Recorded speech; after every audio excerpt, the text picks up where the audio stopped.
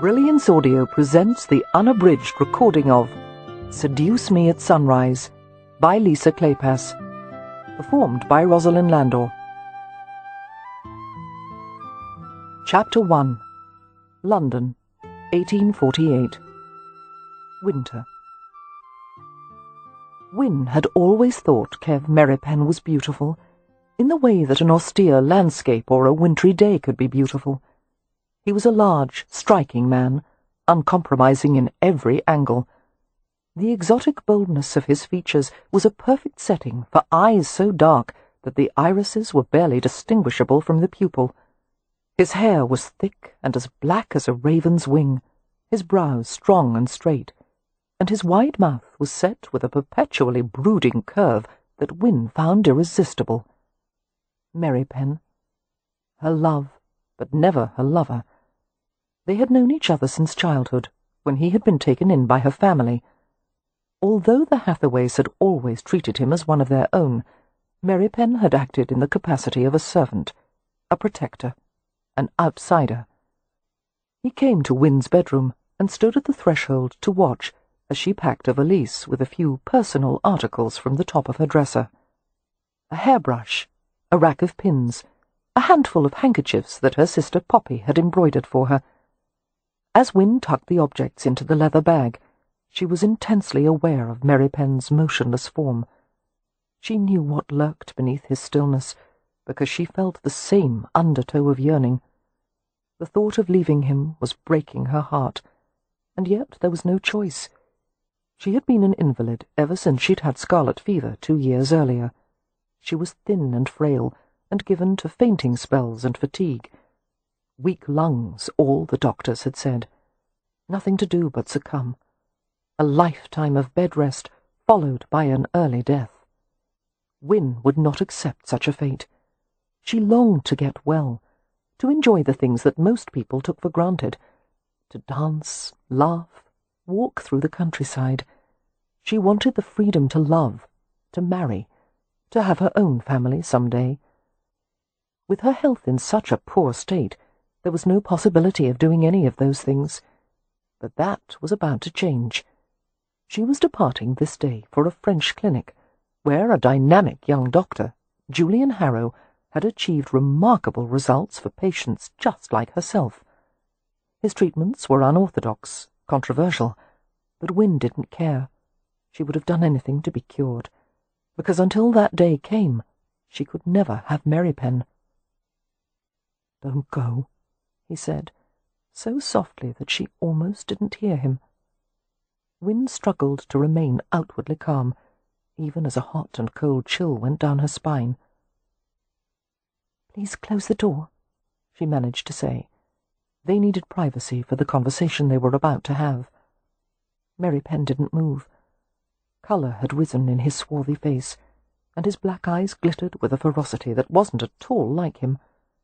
He was all Roma at this moment, his emotions closer to the surface than he ever usually allowed. She went to close the door herself, while he moved away from her, as if any contact between them would result in fatal harm. "Why don't you want me to go, Kev?" she asked gently. "You won't be safe there." "I'll be perfectly safe," she said. "I have faith in Dr. Harrow. His treatment sounds sensible to me, and he's had a high success rate." "He's had as many failures as successes. There are better doctors here in London. You should try them first." "I think my best chances lie with Dr. Harrow." Wynne smiled into Merripen's hard black eyes, understanding the things he couldn't say. "I'll come back to you, I promise." He ignored that. Any attempt she made to bring their feelings to light was always met with rock-hard resistance. He would never admit he cared for her, or treat her as anything other than a fragile invalid who needed his protection, a butterfly under glass, while he went on with his private pursuits. Despite Merripen's discretion in personal matters, Wynne was certain there had been more than a few women who had given him their bodies and used him for their own pleasure.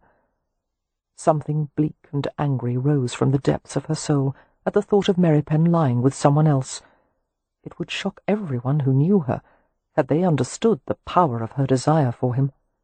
It would probably shock Merripen most of all. Seeing his expressionless face, Wynne thought, "Very well, Kev. If this is what you want, I'll be stoic. We'll have a pleasant, bloodless goodbye." Later she would suffer in private, knowing it would be an eternity until she saw him again. But that was better than living like this, forever together and yet apart, her illness always between them. "Well," she said briskly, "I'll be off soon, and there's no need to worry, Kev. Leo will take care of me during the trip to France, and—" "Your brother can't even take care of himself," Merripen said harshly. "You're not going. You'll stay here where I can—" He bit off the words. But Wynne had heard a note of something like fury or anguish buried in his deep voice. This was getting interesting. Her heart began to thump. She had to pause to catch her breath. "There's only one thing that could stop me from leaving." He shot her an alert glance. "What is it?" It took her a long moment to summon the courage to speak. "Tell me you love me. Tell me, and I'll stay." The black eyes widened. The sound of his indrawn breath cut through the air like the downward arc of an axe stroke. He was silent, frozen. A curious mixture of amusement and despair surged through Wynne as she waited for his reply. "I care for everyone in your family." "No, you know that's not what I'm asking for." Wynne moved toward him and lifted her pale hands to his chest, resting her palms on a surface of tough, unyielding muscle. She felt the response that jolted through him. "Please," she said, hating the desperate edge in her own voice. "I wouldn't care if I died tomorrow, if I could just hear it once." "Don't!" he growled, backing away. Casting aside all caution, Wynne followed. She reached out to grasp the loose folds of his shirt. "Tell me. Let's finally bring the truth out into the open." "Hush! You'll make yourself ill." It infuriated Wynne that he was right.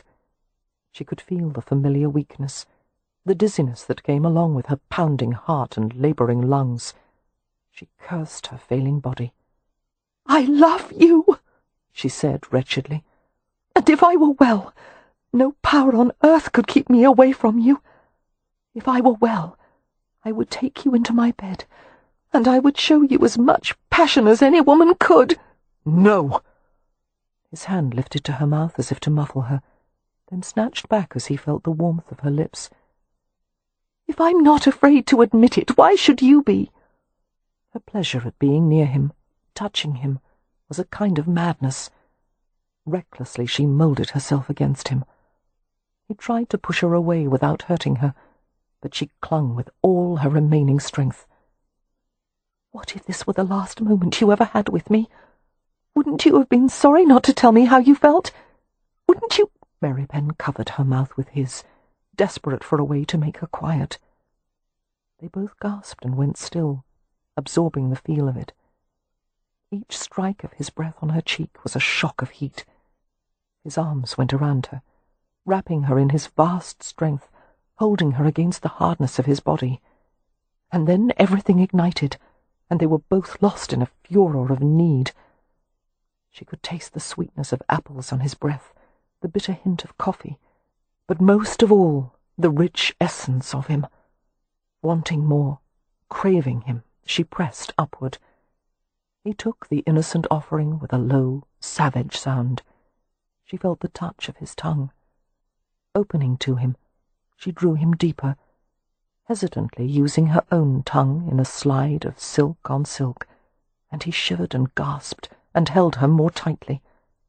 A new weakness flooded her, her senses starving for his hands and mouth and body, his powerful weight over and between and inside her. Oh, she wanted him, wanted. Merripen kissed her with savage hunger, his mouth moving over hers with rough, luscious strokes.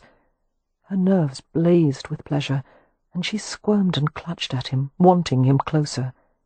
Even through the layers of her skirts, she felt the way he urged his hips against hers, the tight, subtle rhythm. Instinctively, she reached down to feel him, to soothe him, and her trembling fingers encountered the hard shape of his arousal. He buried an agonized groan in her mouth. For one scalding moment, he reached down and gripped her hand tightly over himself. Her eyes flew open as she felt the pulsing charge, the heat and tension that seemed ready to explode. "Kev, the bed," she whispered, going crimson from head to toe. She had wanted him so desperately, for so long, and now it was finally going to happen. "Take me." Merripen cursed and shoved her away from him, turning to the side. He was gasping uncontrollably. Wynne moved toward him. "Kev." "Stay back!" he said, with such force that she jumped in fright. For at least a minute there was no sound or movement, save the angry friction of their breaths. Merripen was the first to speak. His voice was weighted with rage and disgust, though whether it was directed against her or himself was impossible to fathom. "That will never happen again." "Because you're afraid you might hurt me?" "Because I don't want you that way." She stiffened with indignation and gave a disbelieving laugh. "You responded to me just now. I felt it." His colour deepened. "That would have happened with any woman." You were trying to make me believe that you have no particular feeling for me." "Nothing other than a desire to protect one of your family." She knew it was a lie. She knew it. But his callous rejection made leaving a bit easier. It was difficult to speak. "How noble of you." Her attempt at an ironic tone was ruined by her breathlessness. Stupid, weak lungs. "You're overwrought," Merripen said, moving toward her. "You need to rest." "I'm fine," Wynne said fiercely, going to the washstand, gripping it to steady herself. When her balance was secured, she poured a splash of water onto a linen cloth and applied it to her flushed cheeks. Glancing into the looking-glass, she made her face into its usual serene mask. Somehow she made her voice calm. "I will have all of you, or nothing," she said. "You know the words that will make me stay. If you won't say them, then leave." The air in the room was heavy with emotion. Wynne's nerves screamed in protest as the silence drew out. She stared into the looking-glass, able to see only the broad shape of his shoulder and arm. And then he moved, and the door opened and closed. Wynne continued to dab at her face with the cool cloth, using it to blot a few stray teardrops. Setting the cloth aside, she noticed that her palm, the one she had used to grip the intimate shape of him, still retained the memory of his flesh, and her lips still tingled from the sweet, hard kisses, and her chest was filled with the ache of desperate love. "Well," she said to her flushed reflection, "now you're motivated." And she laughed shakily until she had to wipe away more tears. As Cam Rowand supervised the loading of the carriage that would soon depart for the London docks, he couldn't help wondering if he were making a mistake. He had promised his new wife that he would take care of her family, but less than 2 months after he'd married Amelia, he was sending one of her sisters to France.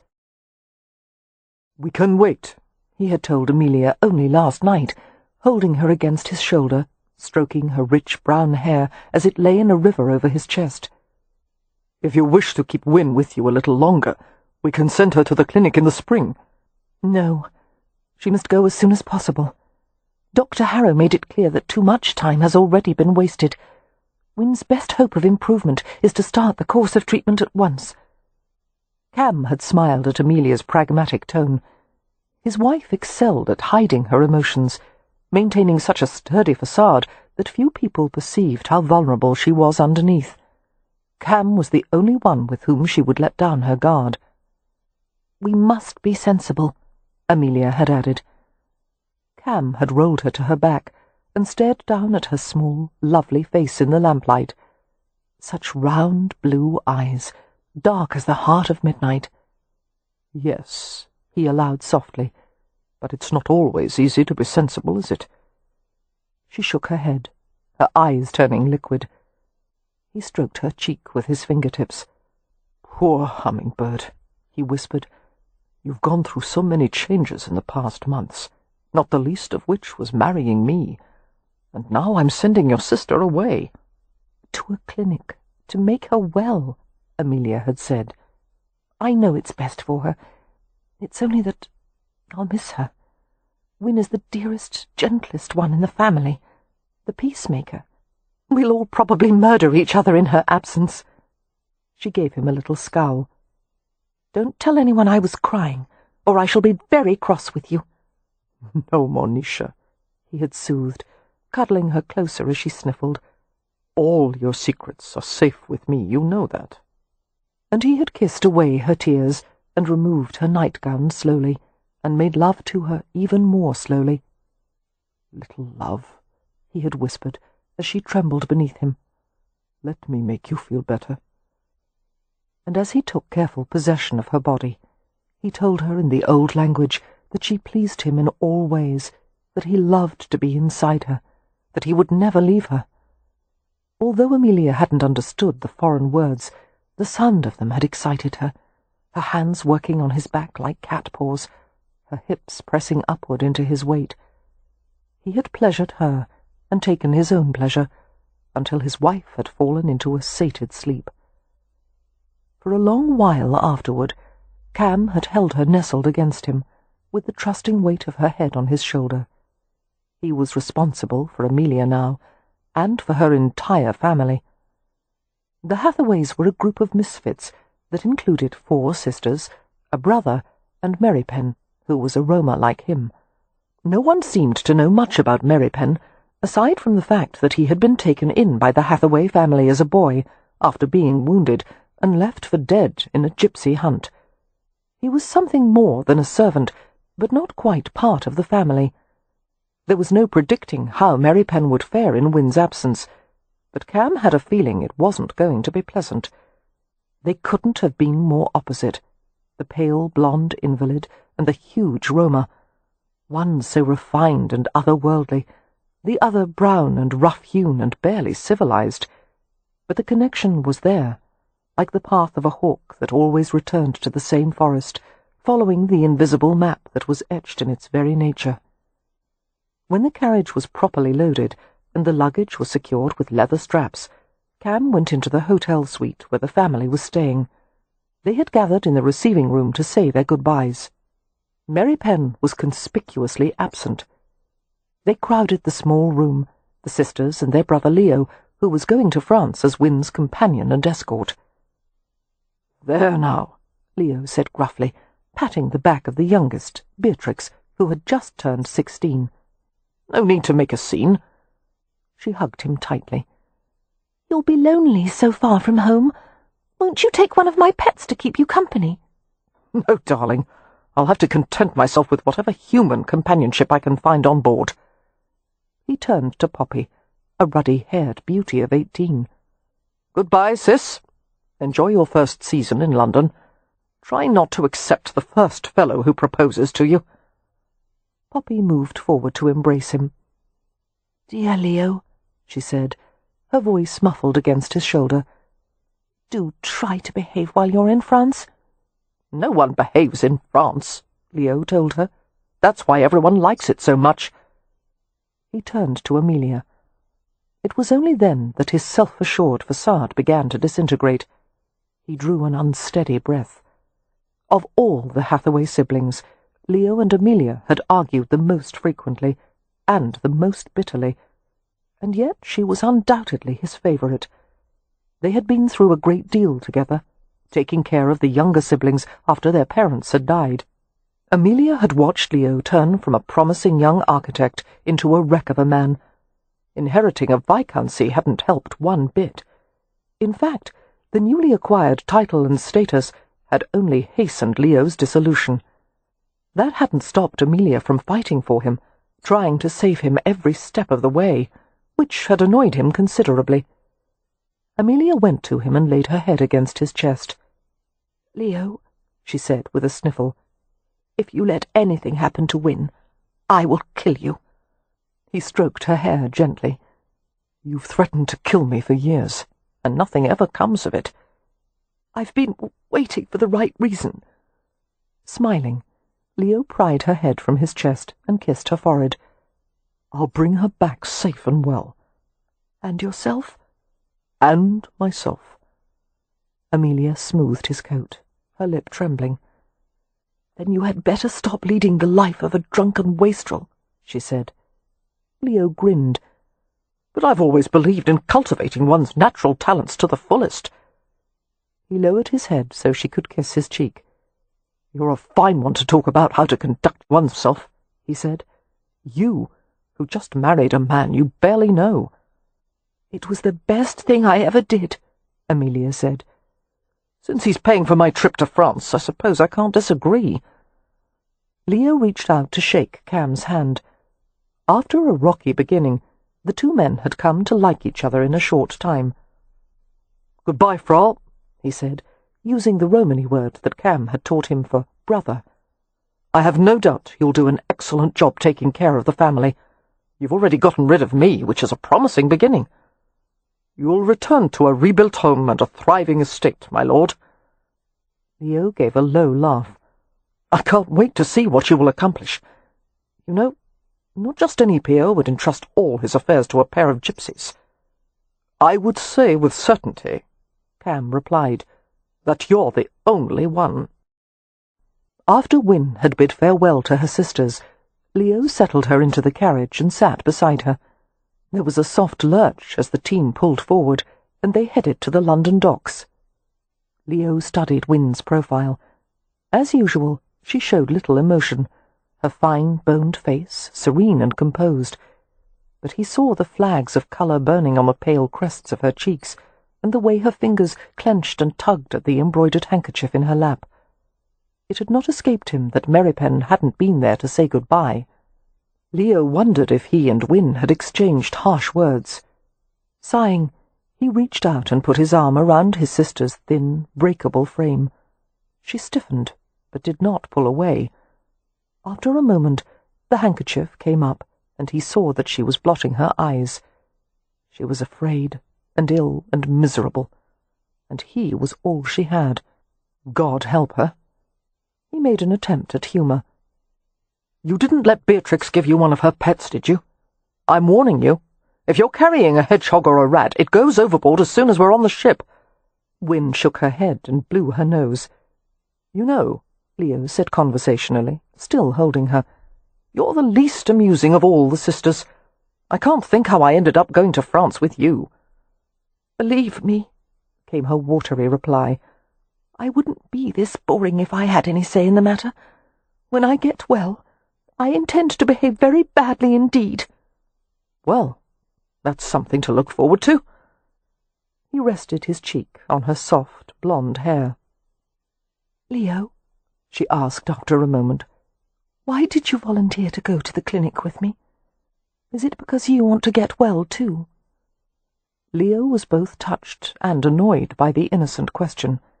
Win, like everyone else in the family, considered his excessive drinking an illness that might be cured by a period of abstinence and healthful surroundings. But his drinking was merely a symptom of the real illness, a grief so persistent that at times it threatened to stop his heart from beating. There was no cure for losing Laura. "No," he said to Win, "I have no aspirations to get well. I merely want to continue my debauchery with new scenery." He was rewarded by a small chuckle. "Win, did you and Merripen quarrel? Is that why he wasn't there to see you off?" At her prolonged silence, he rolled his eyes. "If you insist on being close-mouthed, sis, it's going to be a long journey indeed." "Yes, we quarrelled." "About what? Harrow's clinic?" "Not really. That was part of it, but Wynne shrugged uncomfortably. It's too complicated. It would take forever to explain. We're about to cross an ocean and half of France. Believe me, we have time. After the carriage had departed, Cam went to the mews behind the hotel, a tidy building with horse stalls and a carriage house on the ground floor and servants' accommodations above. As he had expected, Merripen was grooming the horses. The hotel mews were run on a part livery system, which meant some of the stabling chores had to be assumed by the horse owners. At the moment, Merripen was taking care of Cam's black gelding, a 3-year-old named Puka. Merripen's movements were light, quick, and methodical as he ran a brush over the horse's shining flanks. Cam watched him for a moment, appreciating the roamer's deftness. The story that gypsies were exceptionally good with horses was no myth. A roamer considered the horse to be a comrade, an animal of poetry and heroic instincts, and Puka accepted Merripen's presence with a calm deference he showed to few people. "What do you want?" Merripen asked without looking at him. Cam approached the open stall leisurely, smiling as Puka lowered his head and nudged his chest. "No, boy, no sugar lumps." He patted the muscular neck. His shirt sleeves were rolled up to his elbows, exposing the tattoo of a black flying horse on his forearm. Cam had no memory of when he'd gotten the tattoo. It had been there forever, for reasons his grandmother would never explain. The symbol was an Irish nightmare steed called a Puka, an alternately malevolent and benevolent horse who spoke in a human voice and flew at night on widespread wings. According to legend, the Puka would come to an unsuspecting human's door at midnight and take him on a ride that would leave him forever changed. Cam had never seen a similar mark on anyone else, until Merripen. Through a quirk of fate, Merripen had recently been injured in a house fire, and as his wound was being treated, the Hathaways had discovered the tattoo on Merripen's shoulder. That had raised more than a few questions in Cam's mind. He saw Merripen glance at the tattoo on his arm. "What do you make of a roamer wearing an Irish design?" Cam asked. "There are Rome in Ireland. Nothing unusual." "There's something unusual about this tattoo," Cam said evenly. "I've never seen another like it, until you. And since it came as a surprise to the Hathaways, you've evidently taken great care to keep it hidden. Why is that, my Frau?" "Don't call me that. You've been part of the Hathaway family since childhood," Cam said, "and I've married into it. That makes us brothers, doesn't it?" A disdainful glance was his only reply. Cam found perverse amusement in being friendly to a roamer who so clearly despised him. He understood exactly what had engendered Merripen's hostility. The addition of a new male to a family tribe, or vice, was never an easy situation, and usually his place would be low in the hierarchy. For Cam, a stranger, to come in and act as the head of the family was nearly unendurable. It didn't help that Cam was Poshram, a half-bred born of a Romany mother and an Irish Gajo father, and if there was anything that could make matters even worse, Cam was wealthy, which was shameful in the eyes of the Rome. "Why have you always kept it hidden?" Cam persisted. Merripen paused in his brushing and gave Cam a cold, dark glance. "I was told it was the mark of a curse, that on the day I discovered what it meant and what it was for, I or someone close to me was fated to die." Cam showed no outward reaction, but he felt a few prickles of unease at the back of his neck. "Who are you, Merripen?" he asked softly. The big roamer went back to work. "No one. You were part of a tribe once. You must have had family." "I don't remember any father. My mother died when I was born. So did mine. I was raised by my grandmother." The brush halted in mid-stroke. Neither of them moved. The stable became deadly quiet, except for the snuffling and shifting of horses. "I was raised by my uncle, to be one of the Asherib." "A Cam kept any hint of pity from his expression, but privately he thought, "You poor bastard. No wonder Merripen fought so well. Some gypsy tribes took their strongest boys and turned them into bare-knuckle fighters, pitting them against each other at fairs and pubs and gatherings for onlookers to make bets on. Some of the boys were disfigured or even killed, and the ones who survived were hardened fighters down to the bootstraps and designated as warriors of the tribe." "Well, that explains your sweet temperament," Cam said. "Was that why you chose to stay with the Hathaways after they took you in? Because you no longer wanted to live as an Asharib?" "Yes." "You're lying, Frau," Cam said, watching him closely. "You stayed for another reason." And he knew from the roamer's visible flush that he'd hit upon the truth. Quietly, Cam added, "You stayed for her." Chapter 2. 12 years earlier. There was no goodness in him, no softness. He had been raised to sleep on hard ground, to eat plain food and drink cold water, and to fight other boys on command. If he ever refused to fight, he was beaten by his uncle, the Rom Baro, the big male of the tribe. There was no mother to plead for him, no father to intervene in the Rom Baro's harsh punishments. No one ever touched him except in violence.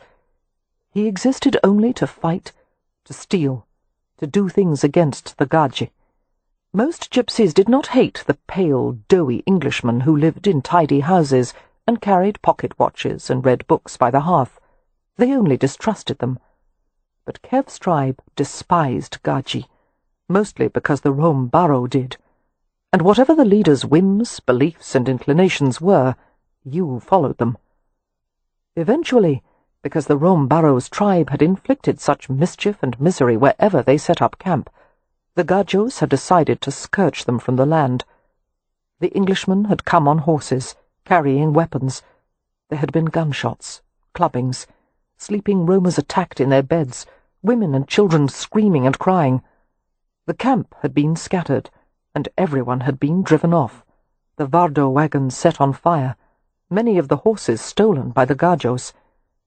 Kev had tried to fight them, to defend the Vitsa, but he had been struck on the head with the heavy butt of a gun. Another had stabbed him in the back with a bayonet. The tribe had left him for dead. Alone in the night, he had lain half-conscious by the river, listening to the rush of dark water, feeling the chill of hard, wet earth beneath him, dimly aware of his own blood seeping in warm runlets from his body. He had waited without fear for the great wheel to roll into darkness. He had no reason or desire to live. But just as night yielded to the approach of her sister morning, Kev found himself gathered up and carried away in a small rustic cart. A Gajo had found him, and had bid a local boy to help carry the dying roamer into his house. It was the first time Kev had ever been beneath the ceiling of anything other than a Vardo. He found himself torn between curiosity at his foreign surroundings and rage at the indignity at having to die indoors under the care of a Gajo. But he was too weak, too much in pain to lift a finger in his own defence. The room he occupied was not much bigger than a horse stall, holding only a bed and a chair. There were cushions, pillows, framed needlework on the walls, a lamp with beaded fringe. Had he not been so ill, he would have gone mad in the overstuffed little room.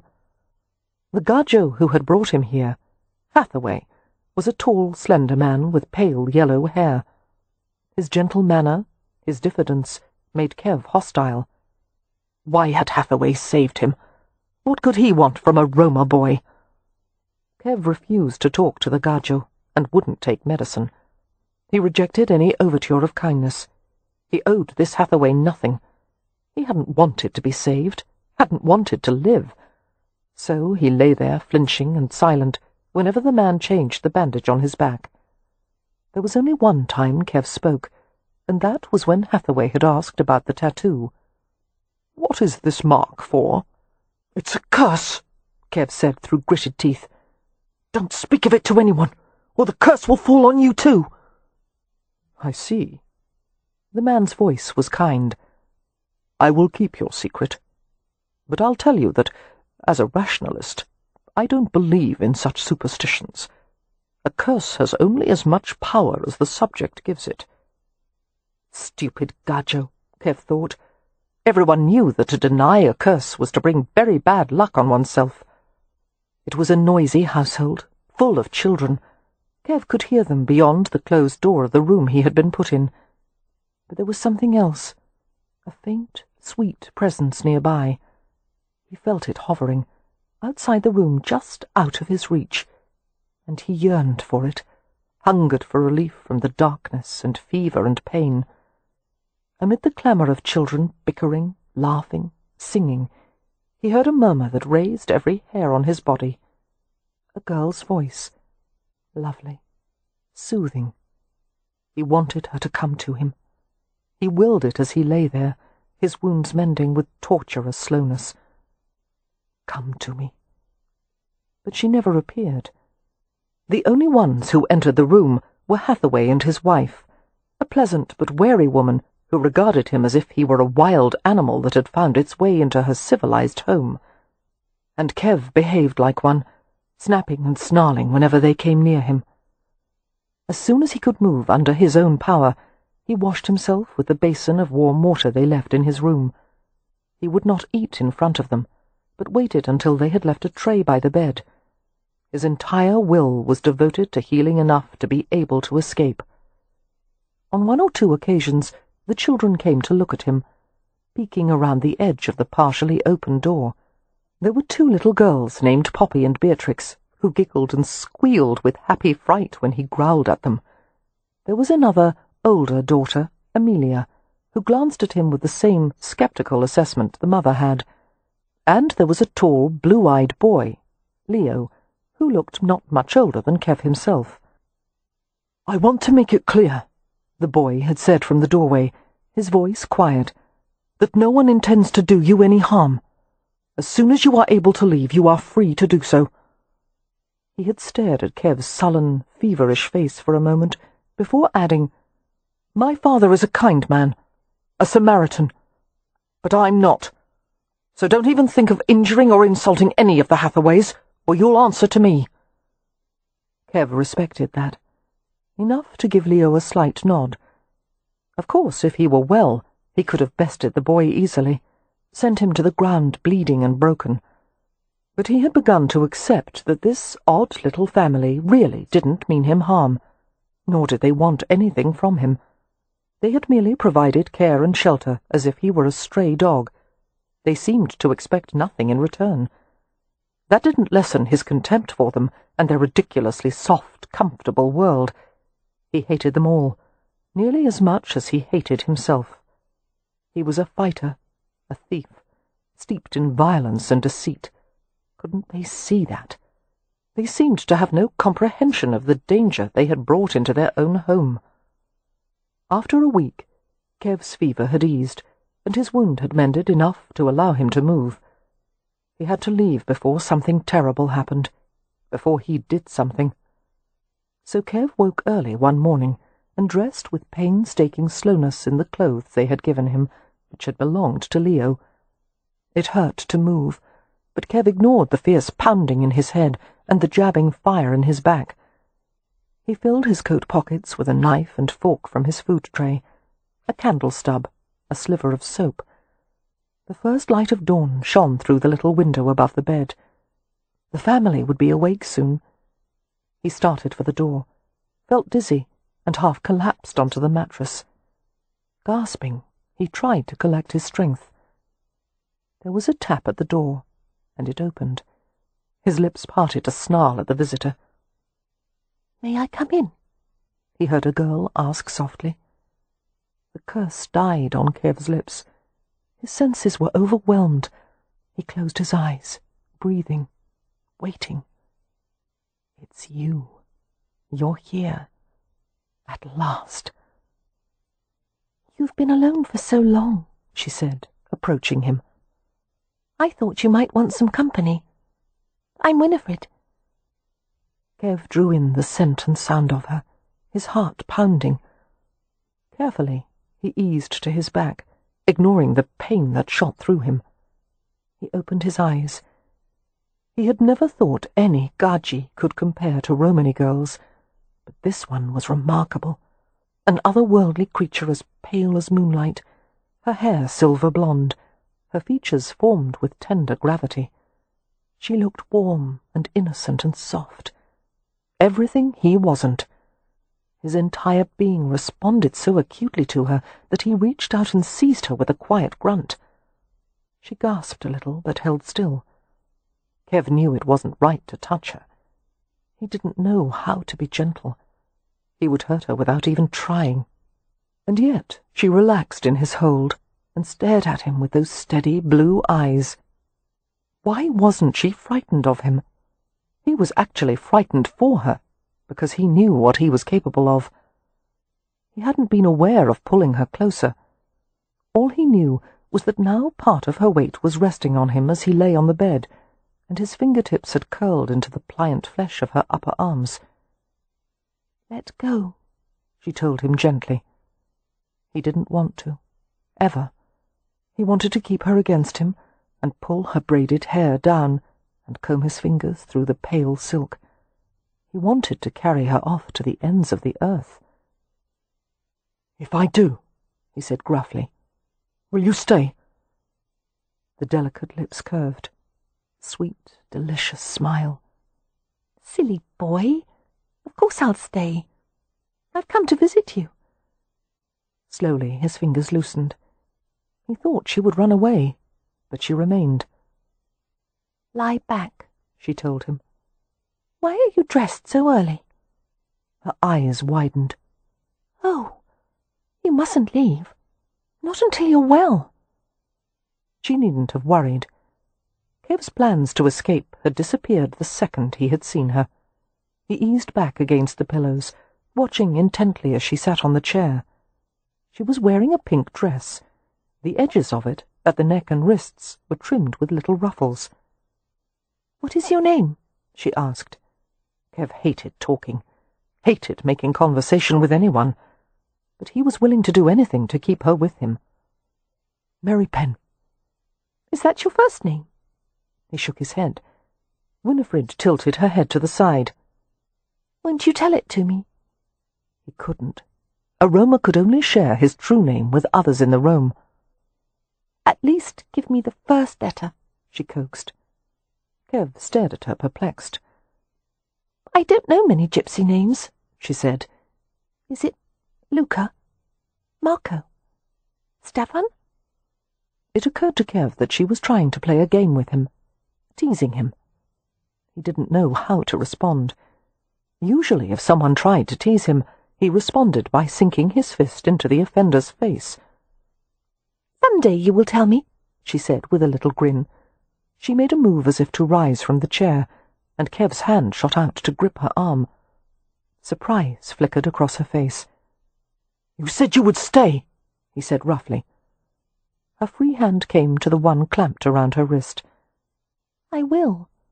Be at ease, Merripen. I'm only going to fetch some bread and tea for us. Let me go.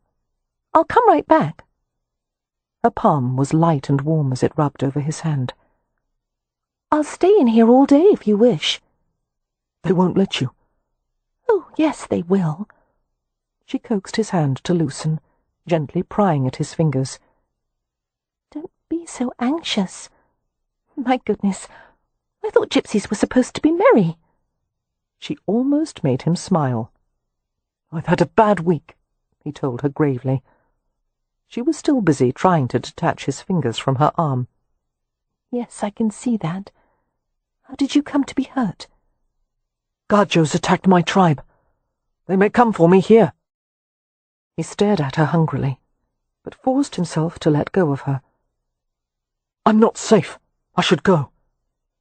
"No one would dare take you away from us. My father is a very respected man in the village. A scholar." Seeing his doubtful expression, she added, "The pen is mightier than the sword, you know." That sounded like something a Gajo would say. It made no sense at all. "The men who attacked my Vitsa last week were not armed with pens." "You poor thing," she said compassionately. "I'm sorry. Your wounds must hurt after all this moving about. I'll get you some tonic." Kev had never been the object of sympathy before. He didn't like it. His pride bristled. "I won't take it. Gajo medicine doesn't work. If you bring it, I'll only throw it on the—" "All right, don't excite yourself. I'm sure it's not good for you." She went to the door, and a thrill of desperation shook Kev's frame. He was certain she would not come back, and he wanted her near him so badly. Had he the strength, he would have leapt from the bed and seized her again. But that wasn't possible. So he fixed her with a sullen stare and muttered, "Go then. Devil take you." Winnifred paused at the doorway and glanced over her shoulder with a quizzical grin. "How contrary and cross you are! I will come back with bread and tea and a book, and I will stay as long as it takes to get a smile from you." "I never smile," he told her. Much to his surprise, Win did return. She spent the better part of a day reading to him, some dull and wordy story that made him drowsy with contentment. No music, no rustling of trees in the forest, no bird songs had ever pleased him as much as her soft voice. Occasionally another family member came to the doorway, but Kev couldn't bring himself to snap at any of them. He was full of ease for the first time he could ever remember. He couldn't seem to hate anyone when he was so close to happiness. The next day the Hathaways brought him to the main room in the cottage, a parlour filled with worn furniture. Every available surface was covered with sketches, needlework, and piles of books. One couldn't move without knocking something over. While Kev half reclined on the sofa, the smaller girls played on the carpet nearby, trying to teach tricks to Beatrix's pet squirrel. Leo and his father played chess in the corner. Amelia and her mother cooked in the kitchen, and Win sat close to Kev and worked on his hair. "You have the mane of a wild beast," she told him, using her fingers to pull apart snarls, then combing the tangled black strands with great care. "Hold still. I'm trying to make you look more Oh, do stop flinching. Your head can't possibly be that sensitive." Kev wasn't flinching because of the tangles or the comb. It was that he had never been touched for so long by anyone in his life. He was mortified, inwardly alarmed, but as he glanced warily around the room, it seemed no one minded or cared about what Win was doing. He settled back with slitted eyes. The comb tugged a little too hard, and Win murmured an apology and rubbed the smarting spot with her fingertips. So gently. It made his throat tight and his eyes sting. Deeply disquieted, bewildered, Kev swallowed back the feeling. He stayed tense but passive beneath her touch. He could hardly breathe for the pleasure she gave him. Next came a cloth draped around his neck, and the scissors. "I'm very good at this," Win said, pushing his head forward and combing the locks at the back of his neck. "And your hair wants cutting. There's enough wool on your head to stuff a mattress." "Beware, lad," Mr. Hathaway said cheerfully. "Recollect what happened to Samson." Kev's head lifted. "What?" Win pushed it back down. "Samson's hair was his source of strength," she said. "After Delilah cut it, he turned weak and was captured by the Philistines. Haven't you read the Bible?" Poppy asked. "No," Kev said. He held still as the scissors bit carefully through the thick waves at his nape. "Then you're a heathen." "Yes." "Are you the kind that eats people?" Beatrix asked with great interest. Win answered before Kev could say anything. "No, Beatrix. One may be a heathen without being a cannibal." "But gypsies do eat hedgehogs," Beatrix said, "and that's just as bad as eating people, because hedgehogs do have feelings, you know." She paused as a heavy lock of black hair fell to the floor. "Oh, how pretty!" the little girl exclaimed. "May I have it, Win?" "No," Merripen said gruffly, his head still bent. "Why ever not?" Beatrix asked. "Someone could use it to make a bad luck charm, or a love spell." "Oh, I wouldn't do that," Beatrix said earnestly. I just want to line a nest with it. Never mind, darling, Wynne said serenely. If it makes our friend uncomfortable, your pets will have to make do with some other nesting material. The scissors snipped through another heavy black swathe. Are all gypsies as superstitious as you? She asked Kev. No. Most are worse. Her light laugh tickled his ear, her warm breath bringing gooseflesh to the surface. Which would you hate more, Merripen? The bad luck or the love spell? The love spell, he said without hesitation. For some reason, the entire family laughed. Merripen glowered at all of them, but found no mockery in their collective gaze, only friendly amusement. Kev was quiet, listening to them chatter while Wynne cut layers in his hair. It was the oddest conversation he'd ever witnessed, the girls interacting freely with their brother and father. They all moved from one subject to another, debating ideas that didn't apply to them, situations that didn't affect them. There was no point to any of it, but they seemed to enjoy themselves tremendously. He had never known people like this existed. He had no idea how they had survived this long. The Hathaways were an unworldly lot, eccentric and cheerful, and preoccupied with books and art and music. They lived in a ramshackle cottage, but instead of repairing door frames or holes in the ceiling, they pruned roses and wrote poetry. If a chair leg broke off, they merely wedged a stack of books beneath it. Their priorities were a mystery to him. And he was mystified still further when, after his wounds had healed sufficiently, they invited him to make a room for himself in the stable loft. "You may stay as long as you wish," Mr. Hathaway had told him, "though I expect that some day you'll want to strike out in search of your tribe." But Kev no longer had a tribe. They had left him for dead. This was his stopping place. He began to take care of the things they had paid no attention to, such as repairing the holes in the ceiling and the decaying joints beneath the chimney stack. Despite his terror of heights, he did new coat work on the thatched roof. He took care of the horse and the cow, and tended the kitchen garden, and even mended the family's shoes. Soon Mrs. Hathaway trusted him to take money to the village to buy food and necessities. There was only one time that his presence at the Hathaway cottage seemed in jeopardy, and that was when he had been caught fighting some village toughs. Mrs. Hathaway was alarmed by the sight of him, battered and bloody-nosed, and had demanded to know how it had happened. "I sent you to fetch a round from the cheesemaker, and you come home empty-handed and in such a condition," she cried. "What violence did you do, and why?" Kev hadn't explained, only stood grim-faced at the door as she berated him. "I won't tolerate brutality in this household. If you can't bring yourself to explain what happened, then collect your things and leave." But before Kev could move or speak, Wynne had entered the house. "No, Mother," she had said calmly. "I know what happened. My friend Laura just told me. Her brother was there. Merripen was defending our family. 2 other boys were shouting insults about the Hathaways, and Merripen thrashed them for it." "Insults of what nature?" Mrs. Hathaway asked, bewildered.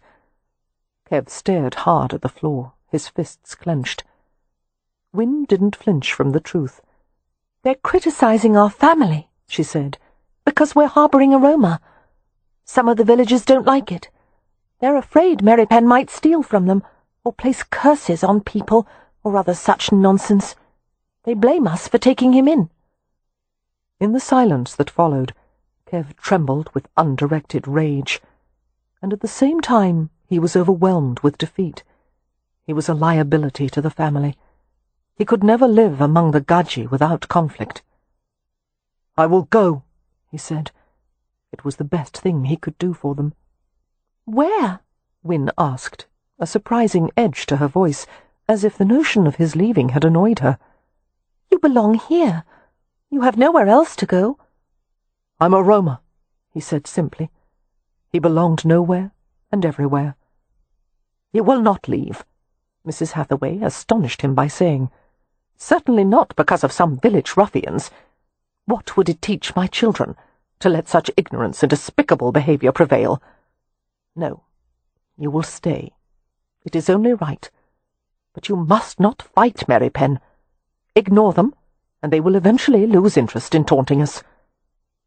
A stupid, gajo sentiment. Ignoring never worked. The fastest way to silence a bully's taunts was to beat him to a bloody pulp. A new voice entered the conversation. "If he stays," Leo remarked, coming into the kitchen, "he will most certainly have to fight, Mother." Like Kev, Leo looked much the worse for wear, with a blackened eye and a split lip. He gave a crooked grin at his mother and sister's exclamations. Still smiling, he glanced at Kev. "I thrashed one or two of the fellows you overlooked," he said. "Oh, dear," Mrs. Hathaway said sorrowfully, taking her son's hand, which was bruised and bleeding from a gash where he must have caught someone's tooth with his knuckle. "These are hands meant for holding books, not fighting." "I like to think I can manage both," Leo said dryly. His expression turned serious as he gazed at Kev. "I'll be damned if anyone will tell me who may live in my home. As long as you wish to stay, Merripen, I'll defend you like a brother." "I don't want to make trouble for you," Kev muttered. "No trouble," Leo replied, gingerly flexing his hand. "After all, some principles are worth standing up for." Chapter 3. Principles. Ideals. The harsh realities of Kev's former life had never allowed for such things, but constant exposure to the Hathaways had changed him, elevating his thoughts to considerations beyond mere survival. Certainly he would never be a scholar or a gentleman. He spent years, however, listening to the Hathaways' animated discussions about Shakespeare, Galileo, Flemish art versus Venetian, democracy and monarchy and theocracy, and every imaginable subject. He had learned to read, and even acquired some Latin, and a few words of French. He had changed into someone his former tribe would never have recognized. Kev never came to think of Mr. and Mrs. Hathaway as parents, although he would have done anything for them. He had no desire to form attachments to people. That would have required more trust and intimacy than he could summon. But he did care for all the Hathaway brood, even Leo. And then there was Win, for whom he would have died 1,000 times over. He would never degrade Win with his touch, or dare to assume a place in her life other than as a protector. She was too fine, too rare. As she grew into womanhood, every man in the county was enthralled by her beauty. Outsiders tended to view Win as an ice maiden, neat and unruffled and cerebral, but outsiders knew nothing of the sly wit and warmth that lurked beneath her perfect surface.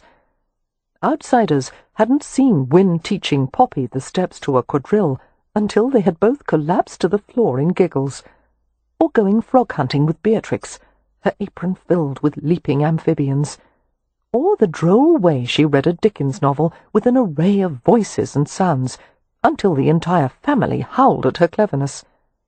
Kev loved her, not in the way that novelists and poets described. Nothing so tame. He loved her beyond earth, heaven, or hell. Every moment out of her company was agony. Every moment with her was the only peace he had ever known. Every touch of her hands left an imprint that ate down to his soul. He would have killed himself before admitting it to anyone. The truth was buried deep in his heart. Kev did not know if Win loved him in return. All he knew was that he didn't want her to. "There," Win said one day, after they had rambled through dry meadows and settled to rest in their favourite place. "You're almost doing it." "Almost doing what?" Kev asked lazily. They reclined by a clump of trees bordering a winterbourne, a stream that ran dry in the summer months.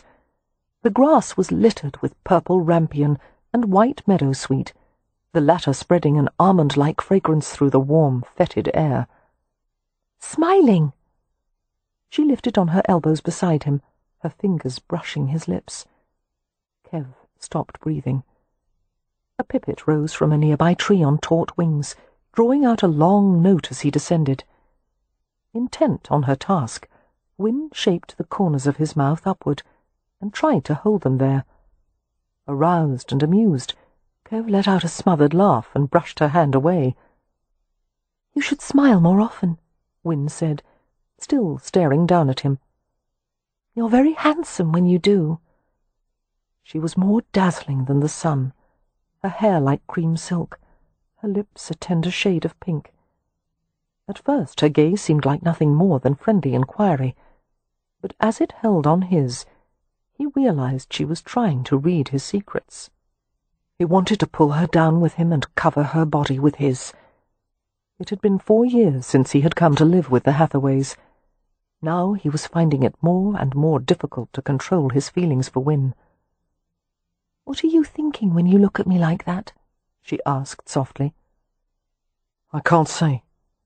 "Why not?" Kev felt the smile hovering on his lips again, this time edged with wryness. "It would frighten you." "Merripen," she said decisively. "Nothing you could ever do or say would frighten me." She frowned. "Are you ever going to tell me your first name?" "No." "You will. I'll make you." She pretended to beat against his chest with her fists. Kev caught her slim wrists in his hands, restraining her easily.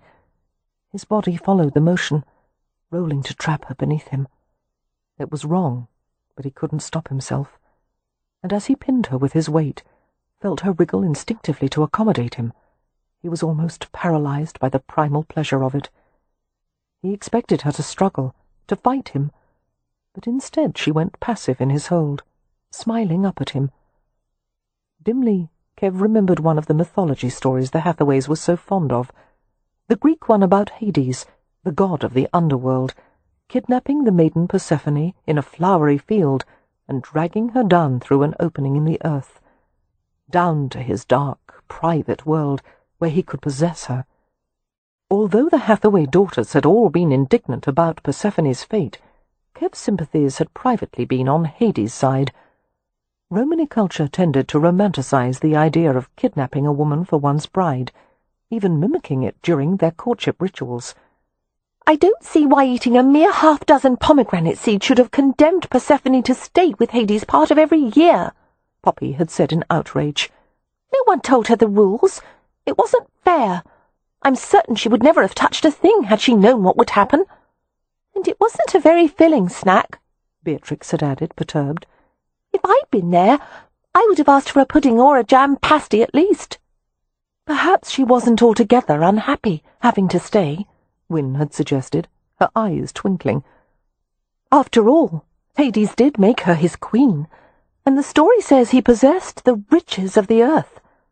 A rich husband," Amelia had said, "doesn't change the fact that Persephone's main residence is in an undesirable location with no view whatsoever. Just think of the difficulties in leasing it out during the off-months." They had all agreed that Hades was a complete villain, but Kev had understood exactly why the underworld god had stolen Persephone for his bride. He had wanted a little bit of sunshine, of warmth for himself, down in the cheerless gloom of his dark palace. "So your tribe members who left you for dead," Wynne said, bringing his thoughts back to the present. "They're allowed to know your name, but I'm not." "That's right." Kev watched the brindling of sun and leaf shadows on her face. He wondered how it would feel to press his lips to that soft, light-tricked skin. A delectable notch appeared between Wynne's tawny brows. "Why? Why can't I know?"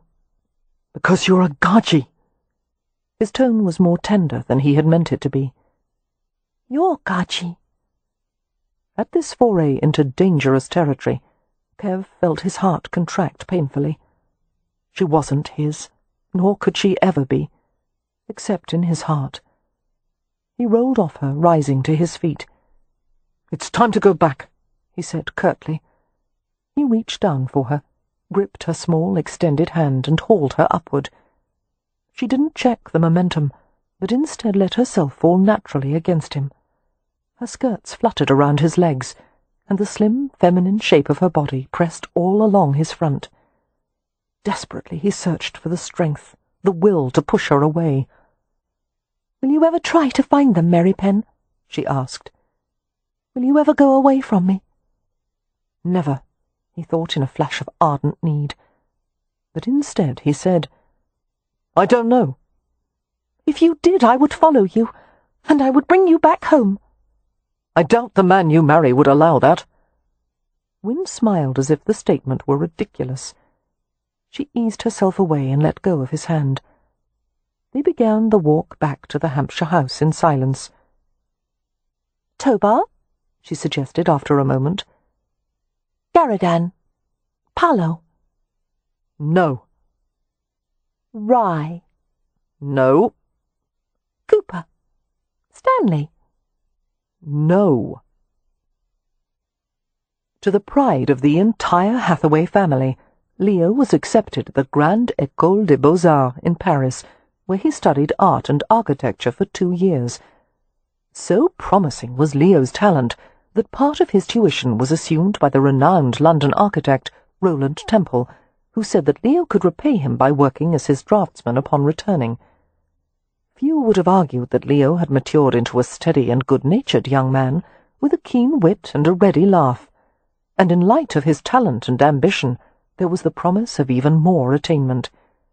Upon his return to England, Leo took up residence in London to fulfil his obligation to Temple, but he also came frequently to visit his family at Primrose Place, and to court a pretty, dark-haired village girl named Laura Dillard. During Leo's absence, Kev had done his best to take care of the Hathaways, and Mr. Hathaway had tried on more than one occasion to help him plan a future for himself. Such conversations turned out to be an exercise in frustration for them both. "You are being wasted," Mr. Hathaway had told Kev, looking mildly troubled. Kev had snorted at that, but Hathaway had persisted. "We must consider your future, and before you say a word, let me state that I am aware of the Rome's preference to live in the present. But you have changed, Merripen. You have advanced too far to neglect what has taken root in you." "Do you want me to leave?" Kev asked quietly. "Heavens, no, not at all. As I have told you before, you may stay with us as long as you wish, but I feel it my duty to make you aware that in staying here you are sacrificing many opportunities for self-improvement. You should go out into the world as Leo has. Take an apprenticeship, learn a trade, perhaps enlist in the military." "What would I get from that?" Kev had asked. "To start with, the ability to earn more than the pittance I'm able to give you. I don't need money. But as things stand, you haven't the means to marry, to buy your own plot of land, to—" "I don't want to marry, and I can't own land. No one can. In the eyes of the British government, Merripen, a man most certainly can own land, and a house upon it." "The tent shall stand when the palace shall fall," Kev had replied prosaically. Hathaway had let out an exasperated chuckle. "I would rather argue with 100 scholars," he had told Kev, "than with one gypsy. Very well, we will let the matter rest for now. But bear in mind, Merripen, life is more than following the impulses of primitive feeling. A man must make his mark on the world." "Why?" Kev asked in genuine bewilderment, but Hathaway had already gone to join his wife in the rose garden. Approximately a year after Leo had returned from Paris, tragedy struck the Hathaway family. Until then, none of them had ever known true sorrow, fear, or grief. They had lived in what had seemed to be a magically protected family circle. But Mr. Hathaway complained of odd, sharp pains in his chest one evening, leading his wife to conclude that he was suffering dyspepsia after a particularly rich supper. He went to bed early, quiet and grey-faced. No more was heard from their room until daybreak, when Mrs. Hathaway came out weeping and told the stunned family that their father was dead. And that was only the beginning of the Hathaways' misfortune. It seemed the family had fallen under a curse, in which the full measure of their former happiness had been converted to sorrow. "Trouble comes in threes," was one of the sayings Merripen remembered from his childhood, and to his bitter regret it proved to be true. Mrs. Hathaway was so overcome by grief that she took to her bed after her husband's funeral, and suffered such melancholy that she could scarcely be persuaded to eat or drink. None of her children's attempts to bring her back to her usual self were effective. In a startlingly short time, she had wasted away to almost nothing. "Is it possible to die of a broken heart?" Leo asked somberly one evening, after the doctor had left, with the pronouncement that he could discern no physical cause of their mother's decline. "She should want to live for Poppy and Beatrix at least," Amelia said, keeping her voice low. At that moment, Poppy was putting Beatrix to bed in another room. "They're still too young to be without a mother. No matter how long I had to live with a broken heart, I would force myself to do it, if only to take care of them." "But you have a core of steel," Wynne said, patting her older sister's back. "You are your own source of strength. I'm afraid Mother has always drawn hers from Father." She glanced at Merripen with despairing blue eyes. "Merripen, what would the Rome prescribe for melancholy? Anything, no matter how outlandish, that might help her. How would your people view this?" Kev shook his head, switching his gaze to the hearth. "They would leave her alone. The Rome has a fear of excessive grief." "Why?" "It tempts the dead to come back and haunt the living." All four were silent then, listening to the hiss and snap of the small fire. "She wants to be with Father," Wynne said eventually. Her tone was pensive. "Wherever he has gone. Her heart is broken. I wish it weren't. I would exchange my life, my heart, for hers if such a trade were possible. I wish—" She broke off with a quick breath as Kev's hand closed over her arm. He had not been aware of reaching out for her, but her words had provoked him irrationally. "Don't say that," he muttered. He was not so far removed from his Romany past that he had forgotten the power of words to tempt fate. "Why not?" she whispered. "Because it wasn't hers to give. Your heart is mine," he thought savagely. "It belongs to me." And though he hadn't said the words aloud, it seemed somehow that Wynne had heard them. Her eyes widened, darkened, and a flush born of strong emotion rose in her face. And right there, in the presence of her brother and sister, she lowered her head and pressed her cheek to the back of his hand. Kev longed to comfort her, envelop her with kisses, surround her with his strength. Instead, he released her arm carefully, and risked a wary glance at Amelia and Leo. The former had picked up a few pieces of kindling from the hearthside basket, and was occupying herself by feeding them to the fire. The latter was watching Wynne intently. Less than 6 months after her husband's death, Mrs. Hathaway was laid to rest beside him, and before the siblings could begin to accept that they had been orphaned with such cruel swiftness, the third tragedy occurred. "Merripen." Wynne stood at the front threshold of the cottage, hesitating to come in. There was such a queer look on her face that Kev rose to his feet at once. He was bone-weary and dirty, having just come in from working all day at a neighbour's house, building a gate and fence around their yard. To set the fence posts, he had dug holes in ground that had already been permeated with the frost of approaching winter.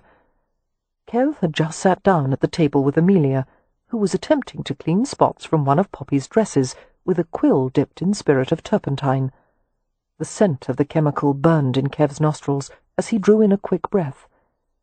He knew from Wynne's expression that something was very wrong. "I've been with Laura and Leo today," Wynne said. "Laura took ill earlier. She said her throat hurt, and her head, and so we took her home at once, and her family sent for the doctor. He said it was scarlet fever." "Oh, God!" Amelia breathed, the colour draining from her face. The three of them were silent with shared horror.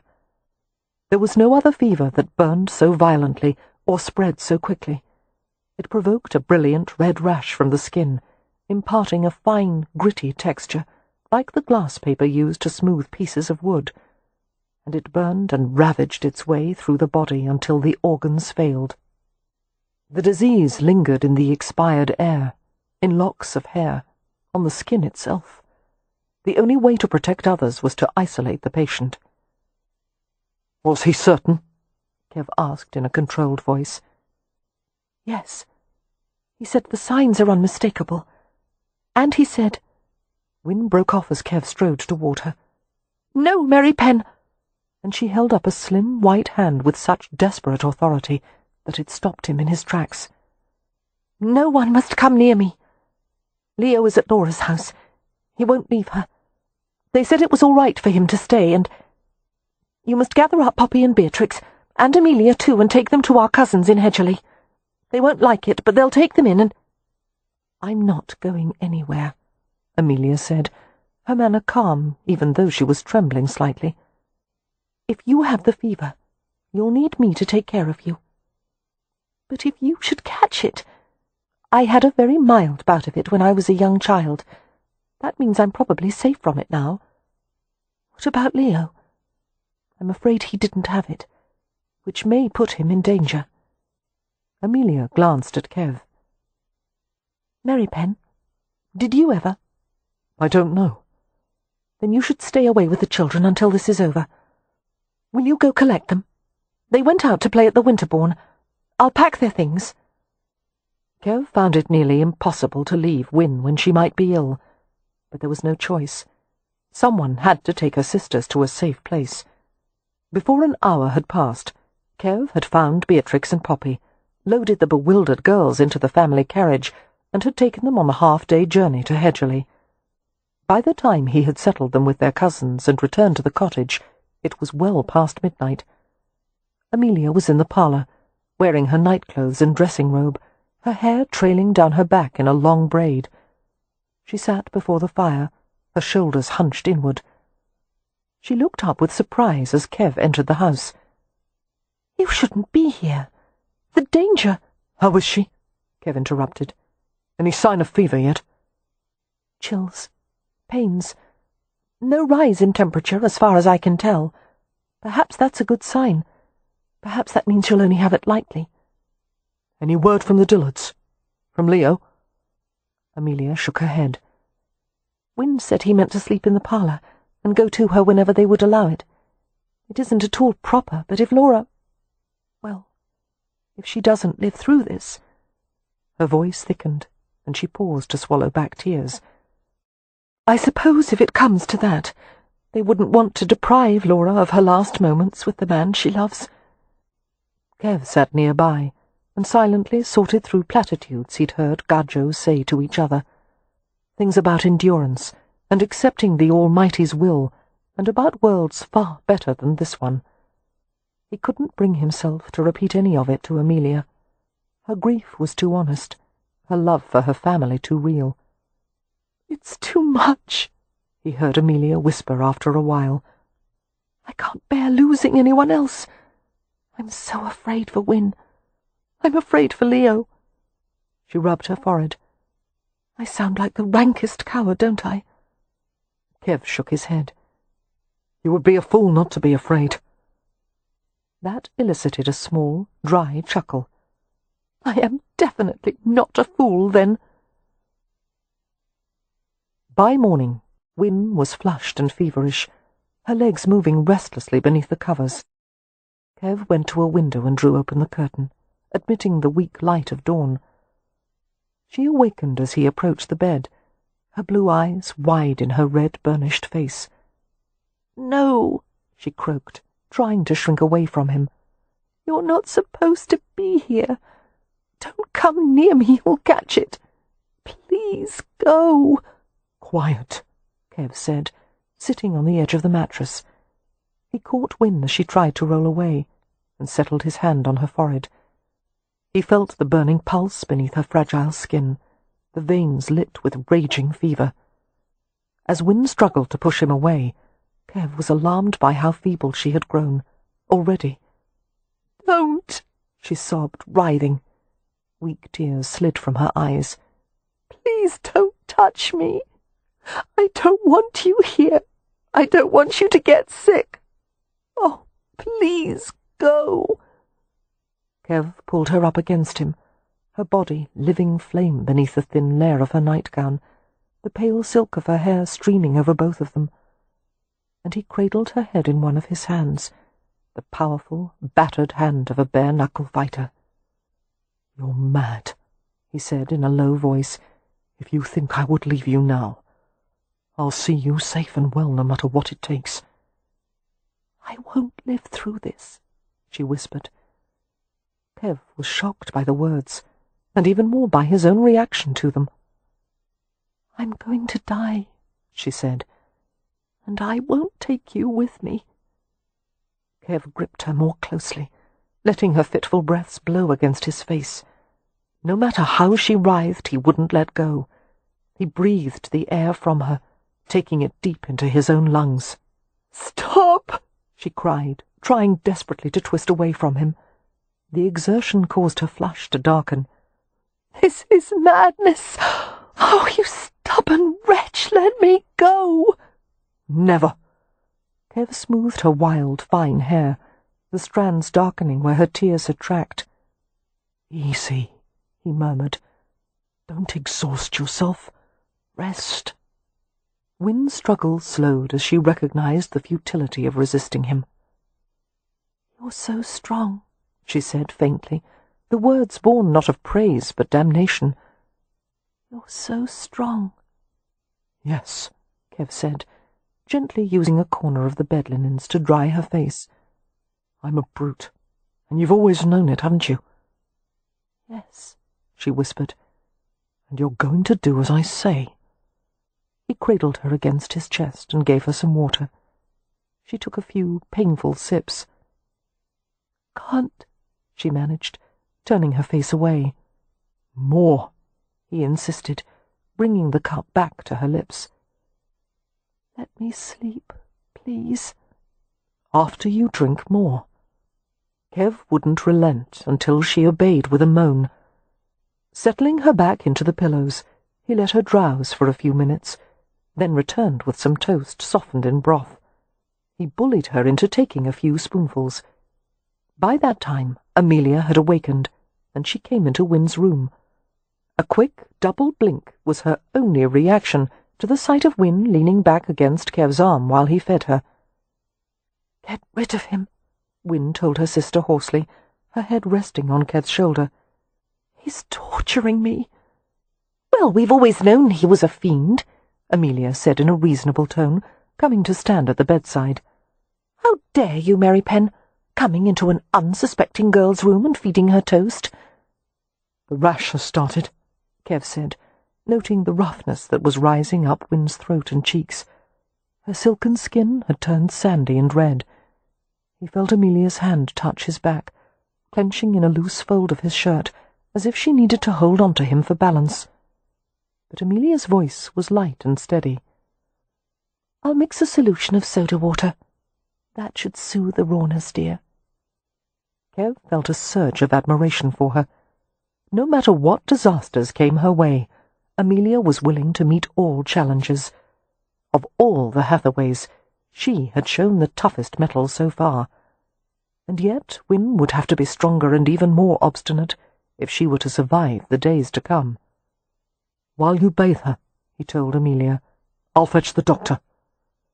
Not that he had any faith in a gajo doctor, but it might give the sisters peace of mind. He also wanted to see how Leo and Laura Dillard were faring.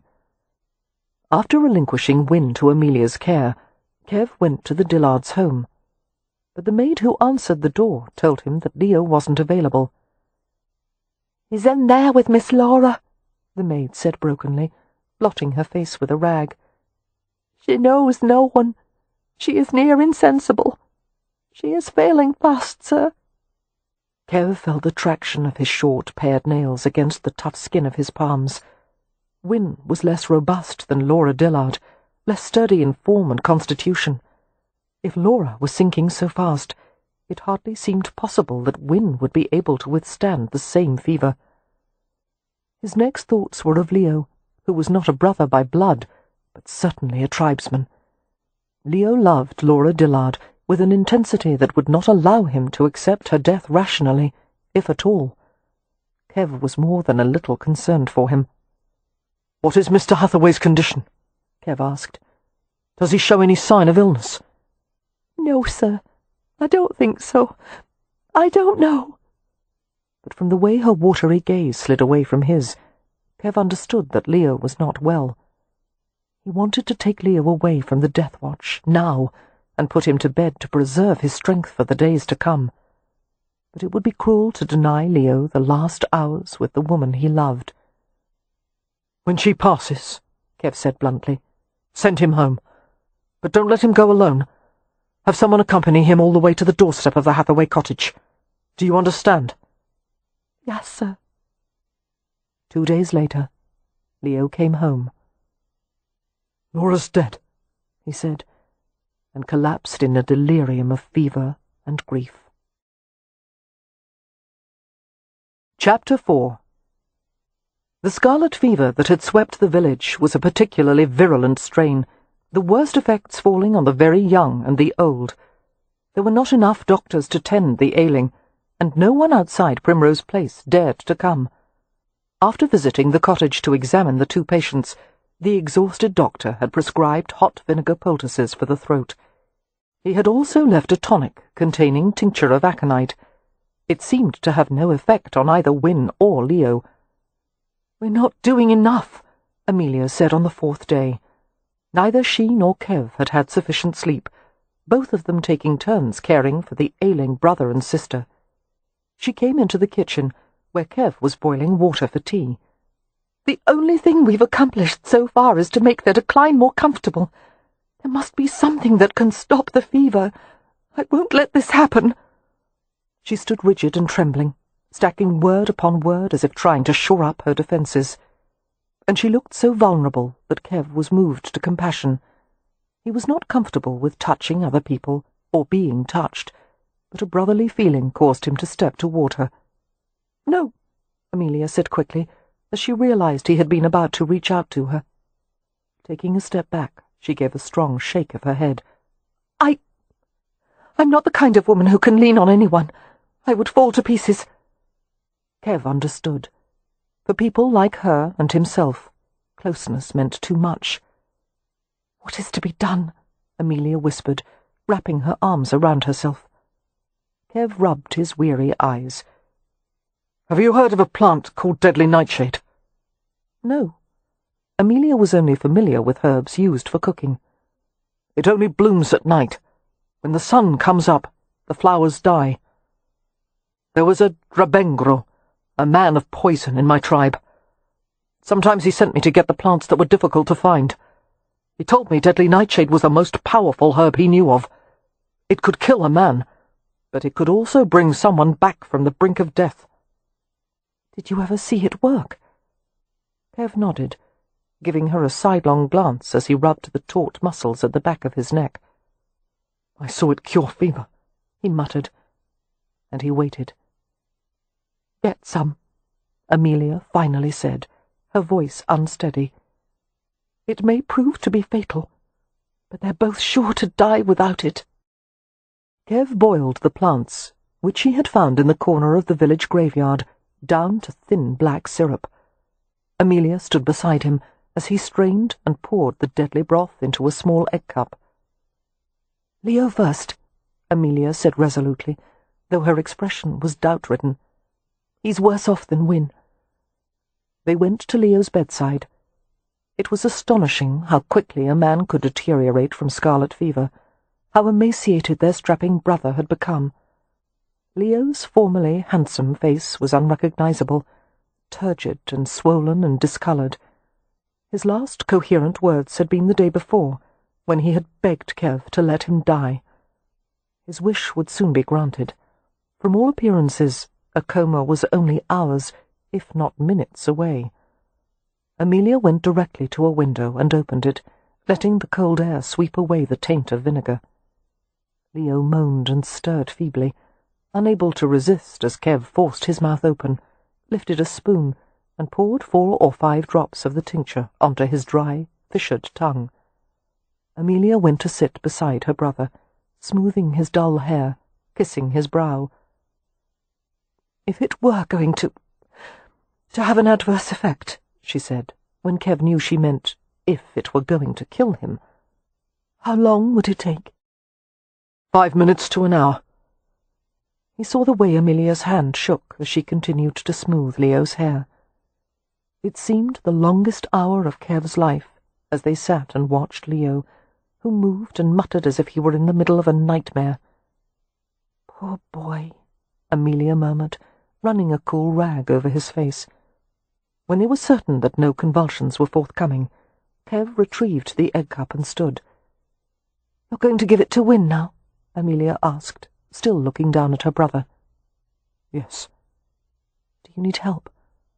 Kev shook his head. "Stay with Leo." He went to Win's room. She was still and quiet on the bed.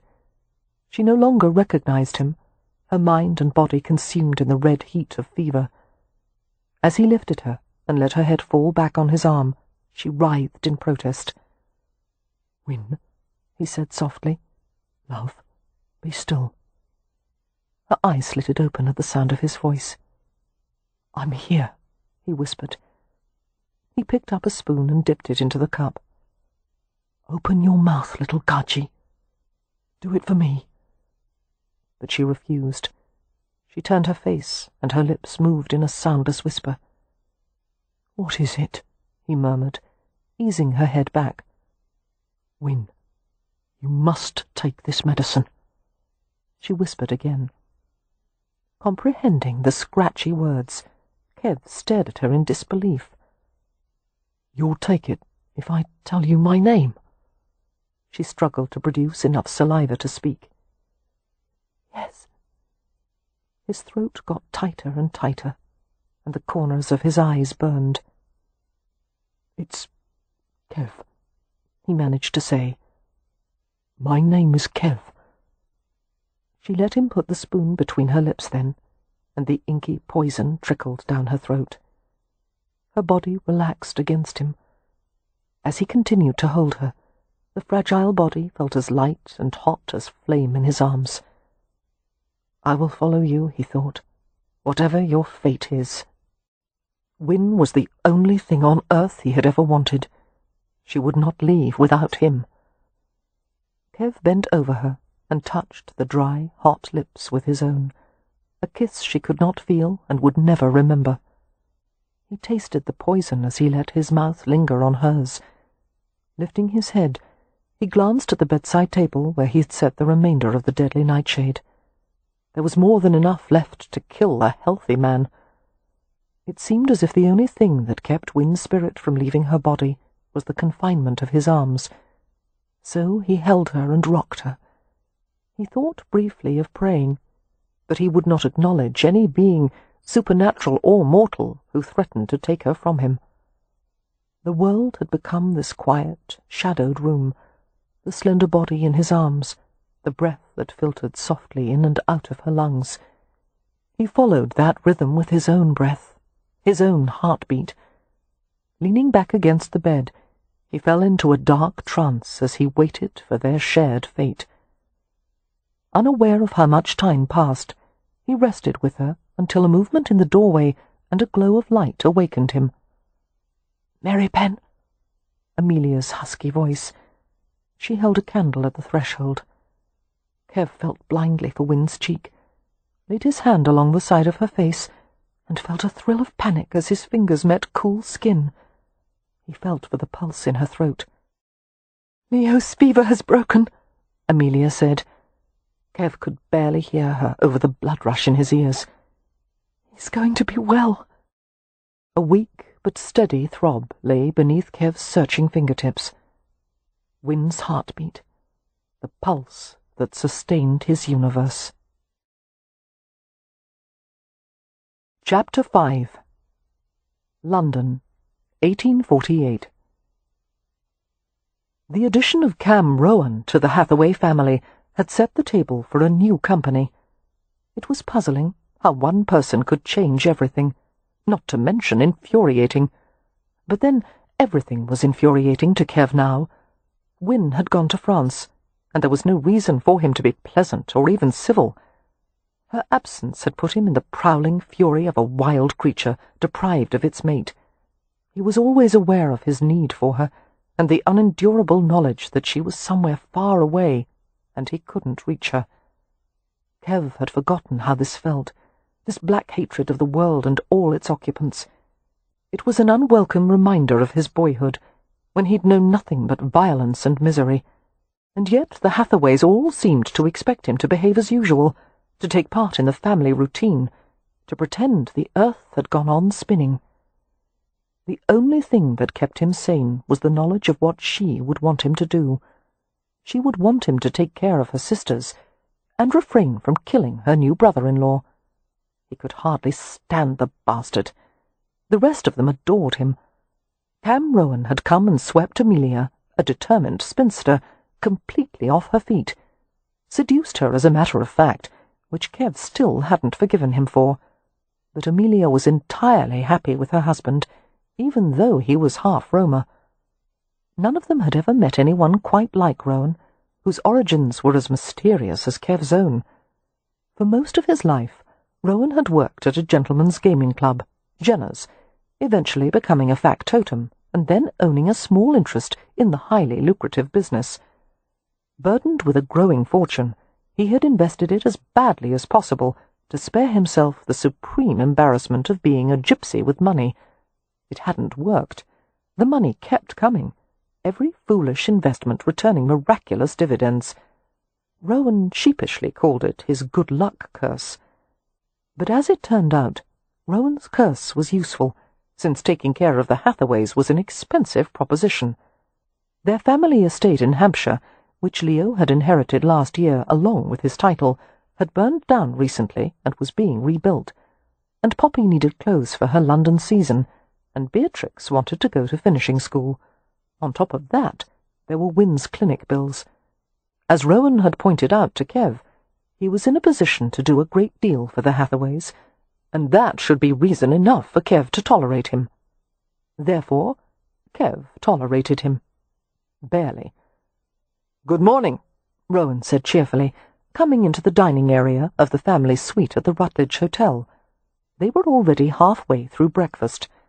Unlike the rest of them, Rowan was not an early riser, having spent most of his life in a gambling club where there was activity at all hours of the night. A town gypsy, Kev thought with contempt. Freshly washed and dressed in gajo clothes, Rowan was exotically handsome, with dark hair worn a shade too long, and a diamond stud sparkling in one ear. He was lean and supple, with an easy way of moving. Before taking the chair next to Amelia, he leaned down to kiss her head, an open display of affection that caused her to colour. There had been a time in the not-too-distant past when Amelia would have disapproved of such demonstrations. Now she merely blushed and looked bemused. Kev scowled down at his half-finished plate. "Are you still sleepy?" he heard Amelia ask Rowan. "At this rate, I won't be fully awake until noon." "You should try some coffee." "No, thank you. I can't abide the stuff." Beatrix spoke then. "Merripen drinks lots of coffee. He loves it." "Of course he does," Rowan said. "It's dark and bitter." He grinned as Kev gave him a warning glance. "How are you faring this morning, Frau?" "Don't call me that." Although Kev didn't raise his voice, there was a savage note in it that gave everyone pause. After a moment, Amelia spoke to Rowan in a deliberately light tone. "We're going to the dressmaker's today, Poppy and Beatrix and I. We'll probably be gone till supper." While Amelia went on to describe the gowns and hats and fripperies they would need, Kev felt Beatrix's small hand creep over his. "It's all right," Beatrix whispered. "I miss them too." At 16, the youngest Hathaway sibling was at that vulnerable age between childhood and adulthood. A sweet-natured little scamp, she was as inquisitive as one of the many pets she had accumulated. Since Amelia's marriage to Rowan, Beatrix had been begging to go to finishing school. Kev suspected she had read one too many novels featuring heroines who acquired airs and graces at academies for young ladies. He was doubtful that finishing school would turn out well for the free-spirited Beatrix. Letting go of his hand, Beatrix turned her attention back to the conversation, which had progressed to the subject of Rowan's latest investment. It had become something of a game to Rowan to find an investment opportunity that wouldn't succeed. The last time he had tried it, he had bought a London rubber manufactory that was failing badly. As soon as Cam purchased it, however, the company had acquired patent rights for vulcanization and had invented something called the rubber band, and now people were buying millions of the things. "This one is sure to be a disaster," Cam was saying. "There is a pair of brothers, both of them blacksmiths, who have come up with a design for a man-powered vehicle. They call it a velocicle. 2 wheels set on a tubular steel frame, propelled by pedals you push with your feet." "Only 2 wheels?" Poppy asked, perplexed. "How could one ride it without falling over?" "The driver would have to balance his center of mass over the wheels." "How would one turn the vehicle?" "More importantly," Amelia said in a dry tone, "how would one stop it?" "By the application of one's body to the ground," Poppy suggested. Cam laughed. "Probably. We'll put it into production, of course. Westcliff says he's never seen a more disastrous investment. The velocicle looks uncomfortable as the devil, and requires balance far beyond the abilities of the average man. It won't be affordable or practical. After all, no sane man would choose to pedal along the street on a 2-wheeled contraption in lieu of riding a horse." "It sounds quite fun, though," Beatrix said wistfully. "It's not an invention a girl could try," Poppy pointed out. "Why not? Our skirts would get in the way." "Why must we wear skirts?" Beatrix asked. "I think trousers would be ever so much more comfortable." Amelia looked appalled and amused. "These are observations best kept in the family, dear." Picking up a glass of water, she raised it in Rowan's direction. "Well, then, here's to your first failure." She raised an eyebrow. "I hope you're not risking the entire family fortune before we reach the dressmaker's." He grinned at her. "Not the entire fortune. Shop with confidence, Monisha." When breakfast was concluded, the women left the dining table, while Rowan and Kev stood politely. Lowering himself back into the chair, Rowan watched as Kev began to leave. "Where are you going?" he asked lazily. "Meeting with your tailor? Going to discuss the latest political events at the local coffee house?" "If your goal is to annoy me," Kev informed him, "there's no need to make an effort. You annoy me just by breathing." "Forgive me. I would try to refrain from the habit, but I've become rather fond of it." Rowan gestured to a chair. "Join me, Merripen. We need to discuss a few things." Kev complied with a glower. "You're a man of few words, aren't you?" Rowan observed. "Better than to fill the air with empty chatter." "I agree. I'll go straight to the point, then. While Leo, Lord Ramsay, is in Europe, his entire estate, his financial affairs, and 3 of his sisters have been placed in the care of a pair of roamers. It's not what I'd call an ideal situation. If Leo were in any condition to stay, I would have kept him here and sent Poppy to France with Win." But Leo was not in good condition, as they both knew. He had been a broken man, a wastrel, ever since the death of Laura Dillard, and although he was finally coming to terms with his grief, his path to healing, both in body and spirit, would not be short. "Do you actually believe," Kev asked, his voice riddled with contempt, "that Leo will check himself in as a patient at a health clinic?" "No, but he'll stay close by to keep an eye on Win, and it's a remote setting where opportunities for trouble are limited. He did well in France before when he was studying architecture. Perhaps living there again will help him to recall him to himself." "Or," Kev said darkly, "he'll disappear to Paris and drown himself in drink and prostitutes." Rowan shrugged. "Leo's future is in his own hands. I'm more concerned about what we're facing here. Amelia is determined that Poppy should have a season in London, and that Beatrix should go to finishing school. At the same time, the rebuilding of the manor in Hampshire has to begin. The ruins need to be cleared, and the grounds. I know what has to be done. Then you will manage the project? You'll work with the architect, the builders, the masons and carpenters, and so forth?" Kev glared at him with rank antagonism. "I won't be gotten rid of. and I'll be damned if I work for you, or answer to you. Wait." Rowan's hands lifted in a staying gesture, a scattering of gold rings gleaming richly on his dark fingers. "Wait!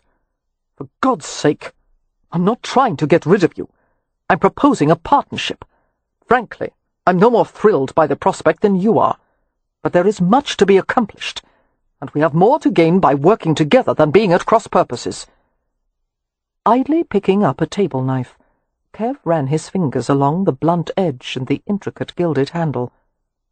"You want me to go to Hampshire and oversee the work crews while you stay in London with the women? Come and go as you please. I'll be travelling back and forth to Hampshire every now and again to look over things." Rowan gave him an astute glance. "You have nothing keeping you in London, do you?" Kev shook his head. "Then it's settled," Rowan pressed. Although Kev hated to admit it, the plan was not without appeal. He hated London, the grime and clamour and crowded buildings, the smog and noise. He longed to return to the country, and the thought of rebuilding the manor, exhausting himself with hard work, it would do him some good. Besides, he knew what the Ramsay estate needed better than anyone. Rowan might know every street, square and rookery in London, but he wasn't at all familiar with country life. It only made sense for Kev to take charge of the Ramsay estate. "I'll want to make improvements to the land as well," Kev said, setting down the knife. "There are field gates and fences that need repair, ditches and drainage channels to be dug, and the tenant farmers are still using flails and reap hooks because there is no threshing machine. The estate should have its own bakehouse to save the tenants from having to go to the village for their bread. Also, whatever you decide," Rowan said hastily, having the typical Londoner's complete lack of interest in farming. "Attracting more tenants will benefit the estate, of course. I know you've already commissioned an architect and builder, but from now on I'll be the one they come to with questions. I'll need access to the Ramsay accounts, and I'm going to pick the land crews and manage them without interference." Rowan's brows lifted at his authoritative manner. "Well, this is a side of you I haven't seen before, Chal. Do you agree to my terms?" "Yes." Rowan extended his hand. "Shall we shake on it?" Kev stood, ignoring the overture.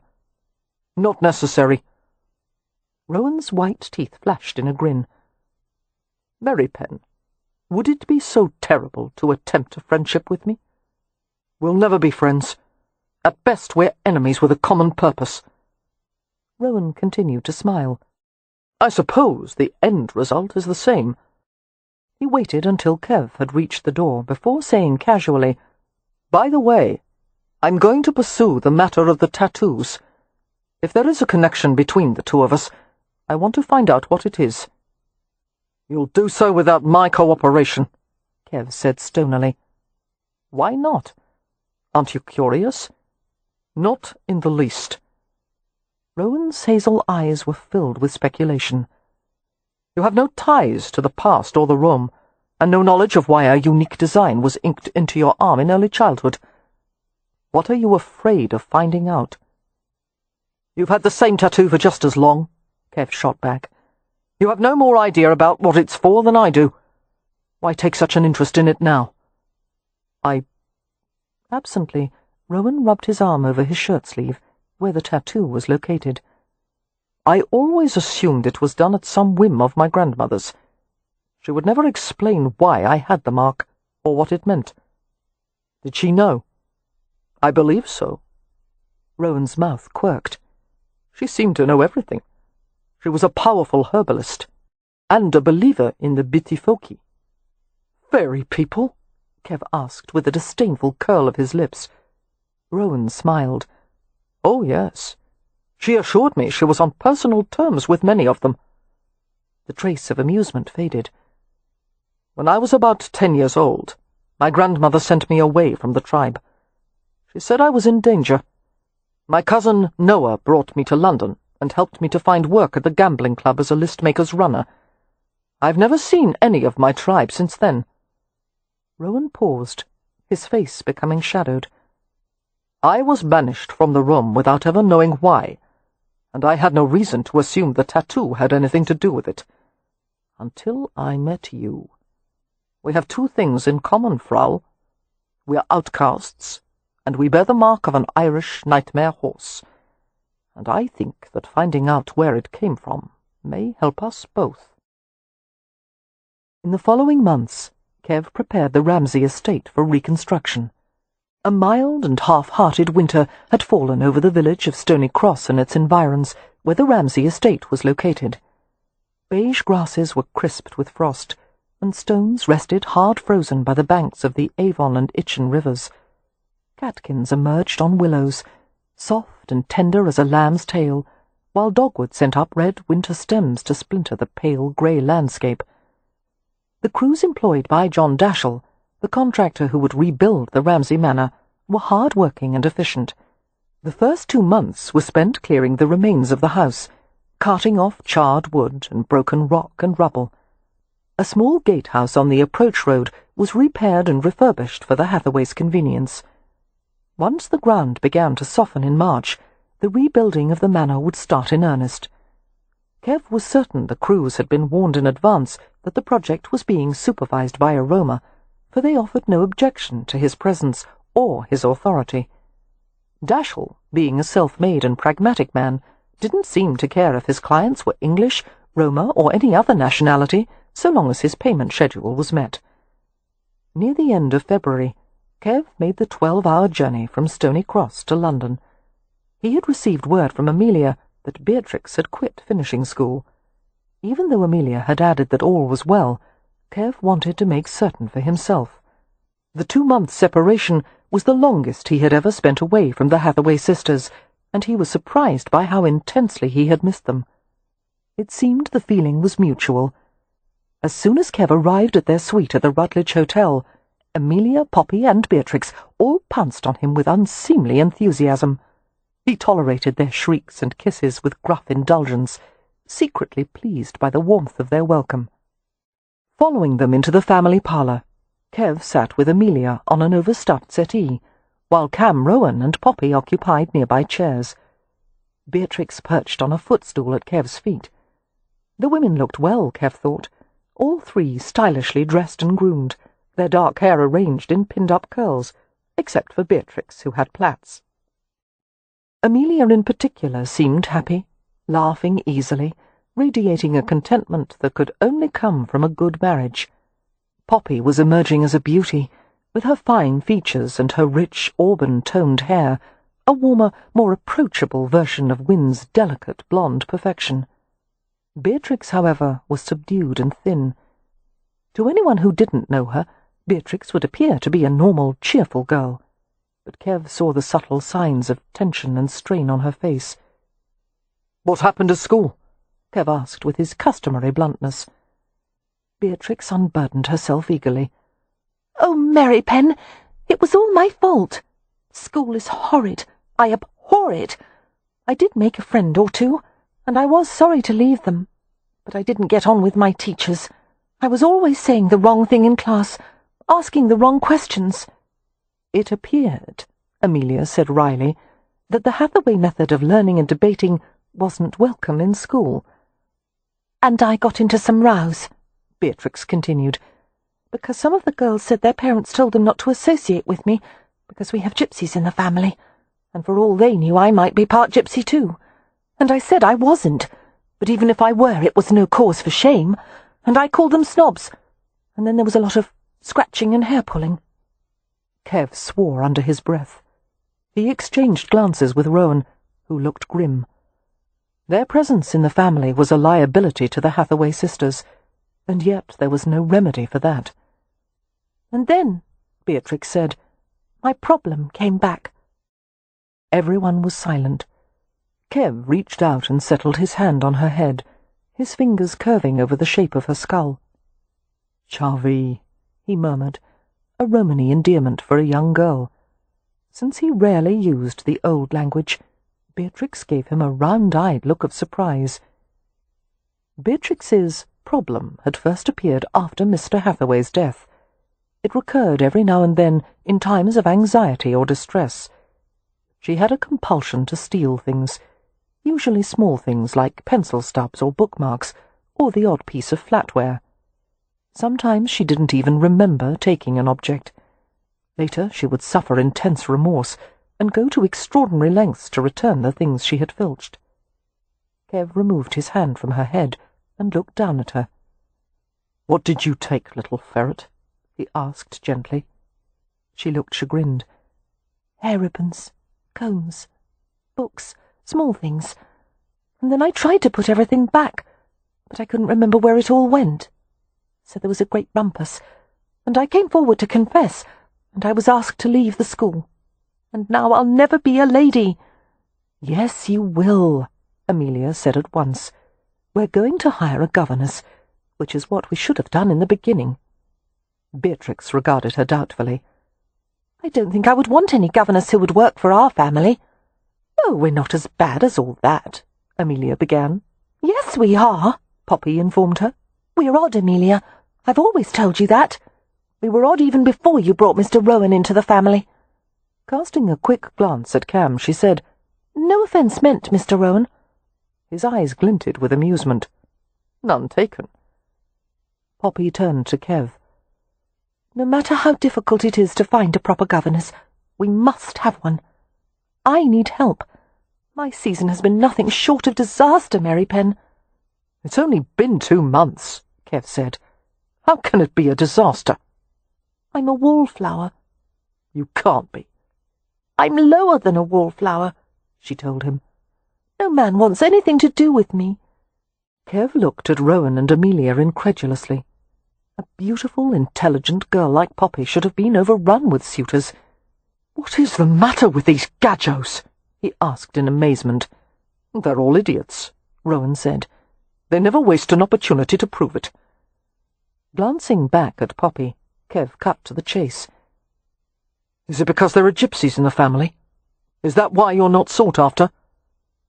"Well, it doesn't exactly help," Poppy admitted. "But the greater problem is that I have no social graces. I'm constantly making faux pas, and I'm dreadful at small talk. You're supposed to go lightly from topic to topic like a butterfly. It's not easy to do, and there's no point to it. And the young men who do bring themselves to approach me find an excuse to flee after 5 minutes, because they flirt and say the silliest things, and I have no idea how to respond." "I wouldn't want any of them for her anyway," Amelia said crisply. "You should see them, Merripen. A more useless flock of preening peacocks could not be found." "I believe it would be called a muster of peacocks," Poppy said, "not a flock." "Call them a knot of toads instead," Beatrix said. "A colony of penguins," Amelia joined in. "A rumpus of baboons," Poppy said, laughing. Kev smiled slightly, but he was still preoccupied. Poppy had always dreamed of a London season. For it to turn out this way must be a crushing disappointment. "Have you been invited to the right events?" he asked. "The dances, the dinner things?" "Balls and soirees," Poppy supplied. "Yes, thanks to the patronage of Lord Westcliff and Lord St. Vincent, we received invitations. But merely getting past the door doesn't make one desirable, Merripen. It only affords one the opportunity to prop up the wall while everyone else dances." Kev frowned at Amelia and Rowan. "What are you going to do about this?" "We're going to withdraw Poppy from the season," Amelia said, "and tell everyone that on second thought she's still too young to be out in society." "No one will believe that," Beatrix said. "After all, Poppy's almost 20. There's no need to make me sound like a warty old crone bee," Poppy said indignantly. "And in the meantime," Amelia continued with great patience, "we'll find a governess who will teach both Poppy and Beatrix how to behave." "She'd better be good," Beatrix said, pulling a grunting black-and-white guinea pig from her pocket and snuggling it under her chin. "We have a lot to overcome. Don't we, Mr. Nibbles?" Later, Amelia took Kev aside. She reached into the pocket of her gown and extracted a small white square. She gave it to him, her gaze searching his face. "Wynne wrote other letters to the family, and of course you shall read those as well, but this was addressed solely to you." Unable to speak, Kev closed his fingers around the bit of parchment sealed with wax. He went to his hotel room, which was separate from the rest of the families at his request. Sitting at a small table, he broke the seal with scrupulous care. There was Winn's familiar writing, the pen strokes small and precise. Dear Kev, I hope this letter finds you in full health and vigour. I cannot imagine you in any other state, actually. Every morning I awaken in this place, which seems another world entirely, and I am surprised anew to find myself so far away from my family, and from you. The journey across the Channel was trying, the land route to the clinic even more so. As you know, I am not a good traveller, but Leo saw me safely here. He is now residing a short distance away, as a paying guest at a small chateau, and so far he has come to visit every other day. Winn's letter went on to describe the clinic, which was quiet and austere. The patients suffered from a variety of ailments, but most especially those of the lung and pulmonary system.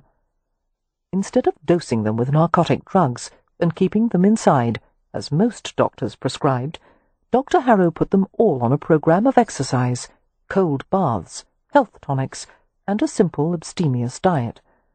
Compelling the patients to exercise was a controversial treatment, but according to Dr. Harrow, motion was the prevailing instinct of all animal life. The patients started every day with a morning walk outside, rain or shine, followed by an hour in the gymnasium for activities such as ladder climbing or lifting dumbbells. So far, Winn could hardly manage any exercises without becoming severely out of breath, but she thought she could detect a small improvement in her abilities.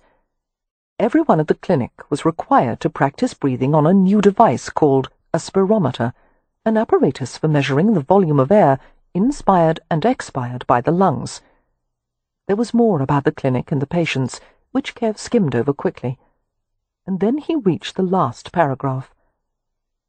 Since my illness, I have had the strength to do very little except to love, Winn had written, but that I have done, and I still do, in full measure. I am sorry for the way I shocked you the morning I left, but I do not regret the sentiments I expressed. I am running after you and life in desperate pursuit. My dream is that some day you will both turn and let me catch you. That dream carries me through every night. I long to tell you so many things, but I am not free yet. I hope to be well enough some day to shock you again, with far more pleasing results. I have enclosed 100 kisses in this letter. You must count them out carefully, and not lose any. Yours, Winnifred. Flattening the slip of paper on the table, Kev smoothed it and ran his fingertips along the delicate lines of script. He read it twice more. He let his hand close over the parchment, crushing it tightly, and he hurled it into the hearth where a small fire was burning. And he watched it light and smoulder until the whiteness had darkened into ash, and every last word from Winn had disappeared. Chapter 6. London, 1851. Spring. At long last, Winn had come home. The clipper from Calais was docked, the hold packed with luxury goods and bags of letters and parcels to be delivered by the Royal Mail. It was a medium-sized ship, with 7 spacious staterooms for the passengers, each lined with Gothic arched panels and painted a glossy shade of Florence white. Winn stood on the deck and watched the crew employing the ground tackle to moor the ship. Only then would the passengers be allowed to disembark. Once the excitement that gripped her would have made it impossible to breathe. But Winn was returning to London a different woman. She wondered how her family would react to the changes in her, and of course they had changed as well. Amelia and Cam had been married for 2 years now, and Poppy and Beatrix were now out in society. And Merripen... But her mind shied from thoughts of him, which were too stirring to dwell on in anything other than a private setting. She gazed at her surroundings, the forest of ship-masts, the endless acres of quay and jetty, the immense warehouses for tobacco, wool, wine, and other items of commerce. There was movement everywhere. Sailors, passengers, provision agents, labourers, vehicles, and livestock. A profusion of odours thickened the air. Goats and horses, spices, ocean salt, tar, dry rot, and above all hung the stench of chimney smoke and coal vapour, darkening as the night pressed close over the city. Wynne longed to be in Hampshire, where the spring meadows would be green and thick with primroses and wildflowers, and the hedgerows were in bloom. According to Amelia, the restoration of the Ramsay estate was not yet complete, but the manor was habitable now. It seemed the work had gone with miraculous speed under Merripen's direction. The gangplank was lowered from the vessel and secured. As Wynne watched the first few passengers descend to the dock, she saw her brother's tall, almost lanky form leading the way. France had been good for both of them. Whereas Wynne had gained some much-needed weight, Leo had lost his dissipated bloat. He had spent so much time out of doors, walking, painting, swimming, that his dark brown hair had lightened a few shades, and his skin had soaked up sun. His eyes, a striking pale shade of blue, were startling in his tanned face. Wynne knew that her brother would never again be the gallant, unguarded boy he had been before Laura Dillard's death, but he was no longer a suicidal wreck, which would no doubt be a great relief to the rest of the family. In a relatively short time, Leo bounded back up the gangplank. He came to Wynne with a wry grin, clamping his top hat more firmly on his head. "Is anyone waiting for us?" Wynne asked eagerly. "No." Worry creased her forehead. "They didn't receive my letter, then?" They had sent word that they would be arriving a few days earlier than expected, owing to a change in the Clipper Line's schedule. "Your letter is probably stuck at the bottom of a Royal Mail satchel somewhere," Leo said. "Don't worry, Wynne. We'll go to the Rutledge by Hackney. It isn't far." "But it will be a shock to the family for us to arrive before we're expected." "Our family likes to be shocked," he said, "or at least they're accustomed to it." "They'll also be surprised that Dr. Harrow has come back with us." "I'm sure they won't mind his presence at all," Leo replied. One corner of his mouth twitched in private amusement. "Well, most of them won't." Evening had fallen by the time they reached the Rutledge Hotel. Leo arranged for rooms and managed the luggage, while Wynne and Dr. Harrow waited in a corner of the spacious lobby. "I'll allow you to reunite with your family in private," Harrow said. "My manservant and I will go to our rooms and unpack." "You are welcome to come with us," Wynne said, but she was secretly relieved when he shook his head. "I won't intrude. Your reunion should be private." "But we will see you in the morning?" Wynne asked. "Yes." He stood looking down at her, a slight smile on his lips. Dr. Julian Harrow was an elegant man, supernally composed, effortlessly charming.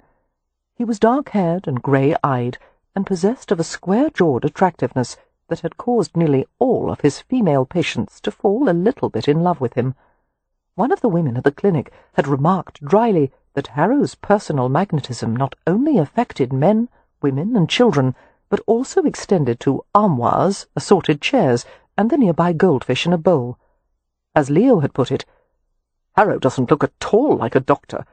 He looks like a woman's fantasy of a doctor. I suspect half his practice consists of love-struck females who prolong their illness merely to continue being treated by him." "I assure you," Wynne had said, laughing, "I am neither love-struck, nor am I the least bit inclined to prolong my illness." But she had to admit it was difficult not to feel something for a man who was attractive, attentive, and had also cured her of a debilitating illness. And Wynne thought Julian might possibly have feelings for her in return. During the past year, especially, when Wynne's health had rebounded into full vitality, Julian had begun to treat her as something more than a mere patient. They had gone on long walks through the impossibly romantic scenery of Provence, and he had flirted with her and made her laugh. His attentions had soothed her wounded spirit after Merripen had so callously ignored her. Eventually Wynne had accepted that the feelings were all on her side. She had even cried on Leo's shoulder. Her brother had pointed out that she had seen very little of the world and knew next to nothing about men. "Don't you think it's possible your attachment to Merripen was a result of proximity as much as anything else?" Leo had asked gently. "Let's look at the situation honestly, Win. You have nothing in common with him. You're a lovely, sensitive, literate woman, and he's Merripen. He likes to chop wood for entertainment, and apparently it falls to me to point out the indelicate truth that some couples are well suited in the bedroom, but not anywhere else." Win had been shocked out of her tears by his bluntness. "Leo Hathaway, are you suggesting—" "Lord Ramsay now, thank you," he teased. "Lord Ramsay, are you suggesting that my feelings for Merripen are carnal in nature?" "They're certainly not intellectual," Leo said, and grinned as she punched him in the shoulder. After much reflection, however, Win had to admit that Leo had a point. Of course, Merripen was far more intelligent and educated than her brother gave him credit for. As far as she remembered, Merripen had challenged Leo in many a philosophical discussion, and he had memorized more Greek and Latin than anyone else in the family except her father. But he had only learned those things to fit in with the Hathaways, not because he had any real interest in obtaining an education. Merripen was a man of nature. He craved the feel of earth and sky. He would never be more than half tame, and he and Win were as different as fish from fowl. Julian took her hand in his long, elegant one. His fingers were smooth and well-tended, tapered at the tips. "Winnifred," he said gently, "now that we're away from the clinic, life won't be quite so well regulated. You must safeguard your health. Make certain you rest tonight, no matter how tempting it is to stay up all hours." "Yes, Doctor," Win said, smiling up at him. She felt a surge of affection for him, remembering the first time she had managed to climb the exercise ladder in the clinic. Julian had been behind her every step, his encouragement soft in her ear, his chest firm against her back. "A little higher, Winnifred. I won't let you fall." He hadn't done any of the work for her, only kept her safe as she climbed. "I'm a bit nervous," Win admitted, as Leo escorted her to the Hathaway suite on the hotel's second floor. "Why?" "I'm not sure. Perhaps because we've all changed." "The essential things haven't changed." Leo gripped her elbow firmly. "You're still the delightful girl you were, and I'm still a scoundrel with a taste for spirits and light skirts." "Leo," she said, darting a quick frown at him, "you're not planning to go back to your old ways, are you?" "I will avoid temptation," he replied, "unless it happens to fall directly in my path." He stopped her at the middle landing. "Do you want to pause for a moment?" "Not at all," Win continued enthusiastically upward. "I love stair climbing. I love doing anything I couldn't do before. And from now on, I'm going to live by the motto, life is to be lived to the fullest." Leo grinned. "You should know that I've said that on many occasions in the past, and it always got me in trouble." Win glanced at her surroundings with pleasure. After living in the austere surroundings of Harrow's clinic for so long, she would enjoy a taste of luxury. Elegant, modern, and supremely comfortable, the Rutledge was owned by the mysterious Harry Rutledge, about whom there were so many rumours that no one could even say definitively whether he was British or American. All that was known for certain was that he had lived for a time in America, and had come to England to create a hotel that combined the opulence of Europe with the best of American innovations. The Rutledge was the first hotel to design every single bedroom en suite with its own private bathroom. And there were delights such as food service lifts, built-in cupboards in the bedrooms, private meeting rooms with atrium glass ceilings, and gardens designed as outdoor rooms. The hotel also featured a dining room that was said to be the most beautiful in England, with so many chandeliers that the ceiling had required extra reinforcements during construction. They reached the door of the Hathaway suite, and Leo knocked gently. There were a few movements from within. The door opened to reveal a young, fair-haired maid. The maid's gaze swept over the both of them. "May I help you, sir?" she asked Leo. "We've come to see Mr. and Mrs. Rowan." "Beg pardon, sir, but they have just retired for the evening." The hour was quite late, Win thought, deflated. "We should go to our rooms and let them rest," she told Leo. "We'll come back in the morning." Leo stared at the housemaid with a slight smile, and asked in a soft, low voice, "What is your name, child?" Her brown eyes widened, and a blush crept up her cheeks. "Abigail, sir." "Abigail," he repeated. "Tell Mrs. Rowan that her sister is here and wishes to see her." "Yes, sir." The maid giggled and left them at the door. Wynne gave her brother a wry glance as he helped to remove her cloak. "Your way with women never fails to astonish me." "Most women have a tragic attraction to rakes," he said regretfully. "I really shouldn't use it against them." Someone came into the receiving room. He saw Amelia's familiar form, clad in a blue dressing robe, accompanied by Cam Rowan, who was handsomely dishevelled in an open-necked shirt and trousers. Amelia stopped at the sight of her brother and sister, her blue eyes as round as saucers. A white hand fluttered to her throat. "Is it really you?" she asked unsteadily. Wynne tried to smile, but it was impossible when her lips were trembling with emotion. She tried to imagine how she must appear to Amelia, who had seen her last as a frail invalid. "I'm home," she said, a slight break in her voice. "Oh, Wynne, I dreamed, I so hoped." Amelia stopped and rushed forward, and their arms went around each other fast and tight. Wynne closed her eyes and sighed, feeling that at last she had come home. My sister. She basked in the soft comfort of Amelia's arms. "You're so beautiful," Amelia said, drawing back to cup Wynne's wet cheeks with her hands. "So healthy and strong. Oh, look at this goddess, Cam, just look at her." "You look well," Rowan told Wynne, his eyes glowing. "Better than I've ever seen you, little sister." Carefully, he embraced her and kissed her forehead. "Welcome back." "Where are Poppy and Beatrix?" Wynne asked, clinging to Amelia's hand. "They're abed, but I'll go wake them." "No, let them sleep," Wynne said quickly. "We shan't stay for long. We're both exhausted, but I had to see you before retiring for the night." Amelia's gaze went to Leo, who had hung back near the door. Wynne heard the quiet intake of her sister's breath as she saw the changes in him. "There's my old Leo," Amelia said softly. Wynne was surprised to see a flicker of something in Leo's sardonic expression, a sort of boyish vulnerability, as if he were embarrassed by his own pleasure in the reunion. "Now you'll weep for a different cause," he told Amelia, "because, as you see, I've come back as well."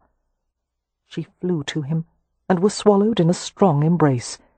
"The French wouldn't have you?" she asked, her voice muffled against his chest. "On the contrary, they adored me. But there's no entertainment in staying where one is wanted."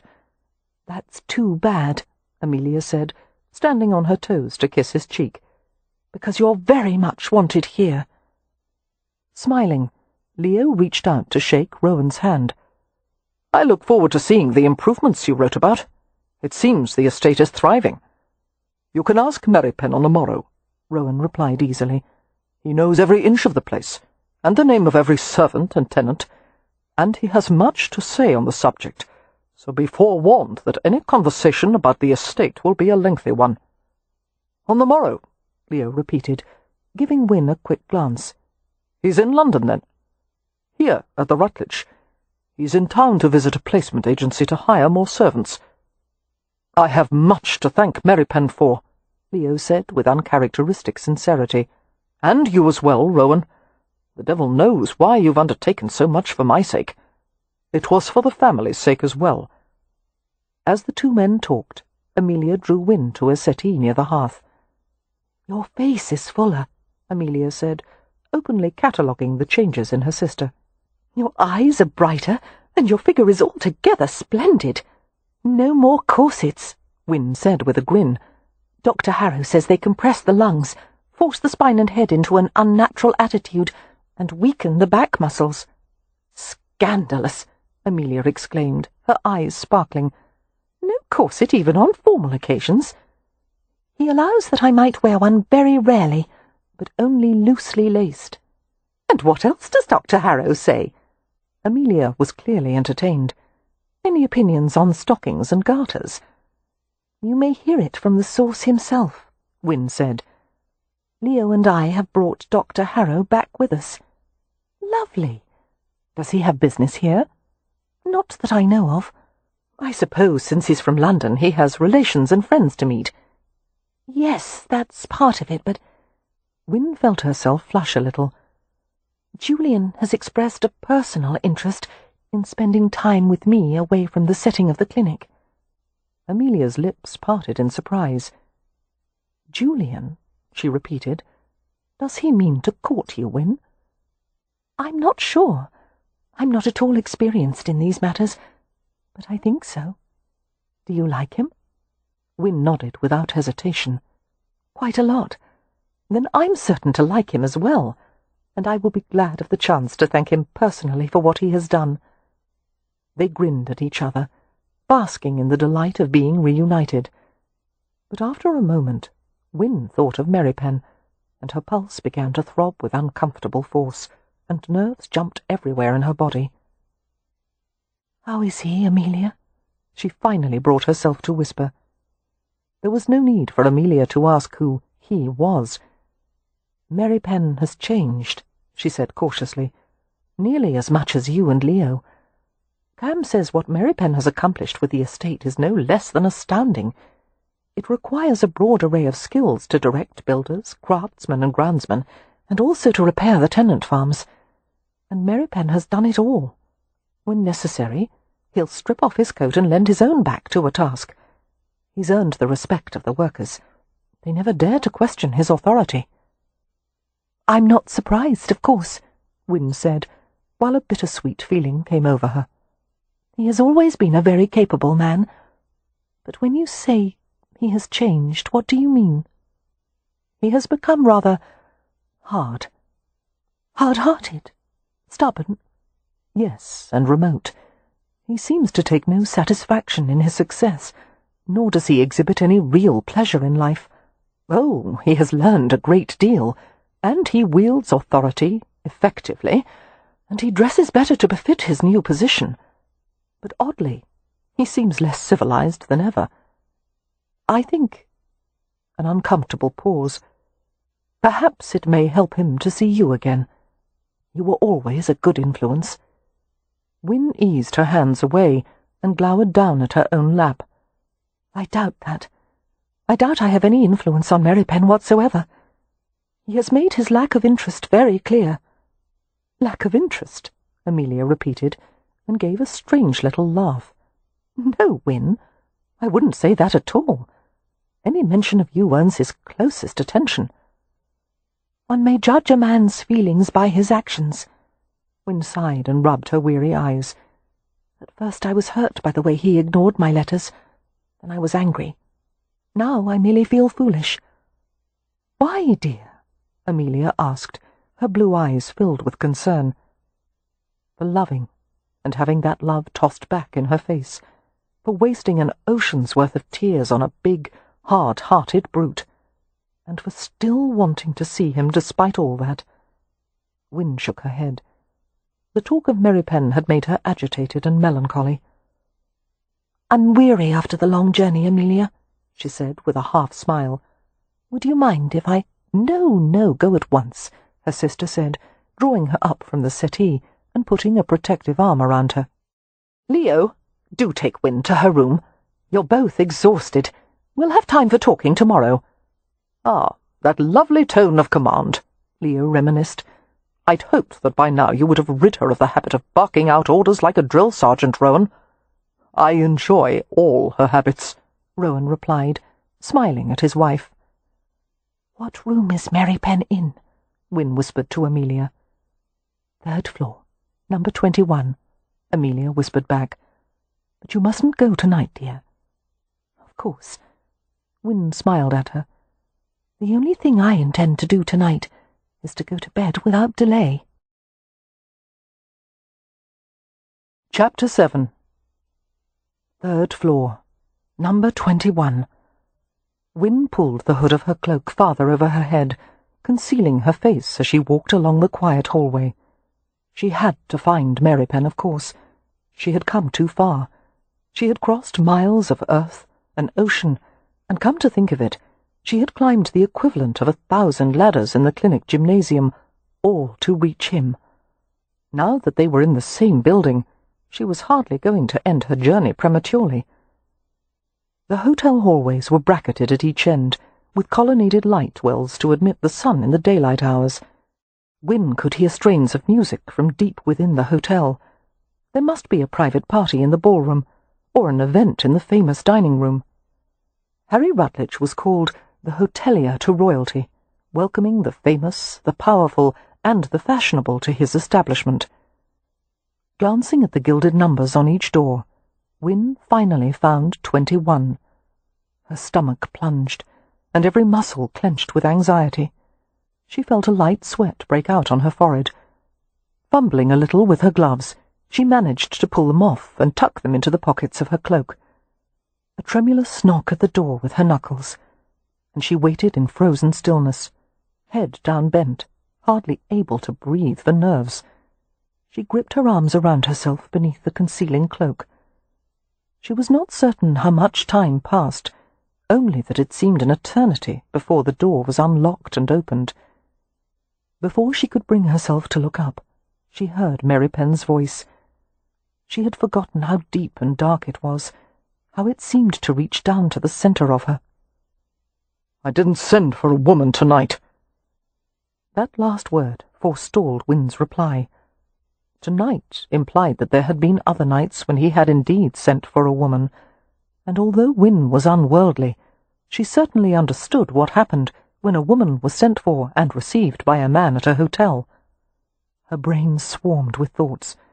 She had no right to object if Merripen wanted a woman to service him. She did not own him. They had made no promises or agreements. He did not owe her fidelity. But she couldn't help wondering how many women, how many nights. "No matter," he said brusquely. "I can use you. Come in." A large hand reached out and gripped Wynne's shoulder, hauling her past the threshold without giving her the opportunity to object. "I can use you?" Anger and consternation tumbled through her. She had no idea what to do or say. Somehow it didn't seem appropriate simply to throw back her hood and cry, "Surprise!" Merripen had mistaken her for a prostitute, and now the reunion she had dreamt of for so long was turning into a farce. "I assume you were told that I'm a Roma," he said. Her face still concealed by the hood, Wynne nodded. "And that doesn't matter to you?" Wynne managed a single shake of her head. There was a soft, humourless laugh that didn't sound at all like Merripen. "Of course not, as long as the money is good." He left her momentarily, striding to the window to close the heavy velvet curtains against the smoke-hazed lights of London. A single lamp strained to illuminate the dimness of the room. Wynne glanced at him quickly. It was Merripen, but as Amelia had said, he was altered. He had lost weight, perhaps a stone.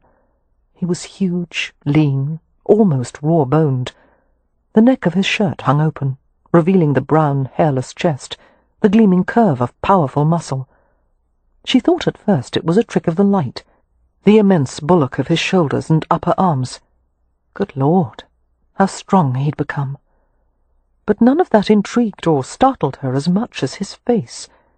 He was still as handsome as the devil, with those black eyes and that wicked mouth, the austere angles of nose and jaw, the high planes of his cheekbones.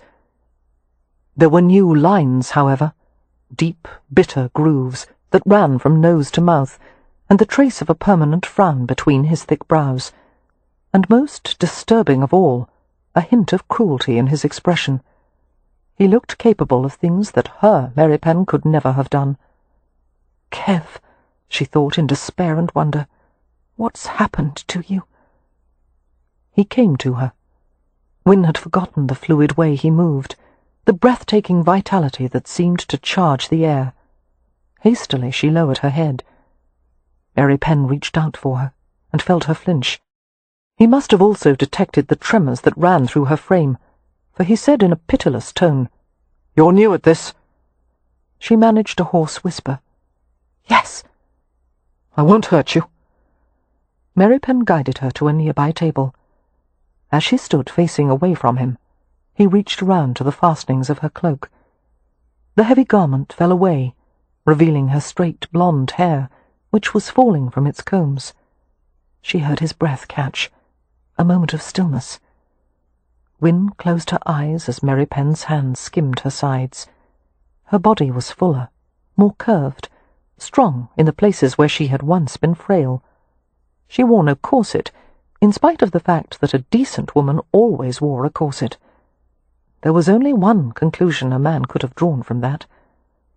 As he leaned over to lay her cloak at the side of the table, Wynne felt the unyielding surface of his body brush against hers. The scent of him, clean and rich and male, unlocked a flood of memories. He smelled like the outdoors, like dry leaves and clean, rain-soaked earth. He smelled like Merripen.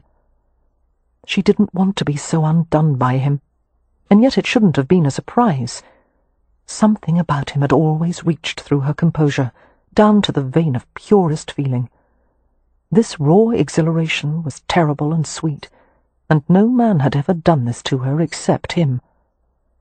"Don't you want to see my face?" she asked huskily. A cold, level reply. "It's of no concern to me if you're plain or fair." But his breath hastened as his hand settled on her, one sliding up her spine, urging her to bend forward. And his next words fell on her ears like black velvet. "Put your hands on the table." Wynne obeyed blindly, trying to understand herself, the sudden sting of tears, the excitement that throbbed all through her. He stood behind her. His hand continued to move over her back in slow, soothing paths, and she wanted to arch upward like a cat. His touch awakened sensations that had lain dormant for so long. These hands had soothed and cared for her all during her illness. They had pulled her from the very brink of death. And yet he was not touching her with love, but with impersonal skill. She comprehended that he fully intended to take her, use her, as he had put it, and after an intimate act with a complete stranger, he planned to send her away a stranger still. It was beneath him, the coward. Would he never allow himself to be involved with anyone? He had closed one hand in her skirts now, easing them upward. Wynne felt the touch of a cold draught on her ankle, and she couldn't help but imagine what it would be like if she let him go on. Aroused and panicking, she stared down at her fists and choked out, "Is this how you treat women now, Kev?" Everything stopped. The world halted on its axis. Her skirt hem dropped, and she was seized in a fierce, hurtful grip and spun around. Caught helplessly, she looked up into his dark face.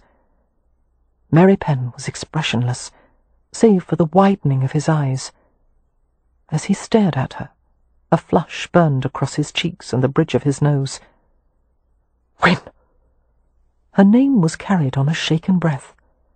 She tried to smile at him, to say something, but her mouth was trembling, and she was blinded by pleasure tears. To be with him again, it overwhelmed her in every way. One of his hands came upward. The calloused tip of his thumb smoothed over the gloss of dampness beneath her eye. His hand cradled the side of her face so gently that her lashes fluttered down, and she didn't resist as she felt him bring her closer. His parted lips touched the salty wake of the tear and followed it along her cheek, and then the gentleness evaporated. With a swift, greedy move, he reached for her back, her hips clutching her hard against him. His mouth found hers with hot, urgent pressure. He tasted her. She reached up to his cheeks and shaped her fingers over the scrape of bristle. A sound came from low in his throat, a masculine growl of pleasure and need. His arms clasped around her in an unbreakable hold, for which she was grateful. Her knees threatened to give way entirely. Lifting his head, Merripen looked down at her with dazed, dark eyes. "How can you be here?" "I came back early." A shiver went through her as his hot breath fanned against her lips. I wanted to see you. Wanted you. He took her mouth again, no longer gentle. He sank his tongue into her, aggressively searching. Both his hands came up to her head, angling it to make her mouth fully accessible. She reached around him, gripping the powerful stretch of his back, the hard muscles that went on and on. Merripen groaned as he felt her hands on him.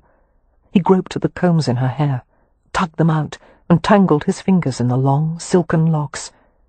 Pulling her head back, he sought the fragile skin of her throat and dragged his mouth along it as if he wanted to consume her. His hunger escalated and drove his breath faster and his pulse harder, until Wynne realized he was close to losing all control. He scooped her up with shocking ease. He carried her to the bed and lowered her swiftly to the mattress. His lips found hers, ravaging deep and sweet, draining her with hot, seeking kisses. He lowered over her, his solid weight pinning her in place. Wynne felt him grip the front of her travelling gown, pulling so hard she thought the fabric might tear. The thick cloth resisted his efforts, although a few of the buttons at the back of her gown strained and popped. "Wait, wait," she whispered, afraid he would rip her gown to shreds. He was too caught up in his savage desire to hear anything.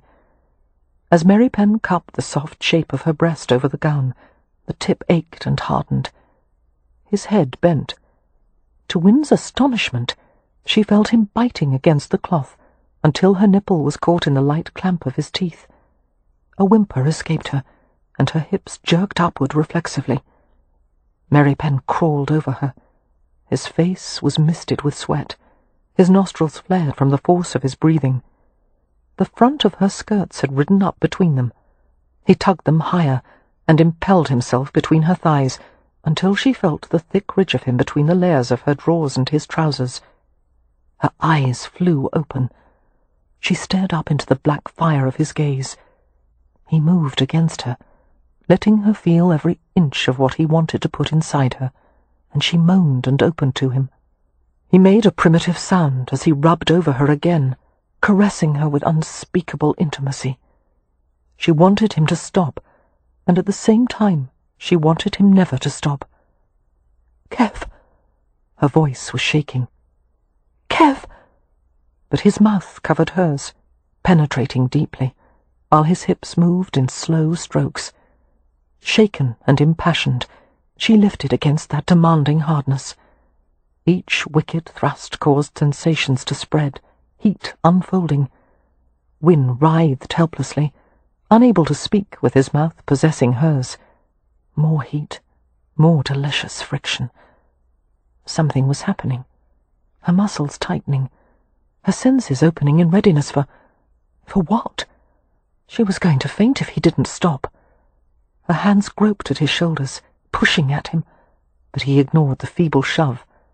Reaching beneath her, he cupped her squirming bottom and pulled her higher, right against the pumping, sliding pressure. A suspended moment of exquisite tension, so sharp that she gave an uneasy whimper. Suddenly, he flung himself away from her, going to the opposite side of the room.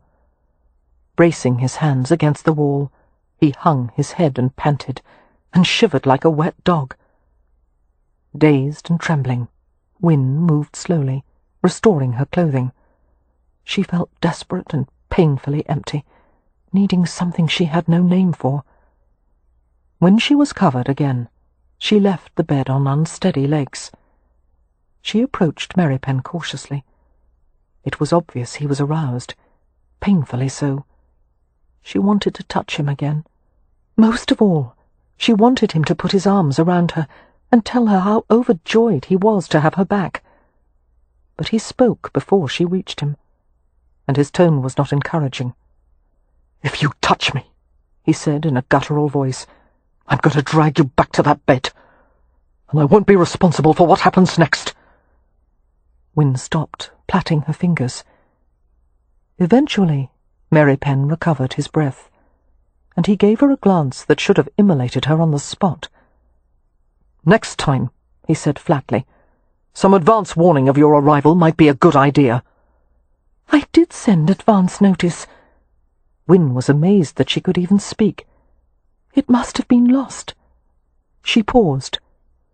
That was a far warmer welcome than I expected, considering the way you've ignored me for the past 2 years. I haven't ignored you.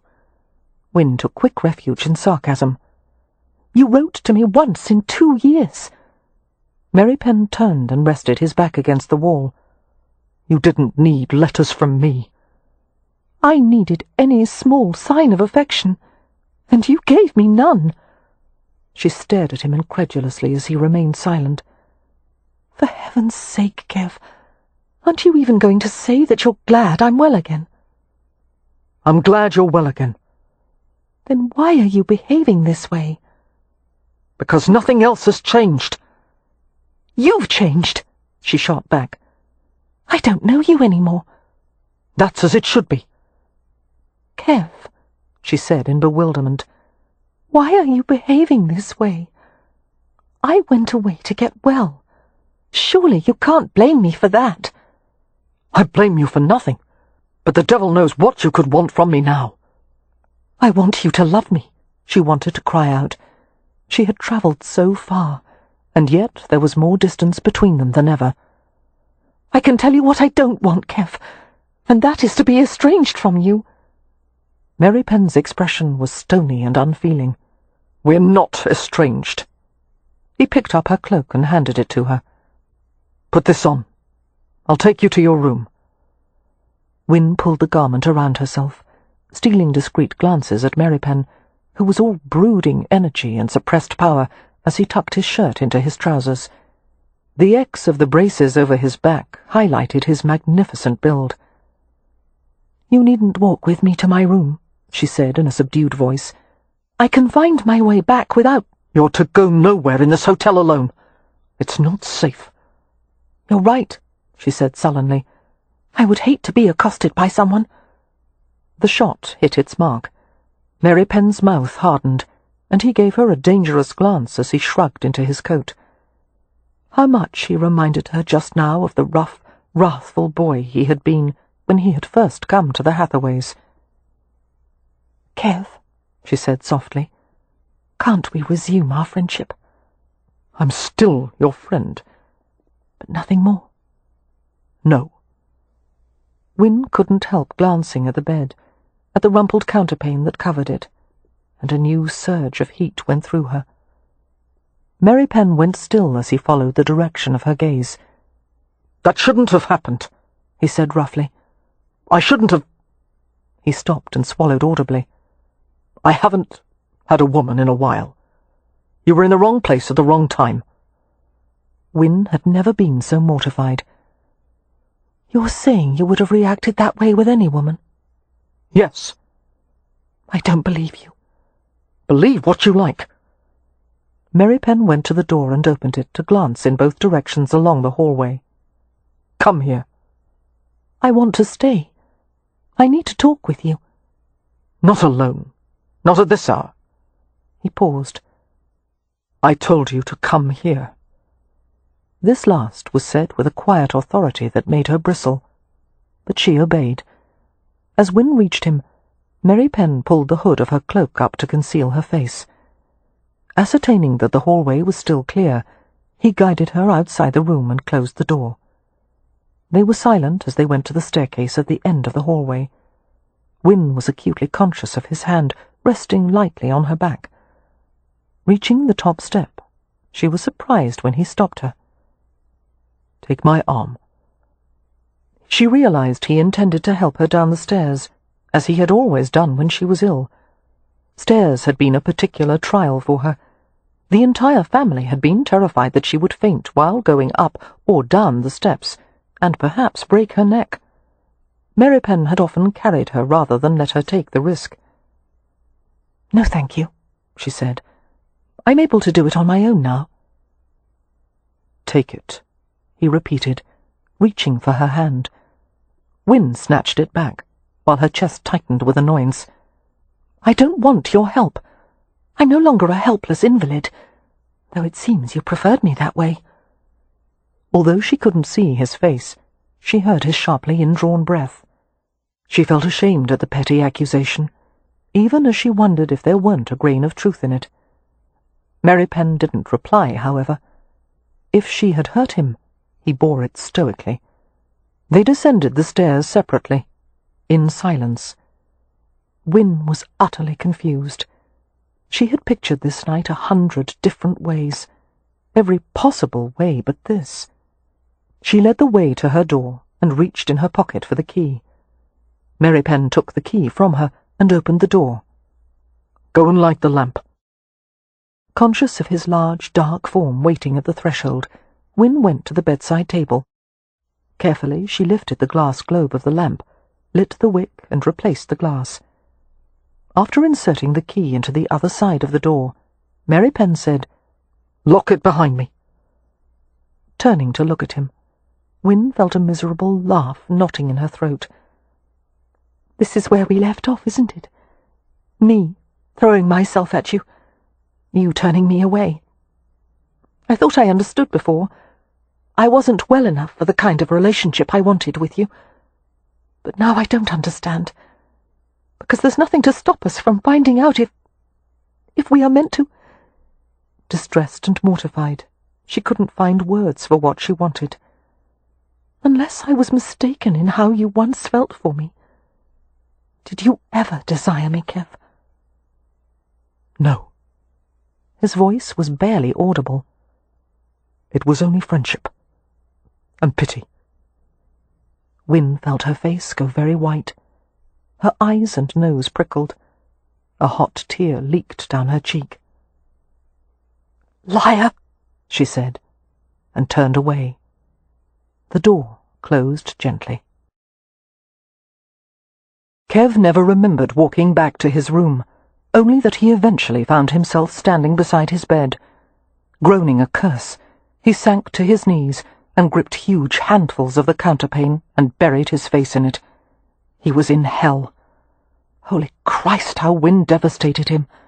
He had starved for her for so long, dreamed of her so many nights, and woken to so many bitter mornings without her, that at first he hadn't believed she was real. He thought of Wynne's lovely face, and the softness of her mouth against his, and the way she had arched beneath his hands. She had felt different, her body supple and strong, but her spirit was the same, radiant with the endearing sweetness and honesty that had always pierced straight to his heart. It had taken all his strength not to go to his knees before her. Wynne had asked for friendship. Impossible!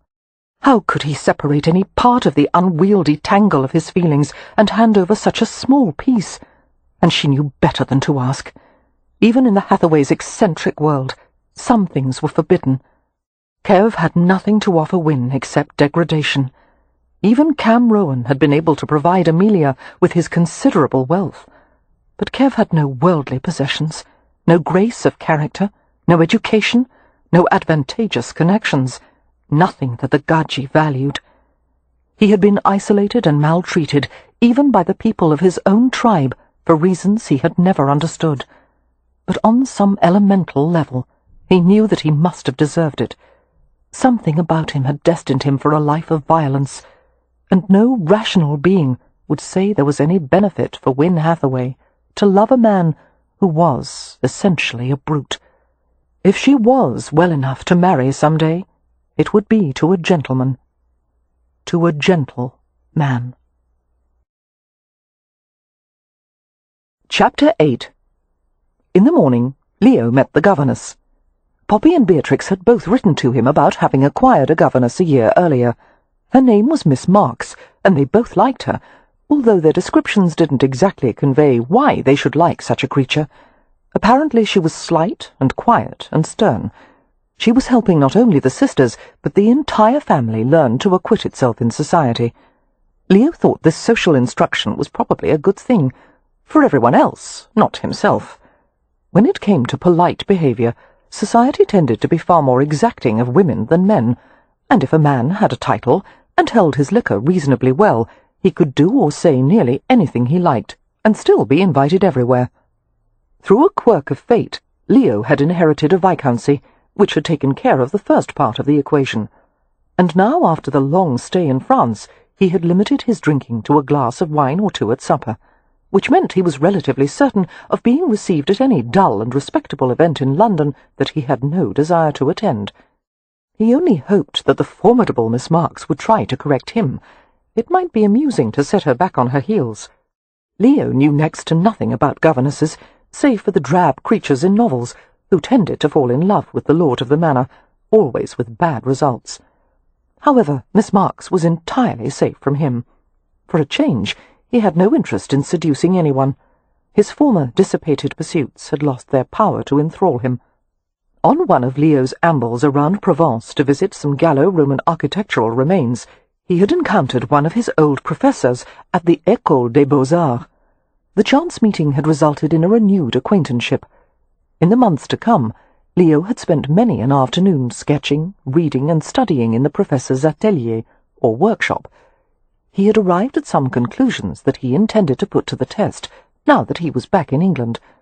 As he strolled nonchalantly along the long hallway that led to the Hathaway suite, he heard rapid footsteps. Someone was running toward him from the other direction. Moving to the side, Leo waited with his hands tucked in his trouser pockets. "Come here, you little fiend!" he heard a woman snarl. "You oversized rat! When I get my hands on you, I'll rip out your innards!" The bloodthirsty tone was unladylike, appalling. Leo was vastly entertained. The footsteps drew closer, but there was only one set of them. Who on earth could she be chasing? It quickly became clear that she was not pursuing a who, but a what. The furry, slithery body of a ferret came loping along the hallway with a frilly object clamped in its mouth. Most hotel guests would no doubt be disconcerted by the sight of a small carnivorous mammal streaking toward them. However, Leo had lived for years with Beatrix's creatures, mice appearing in his pockets, baby rabbits in his shoes, hedgehogs wandering casually past the dining table. Smiling, he watched the ferret hurry past him. The woman came soon after, a mass of rustling grey skirts as she ran full bore after the creature. But if there was one thing ladies' clothing was not designed to do, it was to facilitate ease of movement. Weighted by layers and layers of fabric, she stumbled and fell a few yards away from Leo. A pair of spectacles went flying to the side. Leo was at her side in an instant, crouching on the floor as he sorted through the hissing tangle of limbs and skirts. "Are you hurt? I feel certain there's a woman in here somewhere. Ah, there you are. Easy now. Let me—" "Don't touch me!" she snapped, batting at him with her fists. "I'm not touching you. That is, I'm only touching you with the— Ow, damn it! With the intention of helping." Her hat, a little scrap of wool felt with cheap corded trim, had fallen over her face. Leo managed to push it back to the top of her head, narrowly missing a sharp blow to his jaw. "Christ! Would you stop flailing for a moment?" Struggling to a sitting position, she glared at him. Leo crawled to retrieve the spectacles and returned to hand them to her. She snatched them from him without a word of thanks. She was a lean, anxious-looking woman, a young woman with narrowed eyes, from which bad temper flashed out. Her light brown hair was pulled back with a gallows-rope tightness that made Leo wince just to see it. One would have hoped for some compensating feature, a soft pair of lips, perhaps, or a pretty bosom. But no, there was only a stern mouth, a flat chest, and gaunt cheeks. If Leo were compelled to spend any time with her, which thankfully he wasn't, he would have started by feeding her. "If you want to help," she said coldly, hooking the spectacles around her ears, "retrieve that blasted ferret for me. Perhaps I've tired him enough that you may be able to run him to ground." Still crouching on the floor, Leo glanced at the ferret, which had paused 10 yards away, and was watching them both with bright, beady eyes. "What is his name?" "Dodger." Leo gave a low whistle and a few clicks of his tongue. "Come here, Dodger. You've caused enough trouble for the morning. Though I can't fault your taste in— ladies' garters, is that what you're holding?" The woman watched, stupefied, as the ferret's long, slender body wriggled toward Leo. Chattering busily, Dodger crawled onto Leo's thigh. "Good fellow," Leo said, stroking the sleek fur. "How did you do that?"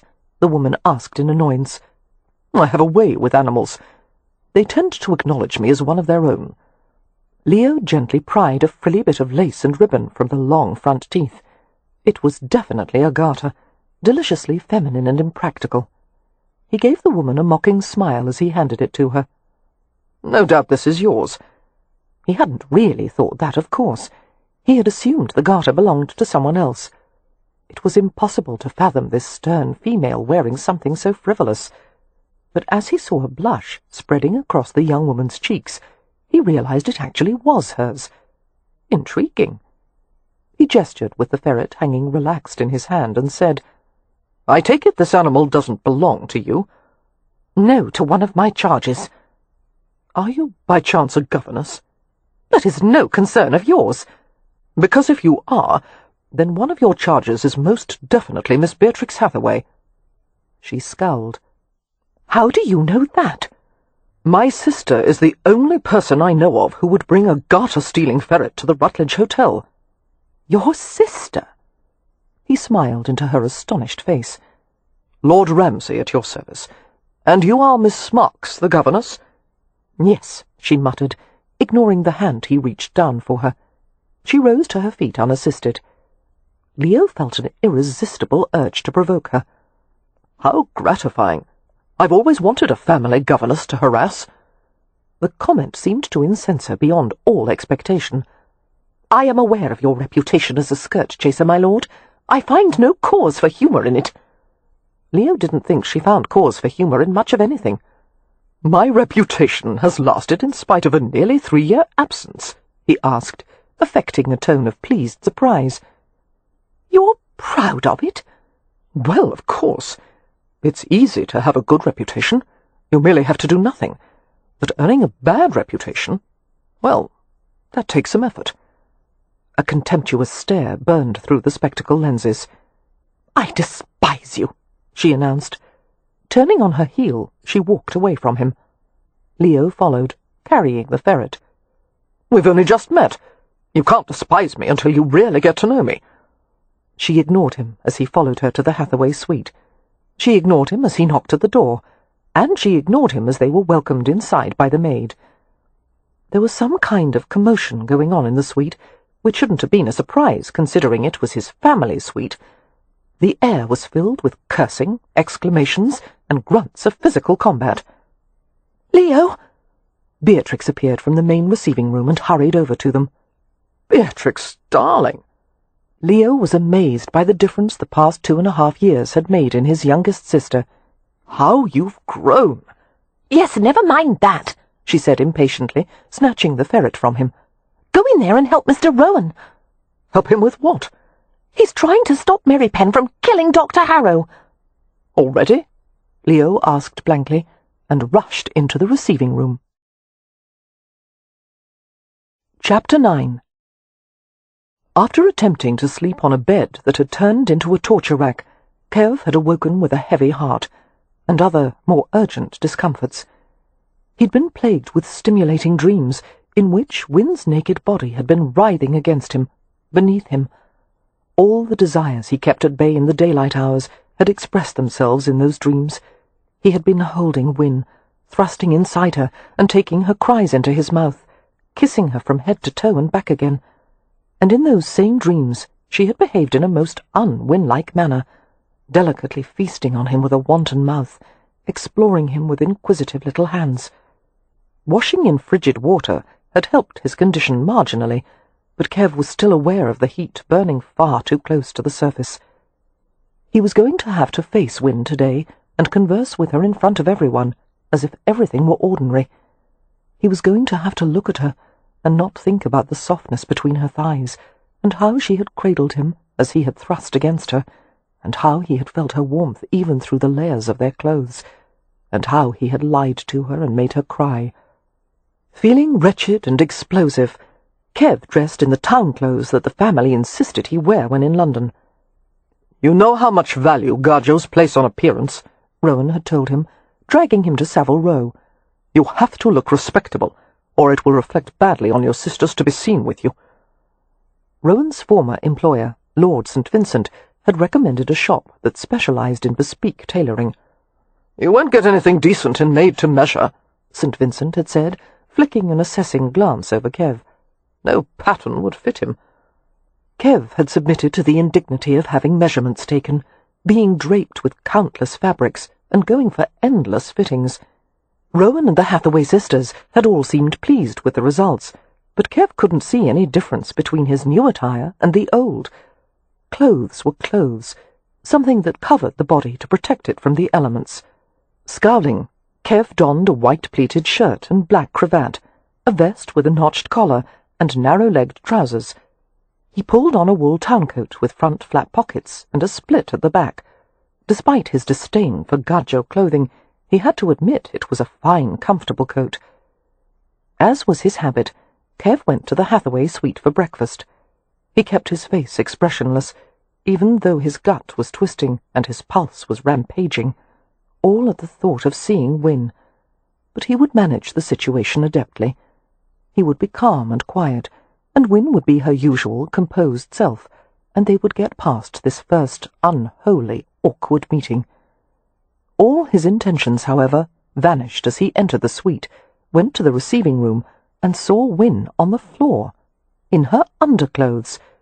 She was lying prostrate on her stomach, trying to push upward, while a man leaned over her, touching her. The sight exploded inside Kev. With a bloodthirsty roar, he reached Win in a flash, snatching her up in possessive arms. "Wait!" she gasped. "What are you— Oh, don't! Let me explain— No!" He deposited her unceremoniously on a sofa behind him and turned to face the other man. The only thought in Kev's mind was swift and effective dismemberment, starting by ripping the bastard's head off. Prudently, the man had rushed behind a heavy chair, placing it between them. "You must be Merripen," he said. "And I'm a dead man," Kev growled, starting for him. "He's my doctor," Win cried. "He's Dr. Harrow, and— Merripen, don't you dare hurt him!" Ignoring her, Kev went forward about 2 strides before he felt a leg hook around his, sending him hurtling to the floor. It was Cam Rowan, who pounced on him, knelt on his arms and gripped the back of his neck. "Merripen, you idiot!" Rowan said, struggling to keep him down. "He's the damned doctor! What do you think you're doing?" "Killing him!" Kev grunted, lurching upward despite Rowan's restraining weight. "Bloody hell!" Rowan exclaimed. "Leo, help me hold him, now!" Leo rushed over to help. It took both of them to keep him down. "I love our family gatherings," he heard Leo say. "Merripen, what the devil is your problem? Win is in her underclothes, and that man—" "These are not my underclothes," came Win's exasperated voice. "This is an exercise costume." Merripen twisted to look in her direction. Since Rowan and Leo were still pinning him down, he couldn't look all the way up. But he saw that Win was clad in loose-fitting drawers and a bodice with bare arms. "I know underclothes when I see them," he snapped. "These are Turkish trousers and a perfectly respectable bodice. Every woman at the clinic wears this same costume. Exercising is necessary for my health, and I am certainly not going to do it in a gown and "He was touching you!" Kev interrupted harshly. "He was making certain that I had the correct form." The doctor approached with caution. There was a flicker of humour in his alert grey eyes. "It's a Hindu exercise, actually. It's part of a strength training system I've developed.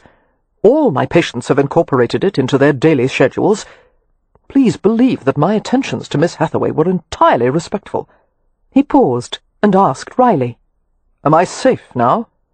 Leo and Cam, still struggling with Kev, both answered simultaneously, "No." By this time, Poppy, Beatrix, and Miss Marks had hurried into the room. "Merripen," Poppy said. "Dr. Harrow wasn't hurting Win a bit, and he's really very nice, Merripen," Beatrix chimed in. "Even my animals like him." "Easy," Rowan said quietly to Kev, speaking in Romany so that no one else could understand. "This is no good for anyone." Kev went still. "He was touching her," he replied in the old language, even though he hated using it. And he knew Rowan understood that Aroma found it difficult, even impossible, to tolerate any other man putting a hand on his woman, for any reason. "She's not yours, Frau," Rowan said in Romany, not without sympathy. Slowly, Kev forced himself to relax. "May I get off him now?" Leo asked. "There's only one kind of exertion I enjoy before breakfast, and this is not it." Rowan allowed Kev to stand, but he kept one arm twisted behind his back. Win went to stand beside Harrow. The sight of her wearing so little, being so near another man, caused muscles to twitch all over Kev's body. He could see the shape of her hips and legs. The entire family had gone insane, letting her dress that way in front of an outsider and acting as though it were appropriate. Turkish trousers, as if giving them such a name made them anything but underdraws. "I insist that you apologize," Win said. "You've been very rude to my guest, Merripen." Her guest? Kev stared at her in outrage. "No need," Harrow said hastily. "I know how it must have appeared." Win glared at Kev. "He has made me well again, and this is the way you repay him," she demanded. "You made yourself well," Harrow said. "It was a result of your own efforts, Miss Hathaway." Win's expression softened as she glanced at the doctor. "Thank you." But when she looked back at Kev, the frown returned. "Are you going to apologize, Merripen?" Rowan twisted his arm a bit more tightly. "Do it, damn you," he muttered, "for the sake of the family." Glaring at the doctor, Kev spoke in Romany. "Kajlama patut. I'm going to shit on you." "Which means," Rowan said hastily, "please forgive the misunderstanding. Let's part as friends." "Te malavel lazy menkiva," Kev added for good measure. "May you die of a malignant wasting disease." "Roughly translated," Rowan said, "that means, may your garden be filled with fine fat hedgehogs, which, I may add, is considered quite a blessing among the Rome." Harrow looked sceptical, but he murmured, "I accept your apology. No harm done." "Excuse us," Rowan said pleasantly, still twisting Kev's arm. "Go on with breakfast, please. We have some errands to accomplish. Please tell Amelia when she rises that I'll return at approximately midday." And he steered Kev from the room, with Leo at their heels. As soon as they were out of the suite and in the hallway, Rowan released Kev's arm and turned to face him. Raking his hand through his hair, he asked with mild exasperation, "What did you hope to get out of killing Win's doctor?" "Enjoyment. No doubt you would have. Win didn't seem to be enjoying it, however." "Why is Harrow here?" Kev asked fiercely. "I can answer that one," Leo said, leaning a shoulder against the wall with casual ease. "Harrow wants to become better acquainted with the Hathaways, because he and my sister are close."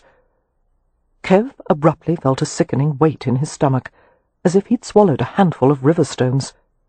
"What do you mean?" he asked, even though he knew. No man could be exposed to Win and not fall in love with her. "Harrow is a widower," Leo said. "A decent enough fellow, more attached to his clinic and patients than anything else. But he's a sophisticated man, widely travelled and wealthy as the devil, and he's a collector of beautiful objects, a connoisseur of fine things." Neither of the other men missed the implication. Win would indeed be an exquisite addition to a collection of fine things. It was difficult to ask the next question, but Kev forced himself to. "Does Win care for him?" "I don't believe Win knows how much of what she feels for him is gratitude, and how much is true affection." Leo gave Kev a pointed glance. "And there are still a few unresolved questions she has to answer for herself. I'll talk to her. I wouldn't if I were you, not until she cools a bit. She's rather incensed with you." "Why?" Kev asked, wondering if she had confided to her brother about the events of the previous night. "Why?" Leo's mouth twisted. "There's such a dazzling array of choices, I find myself in a quandary about which one to start with. Putting the subject of this morning aside, what about the fact that you never wrote to her?" "I did," Kev said indignantly. "One letter," Leo allowed. "The farm report. She showed it to me, actually. How could one forget the soaring prose you wrote about fertilizing the field near the east gate? I'll tell you, the part about sheep dung nearly brought a tear to my eye, It was so sentimental, and what did she expect me to write about? Kev demanded. Don't bother to explain, my lord, Cam interceded, as Leo opened his mouth. It's not the way of the Rome to put our private thoughts on paper. It's not the way of the Rome to run an estate and manage crews of workmen and tenant farmers either, Leo replied. But he's done that, hasn't he? He smiled sardonically at Kev's sullen expression. In all likelihood, Merripen, you'd make a far better lord of the manor than I will. Look at you. Are you dressed like a Roma? Do you spend your days lounging by the campfire, or are you poring over estate account books? Do you sleep outside on the hard ground, or inside on a nice feather bed? Do you even speak like a Roma any more? No, you've lost your accent. You sound like— What is your point? Kev interrupted curtly. Only that you've made compromises right and left since you came to this family. You've done whatever you had to be close to Win. So don't be a bloody hypocrite and turn all Roma now that you finally have a chance to— Leo stopped and lifted his eyes heavenward. Good Lord, this is too much even for me, and I thought I was inured to drama. He gave Rowan a sour look. You talk to him. I'm going to have my tea. He went back into the suite, leaving them in the hallway. I didn't write about sheep dung, Kev muttered. It was another kind of fertilizer. Rowan tried unsuccessfully to smother a grin. Be that as it may, Frau, the word fertilizer should probably be left out of a letter to a lady. Don't call me that. Rowan started down the hallway. Come with me. There actually is an errand I want you for. Not interested. It's dangerous, Rowan coaxed.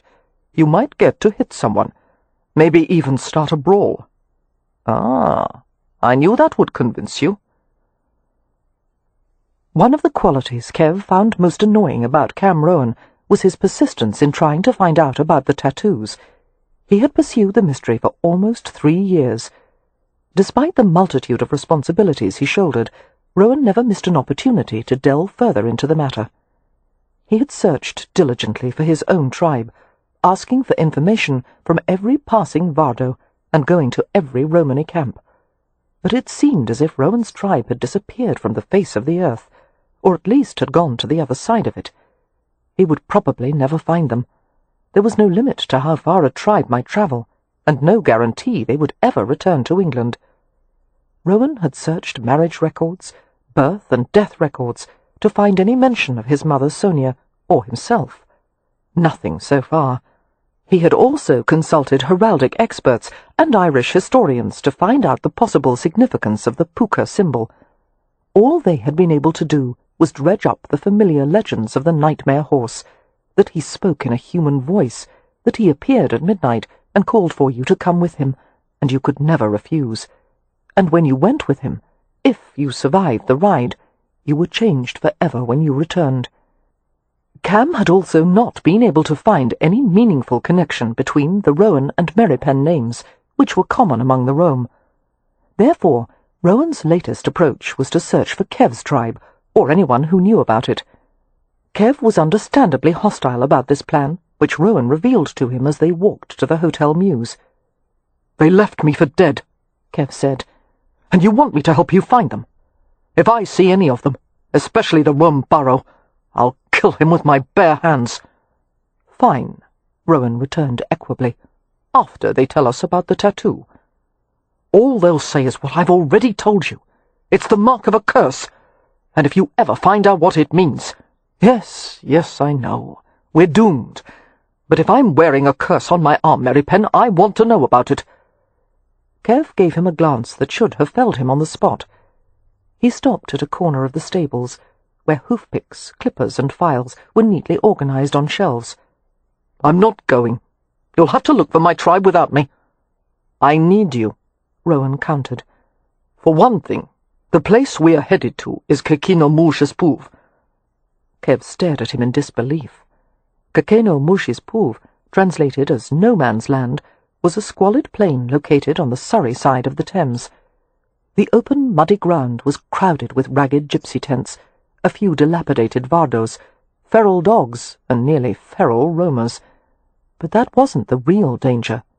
There was another non-gypsy group called the Korodis, descendants of rogues and outcasts, mainly Saxon in origin. The Korodis were truly vile, dirty and ferocious, without customs or manners. Going anywhere near them was virtually asking to be attacked or robbed. It was hard to imagine a more dangerous place in London, except for a few East Side rookeries. "Why do you think anyone from my tribe could be in such a place?" Kev asked, more than a little shocked by the idea. Surely, even under the Rom Barrow's leadership, they wouldn't have sunk so low. "Not long ago I met a chal from the Boswell tribe. He said his youngest sister Shuri was married long ago to your Rom Barrow."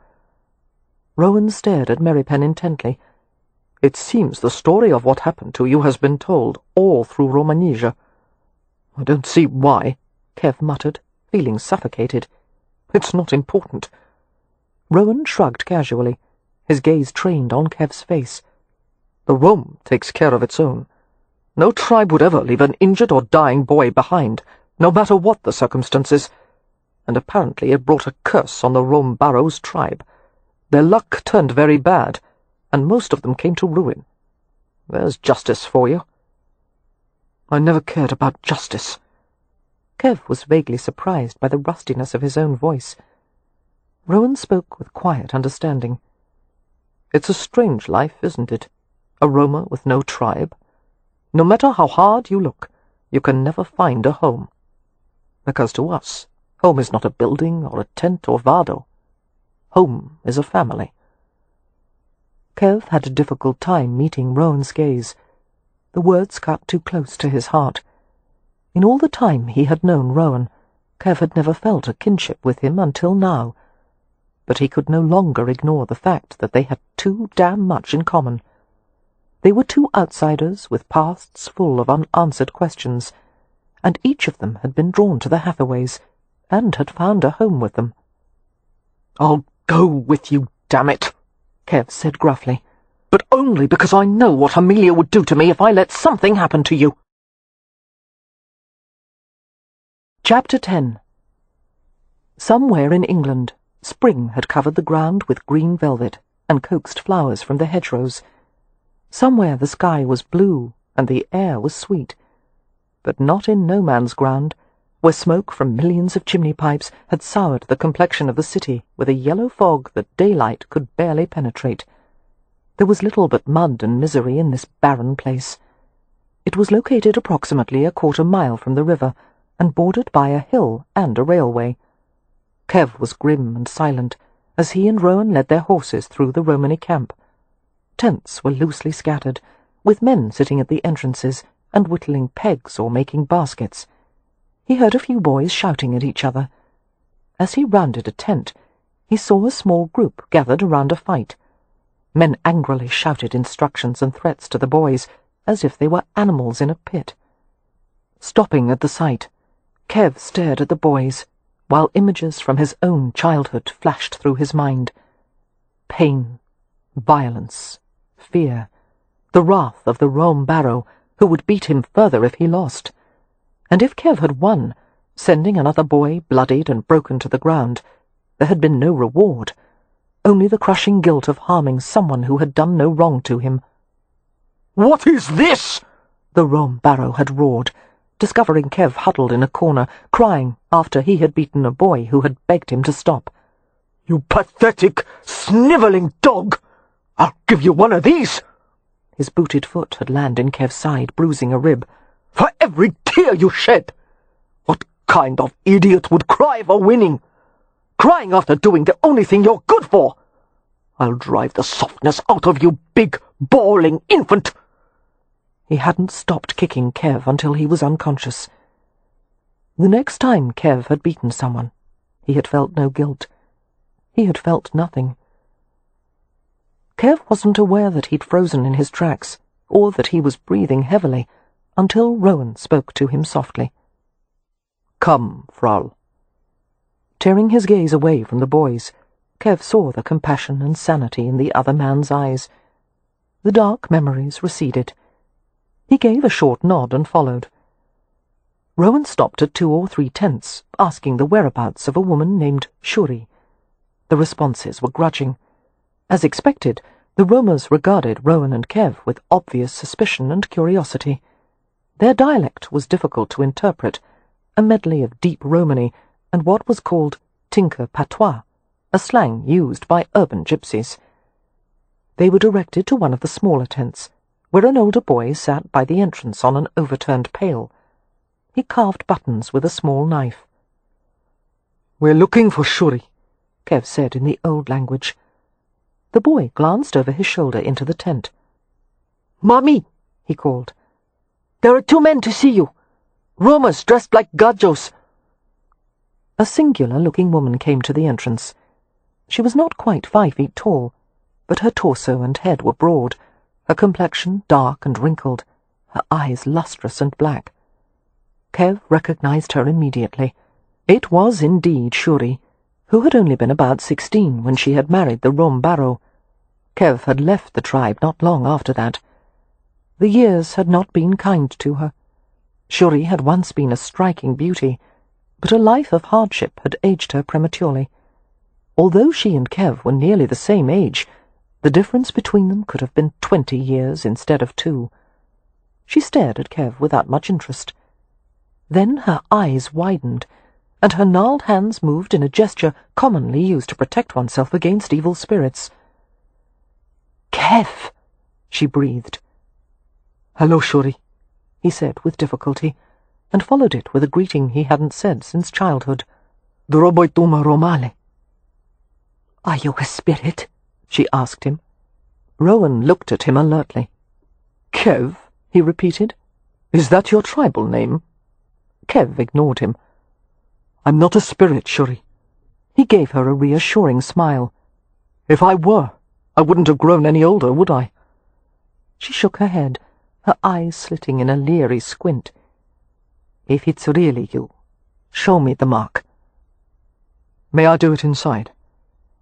After a long hesitation, Shuri nodded reluctantly, waving both Kev and Rowan into the tent. Cam paused at the entrance and spoke to the boy.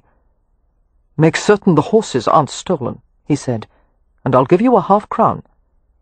He wasn't certain whether the horses would be in more danger from the Korodis or the roamers.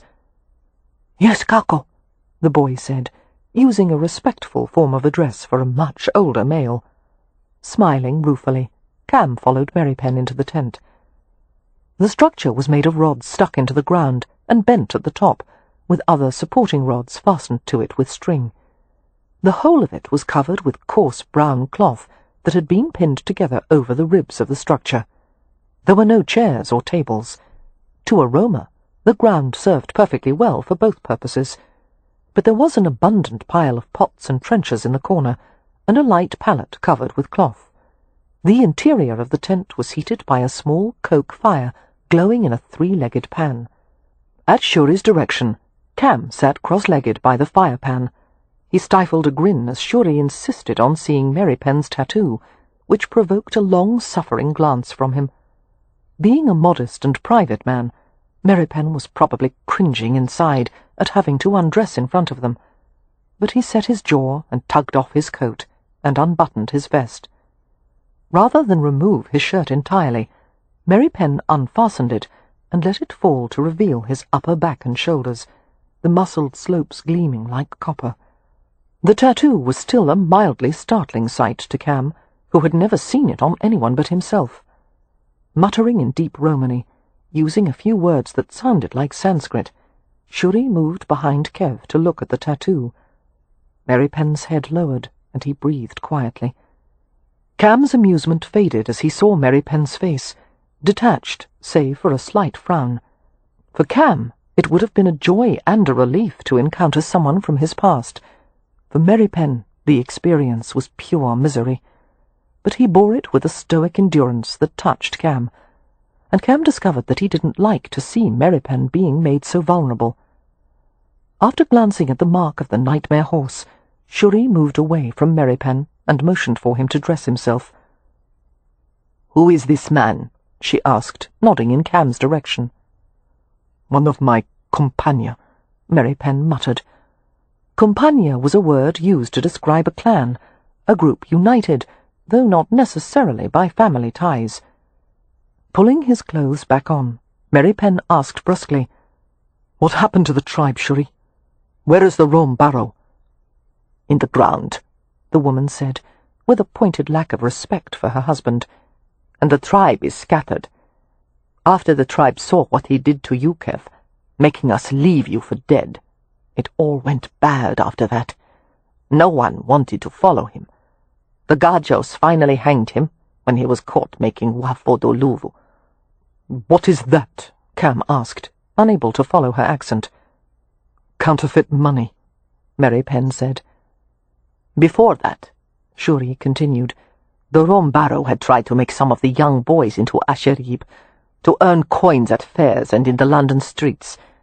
But none of them could fight like you, and their parents would only let the Rome barrow go so far with them." Her shrewd dark eyes turned in Cam's direction. "The Rome barrow called Kev his fighting dog," she said, "but the dogs were treated better than he was." "Shuri," Merripen muttered, scowling. "He doesn't need to know." "My husband wanted Kev to die," she continued, "but even the Rome barrow wouldn't dare to kill him outright. So he starved the boy and put him in too many fights, and gave him no bandages or salve for his wounds. He was never given a blanket, only on a bed of straw. We used to sneak food and medicine to him when the Rome barrow wasn't looking, but there was no one to defend him, poor boy." Her gaze turned chiding as she spoke to Merripen directly. "And it wasn't easy to help you when you would do nothing but snarl and snap. Never a word of thanks, not even a smile." Merripen was silent, his face averted, as he finished fastening the last of his waistcoat buttons. Cam found himself thinking it was a good thing the Rome barrow was already dead, because he was feeling a powerful urge to hunt the bastard down and kill him. And he didn't like Shuri's criticism of Merripen. Not that Merripen had ever been a model of charm, but after having been raised in such a merciless environment, it was a bloody miracle that he was able to live like a normal man. The Hathaways had done more than save Merripen's life. They had saved his soul as well. "Why did your husband bear Merripen such hatred?" Cam asked softly. "Merripen's mother died giving birth to him. The Rome barrow blamed him for that, and he also hated all things Gajo. He used to say that if any of the tribe ever went with one of the Gaji, he would kill them." Merripen looked at her sharply. "But I'm Roma." "You're Poshram, Kev. Half Gajo." She smiled at his open astonishment. "You never suspected. You have the look of a Gajo, you know. That narrow nose, the shape of your jaw." Merripen shook his head, speechless at the revelation. "Holy hell," Cam whispered. "Your mother married a Gajo, Kev," Shuri continued. "The tattoo you bear is the mark of his family. But your father left her, as Gajos tend to do. When she died giving birth, you were sent to her brother, the Rome barrow. That is all I know. The Rome barrow told it to me after we thought you died. He said, 'Now there is only one.'" "Only one what?" Cam managed to ask. "Brother." Shuri moved to stir the contents of the fire-pan, sending a brighter glow through the tent. "Kev had a younger brother." Emotion flooded Cam. He felt a dazzling change in all his awareness, a new inflection in every thought. After spending all his life believing himself to be alone, here was someone who shared his blood, a true brother. He stared at Merripen, watching the realization dawn in the coffee-dark eyes. He didn't think the news would be as welcome to Merripen as it was to him, but he didn't give a damn. "The grandmother took care of both children for a while," Shuri continued. "But then the grandmother had cause to think the Gajos might come and take them, perhaps even kill them. So she kept one boy, while Kev was sent to our tribe in the care of his Uncle Pove, the Rome barrow. I'm sure the grandmother didn't suspect how the Rome barrow would abuse him, or she never would have done it. Shuri glanced at Merripen. She probably thought that since Pov was a strong man, he would do a good job of protecting you. But he thought of you as an abomination, being half. She stopped with a gasp as Cam shoved up his coat and shirt sleeve and showed his forearm to her. The puka tattoo stood out in dark, inky relief against his skin. "I'm his brother," Cam said, his voice slightly hoarse. Shuri's gaze moved from one man's face to the other. "Yes, I see," she eventually murmured. "Not a close likeness, but it is there." A curious smile touched her lips. "Devles Havilan. It is God who brought you together." Whatever Merripen's opinion was of who or what had brought them together, he didn't share it.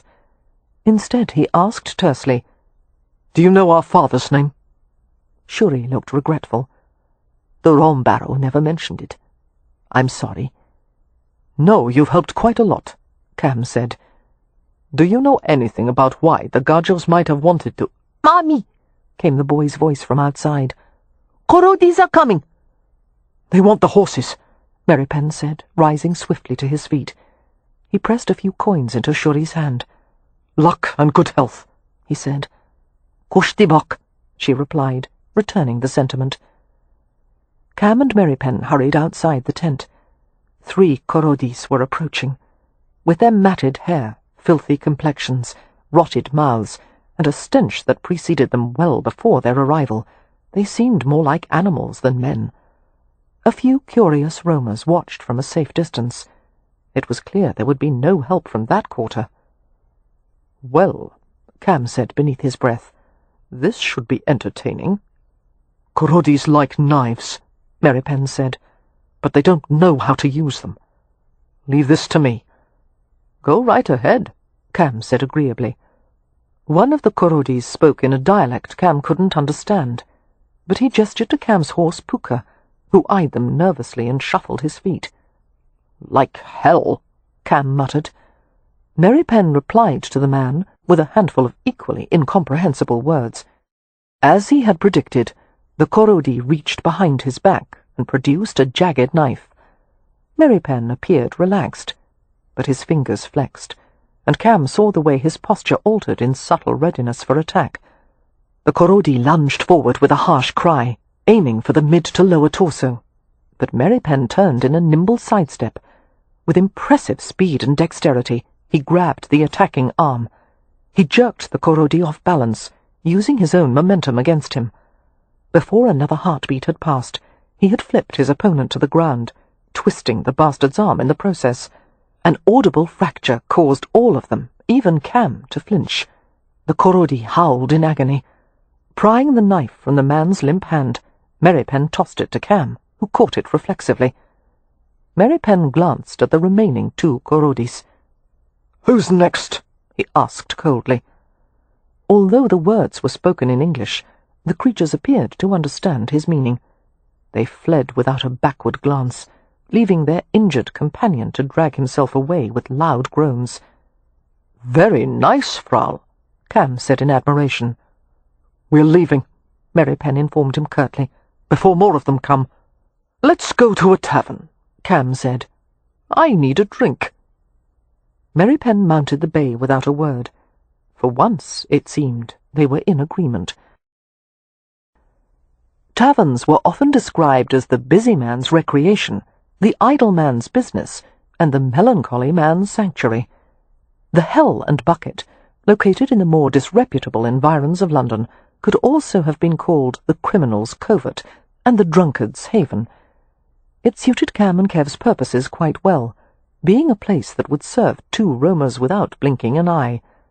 The ale was good quality, 12 bushel strength, and although the barmaids were surly, they did an adequate job of keeping the tankard full and the floor swept. Cam and Kev sat at a small table, lit by a turnip that had been carved into a candle-holder, with tallow runneling over its purple-tinged sides. Kev drank half a tankard without stopping, and set the vessel down. He rarely drank anything except wine, and that in moderation.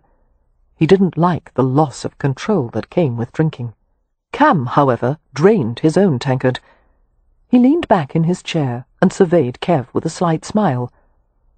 "I've always been amused by your inability to hold your liquor," he remarked. "A Roma your size should be able to drink a quarter-barrel to the pitching.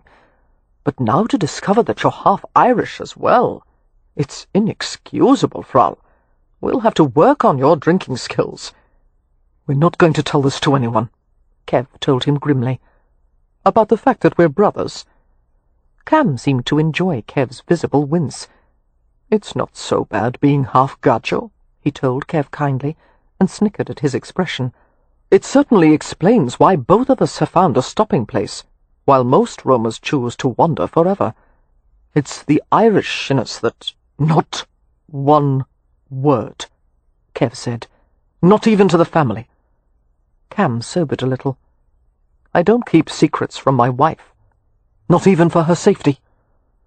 Cam appeared to think that over, gazing through one of the narrow windows of the tavern. The streets thronged with costermongers, the wheels of their barrows rattling over the cobblestones. Their cries rose thick in the air as they tried to interest customers in bonnet boxes, toys, lucifer matches, umbrellas and brooms. On the opposite side of the street, a butcher shop window gleamed crimson and white with freshly cut meat. "You think our father's family might still want to kill us?"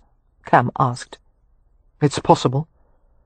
Absently, Cam rubbed over his own sleeve, over the place where the puka mark was located. "You realize that none of this, the tattoos, the secrets, splitting us apart, giving us different names, would have happened unless our father was a man of some worth. Because otherwise the Gajos wouldn't give a damn about a pair of half-breed children. I wonder why he left our mother. I don't give a damn. I'm going to do a new search of parish birth records. Perhaps our father— Don't let it lie." "Let it lie?" Cam gave him an incredulous glance. "Do you actually want to ignore what we found out today? Ignore the kinship between us?" "Yes." Shaking his head slowly, Cam turned one of the gold rings on his fingers. "After today, brother, I understand much more about you. The way you— Don't call me that! I imagine being raised like a pit animal doesn't inspire many fond feelings for the human race. I'm sorry that you were the unlucky one, being sent to our uncle. But you can't let that stop you from leading a full life now, from finding out who you are. Finding out who I am won't get me what I want. Nothing will. So there's no point in it." "What is it you want?" Cam asked softly. Clamping his mouth shut, Kev glared at him. "You can't even bring yourself to say it," Cam prodded. When Kev remained obstinately silent, Cam reached over for his tankard. "Are you going to finish this?" "No." Cam drank the ale in a few expedient gulps. "You know," he remarked wryly, "it was a lot easier managing a club full of drunkards, gamblers, and assorted criminals than it is to deal with you and the Hathaways." He set the tankard down and waited a moment before asking quietly, "Did you suspect anything? Did you think the tie between us might be this close?" "No. I think I did, deep down. I always knew I wasn't supposed to be alone." Kev gave him a dour look. "This changes nothing. I'm not your family. There is no tie between us." "Blood counts for something," Cam replied affably. "And since the rest of my tribe has disappeared, you're all I've got, Frau. Just try and get rid of me." Chapter 11. Wynne descended the main staircase of the hotel while one of the Hathaways' footmen, Charles, followed closely. "Careful, Miss Hathaway," he cautioned. "One slip and you could break your neck on these stairs." "Thank you, Charles," she said, without moderating her speed. "But there's no need to worry." She was quite adept at stairs, having gone up and down long staircases at the clinic in France as part of her daily exercise. "I should warn you, Charles, that I will proceed at a vigorous pace." "Yes, miss," he said, sounding disgruntled. Charles was somewhat stout and not fond of walking. Although he was getting on in years, The Hathaways were loath to dismiss him before he wished to retire. Wynne bit back a smile. "Just to Hyde Park and back, Charles." As they neared the entrance to the hotel, Wynne saw a tall, dark form moving through the lobby. It was Merripen, looking moody and distracted as he walked with his gaze focused downward. She couldn't suppress the flutters of pleasure that went through her at the sight of him, the handsome, bad-tempered beast. He approached the stairs, glancing upward, and his expression changed as he saw her. There was a flash of hunger in his eyes before he managed to extinguish it, but that brief, bright flare caused Wynne's spirits to lift immeasurably. After the scene that morning, and Merripen's display of jealous rage, Wynne had apologized to Julian. The doctor had been amused rather than disconcerted. "He is exactly as you described," Julian had said, adding ruefully, "only more."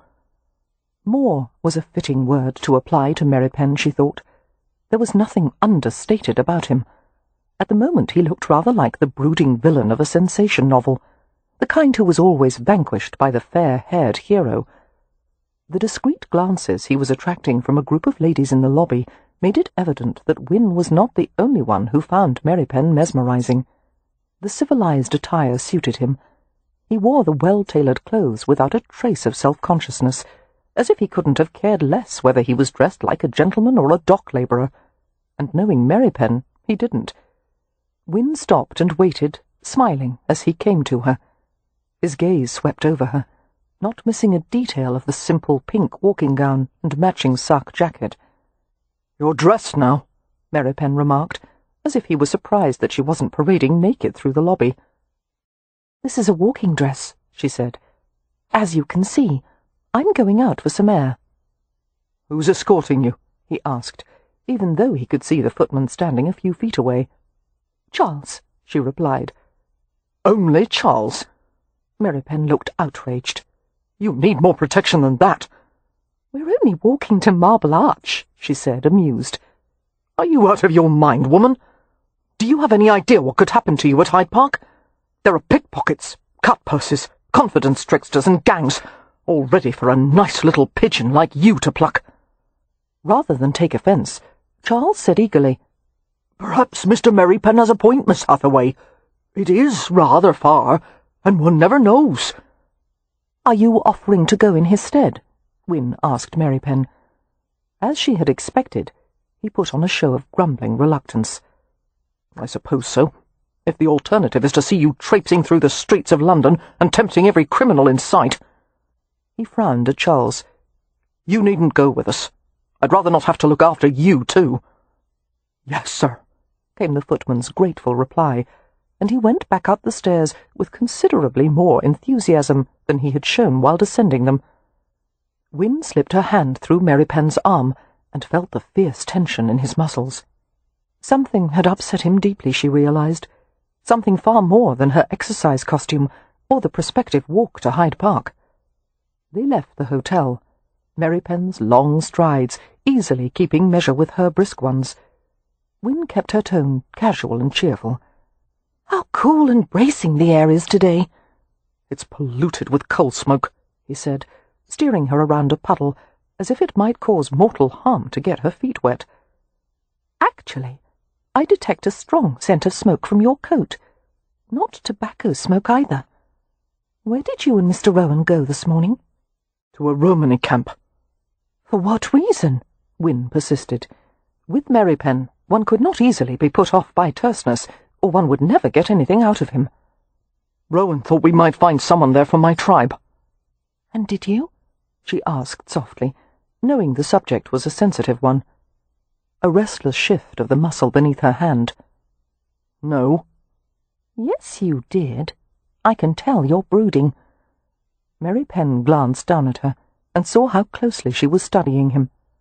He sighed. "In my tribe, there was a girl named Shuri."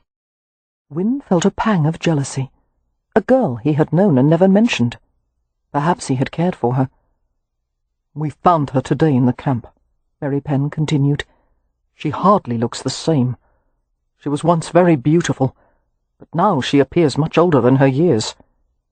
"Oh, that's too bad," Wynne said, trying to sound sincere. Her husband, the Rome borough, was my uncle. He was not a good man. That was hardly a surprise, considering the condition Merripen had been in when she had first met him. Wounded, abandoned, and so savage that it was clear he had lived like a wild creature. Wynne was filled with compassion and tenderness. She wished they were in some private place where she could coax Merripen to tell her everything. She wished she could embrace him, not as a lover, but as a loving friend.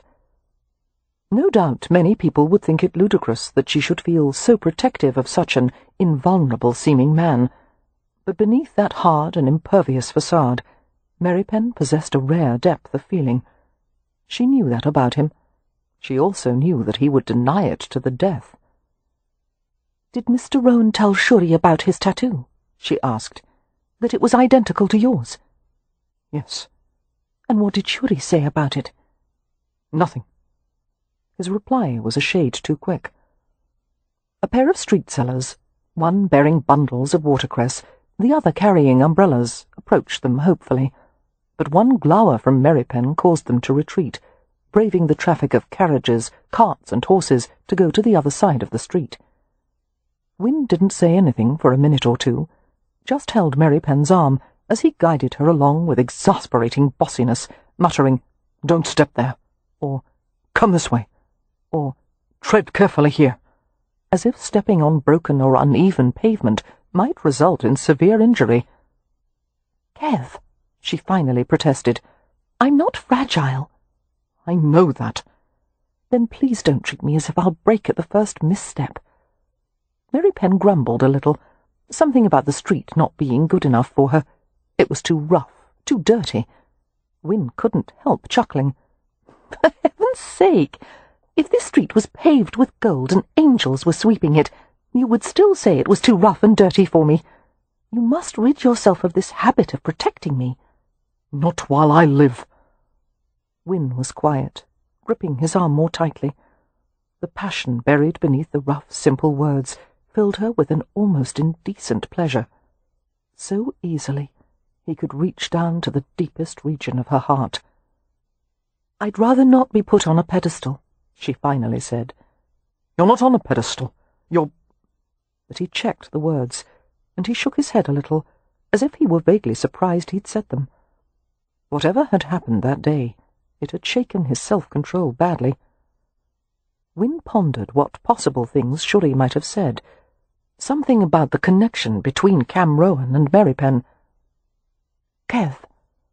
She eased her pace, forcing him to go more slowly as well. "Even before I left for France, I had the idea that those tattoos were evidence of a close link between you and Mr. Rowan. Being so ill, I had little to do except observe the people in my sphere. I noticed things that no one else had the time to perceive or think about, and I've always been especially attuned to you." Taking in his expression with a quick sidelong glance, Wynne saw that he didn't like that. He didn't want to be understood or observed. He wanted to stay safe in his ironclad solitude. "And when I met Mr. Rowan," Wynne continued in a casual tone, as if they were having an ordinary conversation, "I was struck by many similarities between the two of you. The tilt of his head, that half-smile he has, the way he gestures with his hands, all things I had seen you do. And I thought to myself, I wouldn't be surprised to learn someday that the two of them are brothers." Merripen stopped completely. He turned to face her, standing right there on the street, while other pedestrians were forced to go around them, muttering about how inconsiderate it was for people to block a public footpath. Wynne looked up into his heathen, dark eyes and gave an innocent shrug, and she waited for his response. "Improbable," he said gruffly. "Improbable things happen all the time," Wynne said, "especially to our family." She continued to stare at him, reading him. "It's true, isn't it?" she asked in wonder. "He's your brother."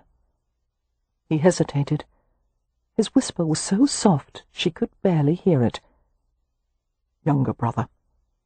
"I'm glad for you, for both of you." She smiled up at him steadily, until his mouth took on a wry, answering curve. "I'm not." "Some day you will be."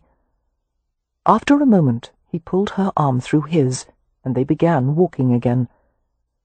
"If you and Mr. Rowan are brothers," Wynne said, "then you're half Gajo, just like he is. Are you sorry about that?" "No, He paused to mull over the discovery. "I wasn't as surprised as I should have been. I've always felt I was Roma and something other." And Wynne understood what he didn't say. Unlike Rowan, he wasn't eager to face this entire other identity, this vast part of himself that was so far unrealized. "Are you going to talk about it with the family?" she asked softly. Knowing Merripen, he would want to keep the information private until he'd sorted through all its implications. He shook his head. "There are questions that must be answered first, including why the Gajo who fathered us wanted to kill us." "He did? Good heavens, why?" "My guess is that it was probably some question of inheritance. With Gajos it usually comes down to money." "So bitter," Wynne said, clinging more tightly to his arm. "I have reason." "You have reason to be happy as well. You have found a brother today, and you found out that you're half Irish." That actually drew a rumble of amusement from him. "That should make me happy." "The Irish are a remarkable race, and I see it in you. Your love of land, your tenacity." "My love of brawling." "Yes, well, perhaps you should continue to suppress that part." "Being part Irish," he said, "I should be a more proficient drinker." "And a far more glib conversationalist." "I prefer to talk only when I have something to say." That is neither Irish nor Romany. Perhaps there's another part of you we haven't yet identified." "My God, I hope not." But he was smiling, and Wynne felt a warm ripple of delight spread through all her limbs. "That's the first real smile I've seen from you since I came back," she said. "You should smile more, Kev." "Should I?" he asked softly. "Oh, yes. It's beneficial for your health. Dr. Harrow says his cheerful patients tend to recover far more quickly than the sour ones." The mention of Dr. Harrow caused Merripen's elusive smile to vanish. "Ramsay says you've become close with him." "Dr. Harrow is a friend," she allowed. "Only a friend?" "Yes, so far. Would you object if he wished to court me?" "Of course not," he muttered. "What right would I have to object?" "None at all, unless you had staked some prior claim, which you certainly have not." She sensed Merripen's inner struggle to let the matter drop, a struggle he lost, for he said abruptly, "Far be it from me to deny you a diet of pabulum, if that's what your appetite demands." "You're likening Dr. Harrow to pabulum?" Wynne fought to hold back a satisfied grin. The small display of jealousy was a balm to her spirits. "I assure you, he is not at all bland. He is a man of substance and character." "He's a watery-eyed, pale-faced milquetoast." "He is very attractive, and his eyes are not at all watery." "Have you let him kiss you?" "Kev, we're on a public thoroughfare." "Have you?" "Once," she admitted, and waited as he digested the information. He scowled ferociously at the pavement before them. When it became apparent he wasn't going to say anything, Wynne volunteered. It was a gesture of affection. Still no response. "Stubborn ox," she thought in annoyance. "It wasn't like your kisses, and we've never—" She felt a blush rising. "We've never done anything similar to what you and I— the other night." "We're not going to discuss that." "Why can we discuss Dr. Harrow's kisses but not yours?" "Because my kisses aren't going to lead to courtship." That hurt. It also puzzled and frustrated her. Before all was said and done, Wynne intended to make Merripen admit just why he wouldn't pursue her. But not here, and not now. "Well, I do have a chance of courtship with Dr. Harrow," she said, attempting a pragmatic tone. "And at my age I must consider any marriage prospect quite seriously." "Your age?"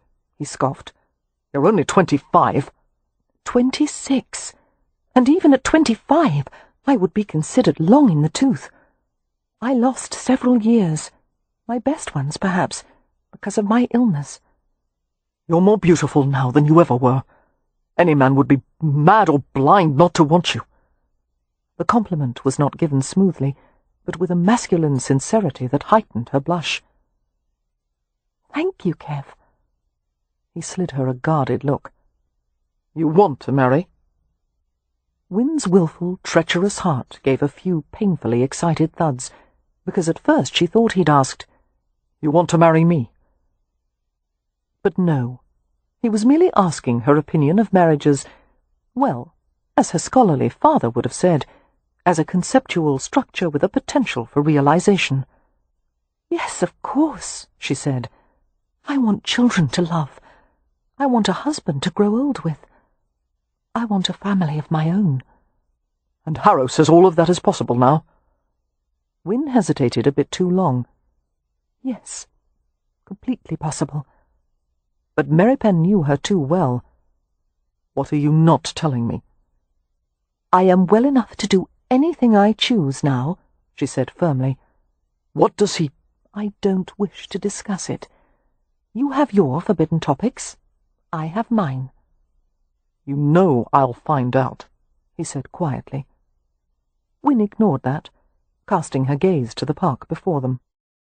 Her eyes widened as she saw something that had not been there when she had left for France.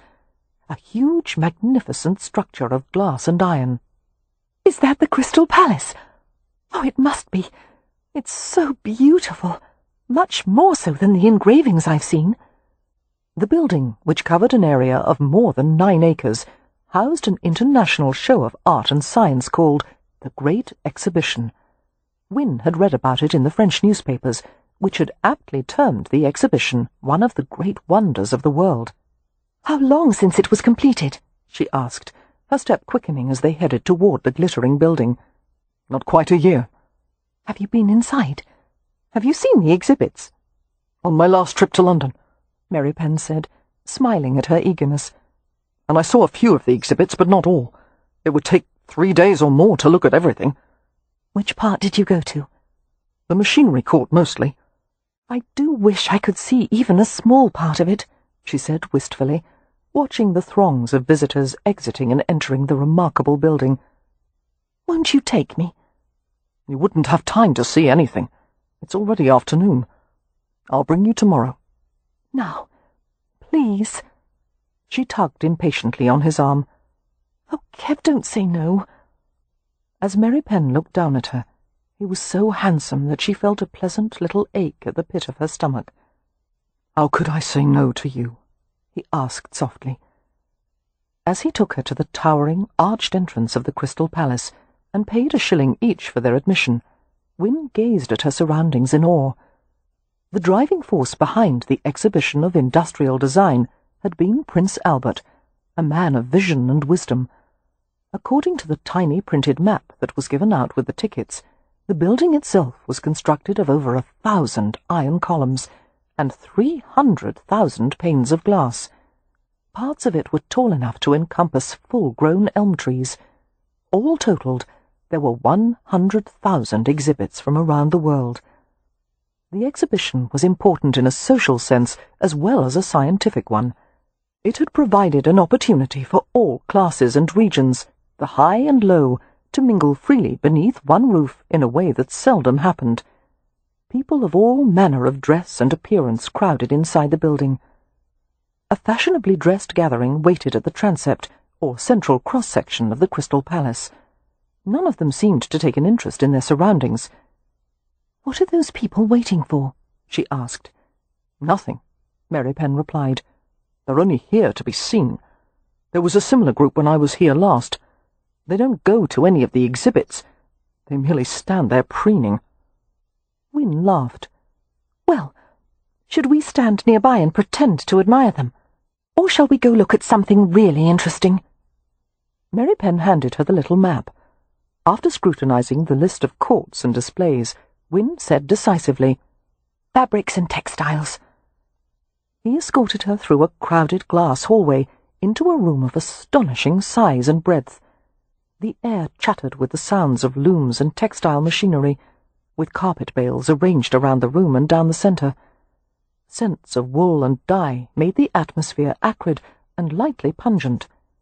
Goods from Kidderminster, America, Spain, France, the Orient filled the room with a rainbow of hues and textures. Flat weave, knotted pile and cut pile, looped, hooked, embroidered, braided. Wynne removed her gloves and ran her hands over the gorgeous offerings. "Merripen, look at this!" she exclaimed. "It's a Wilton carpet, similar to Brussels, but the pile is sheared. It feels like velvet, doesn't it?" The manufacturer's representative, who was standing nearby, said, "Wilton is becoming much more affordable, now that we're able to produce it on steam-powered looms." "Where is the factory located?" Merripen asked, running a bare hand over the soft carpet pile. "Kidderminster, I assume. There, and another in Glasgow."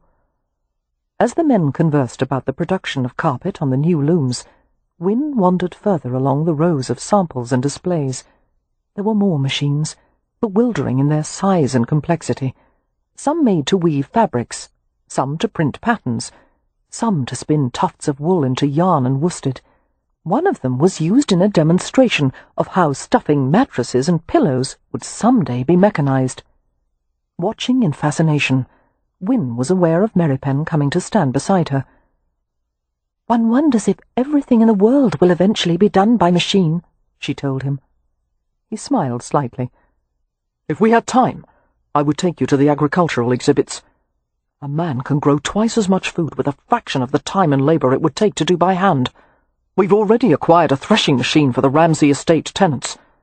I'll show it to you when we go there." "You approve of these technological advances?" Wynne asked with a touch of surprise. "Yes. Why wouldn't I?" "The Rome doesn't believe in such things." He shrugged. "Regardless of what the Rome believes, I can't ignore progress that will improve life for everyone else. Mechanization will make it easier for common people to afford clothing, food, soap, even a carpet for the floor."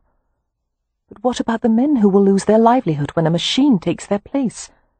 "New industries and more jobs are being created. Why put a man to work doing mindless tasks instead of educating him to do something more?" Wynne smiled. "You speak like a reformist," she whispered impishly. "Economic change is always accompanied by social change. No one can stop that." What an adept mind he had, Wynne thought. Her father would have been pleased by how his gypsy foundling had turned out. "A large workforce will be required to support all this industry," she commented. "Do you suppose a sufficient number of country people would be willing to move to London and the other places that—" She was interrupted by an explosive puff and a few cries of surprise from the visitors around them. A thick, startling flurry of down filled the air in a choking gust. It seemed the pillow-stuffing machine had malfunctioned, sending eddies of feathers and down over everyone in sight. Reacting swiftly, Merripen stripped off his coat and pulled it over Wynne, and clamped a handkerchief over her mouth and nose. "Breathe through this," he muttered, and hauled her through the room. The crowd was scattering, some people coughing, some swearing, some laughing, as great volumes of fluffy white down settled over the scene. There were even cries of delight from children who had come from the next room, dancing and hopping to try and catch the elusive floating clumps. Merripen didn't stop until they had reached another nave that housed a fabric court. Enormous wood and glass cases had been built for displays of fabric that flowed like rivers. The walls were hung with velvets, brocades, silks, cotton, muslin, wool, every imaginable substance created for clothing, upholstery, or drapery. Towering bolts of fabric were arranged in vertical rows affixed to more display walls that formed deep corridors within the court. Emerging from beneath Merripen's coat, Wynne took one look at him and began to gasp with laughter. White down had covered his black hair and clung to his clothes like new-fallen snow. Merripen's expression of concern changed to a scowl. "I was going to ask if you had breathed any of the feather dust," he said, "but judging from all the noise you're making, your lungs seem quite clear." Win couldn't reply. She was laughing too hard. As Merripen raked his hand through the midnight locks of his hair, the down became even more enmeshed. "Don't!" Win managed, struggling to restrain her laughter. "You'll never... You must let me help you. You're making it worse. And you said I was a pigeon to be plucked." Still chortling, she snatched his hand and tugged him into one of the fabric corridors, where they were partially concealed from view. They went beyond the half-light and into the shadows. "Here, before anyone sees us. Oh, you're too tall for me." She urged him to the floor with her, where he lowered to his haunches. Win knelt amid the mass of her skirts. Untying her bonnet, she tossed it to the side. Merripen watched Win's face as she went to work, brushing at his shoulders and hair. "You can't be enjoying this," he said. "Silly man. You're covered in feathers. Of course I'm enjoying it." And she was. He looked so, well, adorable, kneeling and frowning and holding still while she defeathered him. And it was lovely to play with the thick, shiny layers of his hair, which he never would have allowed in other circumstances. Her giggles kept frothing up, impossible to suppress. But as a minute passed, and then another, the laughter left her throat, and she felt relaxed and almost dreamlike as she continued to pull the fluff from his hair. The sound of the crowds was muffled by the velvet draped all around them, hanging like curtains of night and clouds and mist. Merripen's eyes held a strange, dark glow, the contours of his face stern and beautiful. He seemed like some dangerous pagan creature emerging from the witching hour. "Almost done," Win whispered, although she was already finished. Her fingers sifted gently through his hair, so vibrant, heavy, the shorn locks like velvet pile at the back of his neck. Win's breath caught as Merripen moved. At first she thought he was rising to his feet, but he tugged her closer and took her head in his hands. His mouth was so close, his exhalations like steam against her lips. She was stunned by the moment of suspended violence, the savage tightness of his grip. She waited, listening to his hard, angry breathing, unable to understand what had provoked him. "I have nothing to offer you," he finally said in a guttural voice. "Nothing." Win's lips had turned dry. She moistened them and tried to speak through a thrill of anxious trembling. "You have yourself," she whispered. "You don't know me. You think you do, but you don't. The things I've done, the things I'm capable of, you and your family, all you know of life comes from books. If you understood anything—" "Make me understand. Tell me what is so terrible that you must keep pushing me away." He shook his head. "Then stop torturing the both of us," she said unsteadily. "Leave me, or let me go." "I can't," he snapped. "I can't, damn you!" And before she could make a sound, he kissed her. Her heart thundered, and she opened to him with a low, despairing moan.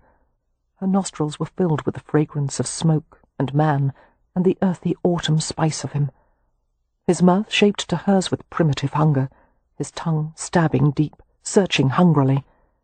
They knelt together more tightly as Win rose to press her torso against his, closer, harder, and every place they touched she ached.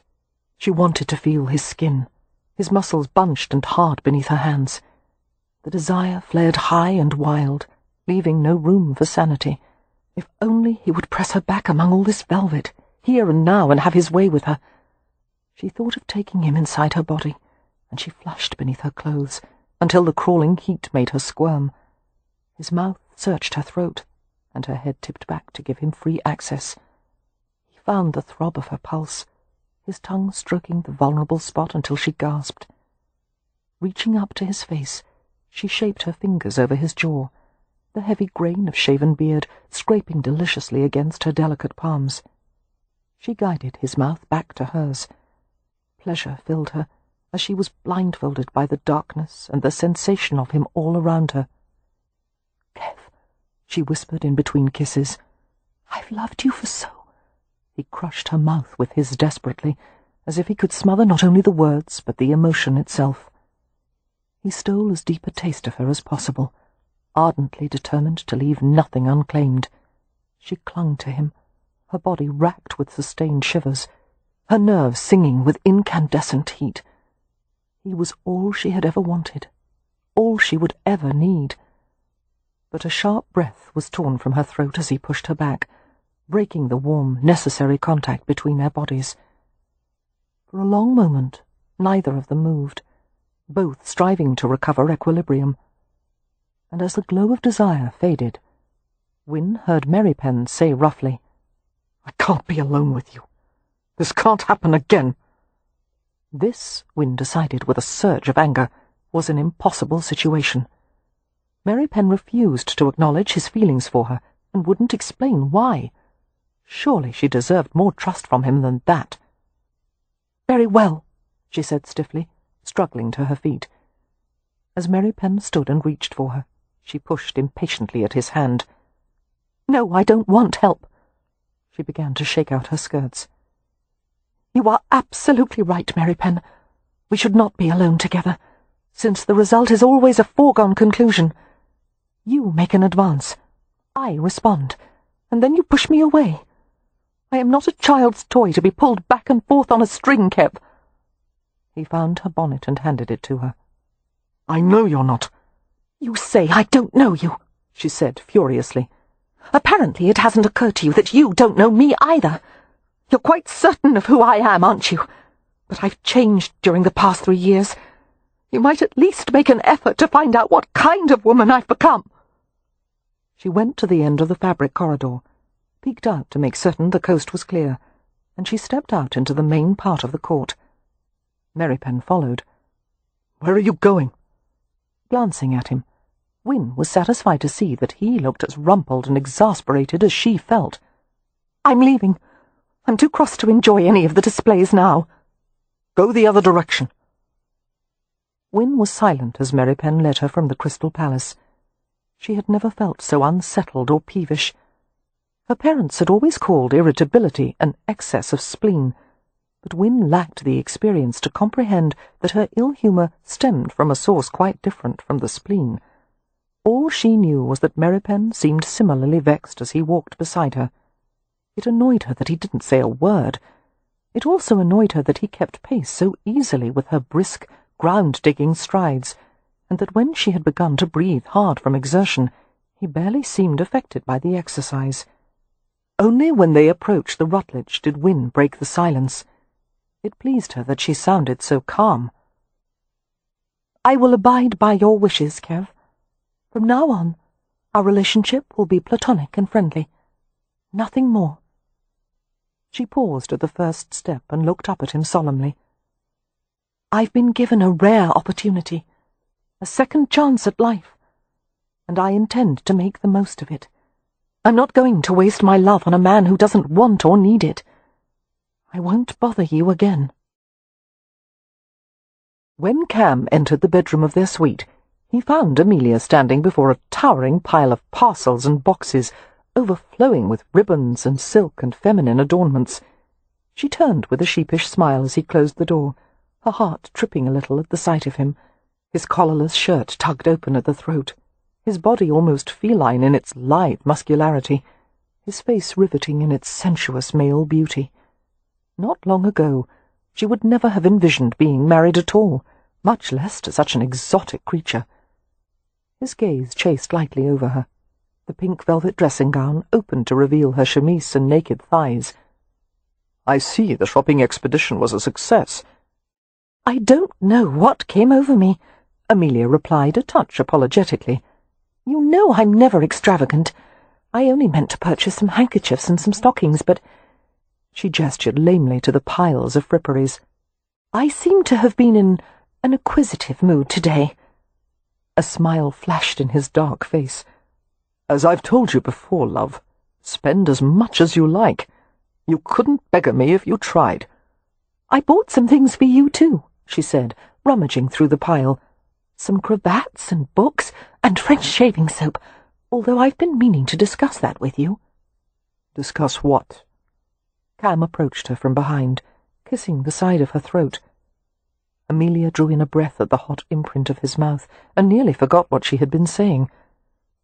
"You're shaving," she said vaguely. "Beards are becoming quite fashionable of late. I think you should try a goatee. You would look very dashing and—" Her voice faded as he worked his way down her neck. "It might tickle," Cam murmured, and laughed as she shivered. Gently turning her to face him, he stared into her eyes. There was something different about him, she thought, a curious vulnerability she had never seen before. "Cam," she said carefully, "how did your errand with Merripen go?" The amber eyes were soft and alive with excitement. "Quite well. I have a secret, Monisha. Shall I tell you?" He drew her against him, wrapping his arms around her, and he whispered into her ear. Chapter 12. Kev was in a devil of a temper that evening for a variety of reasons, the uppermost being that Wynne was carrying out her threat. She was being friendly to him, polite, courteous, damnably nice, and he was in no position to object, since this was precisely what he had wanted. But he hadn't expected that there was one thing even worse than having Wynne glance at him with longing, and that was indifference. To Kev she was affable, even affectionate, in the same way she was with Leo or Cam. She treated him as if he were a brother. He could hardly bear it. The Hathaways gathered in the eating area of their suite, laughing and joking about the close quarters as they sat at the table. It was the first time in years that they had all been able to dine together. Kev, Leo, Amelia, Wynne, Poppy and Beatrix, with the additions of Cam, Miss Marks and Dr. Harrow. Although Miss Marks had tried to demur, they had insisted that she dine with the family. "After all," Poppy had said, laughing, "how else will we know how to behave? Someone must save us from ourselves." Miss Marks had relented, although it was clear that she would have preferred to be elsewhere. She took up as small a space as possible, a narrow, colourless figure wedged between Beatrix and Dr. Harrow. The governess rarely looked up from her plate, except when Leo was speaking.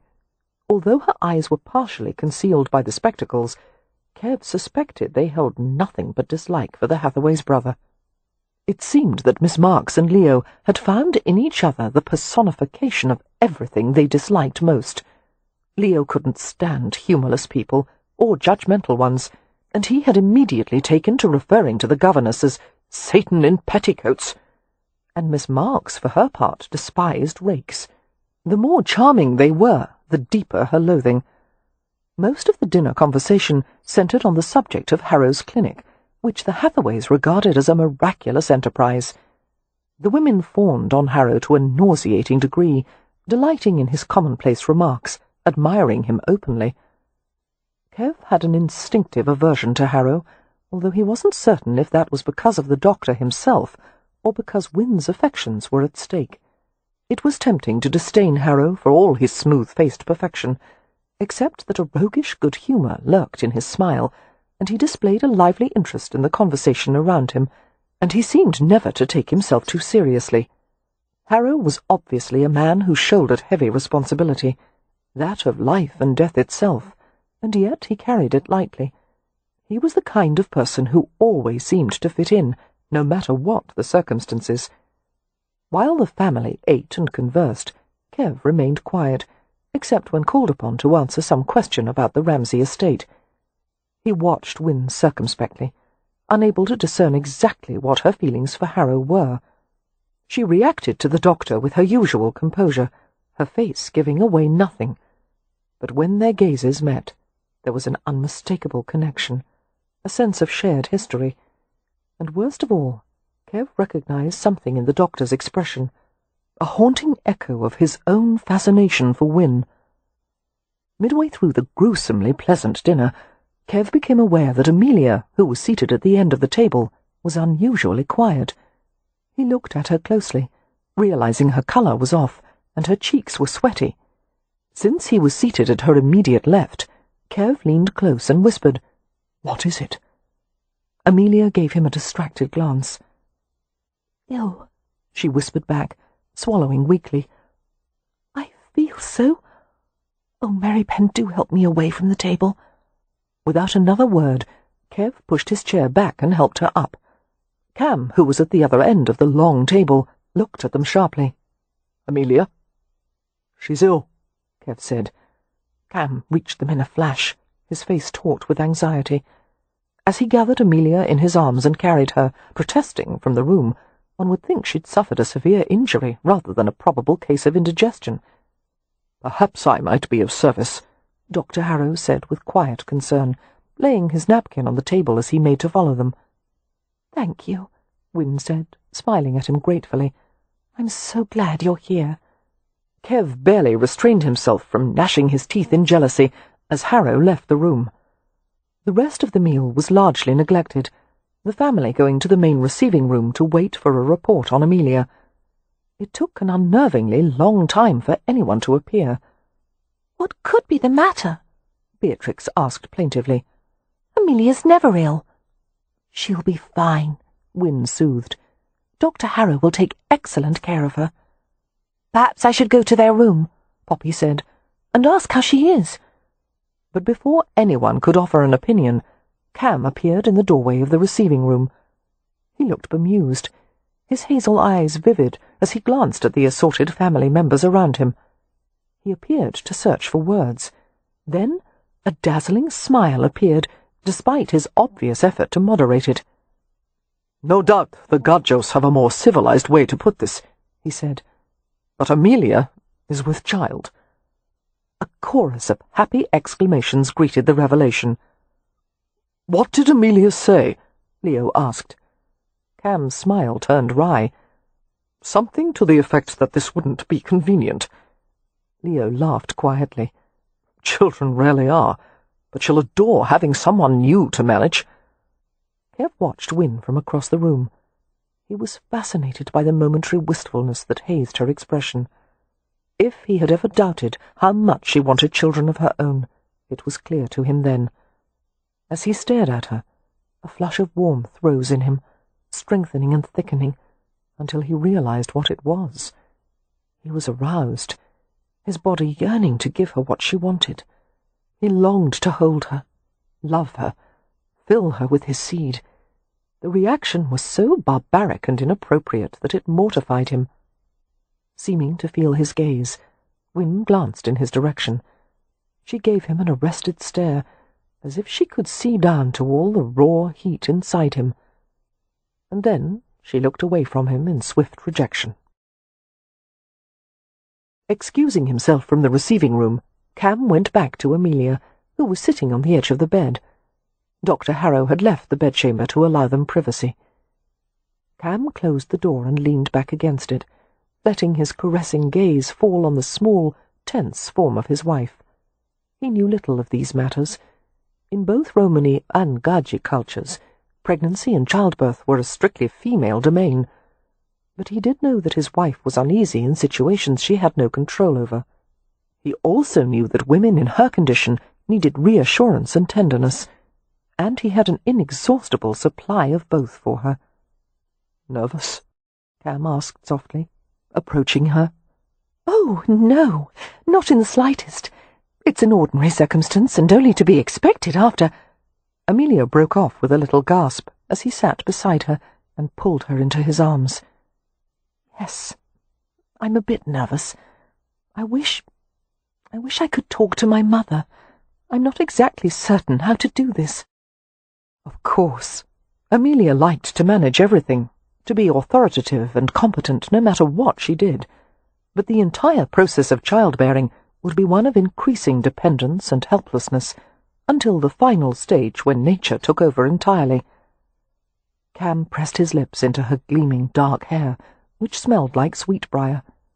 He began to rub her back in the way he knew she liked best. "We'll find some experienced women for you to talk to. Lady Westcliff, perhaps. You like her, and God knows she would be forthright. And regarding what you're going to do, you'll let me take care of you, and spoil you, and give you anything you want." He felt her relax a little. "Amelia, love," he murmured, "I've wanted this for so long." "Have you?" She smiled and snuggled tightly against him. "So have I, although I had hoped it would happen at a more convenient time, when Ramsay House was finished and Poppy was betrothed and the family was settled." "Trust me, with your family there will never be a convenient time." Cam eased her back to lie on the bed with him. "What a pretty little mother you'll be," he whispered, cuddling her, "with your blue eyes and your pink cheeks and your belly all round with my child. When I grow large, I hope you won't strut and swagger and point to me as an example of your virility." "I do that already, Monisha." Amelia looked up into his smiling eyes. "I can't imagine how this happened." "Didn't I explain that on our wedding night?" She chuckled and put her arms around his neck. "I was referring to the fact that I've been taking preventative measures. All those cups of nasty-tasting tea, and I still ended up conceiving." "Roma," he said by way of explanation, and kissed her passionately. When Amelia felt well enough to join the women for tea in the receiving room, the men went downstairs to the Rutledges' gentlemen's room. Although the room was ostensibly for the use of hotel guests, it had become a favourite haunt of the peerage, who wished to share the company of the Rutledges' many notable foreign visitors. The ceilings were comfortably dark and low, panelled in glowing rosewood, the floors covered in thick Wilton carpeting. The gentlemen's room was cornered with large, deep apses that provided private spaces for reading, drinking, and conversing. The main space was furnished with velvet upholstered chairs and tables laden with cigar boxes and newspapers. Servants moved unobtrusively through the room, bringing snifters of warmed brandy and glasses of port. Settling in one of the unoccupied octagonal apses, Kev requested brandy for the table. "Yes, Mr. Merripen," the servant said, hastening to comply. "What well-trained staff," Dr. Harrow remarked. "I find it commendable that they give impartial service to all the guests." Kev slanted him a questioning glance. "Why wouldn't they? I imagine that a gentleman of your origins does not receive service at every establishment you frequent. I find that most establishments pay more attention to the quality of a man's clothes than the shade of his complexion," Kev replied evenly. "Usually it doesn't matter that I'm a Roma, so long as I can afford their wares. Of course," Harrow looked uncomfortable. "My apologies. I'm not usually so tactless, Merripen." Kev gave him a short nod to indicate that no offence had been taken. Harrow turned to Cam, seeking to change the subject. "I hope you'll allow me to recommend a colleague to attend Mrs. Rowan during the remainder of your stay in London. I'm acquainted with many excellent physicians here." "I would appreciate that," Cam said, accepting a brandy from a servant, "although I suspect we won't remain in London much longer." "Miss Winnifred seems to have a great fondness for children," Harrow mused. "In light of her condition, it's fortunate that she will have nieces and nephews to dote on." The other three men looked at him sharply. Cam had paused in the act of lifting the brandy to his lips. "Condition?" he asked. "Her inability to have children of her own," Harrow clarified. "What the devil do you mean, Harrow?" Leo asked. "Haven't we all been trumpeting about my sister's miraculous recovery, due to your stellar efforts?" "She has indeed recovered, my lord." Harrow frowned thoughtfully as he stared into his brandy-snifter. "But she will always be somewhat fragile. In my opinion, she should never try to conceive. In all likelihood the process would result in her death." A heavy silence followed this pronouncement. Even Leo, who usually affected an air of insouciance, couldn't manage to conceal his reaction. "Have you made my sister aware of this?" he asked. "Because she has given me the impression that she fully expects to marry and have her own family some day." "I have discussed it with her, of course," Harrow replied. "I have told her that if she marries, her husband would have to agree that it would be a childless union." He paused. "However, Miss Hathaway is not yet ready to accept the idea. In time, I hope to persuade her to adjust her expectations." He smiled slightly. "Motherhood, after all, is not necessary for every woman's happiness, much as society glorifies the notion." Cam stared at him intently. "My sister-in-law will find it a disappointment, to say the least. Yes, but Miss Hathaway will live longer and enjoy a higher quality of life as a childless woman, and she will learn to accept her altered circumstances. That is her strength." He swallowed some brandy before continuing quietly. "Miss Hathaway was probably never destined for childbearing, even before the scarlet fever. Such a narrow frame, elegant, but hardly ideal for breeding purposes." Kev tossed back his brandy, letting the amber fire wash down his throat. He pushed back from the table and stood, unable to bear another moment of the bastard's proximity. The mention of Wynn's narrow frame had been the last straw. Excusing himself with a rough mutter, he walked out of the hotel and into the night. His senses drew in the cool air, the foul, sharp city smells, the stirrings and rattlings and cries of the London night coming to life. Christ, he wanted to be away from this place. He wanted to take Wynn to the country with him, to some place that was fresh and wholesome, away from the gleaming Dr. Harrow, whose clean, fastidious perfection filled Kev with dread. Every instinct warned that Wynn wasn't safe from Harrow, but she wasn't safe from him either. His own mother had died giving birth. The thought of killing Wynn with his own body, his spawn swelling inside her until... His entire being shied at the thought. His deepest terror was harming her, losing her. Kev wanted to talk to her, to listen to her, help her somehow to come to terms with the limitations she'd been given. But he'd put a barrier between them, and he didn't dare cross it. Because if Harrow's flaw was a lack of empathy, Kev's was just the opposite. Too much feeling, too much need, enough to kill her. Later that evening, Cam came to Kev's room. Kev had just returned from his walk, a glaze of evening mist still clinging to his coat and hair. Answering the knock at the door, Kev stood at the threshold and scowled. "What is it?" "I had a private talk with Harrow," Cam said, his face expressionless. "And?"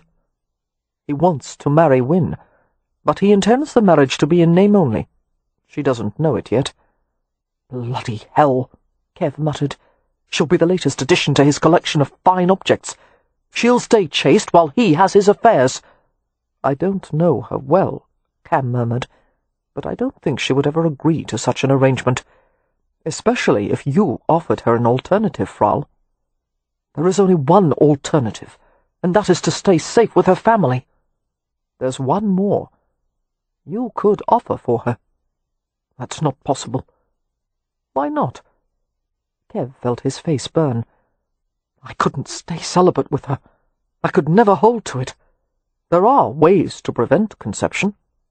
That elicited a contemptuous snort from Kev. "That worked out well for you, didn't it?"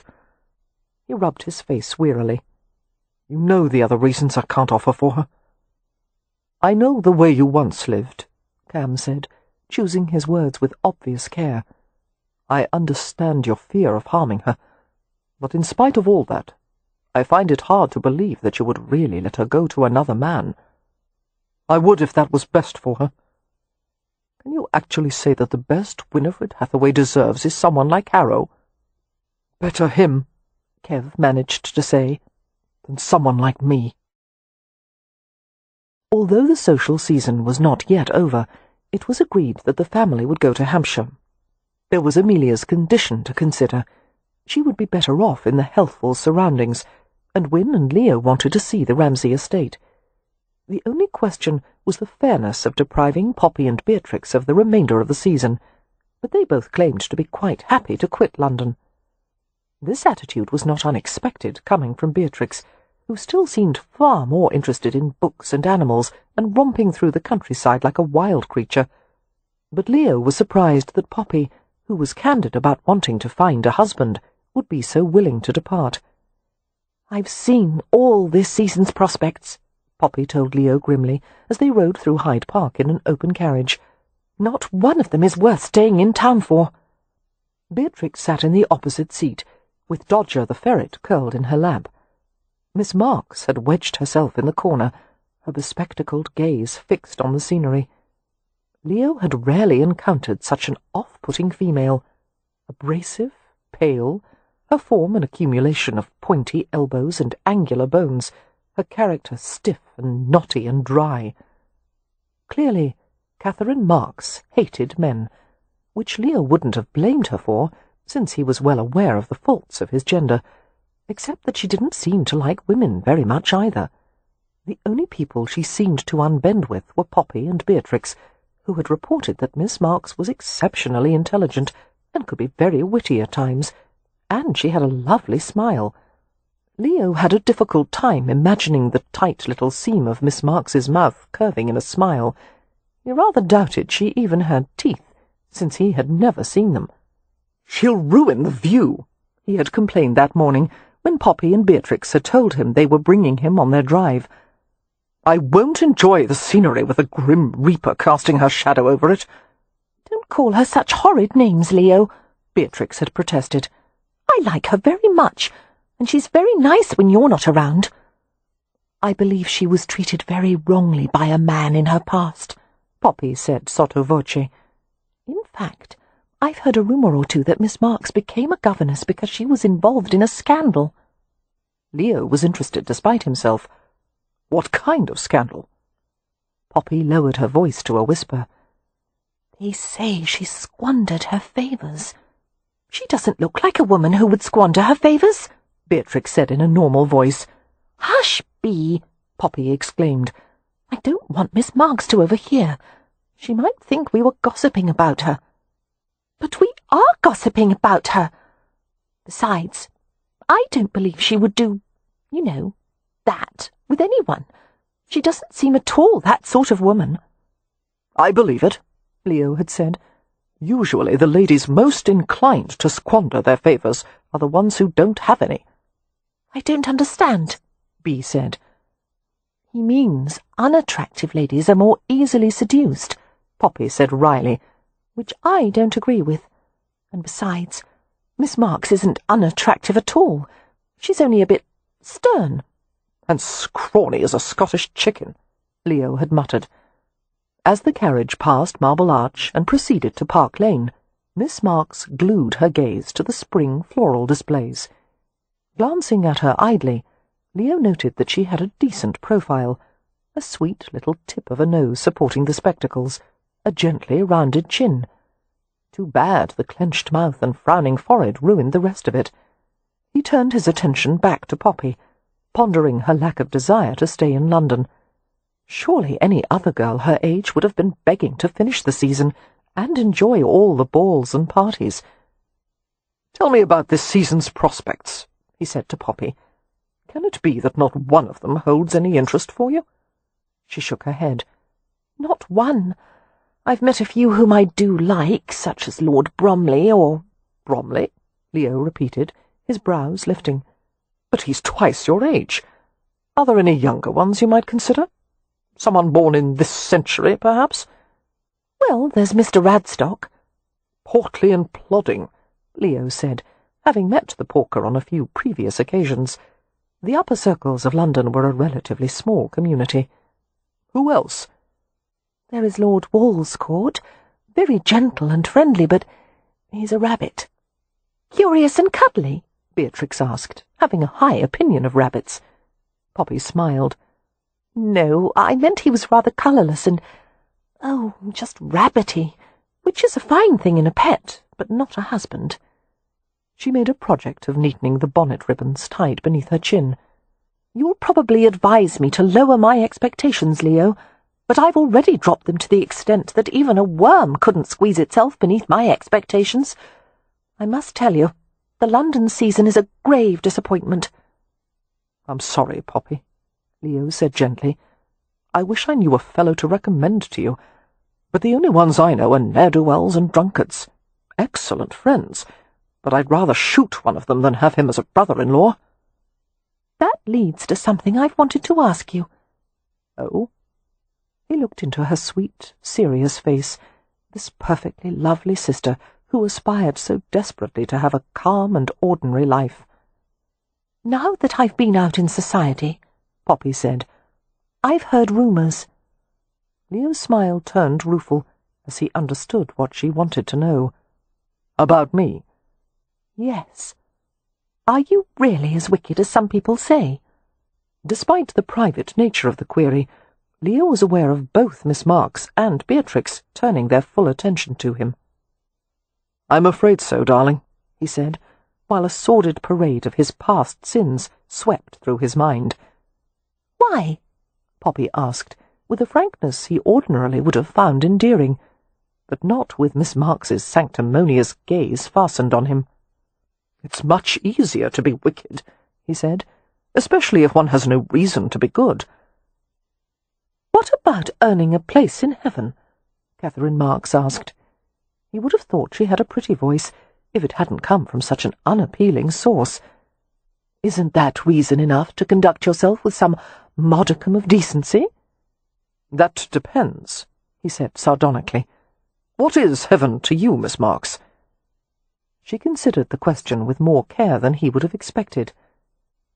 "Peace, serenity, a place where there is no sin, nor gossip, nor conflict." "Well, Miss Marks, I'm afraid your idea of heaven is my idea of hell. Therefore my wicked ways shall happily continue." Turning back to Poppy, he spoke far more kindly. "Don't lose hope, sis. There's someone out there waiting for you. Some day you'll find him, and he'll be everything you were hoping for." "Do you really think so?" Poppy asked.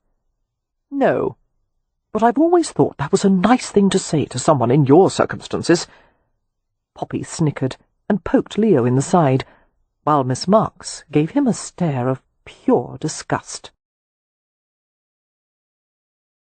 Chapter 13. On their last evening in London, the family attended a private ball, given at the home of Mr. and Mrs. Simon Hunt in Mayfair. Mr. Hunt, a railway entrepreneur and part owner of a British locomotive works, was a self-made man, the son of a London butcher. He was part of a new and growing class of investors, businessmen and managers who were unsettling the long-held traditions and authority of the peerage itself. A fascinating and rather volatile mix of guests attended the Hunts' annual spring ball: politicians, foreigners, aristocrats and business people. It was said the invitations were highly sought after, since even the peers, who outwardly disdained the pursuit of wealth, were eager to have some connection to the extraordinarily powerful Mr. Hunt. The Hunt mansion could well have been described as the symbol of the success of private enterprise. Large, luxurious, and technologically advanced, the house was lit with gas in every room, and filled with plasterwork made from modern flexible moulds that were currently being displayed at the Crystal Palace. Floor-length windows gave access to broad walks and gardens outside, not to mention a remarkable glass-roofed conservatory heated with a complex system of underfloor pipework. Just before the Hathaways arrived at the Hunt mansion, Miss Marks whispered a few last-minute reminders to her charges, telling them not to fill their dance cards too quickly in case a prepossessing gentleman might arrive later at the ball, and never be seen without their gloves, and never refuse a gentleman who asked them to dance unless they were already engaged to dance with another, but by all means never allow one gentleman more than 3 dances. Such excessive familiarity would cause gossip. Wynne was touched by the careful way in which Miss Marks relayed the instructions, and the earnest attention Poppy and Beatrix gave her. Clearly, the 3 of them had laboured long and hard on the intricate labyrinth of etiquette. Wynne was at a disadvantage compared to her 2 younger sisters. Since she had spent so long away from London, her own knowledge of social mores was lacking. "I hope I won't embarrass any of you," she said lightly, "though I should warn you that the chances of my making a social misstep are quite high. I hope you'll undertake to teach me as well, Miss Marks." The governess smiled a little, revealing even white teeth and soft lips. Wynne couldn't help thinking that if Miss Marks were a bit more filled out, she would be quite pretty. "You have such a natural sense of propriety," she told Wynne. "I can't imagine you being anything less than a perfect lady." "Oh, Wynne never does anything wrong," Beatrix told Miss Marks. Win is a saint, Poppy agreed. It's very trying, but we do our best to tolerate her. Win smiled at them. For your information, she told them lightly, I intend to break at least 3 rules of etiquette before the ball is over. Which 3? Poppy and Beatrix asked in unison. Miss Marks merely looked perplexed, as if she were trying to understand why anyone would deliberately do such a thing. I haven't decided yet. Win folded her gloved hands in her lap. I'll have to wait for the opportunities to present themselves. As they entered the mansion, domestics came to take the ladies' cloaks and shawls, and the gentlemen's hats and coats. Seeing Cam and Merripen standing near each other, shrugging off their coats with the same deft gestures, Win felt a whimsical smile touch her lips. She wondered how it was that everyone couldn't see that they were brothers. Their kinship was so clear to her, even though they weren't identical. The same wavy dark hair, although Cam's was longer, and Merripen kept his neatly cropped. The same long athletic build, although Cam was slimmer and more supple, whereas Merripen had the sturdier, more muscular build of a boxer.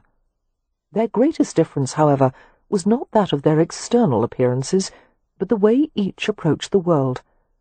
Cam, with a sense of amused tolerance and charm and shrewd confidence, and Merripen, with his battered dignity and smouldering intensity, and most of all the strength of feeling that he fought so desperately to hide. Oh, how she wanted him! But he would not be easily won, if ever. Win thought it was rather like trying to coax a wild creature to come to her hand. The endless advances and retreats, the hunger and need for connection warring with fear. She wanted him even more as she saw him here among this glittering crowd, his aloof and powerful form dressed in the austere evening scheme of black and white.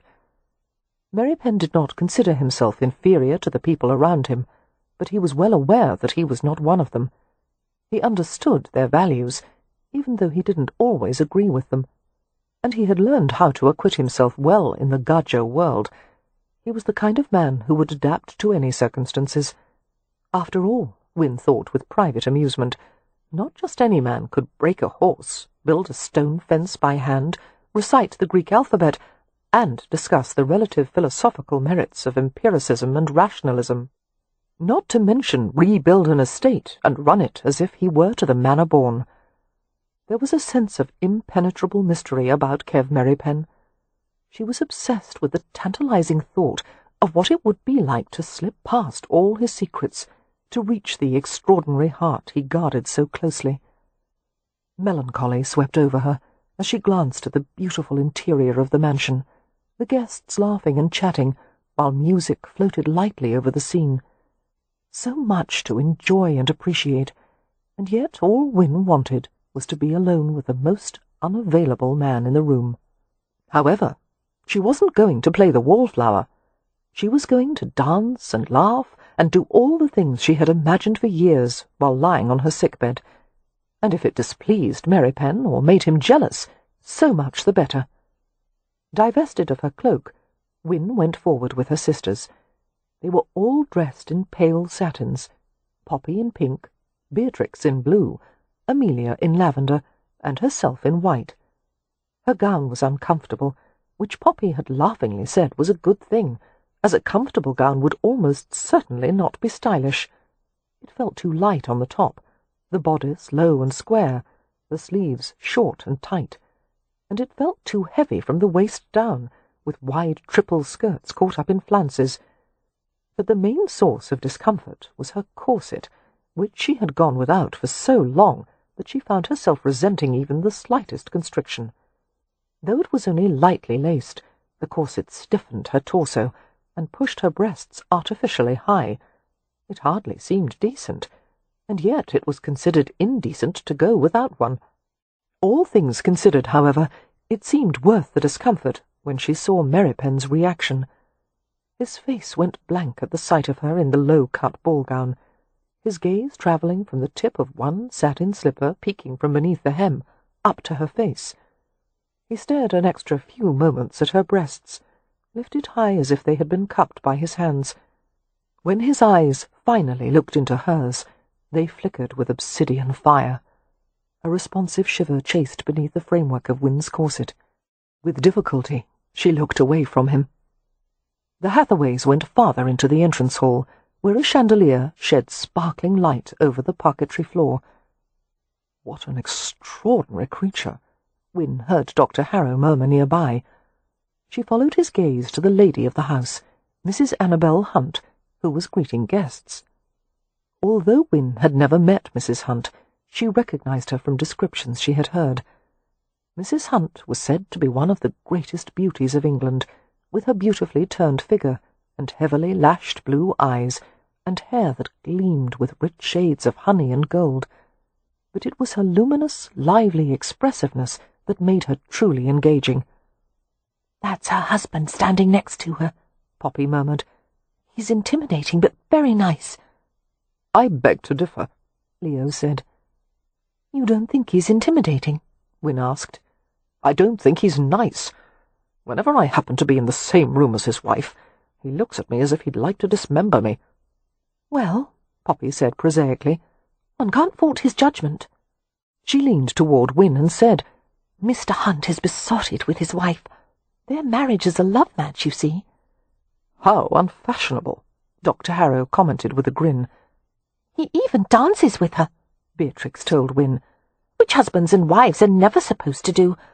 But considering Mr. Hunt's fortune, people find reasons to excuse him for such behaviour." "See how small her waist is," Poppy murmured to Wynne. "And that's after 3 children, 2 of them very large boys." "I will have to lecture Mrs. Hunt on the evils of tight lacing," Dr. Harrow said sotto voce, and Wynne laughed. "I'm afraid the choice between health and fashion is not an easy one for women," she told him. "I'm still surprised that you allowed me to wear stays tonight." "You hardly need them," he said, his grey eyes twinkling. "Your natural waist is hardly wider than Mrs. Hunt's corseted one." Wynne smiled into Julian's handsome face, thinking that whenever she was in his presence she felt safe and reassured. It had been like that ever since she had first met him. He had been a godlike figure to her, and to everyone at the clinic. But she still had no real sense of him as a flesh-and-blood man, no idea if there were potential for them to be more together than they were individually. "The mysterious missing Hathaway sister!" Mrs. Hunt exclaimed, and took both Wynne's hands in her gloved ones. "Not so mysterious," Wynne said, smiling. "Miss Hathaway, what a delight to meet you at last, and even more to see you in good health."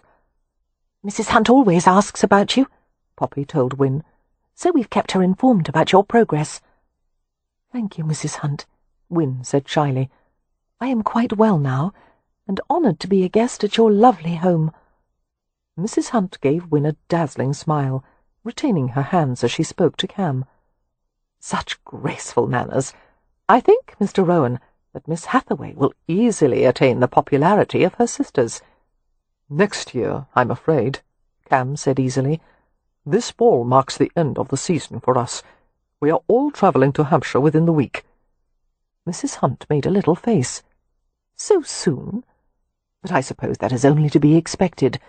Lord Ramsay will want to see his estate." "Yes, Mrs. Hunt," Leo said. "I adore bucolic settings. One can never view too many sheep." At the sound of Mrs. Hunt's laughter, her husband joined the conversation. "Welcome, my lord," Simon Hunt said to Leo. "The news of your return is being celebrated throughout London. Apparently the gaming and wine establishments suffered greatly in your absence. Then I shall do my best to reinvigorate the economy," Leo said. Hunt grinned briefly. "You owe quite a lot to this fellow," he said to Leo, turning to shake Merripen's hand. Merripen, as usual, had been standing unobtrusively at the side of the group. "According to Westcliff and the other neighbouring estate, Merripen has made a rousing success of the Ramsay estate in a very short time." "Since the name Ramsay is so seldom coupled with the word success," Leo replied, "Merripen's accomplishment is all the more impressive." "Perhaps later in the evening," Hunt said to Merripen, "we might find a moment to discuss your impressions of the threshing machine you purchased for the estate. With the locomotive works so firmly established, I'm considering expanding the business into agricultural machinery." I've heard of a new design for the thresher, as well as a steam-powered hay press. The entire agricultural process is becoming mechanized, Merripen replied. Spindle harvesters, cutters, and binders. Many of the prototypes are on display at the exhibition. Hunt's dark eyes glinted with interest. I'd like to hear more. My husband is endlessly fascinated by machines, Mrs. Hunt said, laughing. I believe they've eclipsed all his other interests. Not all, Hunt said softly. Something about the way he glanced at his wife caused her cheeks to flush. Amused, Leo smoothed over the moment by saying, Mr. Hunt, I would like to introduce Dr. Harrow, the physician who helped my sister to recover her health. A pleasure, sir, Dr. Harrow said, and shook Hunt's hand. Likewise, Hunt replied cordially, returning the shake. But he gave the doctor an odd, speculative look. You are the Harrow who runs the clinic in France? I am. And you reside there still?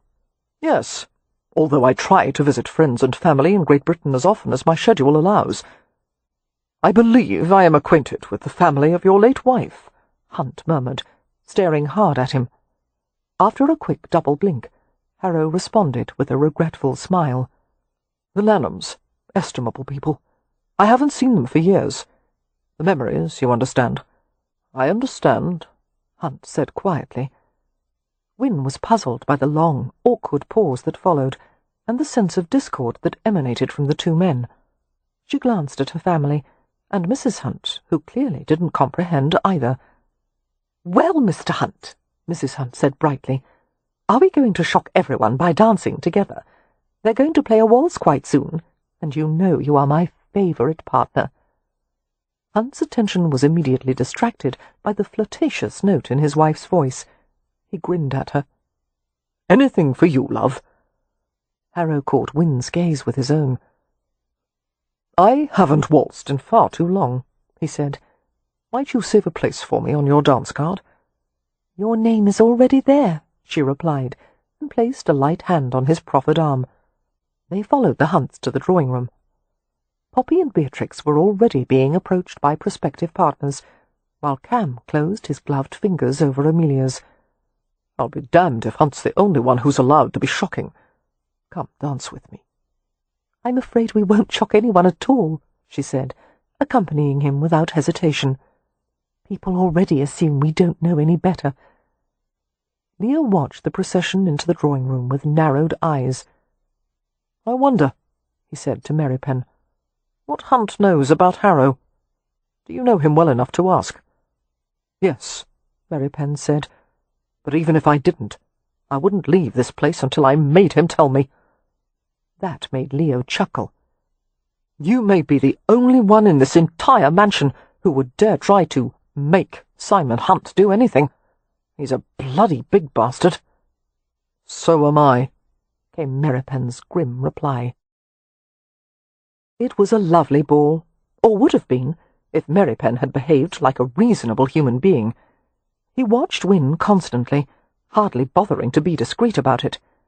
While she stood in one group or another, and he conversed with a group of men that included Mr. Hunt, his gaze never strayed far from Wynne. At least 3 times Wynne was approached by various men with whom she had engaged to dance, and each time he appeared at her side and glowered at the would-be dance partner until he slunk away. Merripen was frightening off suitors right and left. Even Miss Marks was unable to deter him. The governess had told Merripen most firmly that his chaperonage was unnecessary, as she had the situation well in hand, but he had replied obstinately that if she were to act as chaperone, she had better do a better job of keeping undesirable men away from her charge. "What do you think you're doing?" Wynne whispered to Merripen furiously, as he sent off yet another abashed gentleman. "I wanted to dance with him. I had promised him I would." "You're not going to dance with scum like him," Merripen muttered. Wynne shook her head in bewilderment. "He's a viscount from a respected family. What could you possibly object to?" "He's a friend of Leo's. That's reason enough." Wynne glared up at him. She struggled to retain a grasp on her composure. She had always found it so easy to conceal her emotions beneath the serene facade, but lately She was finding that more and more difficult. All her feelings were lurking too close to the surface. "If you are trying to ruin my evening," she told him, "you're doing a splendid job of it. I want to dance, and you're scaring away everyone who approaches me. Leave me alone." She turned her back to him and sighed with relief as Julian Harrow came to them. "Miss Hathaway," he said, "will you do me the honour?" "Yes," she said, before he could even finish the sentence.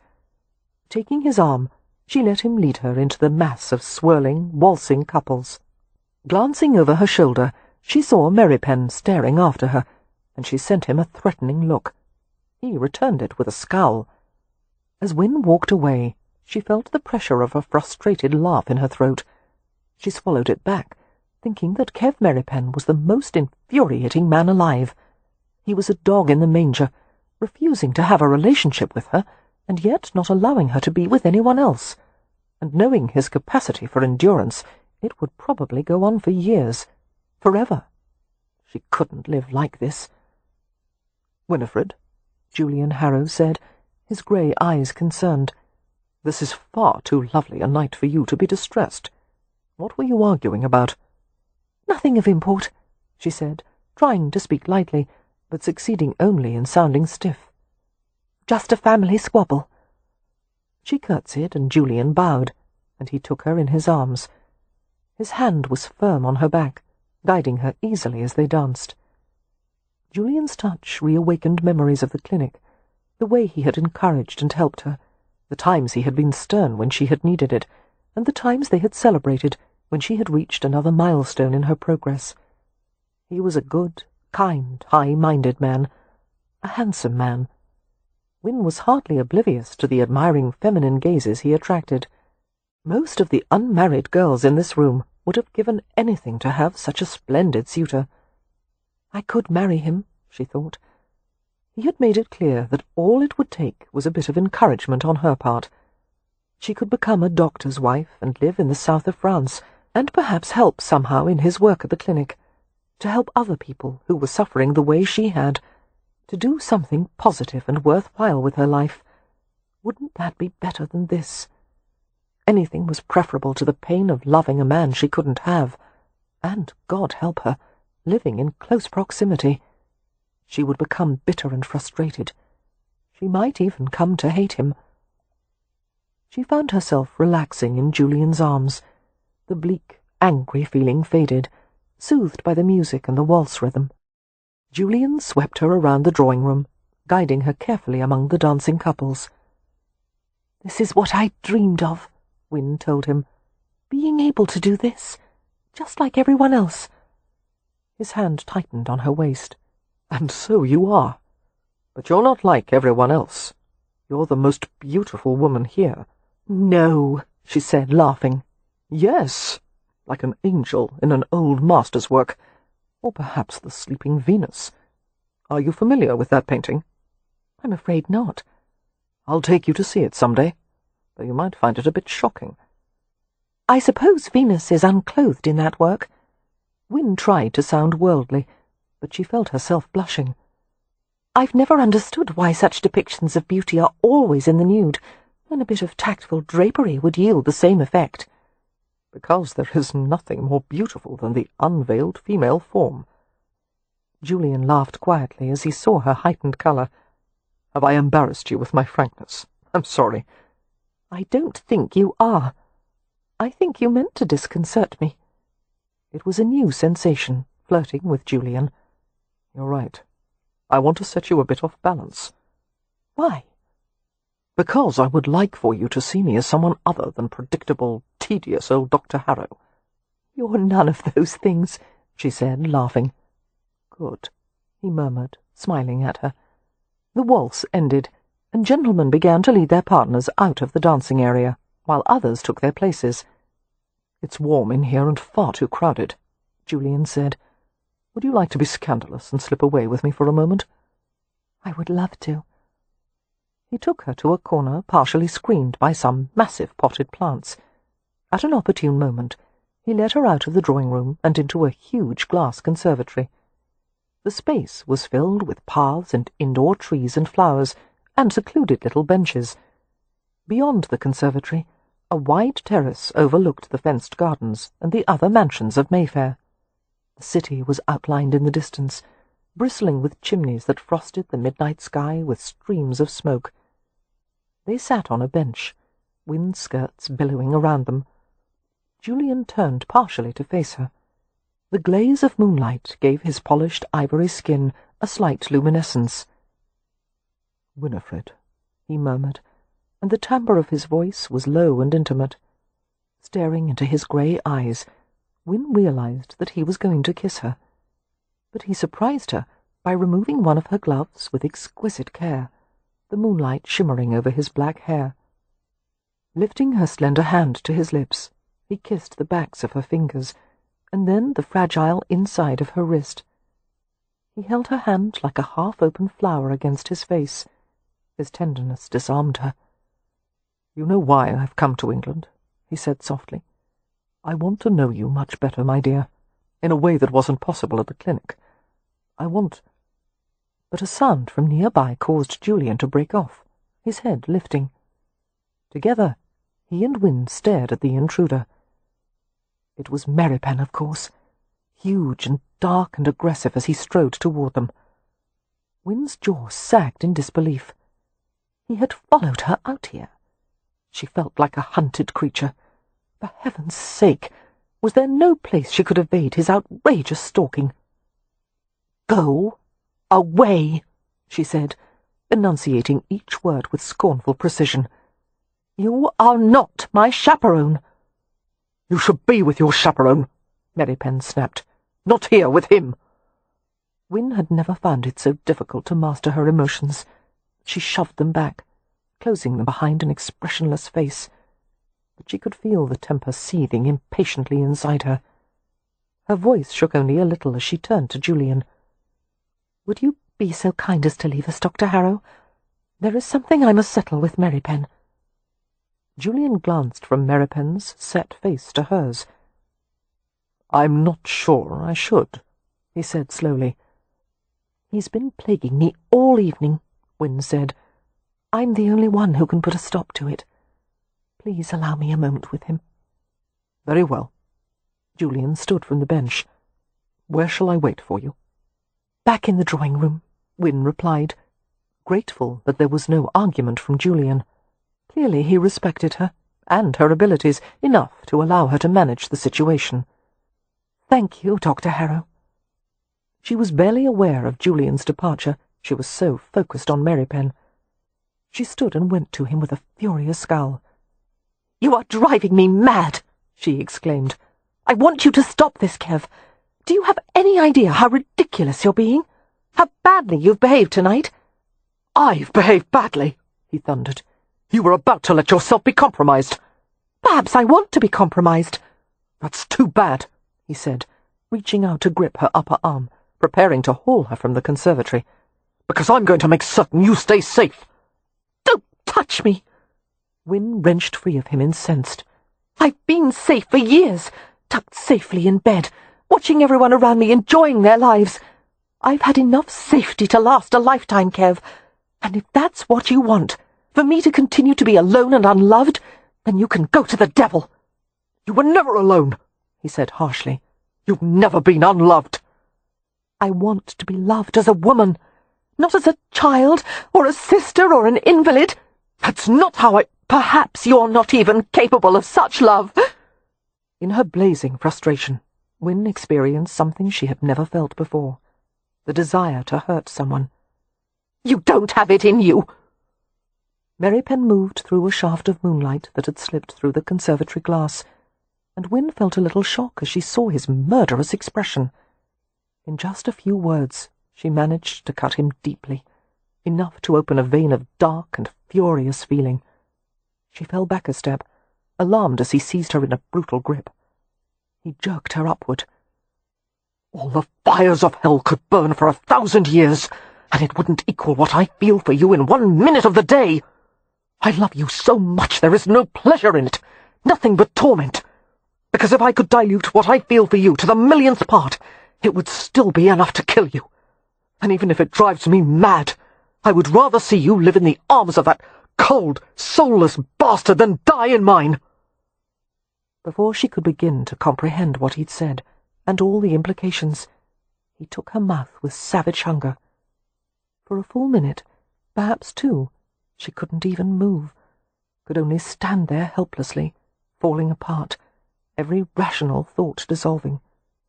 She felt faint, but not from illness. Her hand fluttered to the back of his neck, the muscles rigid above the crisp edge of his collar, the locks of his hair like raw silk. Her fingers unconsciously caressed his nape, trying to soothe his hard-breathing fervour. His mouth slanted deeper over hers, sucking and teasing, his taste drugging and sweet. And then something quieted his frenzy, and he became gentle.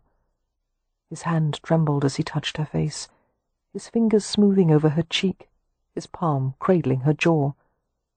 The hungry pressure of his mouth lifted from hers, and he kissed her eyelids and nose and forehead. In his drive to press close, he had urged her back against the conservatory wall. She gasped as her bare upper shoulders were flattened on a pane of glass, causing gooseflesh to rise. Cold glass, but his body was so warm, his scalding soft mouth travelling down to her throat, her chest, the hint of cleavage. Merripen slipped 2 fingers inside her bodice, stroking the cool cushion of her breast. It wasn't enough. He tugged impatiently at the edge of the bodice and the shallow cup of the corset beneath. Wynne closed her eyes, offering not so much as a word of protest, still except for the heaves of her breathing. Merripen gave a soft grunt of satisfaction as her breast popped free. He lifted her higher against the glass, nearly lifting her off her feet, and he closed his mouth over the tip of her breast. Wynne bit her lip to keep from crying out. Each swirling lick of his tongue sent darts of heat down to her toes. She slid her hands into his hair, one gloved, one ungloved, her body arching against the tender stimulation of his mouth. When her nipple was taut and throbbing, he moved back up to her neck, dragging his mouth along the delicate skin. "Wynne!" His voice was ragged. "I want to—" But he bit back the words and kissed her again, deep and feverish, while he took the hard peak of her breast in his fingers. He squeezed and rolled it softly, until the wickedly gentle harassment caused her to writhe and sob in pleasure. Then it all ended with cruel suddenness. He froze inexplicably, and jerked her away from the window, pulling the front of her body into his, as if he was trying to hide her from something. A quiet curse escaped him. "What?" Wynne found it difficult to speak. She was as dazed as if she were emerging from a deep sleep, her thoughts tumbling over on themselves. "What is it?" "I saw movement on the terrace. Someone may have seen us." That startled Wynne back into a semblance of normalcy. She turned from him, clumsily pulling her bodice back into place. "My glove," she whispered, seeing it lying by the bench like a tiny abandoned flag of truce. Merripen went to retrieve it for her. I'm going to the ladies' dressing-room," she said shakily. "I'll put myself to rights and return to the drawing-room as soon as I'm able." She wasn't altogether certain what had just happened, what it had meant. Merripen had admitted he loved her. He had finally said it, but she had always imagined it as a joyful confession, not an angry and bitter one. Everything seemed so terribly wrong. If only she could go back to the hotel now and be alone in her room. She needed privacy in which to think. What was it he had said? "I would rather see you live in the arms of that cold, soulless bastard than die in mine." But that made no sense. Why had he said such a thing? She wanted to confront him, but this was not the time or place. This was a matter that must be handled with great care. Merripen was more complicated than most people realized. Although he gave the impression of being less sensitive than most men, the truth was he harbored such powerful feelings that even he wasn't able to manage them well. "We must talk later, Kev," she said. He gave a short nod, his shoulders and neck set as if he were carrying an unbearable burden. Win went as discreetly as possible to the ladies' dressing-room upstairs, where maids were busy repairing torn flounces, helping to blot the shine from perspiring faces, and anchoring coiffures with extra hairpins. Women had gathered in small groups, giggling and gossiping about things they'd seen and overheard. Win sat before a looking-glass and inspected her reflection. Her cheeks were flushed, a marked contrast to her usual composed paleness, and her lips were red and swollen. Her colour deepened as she wondered if everyone could see what she had been doing. A maid came to blot her face and dust it with rice powder, and Win murmured her thanks. She took several calming breaths, as deep as the dratted corset would allow, and tried inconspicuously to make certain her bodice was fully covering her breasts. By the time Win felt ready to go downstairs once more, approximately 30 minutes had passed. She smiled as Poppy entered the ladies' dressing-room and came to her. "Hello, dear," Win said, standing from the chair. "Here, take my chair. Do you need hairpins? Powder?" "No, thank you." Poppy wore a tense, anxious expression, looking nearly as flushed as Win had been earlier. "Are you enjoying yourself?" Win asked with a touch of concern. "Not really," Poppy said, drawing her to the corner to keep from being overheard. "I was looking forward to meeting someone other than the usual crowd of stuffy old peers, or worse, the stuffy young ones. But the only new men I met were climbers and businessmen. Either they want to talk about money, which is vulgar and I don't know anything about it, or they have careers they claim they can't discuss, which means they're probably involved in something illegal. And Beatrix, how is she faring? She's quite popular, actually. She goes around saying outrageous things, and people laugh and think she's being witty, when they don't realize she's perfectly serious." Win smiled. "Shall we go downstairs and find her?" "Not yet." Poppy reached out to take her hand and gripped it tightly. "Win, dear, I've come to find you because there's a sort of upheaval going on downstairs, and it involves you." "An upheaval?" Win shook her head, feeling cold in the marrow of her bones. Her stomach gave a sick plunge. "I don't understand." "A rumour is quickly spreading that you were seen in the conservatory in a compromising position, a very compromising one." Win felt her face turn white. "It's only been 30 minutes, she whispered. "This is London society," Poppy said grimly. "Gossip travels at full throttle." A pair of young women entered the dressing-room, saw Win, and immediately whispered to each other. Win's stricken gaze met Poppy's. "There's going to be a scandal, isn't there?" she asked faintly. "Not if it's managed properly and quickly." Poppy squeezed her hand. "I'm to take you to the library, dear. Amelia and Mr. Rowan are there. We're going to meet them and put our heads together and decide on a course of action."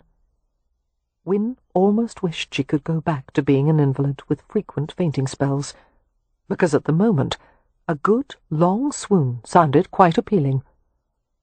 "Oh, what have I done?" she whispered. That elicited a faint smile from Poppy. "That seems to be the question on everyone's mind." Chapter 14. The Hunts' library was a handsome room, lined with mahogany bookcases with fronts of glazed glass. Cam Rowan and Simon Hunt were standing beside a large inlaid sideboard, laden with glittering spirit decanters. Holding a glass half-filled with amber liquid, Hunt gave Win an inscrutable glance as she entered the library. Amelia, Mrs. Hunt, and Dr. Harrow were also there. Win had the curious feeling that it couldn't really be happening. She had never been involved in a scandal before, and it wasn't nearly as exciting or interesting as she had imagined while lying in her sickbed. It was frightening, because, in spite of her earlier words to Merripen about wanting to be compromised, she hadn't meant any of it. No sane woman would wish for such a thing. Causing a scandal meant not only ruining her prospects, but those of her younger sisters. It would cast a shadow over the entire family. Her carelessness was going to harm all the people she loved. "Win!" Amelia came to her at once, embracing her firmly. "It's all right, dear. We'll manage this." Had Win not been so distressed, she would have smiled. Her older sister was famous for her confidence in her ability to manage anything, including natural disasters, foreign invasions, and stampeding wildlife. None of those, however, could come close to the havoc of a London society scandal. "Where is Miss Marks?" Wynne asked in a muffled voice. "In the drawing-room with Beatrix. We're trying to keep appearances as normal as possible." Amelia sent a tense, rueful smile to the Hunts. "But our family has never been especially good at that." Wynne stiffened as she saw Leo and Merripen enter the room. Leo came straight to her, while Merripen went to lurk in the corner as usual. He wouldn't meet her gaze. The room was filled with a charged silence that caused the down on the back of her neck to rise. She hadn't gotten herself into this all alone, Wynne thought with a flare of anger. Merripen would have to help her now. He would have to protect her with any means at his disposal, including his name. Her heart began to pound so heavily that it almost hurt. "It appears you've been making up for lost time, sis," Leo said flippantly, but there was a flicker of concern in his light eyes. "We have to be quick about this, since people will talk even more in light of our collective absence. Tongues are wagging so fast they've created a strong breeze in the drawing-room." Mrs. Hunt approached Amelia and Wynne. "Winnifred," her voice was very gentle, "if this rumour is not true, I will take action at once to deny it on your behalf." Wynne drew in a trembling breath. "It is true," she said. Mrs. Hunt patted her arm and gave her a reassuring glance. "Trust me, you are not the first, nor will you be the last to find yourself in this predicament." "In fact," came Mr. Hunt's lazy drawl, "Mrs. Hunt has first-hand experience in just such a—" "Mr. Hunt!" his wife said indignantly, and he grinned. Turning back to Wynne, Mrs. Hunt said, "Winnifred, you and the gentleman in question must resolve this at once." A delicate pause. "May I ask whom you were seen with?" Wynne couldn't answer. She let her gaze fall to the carpet, and she studied the pattern of medallions and flowers dazedly as she waited for Merripen to speak. The silence only lasted a matter of seconds, but it seemed like hours. "Say something," she thought desperately. "Tell them it was you." But there was no movement or sound from Merripen. And then Julian Harrow stepped forward. "I am the gentleman in question," he said quietly. Wynne's head jerked up. She gave him an astonished glance as he took her hand. "I apologize to all of you," Julian continued, "and especially to Miss Hathaway. I didn't intend to expose her to gossip or censure, but this precipitates something I had already resolved to do, which is to ask for Miss Hathaway's hand in marriage." Wynne stopped breathing. She looked directly at Merripen, and a silent cry of anguish seared through her heart. Merripen's hard face and coal-black eyes revealed nothing. He said nothing, did nothing. Merripen had compromised her, and now he was letting another man assume the responsibility for it, letting someone else rescue her. The betrayal was worse than any illness or pain she had ever experienced before. Wynne hated him. She would hate him until her dying day and beyond. What choice did she have but to accept Julian? It was either that, or allow herself and her sisters to be ruined. Wynne felt her face drain of all colour, but she summoned a paper-thin smile as she glanced at her brother. "Well, my lord," she asked Leo, "should we ask your permission first?" "You have my blessing," her brother said dryly. "After all, I certainly don't want my pristine reputation to be marred by your scandals." Wynne turned to face Julian. "Then, yes, Dr. Harrow," she said in a steady voice. "I will marry you." A frown notched between Mrs. Hunt's fine, dark brows as she stared at Wynne. She nodded in a businesslike manner.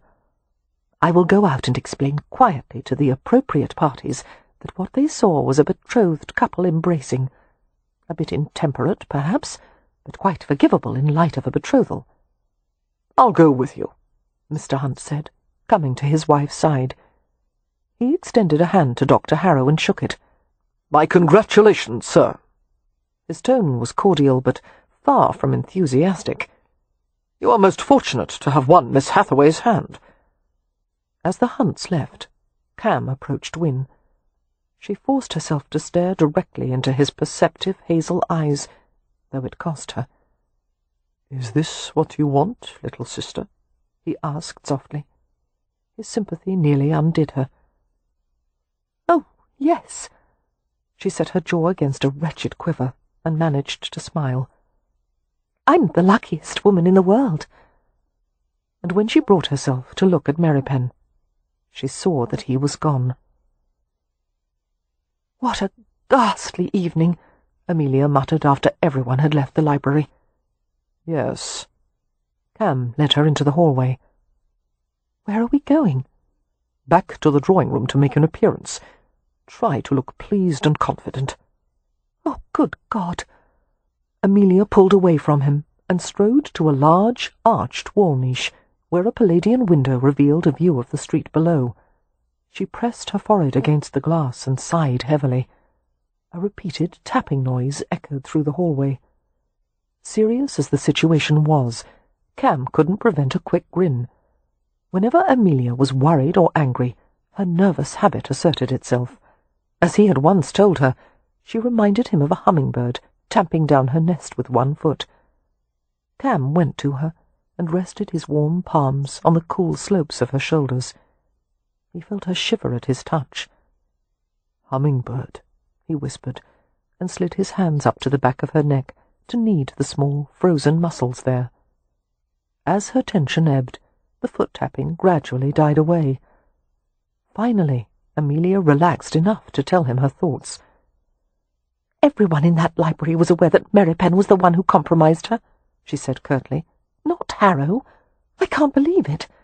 After all Win has gone through, it comes to this. She'll marry a man she doesn't love and go to France, while Merripen won't lift a finger to stop her. What is the matter with him?" "More than can be explained here and now. Calm yourself, love. It won't help Win for you to appear distressed." "I can't help it. This is all wrong.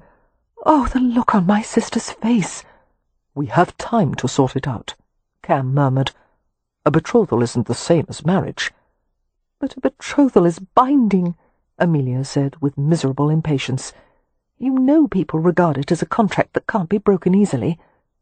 "Perhaps semi-binding," he allowed. "Oh, Cam." Her shoulders drooped.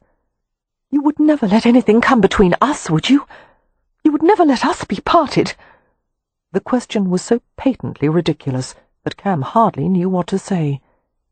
He turned Amelia to face him, and saw with a jolt of surprise that his practical, sensible wife was close to tears. The pregnancy was making her emotional, he thought. The glitter of moisture in her eyes sent a rush of fierce tenderness through him. He curved a protective arm around her and used his free hand to grip the back of her hair, not caring that it mussed her coiffure. "You are the reason I live," he said in a low voice, holding her close. "You're everything to me. Nothing could ever make me leave you. And if anyone ever tried to separate us, I would kill him." He covered her mouth with his and kissed her with devastating sensuality, not stopping until she was weak and flushed and leaning hard against him. "Now," he said, only half joking, "where is that conservatory?" That provoked a watery chuckle from her. "I think there's been enough gossip fodder for one night. Are you going to talk to Merripen?" "Of course. He won't listen, but that's never stopped me before." "Do you think he—" Amelia broke off as she heard footsteps coming along the hallway, along with the crisp, abundant rustling of heavy skirts. She shrank further into the niche with Cam, burrowing into his arms. She felt him smile against her hair. Together they were still and silent as they listened to a pair of ladies chattering. "In heaven's name, did the Hunts invite them?" one of them was asking indignantly. Amelia thought she recognized the voice. It belonged to one of the prune-faced chaperones who had been sitting at the side of the drawing-room, someone's maiden aunt, relegated to spinster status. "Because they're monstrously wealthy," her companion suggested. I suspect it is more because Lord Ramsay is a viscount. You're right, an unmarried viscount. But all the same, gypsies in the family. The very thought of it. One can never expect them to behave in a civilized manner. They live by their animal instincts. And we are expected to hobnob with such people as if they're our equals. The Hunts are bourgeois themselves, you know. No matter that Hunt owns half of London by now, he's still a butcher's son. They and many of the guests here are not at all of suitable calibre for us to associate with. I have no doubt at least a half-dozen other scandals will erupt before the night is out. Dreadful, I agree. A pause, and then the second woman added wistfully, I do hope we'll be invited back next year. As the voices faded, Cam looked down at his wife with a frown. He didn't give a damn what anyone said. By now he was inured to anything that could be said about gypsies, but he hated that the arrows were sometimes directed at Amelia. To his surprise, she was smiling up at him steadily, her eyes midnight blue. His expression turned quizzical. What's so amusing? Amelia toyed with a button on his coat. I was just thinking. Tonight those two old hens will probably go to their beds, cold and alone. An impish grin curved her lips. Whereas I will be with a wicked, handsome roamer who will keep me warm all night. Kev watched and waited until he found an opportunity to approach Simon Hunt, who had just managed to extricate himself from a conversation with a pair of giggling women. "May I have a word with you?" Kev asked quietly. Hunt didn't appear at all surprised. "Let's go to the back terrace." They made their way to a side door of the drawing-room, which opened directly onto the terrace. A group of gentlemen were gathered at one corner of the terrace, enjoying cigars. The rich scent of tobacco drifted on the cool breeze. Simon Hunt smiled pleasantly and shook his head as the men beckoned for him and Kev to join them. "We have some business to discuss," he told them. "Perhaps later." Leaning casually against the iron balustrade, Hunt regarded Kev with assessing, dark eyes. On the few occasions when they had met in Hampshire at Stony Cross Park, the estate that bordered the Ramsay lands, Kev had liked Hunt. He was a man's man who spoke in a straightforward manner, an openly ambitious man who enjoyed the pursuit of money and the pleasures it afforded him. And although most men in his position would have taken themselves far too seriously, Hunt had an irreverent and self-deprecating sense of humour. "I assume you're going to ask what I know about Harrow," Hunt said. "Yes. In light of recent events, this seems a bit like shutting the door after the house is robbed. And I should add that I have no proof of anything. But the accusations the Lanhams have made against Harrow are sufficiently serious to merit consideration." "What accusations?" Kev growled. "Before Harrow built the clinic in France, he married the Lanhams' eldest daughter, Louise. She was said to be an unusually beautiful girl, a bit spoiled and wilful, but on the whole an advantageous match for Harrow. She came with a large dowry and a well-connected family." Reaching into his coat, Hunt extracted a slender silver cigar case. "Care for one?" he asked. Kev shook his head. Hunt pulled out a cigar, deftly bit off the tip and lit it. The end of the cigar glowed as Hunt drew on it.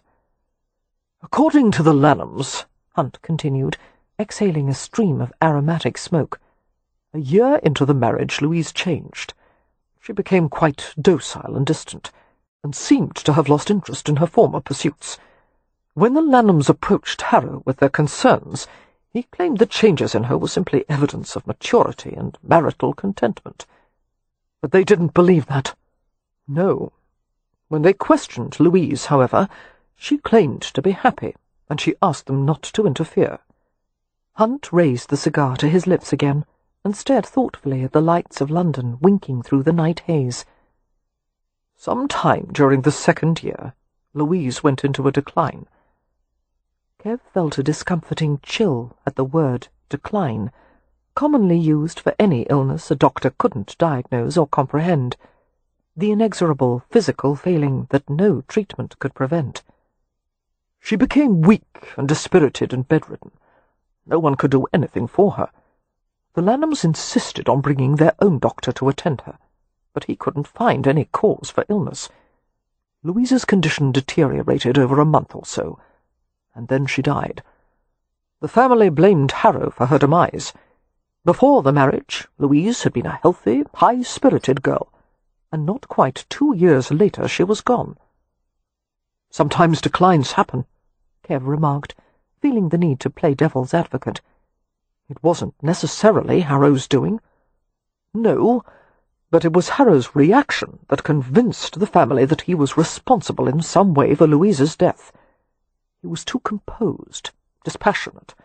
A few crocodile tears for appearance's sake, and that was it. And after that he went to France with the dowry money. Yes. Hunt's broad shoulders lifted in a shrug. I despise gossip, Merripen. I rarely choose to pass it along. But the Lanhams are respectable people, and not given to dramatics. Frowning, he tapped the ash from his cigar over the edge of the balustrade. And despite all the good Harrow has reportedly done for his patients, I can't help but feel there is something amiss with him. It's nothing I can put into words. Kev felt an ineffable relief to have his own thoughts echoed by a man like Hunt. "I've had the same feeling about Harrow, ever since I first met him," he said, "but everyone else seems to revere him." There was a wry glint in Hunt's black eyes. "Yes, well, this wouldn't be the first time I didn't agree with popular opinion, but I think anyone who cares for Miss Hathaway should be concerned for her sake." Chapter 15. Merripen was gone by morning. He had checked out of the Rutledge and had left word that he would be travelling alone to the Ramsay estate. Wynne had awoken with memories rising to the forefront of her bewildered mind. She felt heavy and weary and sullen. Merripen had been a part of her for too long. She had carried him in her heart, had absorbed him into the marrow of her bones. To let go of him now would feel like amputating part of herself, and yet it had to be done. Merripen himself had made it impossible for her to choose otherwise. She washed and dressed with the help of a maid, and arranged her hair in a plaited chignon. There would be no meaningful talks with anyone in her family, she decided numbly. There would be no weeping or regrets. She was going to marry Dr. Julian Harrow and live far away from Hampshire, and she would try to find a measure of peace in that great, necessary distance. "I want to be married as quickly as possible," she told Julian later that morning, as they had tea in the family suite. "I miss France. I want to return there without delay. As your wife." Julian smiled and touched the curve of her cheek with smooth, tapered fingertips. "Very well, my dear." He took her hand in his, brushing across her knuckles with his thumb. "I have some business in London to take care of, and I'll join you in Hampshire in a few days. We'll make our plans there. We can marry at the estate chapel if you like." The chapel that Merripen had rebuilt. "Perfect," Wynne said evenly. "I'll buy a ring for you today," Julian said. "What kind of stone would you like? A sapphire to match your eyes?" "Anything you choose will be lovely." Wynne let her hand remain in his, as they both fell silent. "Julian," she murmured, "you haven't yet asked what transpired between Merripen and me last night." "There is no need," Julian replied. "I'm far too pleased by the result." I want you to understand that I will be a good wife to you," Wynne said earnestly. My former attachment to Merripen—" "That will fade in time," Julian said gently. "Yes." "And I warn you, Winnifred, I will launch quite a battle for your affections. I will prove such a devoted and generous husband there will be no room in your heart for anyone else." She thought about bringing up the subject of children, asking if perhaps he would relent some day if her health improved even more, but from what she did know about Julian, he would not reverse his decisions easily, and she wasn't certain it mattered. She was trapped. Whatever life held in store for her now, she would have to make the best of it. After 2 days of packing, The family was on its way to Hampshire. Cam, Amelia, Poppy, and Beatrix were in the first carriage, while Leo, Wynne, and Miss Marks were in the second. They had departed before day had broken, to gain as much headway as possible on the 12-hour journey. God knew what was being discussed in the second carriage. Cam only hoped Wynne's presence would help to blunt the animosity between Leo and Miss Marks. The conversation in the first carriage, as Cam had expected, was nothing but animated. It both touched and amused him that Poppy and Beatrix had launched a campaign to put Merripen forth as a candidate to be Wynne's husband. Naively, the girls had assumed that the only thing standing in the way was Merripen's lack of fortune. "So if you could give him some of your money," Beatrix was saying eagerly, "or give him part of Leo's fortune," Poppy interceded. "Leo would only waste it." "Make Merripen understand that it would be Wynne's dowry," Beatrix said, "so it wouldn't hurt his pride. And they wouldn't need very much," Poppy said. "Neither of them gives a fig for mansions or fine carriages or—" "Wait, both of you," Cam said, lifting his hands in a defensive gesture. "The problem is more complex than a matter of money, and no, stop chirping for a moment and hear me out." He smiled into the two pairs of blue eyes regarding him so anxiously. He found their concern for Merripen and Wynne more than a little endearing. Merripen has ample means to offer for Wynne. What he earns as the Ramsay estate manager is a handsome living in itself, and he also has unlimited access to the Ramsay accounts. "Then why is Wynne going to marry Dr. Harrow and not Merripen?" Beatrix demanded. "For reasons Merripen wants to keep private. He believes he would not be an appropriate husband for her." "But he loves her." "Love doesn't solve every problem, Bee," Amelia said gently.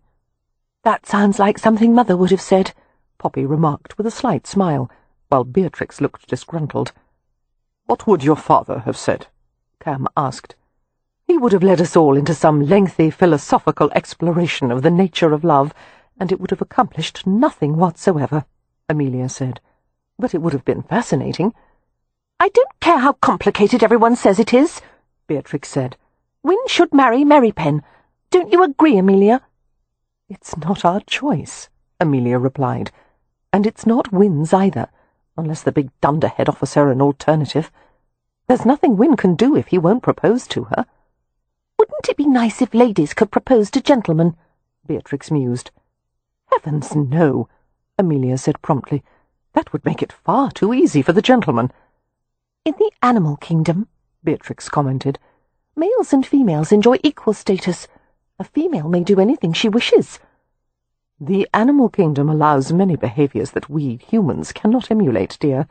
Scratching in public, for example, regurgitating food, flaunting themselves to attract a mate, not to mention— Well, I needn't go on."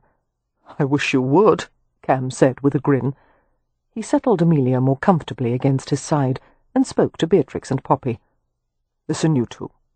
Neither of you is to bedevil Merripen about the situation. I know you want to help, but all you'll succeed in doing is provoking him." They both grumbled and nodded reluctantly and snuggled in their respective corners. It was still dark outside, and the rocking motion of the carriage was soothing. In a matter of minutes, both sisters were drowsing. Glancing at Amelia, Cam saw that she was still awake.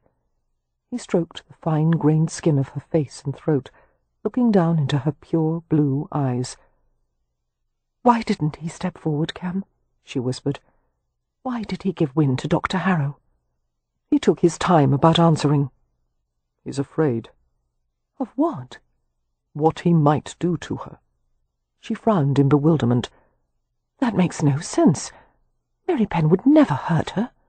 "Not intentionally." He sighed and settled her more closely against him. "Did Merripen never tell you that he was Asharib?" "No, what does that mean?" "It's a word used to describe a Romany warrior. Boys as young as 5 or 6 are trained in bare-knuckle fighting. There are no rules or time limits. The goal is to inflict the worst damage as quickly as possible until someone drops.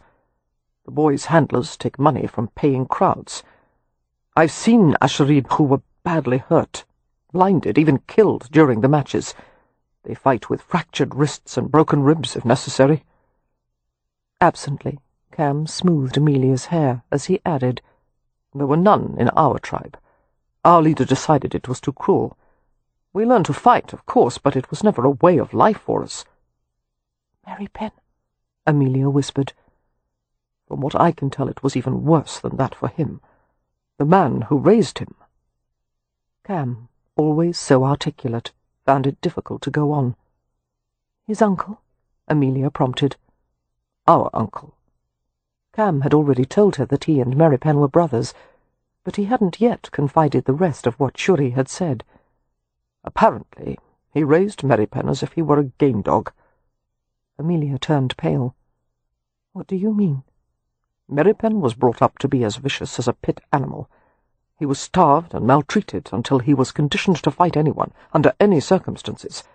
And he was taught to take any abuse that was meted out to him and turn his aggression against his opponent." "Poor boy," Amelia murmured. "That explains much about the way he was when he first came to us. He was only half tame, but that was all a long time ago. His life has been very different since then.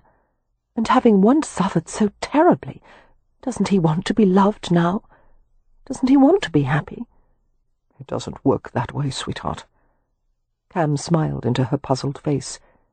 It was no surprise that Amelia, who had been brought up in a large and affectionate family, should find it difficult to understand a man who feared his own needs as if they were his worst enemy. "What if you were taught, all during your childhood, that the only reason for your existence was to inflict pain on others, that violence was all you were good for? How do you unlearn such a thing? You can't. So you cover it as best you can, always aware of what lies beneath the veneer." "But obviously Merripen has changed. He's a man with many fine qualities." "Merripen wouldn't agree." "Well, Win has made it clear that she would have him regardless." "It doesn't matter that she would have him. He's determined to protect her from himself." Amelia hated being confronted with problems that had no definite solution. "Then what can we do?" Cam lowered his head to kiss the tip of her nose. "I know how you hate to hear this, love, but not much. It's in their hands." She shook her head and grumbled something against his shoulder. "What did you say?" he asked, amused. Her gaze lifted to his, and a self-deprecating smile curved her lips. "Something to the effect that I hate having to leave Merripen and Win's future in their hands." The last time Win and Leo had seen Ramsay House, it had been dilapidated and half-burned, the grounds barren except for weeds and rubble, and unlike the rest of the family, they had not seen the stages of its progress as it was being rebuilt. The affluent southern county of Hampshire encompassed coastal land, heathland, and ancient forests filled with abundant wildlife. Hampshire had a milder, sunnier climate than most other parts of England, owing to the stabilizing effect of its location. Although Win had not lived in Hampshire for very long before she had gone to Dr. Harrow's clinic, she had the feeling of coming home. It was a welcoming, friendly place, with the lively market town of Stony Cross just a walking distance of the Ramsay estate. It seemed the Hampshire weather had decided to present the estate to its best effect, with profuse sunshine and a few picturesque clouds in the distance.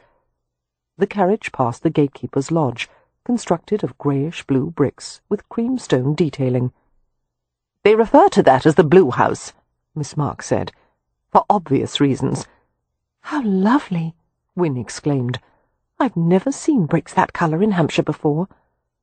"Staffordshire blue brick," Leo said, craning his neck to see the other side of the house. "Now that they're able to bring brick from other places on the railway, there's no need for the builder to make them on site." They went along the lengthy drive toward the house, which was surrounded by velvety green lawn and white-gravelled walking paths, and young hedges and rose-bushes. "My God," Leo murmured, as they approached the house itself. It was a multi-gabled cream stone structure with cheerful dormers. The blue slate roof featured hips and bays, outlined with contrasting terracotta ridge tiles. Although the place was similar to the old house, it had been much improved, and what remained of the original structure had been so lovingly restored that one could hardly tell the old sections from the new. Leo didn't take his gaze off the place. "Merripen said they'd kept some of the odd-shaped rooms and nooks. I see many more windows, and they've added a service wing." People were working everywhere. Carters, stockmen, sawyers and masons, gardeners clipping hedges, stable boys and footmen coming out to the arriving carriages. The estate had not only come to life, it was thriving. Watching her brother's intent profile, Wynne felt a surge of gratitude toward Merripen, who had made all this happen. It was good for Leo to come home to this. It was an auspicious beginning to a new life. "The household staff is in need of expansion," Miss Marks said, "but the ones Mr. Merripen has hired are quite efficient. Mr. Merripen is an exacting manager, but also kind. They would do anything to please him." Wynne descended from the carriage with a footman's help and allowed him to escort her to the front doors. A marvellous set of double doors, with lower panels of solid timber and leaded glass panes set within the upper panels. As soon as Wynne reached the top step, the doors opened to reveal a middle-aged woman with ginger hair and a fair freckled complexion. Her figure was shapely and sturdy in a high-necked black dress. "Welcome, Miss Hathaway," she said warmly. "I am Mrs. Barnstable, the housekeeper. How glad we all are to have you back in Hampshire." "Thank you," Wynne murmured, following her into the entrance hall. Wynne's eyes widened at the interior of the place, so light and sparkling, the two-story high hall lined with panelling painted a creamy white.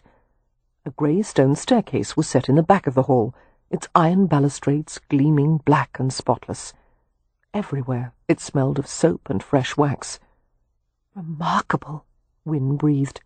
"It's not the same place at all." Leo came up beside her. For once he had no glib remark to make, nor did he bother to hide his admiration. "It's a bloody miracle," he said. "I'm astonished." He turned to the housekeeper. "Where is Merripen, Mrs. Barnstable?" "Out at the estate timber yard, my lord. He is helping to unload a wagon. The logs are quite heavy, and the workers sometimes need Mr. Merripen's help with a difficult load." "We have a timber yard?" Leo asked. Miss Marks replied, "Mr. Merripen is planning to construct houses for the new tenant farmers." "This is the first I've heard of it. Why are we providing houses for them?" Leo's tone was not at all censuring, merely interested, but Miss Marks's lips thinned, as if she had interpreted his question as a complaint. "The most recent tenants to join the estate were lured by the promise of new houses. They are already successful farmers, educated and forward-looking, and Mr. Merripen believes their presence will add to the estate's prosperity. Other local estates, such as Stony Cross Park, are also building homes for their tenants and labourers." "It's all right," Leo interrupted. "No need to be defensive, Marks. God knows I wouldn't think of interfering with Merripen's plans after seeing all he's done so far." He glanced at the housekeeper. "If you'll point the way, Mrs. Barnstable, I'll go out and find Merripen. Perhaps I might help to unload the timber wagon." "A footman will show you the way," the housekeeper said at once. "But the work is occasionally hazardous, my lord, and not fitting for a man of your station." Miss Marks added in a light but caustic tone, "Besides, it is doubtful you could be of any help." The housekeeper's mouth fell open. Wynne had to bite back a grin. Miss Marks had spoken as if Leo were a small weed of a man instead of a strapping 6-footer. Leo gave the governess a sardonic smile. "I'm more physically capable than you suspect, Marks. You have no idea what lurks beneath this coat." "I am profoundly grateful for that. Miss Hathaway," the housekeeper broke in hurriedly, trying to smooth over the conflict, "may I show you to your room?" "Yes, thank you." Hearing her sisters' voices, Wynne turned to see them entering the hall, along with Mr. Rowan. "Well?" Amelia asked with a grin, spreading her hands to indicate their surroundings. "Lovely beyond words. Let's freshen ourselves and brush off the travel dust, and then I'll take you around." "I'll only be a few minutes," Wynne replied, and went to the staircase with the housekeeper. "How long have you been employed here, Mrs. Barnstable?" she asked, as they ascended to the second floor. "A year, more or less, ever since the house became habitable. I had previously been employed in London, but the old master passed on to his reward, and the new master dismissed most of the staff and replaced them with his own. I was in desperate need of a position. I'm sorry to hear that, but very pleased for the Hathaways' sake. It has been a challenging undertaking, the housekeeper said, putting together a staff and training them all. I will confess I had a few trepidations, given the unusual circumstances of this position, but Mr. Merripen was very persuasive. Yes, Wynne said absently. It is difficult to say no to him. He has a strong and steady presence, that Mr. Merripen. I've often marvelled to see him in the centre of a dozen simultaneous undertakings, the carpenters, the painters, the blacksmith, the head groomsman, all clamouring for his attention, and he always keeps a cool head. We can scarcely do without him. He is the fixed point of the estate. Wynne nodded morosely, glancing into the rooms they passed. More cream panelling and light cherry furniture, and upholsteries of soft-coloured velvets rather than the gloomy, dark shades that were currently fashionable. She thought it a pity that she would never be able to enjoy this house, except for occasional visits. Mrs. Barnstaple took her to a beautiful room with windows overlooking the gardens. "This is yours," the housekeeper said. "No one has occupied it before." The bed was made of light blue upholstered panels, the bedclothes of white linen. There was a graceful lady's writing desk in the corner, and a satin maple wardrobe with a looking-glass set in the door. "Mr. Merripen personally selected the wallpaper," Mrs. Barnstaple said. "He nearly drove the interior architect mad with his insistence on seeing hundreds of samples until he found this pattern." The wallpaper was white, with a delicate pattern of flowering branches, and at sparse intervals there was the motif of a little robin perched on one of the twigs. Slowly, Wynne went to one of the walls and touched one of the birds with her fingertips. Her vision blurred. During her long recuperation from the scarlet fever, when she had grown tired of holding a book in her hands and no one had been available to read to her, she had stared out the window at a robin's nest on a nearby maple tree. She had watched the fledglings hatch from their blue eggs, their bodies pink and veined and fuzzy. She had watched their feathers grow in, and she had watched the mother robin working to fill their ravenous beaks, and she had watched as one by one they had flown from the nest while she remained in bed. Merripen, despite his fear of heights, had often climbed a ladder to wash the second-floor window for her. He had wanted her view of the outside world to be clear. He had said the sky should always be blue for her. "You're fond of birds, Miss Hathaway?" the housekeeper asked. Wynne nodded without looking around, afraid that her face was red with unexpressed emotion. "Robins especially," she half-whispered. "A footman will bring your trunks up soon, and one of the maids will unpack them. In the meantime, if you would like to wash, there is fresh water at the washstand." "Thank you." Wynne went to the porcelain pitcher and basin and sluiced clumsy handfuls of cooling water on her face and throat, heedless of the drips that fell onto her bodice. Blotting her face with a cloth, she felt only momentary relief from the aching heat that had suffused her. Hearing the creak of a floorboard, Wynne turned sharply. Merripen was at the threshold, watching her. The damnable flush wouldn't stop. She wanted to be on the other side of the world from him. She wanted never to see him again. And at the same time, her senses pulled him in greedily. The sight of him in an open-throated shirt, white linen clinging to the nutmeg tan of his skin, the short, dark layers of his hair, the scent of his exertions reaching her prickling nostrils. The sheer size and presence of him paralyzed her with need. She wanted the taste of his skin against her lips. She wanted to feel the throb of his pulse against her own. If only he would come to her just as he was, this moment, and crush her onto the bed with his hard, heavy body and take her, ruin her. "How was the journey from London?" he asked, his face expressionless. "I'm not going to make pointless conversation with you." Wynne went to the window and focused blindly on the dark woodland in the distance. "Is the room to your liking?" She nodded without looking at him. "If there is anything you need—" "I have everything I need," she interrupted. "Thank you." "I want to talk to you about the other—" "That's quite all right," she said, managing to sound composed. "You don't need to come up with excuses about why you didn't offer for me." "I want you to understand." "I do understand, and I've already forgiven you." Perhaps it will ease your conscience to hear that I'll be much better off this way." "I don't want your forgiveness," he said curtly. "Fine. You're not forgiven. Whatever pleases you." She couldn't bear to be alone with him for another moment. Her heart was breaking. She could feel it fracturing. Putting her head down, she began to walk past his motionless form. Wynne didn't intend to stop, but before she crossed the threshold, she halted within arm's length of him. There was one thing she wanted to tell him. The words would not be contained. "Incidentally," she heard herself say tonelessly, "I went to visit a London doctor yesterday, a highly respected one. I told him my medical history, and I asked if he would evaluate my general state of health." Aware of the intensity of Merripen's gaze, Wynne continued evenly, "In his professional opinion, there is no reason I shouldn't have children if I want them. He said there is no guarantee for any woman that childbirth will be free of risk, but I will lead a full life. I will have marital relations with my husband, and God willing, I will become a mother some day." She paused, and added in a bitter voice that didn't sound at all like her own, "Julian will be so pleased when I tell him, don't you think?"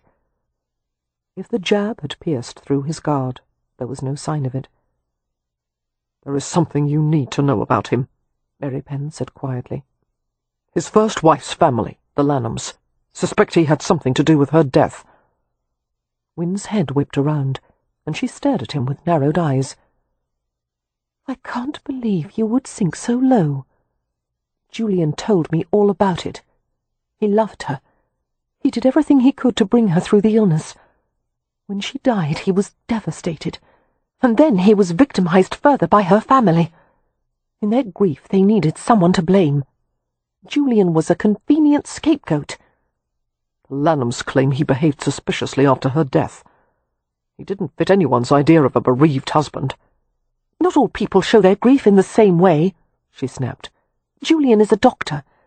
He has trained himself to be impassive in the course of his work, because that is best for his patients. Naturally he wouldn't let himself fall apart, no matter how deep his sorrow. How dare you judge him?" "Don't you realize you may be in danger?" "From Julian? The man who made me well?" She shook her head with a disbelieving laugh. "For the sake of our past friendship, I'm going to forget you said anything about this, Kev. But remember in the future that I will not tolerate any insult to Julian. Remember that he stood by me when you did not." She brushed by him without waiting for his reaction, and saw her older sister coming along the hallway. "Amelia," she said brightly, "shall we begin the tour now? I want to see everything." Chapter 16. Although Merripen had made it clear to the Ramsay household that Leo, not he, was master, the servants and labourers still considered him the authority. Merripen was the one they first approached with all concerns, and Leo was content to let it remain so, while he familiarized himself with the reinvigorated estate and its inhabitants. "I'm not a complete idiot, despite appearances to the contrary," he told Merripen dryly, as they rode out to the east corner of the estate one morning. "The arrangements you've made are obviously working. I don't intend to foul things up in an effort to prove I'm lord of the manor. That being said, I do have a few improvements to suggest regarding the tenant housing." "Oh?" "A few inexpensive alterations in design would make the cottages more comfortable and attractive, and if the idea is to eventually establish a hamlet of sorts on the estate, it might behoove us to come up with a set of plans for a model village." "You want to work on plans and elevations?" Merripen asked, surprised at the show of interest from the usually indolent lord. "If you have no objections." "Of course not. It's your estate." Merripen regarded him speculatively. "Are you considering a return to your former profession?" "Yes, actually. I might start as a jobbing architect. We'll see where some earnest dabbling might lead, and it makes sense to cut my teeth on my own tenants' houses." He grinned. "My reasoning is they'll be less likely than outsiders to sue me." On an estate with a crowded wood like the Ramsay lands, a thinning of the forest was necessary every 10 years. By Merripen's calculation, the estate had missed at least 2 previous cycles, which meant there was a good 30 years' worth of dead, sickly, or suppressed growth trees to be cleared from the Ramsay forests. To Leo's dismay, Merripen insisted on dragging him through the entire process, until Leo knew far more than he had ever wanted to know about trees. "Correct thinning helps nature," Merripen said, in response to Leo's grumbling. "The estate wood will have healthier timber, and far more value if the right trees are removed to help the others grow." "I'd rather leave the trees to settle it amongst themselves," Leo said, which Merripen ignored. To educate himself and Leo further, Merripen arranged a meeting with the small staff of estate woodmen. They went out to examine some targeted standing trees, while the woodman explained how to measure the length and mean traverse area of a tree to determine its cubic contents. Using a girthing tape, a 20-foot rod and a ladder, they made some preliminary assessments. Before Leo quite knew how it had happened, he had found himself atop a ladder, helping in the measurements. "May I ask why," he called down to Merripen, "you happen to be standing down there while I'm up here risking my neck?" "Your tree," Merripen pointed out succinctly. "Also my neck." Leo gathered that Merripen wanted him to take an active interest in the estate and all its affairs, great and small. It seemed these days that an aristocratic landowner could not simply relax in the library and drink port, no matter how appealing that scenario was. One could delegate estate responsibilities to managers and servants, but that meant one ran the risk of being fleeced. As they went over other items on a daily list that only seemed to get longer as the week progressed, Leo began to comprehend just how overwhelming a job Merripen had undertaken for the past 3 years. Most estate managers had undergone apprenticeships, and most sons of the peerage had been educated from a young age in the various concerns of the estates they would someday inherit. Merripen, on the other hand, had learned all of this, managing livestock, farming, forestry, construction, land improvement, wages, profits, and rents, with no preparation and no time. But the man was ideally suited for it. He had an acute memory, an appetite for hard work, and a tireless interest in details. "Admit something," Leo had said, after a particularly stultifying conversation on farming. "You do find this tedious on occasion, don't you? You must be bored out of your skull after an hour of discussion on how intensive the crop rotation should be, and how much arable land should be allocated to corn and beans." Merripen had considered the question carefully, as if it had never occurred to him that he should find anything about the estate work tedious. "Not if it needs to be done." That was when Leo had finally understood. If Merripen had decided on a goal, no detail was too small, no task beneath him. No amount of adversity would deter him. The workmanlike quality that Leo had derided in the past had found its perfect outlet. God or the devil help anyone who got in Merripen's way. But Merripen had a weakness. By now, everyone in the family had become aware of the fierce and impossible attachment between Merripen and Wynne, and they all knew that to mention it would earn them nothing but trouble. Leo had never seen two people battle their mutual attraction so desperately. Not long ago, Leo would have chosen Dr. Harrow for Wynne without a moment's hesitation. To marry a gypsy was a sure come-down in the world, and in London society it was perfectly reasonable to marry for advantage and find love elsewhere. That wasn't possible for Wynne, however.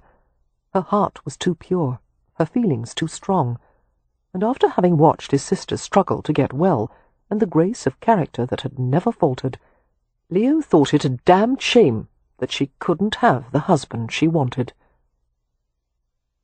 On the 3rd morning after their arrival in Hampshire, Amelia and Wynne went for a walk on a circular route that eventually led back to Ramsay House. It was a fresh, clear day, the path a bit muddy in places, the meadows covered with such a wealth of white ox-eye daisies that at first glance it looked like new fallen snow. Amelia, who had always loved walking, matched Wynne's brisk pace easily. "I love Stony Cross," Wynne said, relishing the sweet, cool air. "It feels like home even more than Primrose Place, even though I've never lived here for long." "Yes, there is something special about Hampshire. Whenever we return from London, I find it an indescribable relief." Removing her bonnet, Amelia held it by the ribbons and swung it lightly as they walked. She seemed absorbed in the scenery, the tumbles of flowers everywhere, the clicks and drones of insects busy among the trees, the scents released by sun-warmed grasses and peppery watercress. "Win," she said eventually, her voice pensive, "you don't have to leave Hampshire, you know." "Yes, I do. Our family can weather any scandal. Look at Leo. We survived all of his." "In terms of scandal," Win interrupted wryly, "I think I've actually managed to do something worse than Leo." "I don't think that's possible, dear." "You know as well as I that the loss of a woman's virtue can ruin a family far more effectively than the loss of a man's honour. It's not fair, but there you have it." "You didn't lose your virtue," Amelia said indignantly. "Not for lack of trying. Believe me, I wanted to." Glancing at her older sister, Win saw that she had shocked her. She smiled faintly. "Did you think I was above feeling that way, Amelia?" "Well, yes, I suppose I did. You were never one to moon over handsome boys, or talk about balls and parties, or dream about your future husband." "That was because of Merripen," Win admitted. "He was all I ever wanted." "Oh, Win," Amelia whispered, "I'm so sorry." Win stepped up onto a stile leading through a narrow gap in a stone fence, and Amelia followed. They walked along a grassy footpath that led to a forest trail and continued to a footbridge that crossed a stream. Amelia linked her arm with Win's. "In light of what you just said, I feel even more strongly that you should not marry Harrow. What I mean is, you should marry Harrow if you wish, but not because of any fear over a scandal." "I want to. I like him. I believe he is a good man, and if I stay here, it would result in endless misery for me and Merripen. One of us has to leave." "Why does it have to be you?" "Merripen is needed here. He belongs here, and it truly doesn't matter to me where I am. In fact, I think it would be better for me to make a new beginning elsewhere." "Cam's going to talk to him," Amelia said. "Oh, no, he mustn't. Not on my behalf." Win's pride bristled, and she turned to face Amelia. "Don't let him, please." "I couldn't stop Cam no matter how I tried. He's not talking to Merripen for your sake, Win. It's for Merripen's own sake. We very much fear what will become of him once he's lost you for good." "He's already lost me," Win said flatly. "He lost me the moment he refused to stand up for me. And after I leave he'll be no different than he has always been. He will never allow softness in himself. In fact, I think he despises the things that give him pleasure, because enjoyment of anything might make him soft." All the tiny muscles of her face felt frozen. Win reached up to massage her tense, pinching forehead. "The more he cares for me, the more determined it makes him to push me away." "Men," Amelia grumbled, crossing the footbridge. "Merripen is convinced he has nothing to give me. There's a kind of arrogance in that, don't you think? Deciding what I need, disregarding my feelings, setting me so high on a pedestal that it absolves him of any responsibility." "Not arrogance," Amelia said softly. "Fear." "Well, I won't live that way. I won't be bound by my fears or his." Win felt herself relaxing slightly, calmness stealing over her as she admitted the truth. "I love him, but I don't want him if he has to be dragged or trapped into marriage. I want a willing partner. Certainly no one could blame you for that. It has always irked me, really, the way people say a woman has caught herself a man, as if they're trout we've managed to hook and jerk out of the water." Despite her moroseness, Win couldn't help smiling. They pushed on through the damp, warm landscape. As they eventually approached Ramsay House, they saw a carriage coming to a stop before the entrance. "It's Julian," Win said. "So early. He must have left London well before first light." She quickened her pace and reached him just as he stepped from the carriage. Julian's cool handsomeness had not been mussed one bit by the long journey from London. He took Win's hands and gripped them firmly, and smiled down at her. "Welcome to Hampshire," she said. "Thank you, my dear. Have you been out walking?" "Briskly," she assured him, smiling. "Very good. Here, I have something for you." He reached in his pocket and withdrew a small object. Wynne felt him slide a ring onto her finger. She looked down at a ruby, the shade of red known as pigeon's blood, set in gold and diamonds. "It is said," Julian told her, "that to own a ruby is to have contentment and peace." "Thank you, it's lovely," she murmured, leaning forward. Her eyes closed as she felt his lips press gently against her forehead. Contentment and peace. God willing. Perhaps some day she would have those things. Cam doubted his own sanity, approaching Merripen when he was working in the timber yard. He watched for a moment as Merripen helped a trio of woodmen to unload massive logs from the wagon. It was a dangerous job, with one mistake resulting in the possibility of severe injury or death. With the use of sloping planks and long levers, the men rolled the logs inch by inch to the ground. Grunting with effort, muscles straining, they fought to control the descending weight. Merripen, as the largest and strongest of the group, had taken the center position, making him the least likely to escape if anything went wrong. Concerned, Cam started forward to help. "Get back!" Merripen barked, seeing him out of the corner of his eye. Cam stopped at once. The woodman had worked out a method, he realized.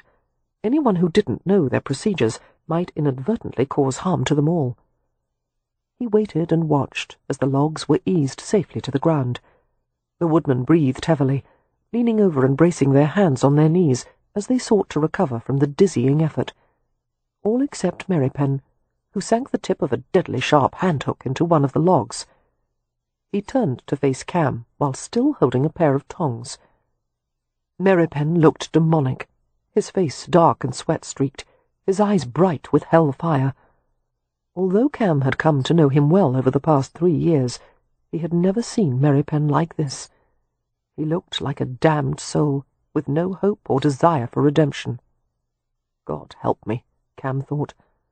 Once Wynne was married to Dr. Harrow, Merripen might careen out of control. Remembering all the trouble they'd had with Leo, Cam groaned inwardly. He was tempted to wash his hands of the entire damned mess, reasoning that he had far better things to do than fight for his brother's sanity. Let Merripen deal with the consequences of his own choices. But then Cam considered how he himself would behave if anyone or anything threatened to take Amelia away from him. Not any better, surely. Reluctant compassion stirred inside him. "What do you want?" Merripen asked curtly, setting the tongs aside. Cam approached slowly. "Harrow's here. I saw. Are you going inside to welcome him?" Merripen gave him a contemptuous glance. "Leo's the master of the household. He can welcome the bastard. While you hide out here in the timber yard." The coffee-black eyes narrowed. "I'm not hiding, I'm working, and you're in the way. I want to talk to you, Frau. Don't call me that, and I don't need your interference." "Someone has to try and talk some sense into you," Cam said softly. "Look at you, Kev. You're behaving exactly like the brute the Rom Burrow tried to make you into." "Shut up," Merripen said hoarsely. "You're letting him decide the rest of your life for you," Cam insisted. "You're clutching those damned chains around you with all your strength. If you don't close your mouth, if you were only hurting yourself, I wouldn't say a word. But you're hurting her as well, and you don't seem to give a d—" Cam was interrupted as Merripen launched toward him, attacking him with a bloodthirsty force that sent them both to the ground.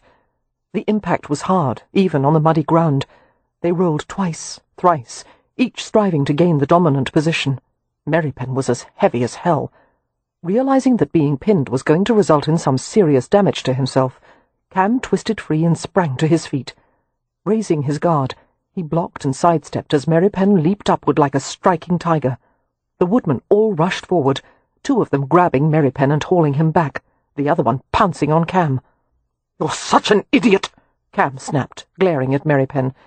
He shook free of the man who was trying to restrain him. "You're determined to foul things up for yourself no matter what, aren't you?" Merripen lunged, his face murderous, while the woodman fought to hold him back.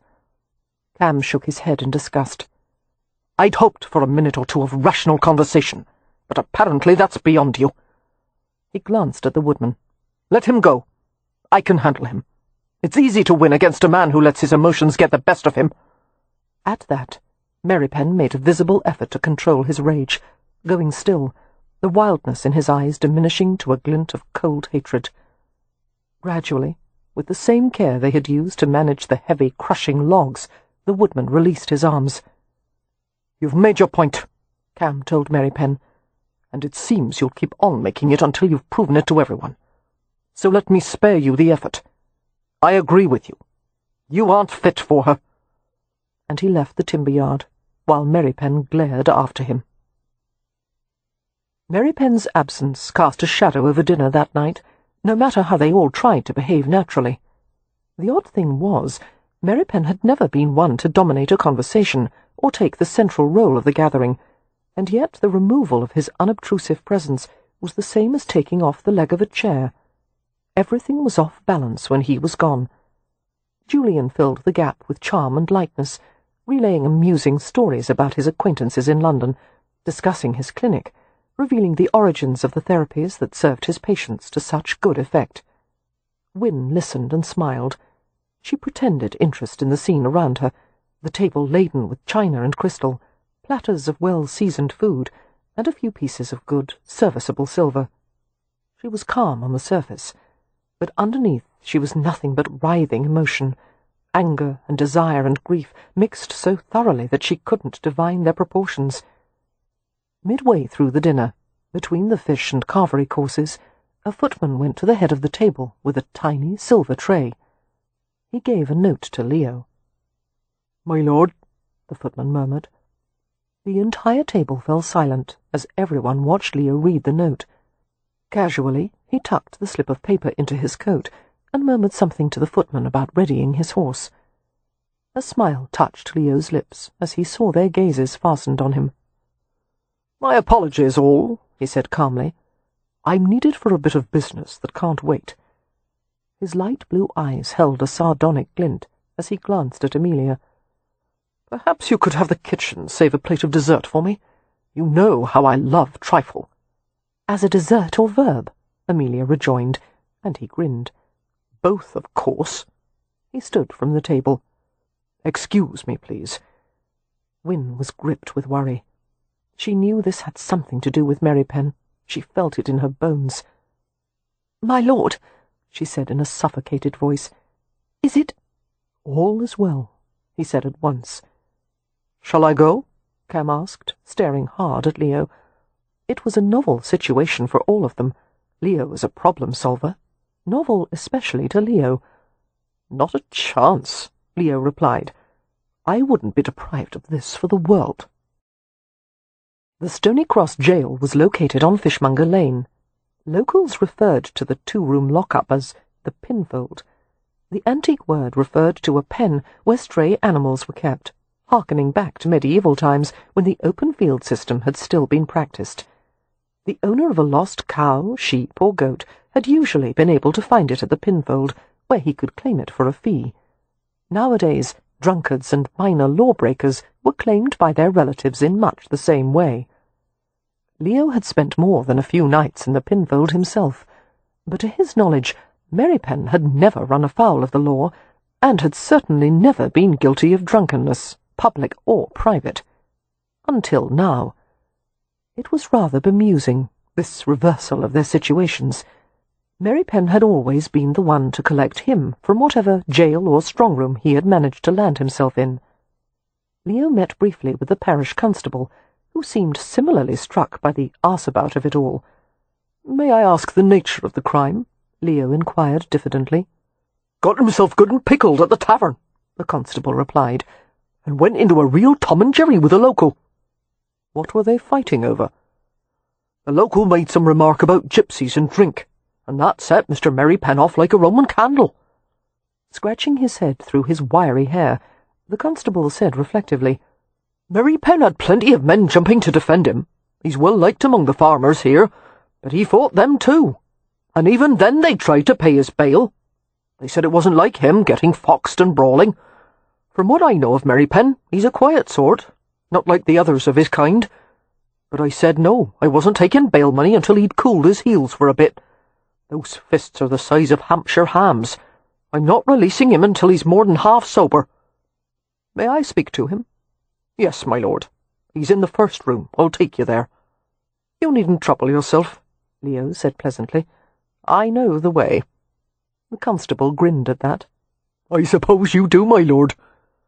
The cell was unfurnished, except for a short-legged stool, an empty bucket, and a straw pallet. Merripen was sitting on the pallet, leaning his back against a timbered wall. One knee was propped up, his arm half curled around it.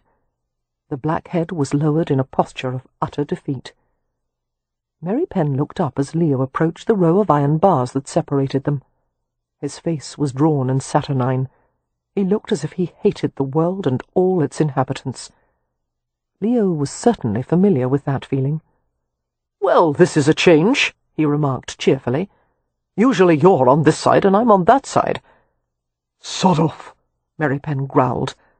"And that's what I usually say," Leo marvelled. "I'm going to kill you," Merripen said with guttural sincerity. "That doesn't provide much incentive for me to get you out, does it?" Leo folded his arms across his chest and regarded the other man with expert assessment. Merripen was no longer drunk, only mean as the devil, and suffering. Leo supposed, in light of his own past misdeeds, he should have more patience with the man. "Nevertheless," he said, "I will have you set free, since you've done the same for me on so many occasions." "Then do it." "Soon. But I have a few things to say, and it's obvious that if I let you out first, you'll bolt like a hare at a coursing, and then I won't have the chance." "Say what you like, I'm not listening." "Look at you. You're a filthy mess, and you're locked up in the pinfold, and you're about to receive a lecture on behaviour from me, which is obviously as low as a man can sink." From all appearances, the words fell on deaf ears. Leo continued undaunted. "You're not suited for this, Merripen. You can't hold your drink worth a damn. And unlike people such as me, who become quite amicable when they drink, you turn into a vile-tempered troll." Leo paused, considering how best to provoke him. "Liquor brings out one's true inner nature, they say." That got him. Merripen flashed him a dark glance that contained both fury and anguish. Surprised by the strength of the reaction, Leo hesitated before continuing.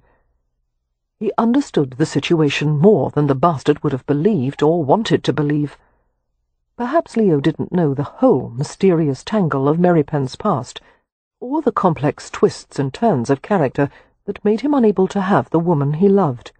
But Leo knew one simple truth that superseded all others. Life was too bloody short. "Damn you," Leo muttered, pacing back and forth. He would have preferred to take a knife and lay open a portion of his own flesh rather than say what needed to be said. But he had the sense that he was somehow standing between Merripen and annihilation, that some brace of essential words, a crucial argument, had to be set forth. "If you weren't such a stubborn ass," Leo said, "I wouldn't have to do this." No response from Merripen, not even a glance. Leo turned to the side and rubbed the back of his neck, and dug his fingers into his own rigid muscles. "You know I never speak of Laura Dillard. In fact, that may be the first time I've said her full name since she died. But I am going to say something about her, because not only do I owe you for what you've done for the Ramsay estate, but—" "Don't, Leo!" The words were hard and cold. "You're embarrassing yourself." "Well, I'm good at that, and you've left me no bloody choice. Do you understand what you are in, Merripen? A prison of your making. And even after you're out of here, you'll still be trapped. Your entire life will be a prison." Leo thought of Laura, the physical details of her no longer precise in his mind, but she lingered inside him like the memory of sunlight, in a world that had been bitterly cold since her death. Hell was not a pit of fire and brimstone. Hell was waking up alone, the sheets wet with your tears and your seed, knowing the woman you had dreamed of would never come back to you. "Since I lost Laura," Leo said, "everything I do is merely a way of passing the time. It's hard to give a damn about much of anything. But at least I can live with the knowledge that I fought for her. At least I took every bloody minute with her that was possible to have. She died knowing I loved her." He stopped pacing and stared at Merripen contemptuously. "But you're throwing everything away, and breaking my sister's heart because you're a damned coward. Either that or a fool. How can you—" He broke off as Merripen hurled himself at the bars, shaking them like a lunatic. "Shut up, damn it!" "What will either of you have once Wynne has gone with Harrow?" Leo persisted. "You'll stay in your self-made prison, that's obvious. But Wynne will be worse off. She'll be alone, away from her family, married to a man who regards her as nothing more than a decorative object to keep on a bloody shelf. And what happens when her beauty fades and she loses her value to him? How will he treat her then?" Merripen went motionless, his expression contorted, murder in his eyes. "Neither you nor I are worth a damn," Leo said softly. "Oh, you can work the estate, and show me how to balance account books and manage the tenants and inventory the stinking larder. I suppose we'll keep it running well enough. But neither of us will ever be more than half alive, like most men. And the only difference is, we know it." Leo paused, vaguely surprised by the tightening sensation all around his neck, as if a noose had been cinched around it. His emotions drained away, and suddenly he felt so weary that it seemed to require all the energy in his body merely to keep his heart beating. "Amelia told me once about a suspicion she'd had for a while. It bothered her quite a bit. She said that when Wynne and I had fallen ill with scarlet fever, and you made the deadly nightshade syrup, you'd concocted far more than was necessary, and you kept a cup of it on Wynne's nightstand, like some sort of macabre nightcap. Amelia said that if Wynne had died, she thought you would have taken the rest of that poison. And I've always hated you for that, because you forced me to stay alive without the woman I loved, while you had no bloody intention of doing the same." Merripen didn't answer, gave no sign that he registered Leo's words. "Christ, man," Leo said huskily, "if you had the bollocks to die with her, don't you think you could work up the courage to live with her?" There was nothing but silence as Leo walked away from the cell. He wondered what the hell he had done, what effect it would have. Leo went to the parish constable's office and told him to let Merripen out. "Wait another 5 minutes, however," he added dryly. "I need a running start." After Leo had left, the mood at the dinner table had taken on a tone of determined cheerfulness.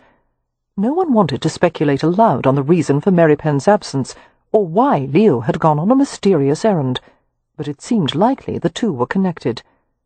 Wynne worried silently, and told herself sternly that it was not her place, nor her right to worry about Merripen, and then she had worried some more. As she had forced a few bites of dinner down, she felt the food stick in her clenched throat. She had gone to bed early, pleading a headache, and had left the others playing games in the parlour. After Julian had escorted her to the main staircase, she had let him kiss her. It was a lingering kiss, turning damp as he had searched just inside her lips. The patient sweetness of his mouth on hers had been, if not earth-shattering, very pleasant. Wynne thought that Julian would be a skilled and sensitive partner when she finally did manage to coax him into making love to her. But he didn't seem terribly driven in that regard, which was both a disappointment and a relief. Had he ever looked at her with a fraction of the hunger, the need that Merripen did, perhaps it might have awakened a response in her. But Wynne knew that while Julian desired her, his feelings didn't begin to approach the all-encompassing primality of Merripen's, and she found it difficult to imagine Julian losing his composure even during that most intimate of acts. She couldn't picture him sweating and groaning and holding her tightly. She knew intuitively that Julian would never allow himself to descend to that level of abandonment. She also knew that at some time in the future there was a possibility that Julian might sleep with another woman.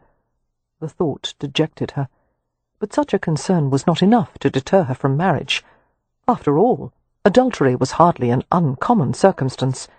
While it was held as a social ideal that a man should keep his vows of fidelity, most people were quick to excuse a husband who had strayed. In society's view, a wife should be forgiving. Wynne bathed and donned a white nightgown and sat in bed reading for a while. The novel, loaned to her by Poppy, had such a confusingly large cast of characters and such extended flowery prose that one could only assume the author had been paid by the word. After finishing 2 chapters, Wynne closed the book and turned out the lamp. She lay down to stare despondently through the darkness.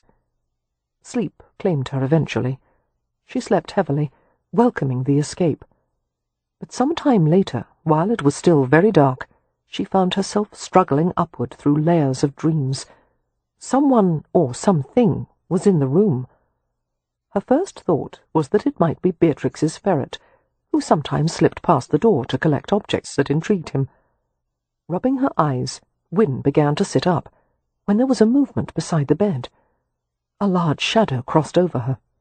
Before bewilderment could give way to fear, she heard a familiar murmur, and felt a man's warm fingers press across her lips. "It's me." Her lips moved soundlessly against his hand. "Kev." Wynne's stomach constricted with an ache of pleasure, and her heartbeat hammered in her throat. But she was still angry with him. She was done with him, and if he had come here for a midnight talk, he was sadly mistaken. She started to tell him so, but to her astonishment, she felt a thick piece of cloth descend over her mouth, and then he was tying it deftly behind her head. In a few more seconds, he had bound her wrists in front of her. Wynne was rigid with shock. Merripen would never do something like this, and yet it was him. She would know him if only by the touch of his hands. What did he want? What was going through his mind? His breath was faster than usual as it brushed against her hair. Now that her vision had adjusted to the darkness, she saw that his face was hard and austere. Merripen drew the ruby ring off her finger and set it on the bedside table. Taking her head in his hands, he stared into her wide eyes. He said only 2 words, but they explained everything he was doing, and everything he intended to do. "You're mine." He picked her up easily, draping her over one powerful shoulder, and he carried her from the room. Wynne closed her eyes, yielding, trembling. She pressed a few sobs against the gag covering her mouth, not of unhappiness or fear, but of wild relief. This was not an impulsive act. This was ritual. This was an ancient Romany courtship rite, and there would be nothing half-hearted about it. She was going to be kidnapped and ravished. Finally. Chapter 17. As far as abductions went, it was skillfully executed. One would have expected no less of Merripen. Although Wynne had assumed he would carry her to his room, he surprised her by taking her outside, where his horse was waiting. Wrapping her in his coat, he held her against his chest and rode off with her, not to the gatehouse, but alongside the wood, through night mist and dense blackness that daylight would soon filter. Wynne stayed relaxed against him, trusting him, and yet she shook with nerves. This was Merripen, and yet he wasn't at all familiar. The side of himself he had always kept under strict control had been set free. Merripen guided the horse expertly through a copse of oak and ash. A small white cottage appeared, ghost-coloured in the darkness. Wynne wondered whom it belonged to. It was tidy and new-looking, with smoke curling from the chimney-stack. It was lit, welcoming, as if it had just been readied in anticipation of visitors. Dismounting, Merripen tugged Wynne down into his arms, and he carried her to the front step. "Don't move," he said. She stayed obediently still while he tethered the horse. Merripen closed his hand over her bound wrists and led her inside. Wynne followed easily, a willing captive. The cottage was sparsely furnished, and it smelled of fresh wood and paint. Not only was it empty of current residents, but it seemed that no one had ever lived there. Taking Win into the bedroom, Merripen lifted her onto a bed covered with quilts and white linen. Her bare feet dangled over the edge of the mattress as she sat upright. Merripen stood before her, the light from the hearth gilding one side of his face. His gaze was locked on her. Slowly he removed his coat and dropped it to the floor, heedless of the fine fabric. As he pulled his open-necked shirt over his head, Win was startled by the powerful expanse of his torso, all ribbed muscle and swarthy brawn. His chest was hairless, the skin gleaming like satin, and Win's fingers twitched with the urge to touch it. She felt herself flush with anticipation, her face rouged with heat. Merripen's dark eyes took in her reaction. She sensed that he understood what she wanted, needed, even more than she did. He removed his half-boots, kicked them aside, and came closer until she caught the scent of salty maleness. He touched the lace-edged collar of her nightgown, fingered it lightly. His hand slid over her chest and moulded the weight of her breast. The warm squeeze drew a shiver from her, sensation gathering at the hardening tip. She wanted him to kiss her there. She wanted it so badly that she fidgeted, her toes curling, her lips parting with a gasp beneath the binding cloth. To her relief, Merripen reached around to the back of her head and untied the gag. Red and trembling, Win managed an unsteady whisper. You needn't have used that. I would have kept quiet." Merripen's tone was grave, but there was a pagan gleam in the depths of his eyes. "If I decide to do something, I do it properly." "Yes." Her throat cinched around a sob of pleasure as his finger slid into her hair and touched her scalp. "I know that." Cradling her head in his hands, he bent to kiss her gently, with hot, shallow laps into her mouth, and as she responded, he went deeper, demanding more. The kiss went on and on, making her gasp and strain, her own small tongue darting greedily past the edge of his teeth. She was so absorbed in tasting him, so dazed by the current of arousal humming through her, that it took her a little while to realize she was lying back on the bed with him, her bound hands flung over her head. His lips slid to her throat, savoring her with slow, open kisses. "Where are we?" she managed to ask, shivering as his mouth found a particularly sensitive place. "Gamekeeper's cottage." He lingered on that vulnerable spot until she writhed. "Where is the gamekeeper?" His voice was passion-thickened. "We don't have one yet." Win rubbed her cheek and chin against the heavy locks of his hair, relishing the feel of him. "How is it that I've never seen this place?" His head lifted. "It's far in the woods," he whispered, "away from noise." He toyed with her breast, softly thumbing the tip. "The gamekeeper needs peace and quiet to care for the birds." Win was feeling anything but peace and quiet inside, her nerves strung tight, her wrists pulling at the silk bonds. She was dying to touch him, to hold him. "Kev, untie my arms." He shook his head. The leisurely pass of his hand along her front caused her to arch. "Oh, please," she gasped. "Kev!" "Hush," he murmured. "Not yet." His mouth passed hungrily over hers. "I've wanted you for too long. I need you too much." His teeth caught at her lower lip with a rousing delicacy. "One touch of your hands, and I wouldn't last a second." "But I want to hold you," she said plaintively. The look on his face sent a thrill through her. "Before we're through, love, you're going to hold me with every part of your body." He covered her wild heartbeat with a gentle palm. Lowering his head, he kissed her hot cheek and whispered, "Do you understand what I'm going to do, Win?" She took a fitful breath. "I think so. Amelia told me a few things in the past, and of course everyone sees the sheep and cattle in spring." That drew a rare grin from him. "If that's the standard I'm being held to, we'll have no trouble at all." She captured him with her looped arms and struggled upward to reach his mouth. He kissed her, pushing her back down, sliding one of his knees carefully between her thighs. gently farther and farther, until she felt an intimate pressure against the part of her that had begun to ache. The subtle, rhythmic friction made her writhe, a sort of squirmy, shivery delight surging from every slow prod.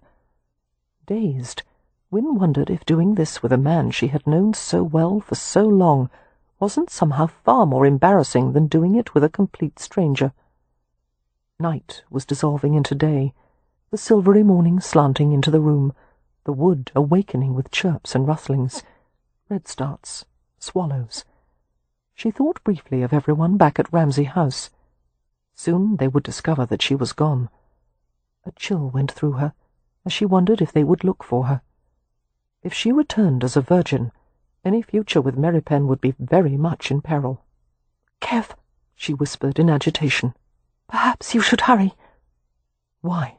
he asked against her throat. "I'm afraid someone will stop us." His head lifted. "No one will stop us. An entire army could surround the cottage. Explosions, lightning strikes. It's still going to happen." "I still think you should go a bit faster." "Do you?" Merripen smiled in a way that made her heart stop. When he was relaxed and happy, she thought, he was the handsomest man who had ever lived. He courted her mouth skillfully, distracting her with deep, fervid kisses. At the same time, he took the front of her nightgown in his hands and pulled, tearing the garment in half, as if it were no more substantial than paper lace. Wynne gave a discomforted gasp, but held still.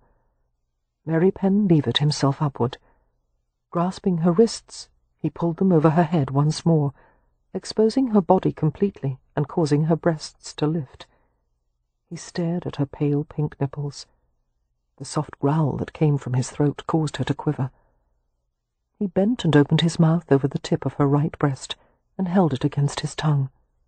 So hot, she flinched as if the contact had scalded her. When he lifted his head, the nipple was redder and tighter than it had ever been before. His eyes were passion-roused as he kissed her other breast. His tongue provoked the soft peak into a stinging bud, soothing it with warm strokes. She pressed upward into the wetness, her breath mixed with low sobs. He drew her nipple between his teeth, clamped it carefully, flicked it. Wynne moaned as his strong hands traced over her body, lingering in places of unbearable sensation. Reaching her thighs, he tried to part them, but Wynne held them bashfully closed. Her eagerness to proceed had been obliterated by the dawning awareness of lavish moisture, there, which she had never expected or been told about. "I thought you said to hurry," Merripen whispered near her ear. His lips wandered over her crimson face. "Undo my hands," she begged, perturbed. "I need to tidy up." "Tidy up?" Giving her a quizzical glance, Merripen unwound the length of silk from around her wrists. "You mean the room?" "No, myself." Perplexity worked a notch between his dark brows. He stroked the seam of her clamped-together thighs, and she tightened them reflexively. Perceiving the problem, he smiled slightly, while utter tenderness rushed through him. "Is this what worries you?" He pried her legs apart, finding the slick of moisture with gentle fingers. "That you're wet here?" She closed her eyes and nodded with a choked sound. "No," he soothed. "This is good. This is how it's supposed to be. It helps me to go inside you and—" His breathing roughened. "Oh, Wynne, you're so lovely. Let me touch you. Let me have you." In an agony of modesty, Wynne let him push her thighs open farther. She tried to stay quiet and still, but her hips jerked as he stroked the place that had become almost painfully sensitive. He murmured softly, passionately absorbed in the soft female flesh. More wetness, more heat, his touch skimming around and over her, tenderly nudging, until one finger slid inside. She stiffened and gasped, and the touch was immediately withdrawn. "Did I hurt you?" Her lashes lifted. "No," she said in wonder. "In fact, I didn't feel any pain." She strained to look between them. "Is there blood? Perhaps I should—" "No, Win." There was a near comical expression of dismay on his face. "What I just did isn't going to cause pain or blood." A brief pause. "When I do it with my cock, however, it's probably going to hurt like hell." "Oh." She pondered that for a moment. "Is that the word men use for their private parts?" "One of the words gachos use." "What do Romans say?" "They call it a kuri." "What does that mean?" "Thorn." Wynne slid a bashful glance at the heavy protrusions straining behind his trousers. "Rather too substantial for a thorn. I should have thought they would use a more fitting word. But I suppose—" She inhaled sharply as his hand moved downward. "I suppose if one wants roses, one must—" His finger had slipped inside her again. "Bear the occasional thorn." "Very philosophical." He gently stroked and teased the clenching interior of her body. Her toes curled into the quilt as wicked tension coiled low in her belly. "Kev, what should I do?" "Nothing. Only let me please you." All her life she had hungered for this, without quite knowing what it was, this slow, astonishing merging with him, this sweet dissolution of self, this mutual surrender. There was no doubt that he was in control, and yet he browsed over her with absolute wonder. She felt herself soaking up sensation, her body infused with colour and heat. Merripen wouldn't let her hide any part of herself from him. He took what he wanted, turning and lifting her body, rolling her this way and that, always with care and yet with passionate insistence. He kissed beneath her arms and along her sides and all over her, running his tongue along every curve and humid crease. Gradually, the accumulating pleasure shaped into something dark and raw, and she moaned from the pain of acute need. The drive of her heartbeat reverberated everywhere, in her breasts and limbs and stomach, even at the tips of her fingers and toes. It was too much, this wildness he had aroused. She begged him for a moment's respite. "Not yet," he told her between ragged breaths, his tone rough with a triumph she didn't yet understand. "Please, Kev." "You're so close I can feel it. Oh, God." He took her head in his hands, kissed her ravenously, and said against her lips, "You don't want me to stop yet. Let me show you why."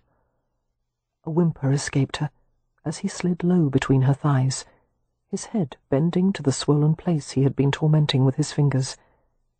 He put his mouth on her, licking along the delicate, salty straight, spreading her with his thumbs. She tried to sit bolt upright, but fell back against the pillows as he found what he wanted, his tongue strong and wet.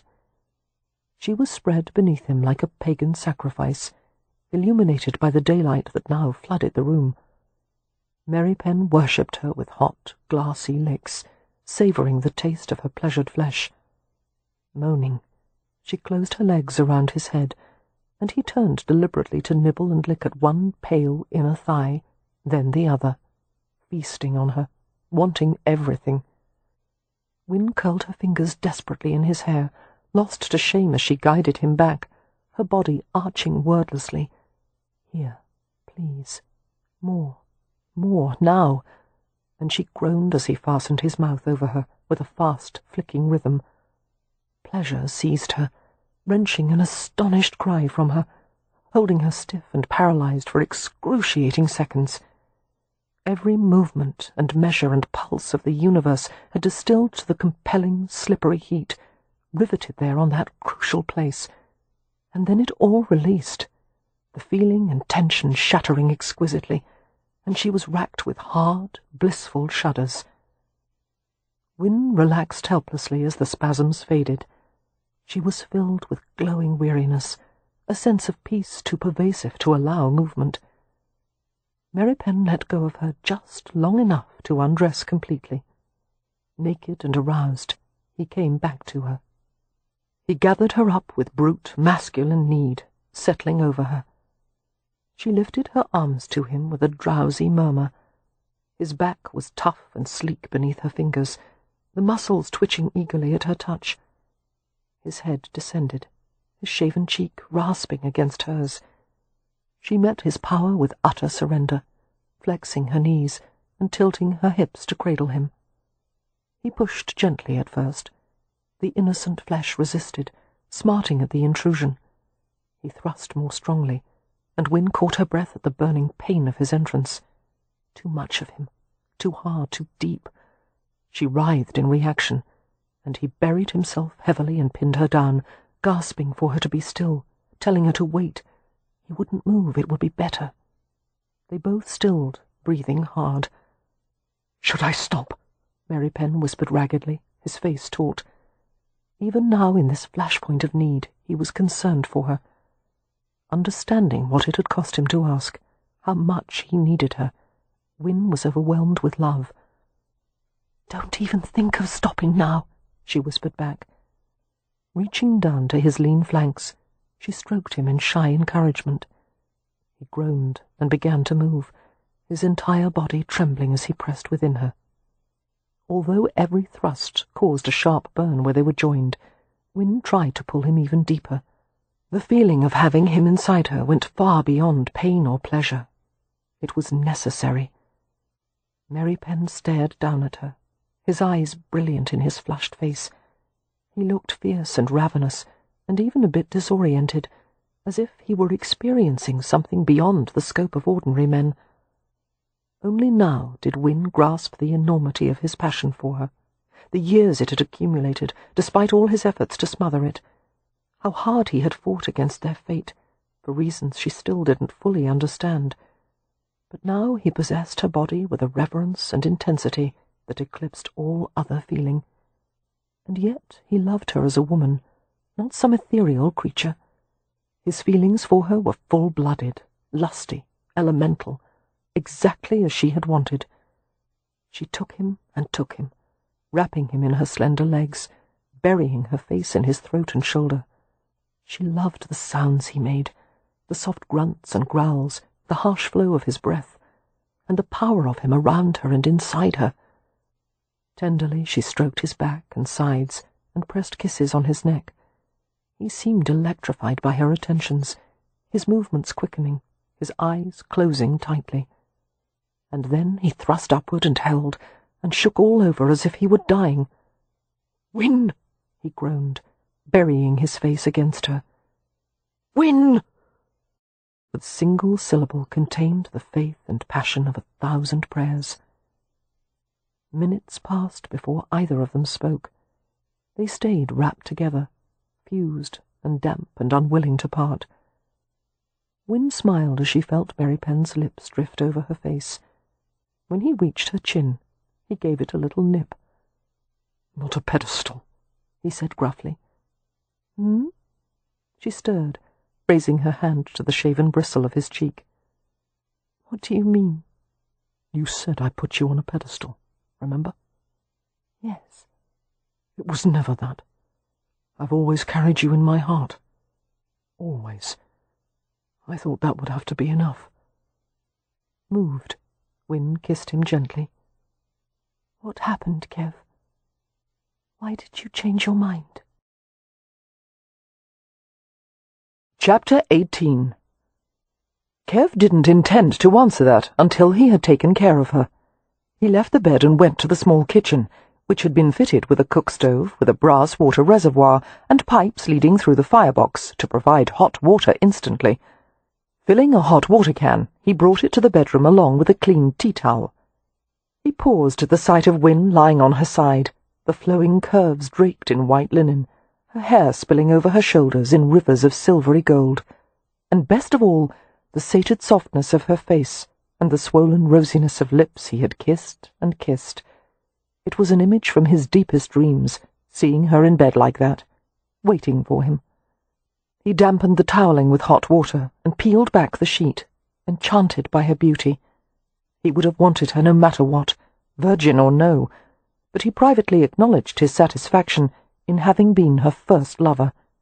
No one but he would touch her, pleasure her, see her, except— "Wynne," he said, frowning as he washed her, pressing the steaming cloth between her thighs.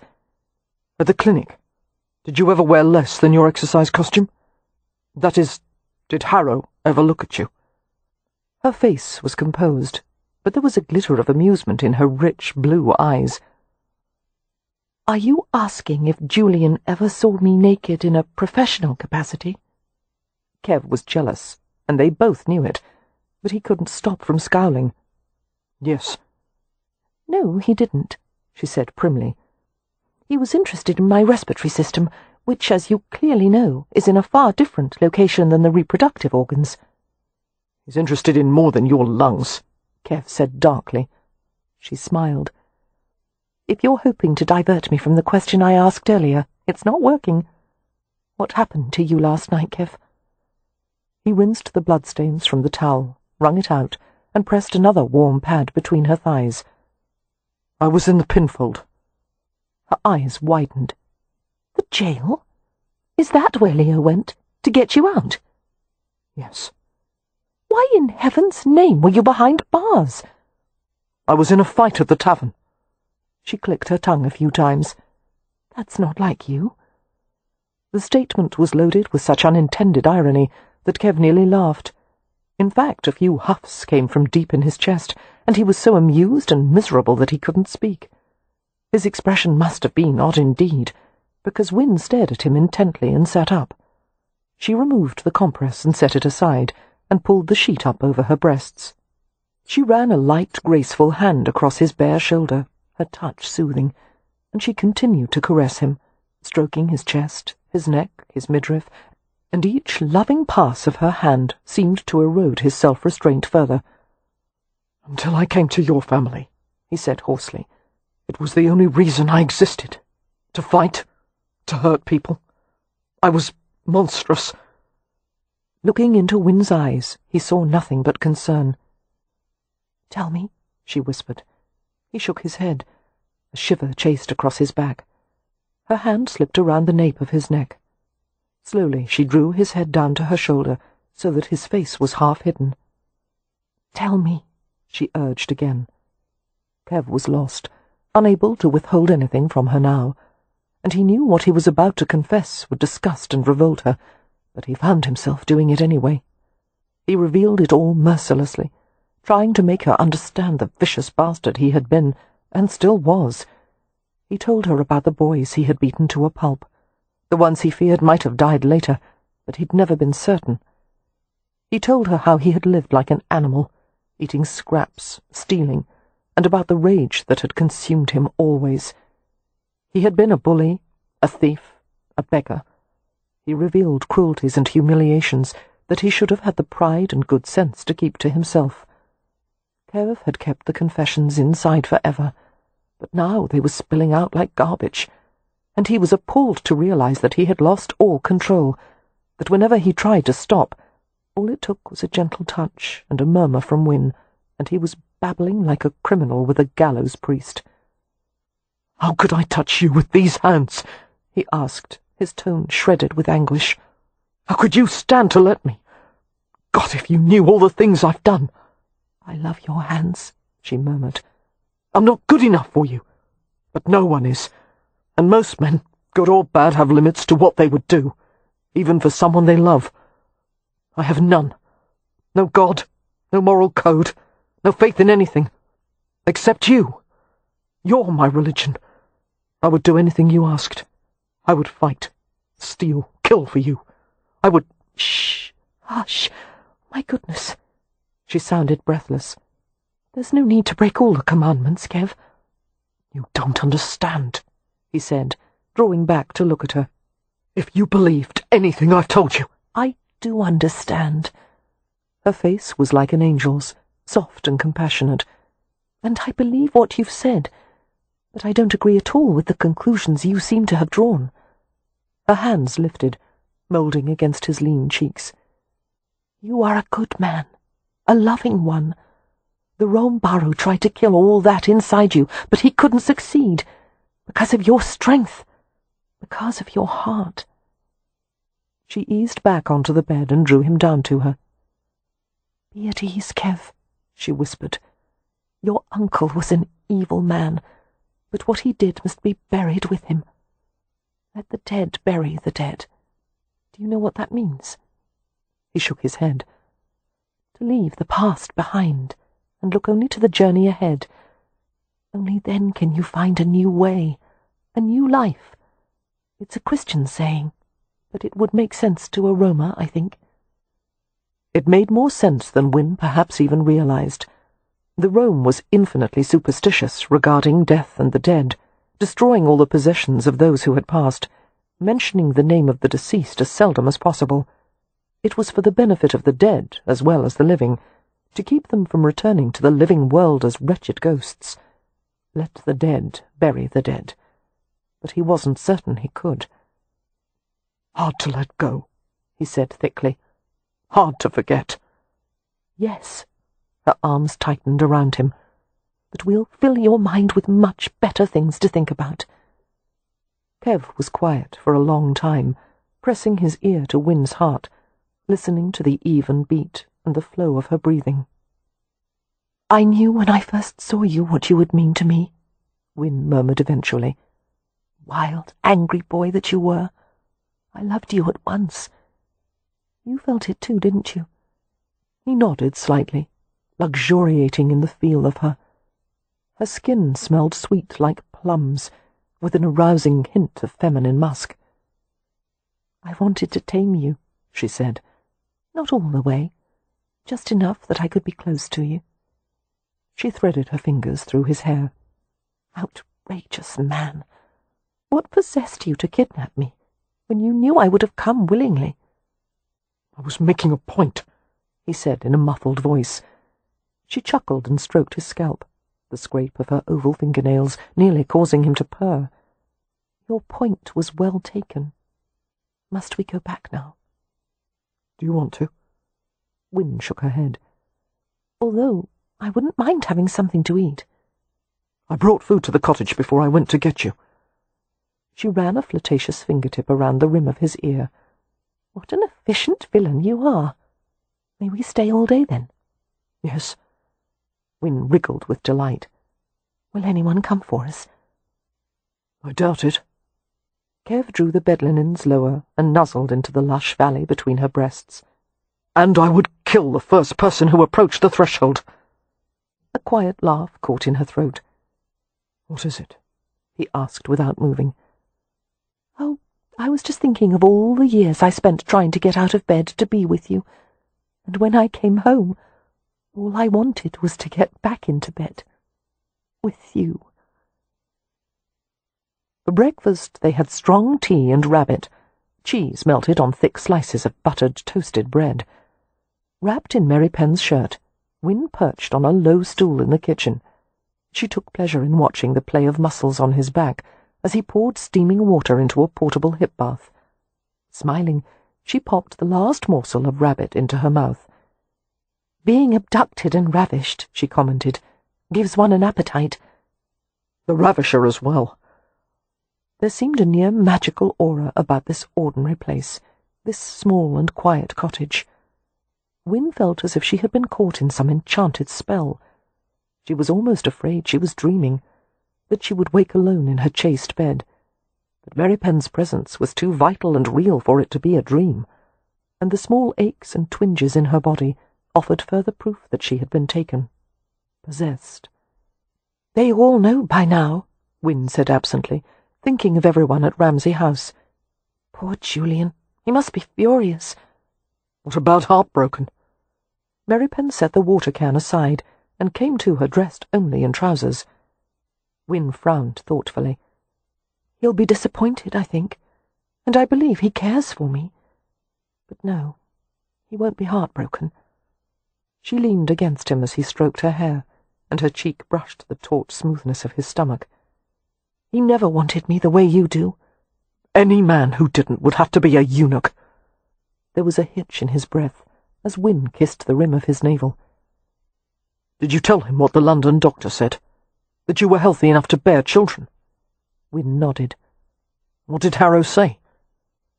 "Julian told me that I could visit a legion of doctors and get any number of differing opinions to support the conclusion I wanted. But in Julian's view, I should remain childless. Merripen brought her to a standing position and looked down at her, his expression unfathomable. "I don't want to put you at risk, but neither do I trust Harrow or his opinions." "Because you think of him as a rival?" "That's part of it," he admitted, "but it's also instinct. There's something lacking in him. There's something false." "Perhaps it's because he's a doctor," Wynne suggested, shivering as Merripen drew his shirt away from her. "Men of his profession often seem aloof, superior even, but that's necessary because—" "It's not that." Merripen guided her to the hip bath and helped to lower her in. Wynne gasped not only from the heat of the water, but also from being naked in front of him. The hip bath obliged one to straddle the tub and relax into the water with the legs held apart, which was wonderfully comfortable in private, but rather mortifying with someone else present. Her modesty was further violated as Merripen knelt beside the tub and washed her. But his manner was not at all lascivious, only caring, and she couldn't help but relax under the ministrations of those strong, soothing hands. "You still suspect Julian of having harmed his first wife, I know," Wynne said, while Merripen bathed her. "But he is a healer. He would never hurt anyone, least of all his own wife." She paused as she read his expression. "You don't believe me. You're determined to think the worst of him."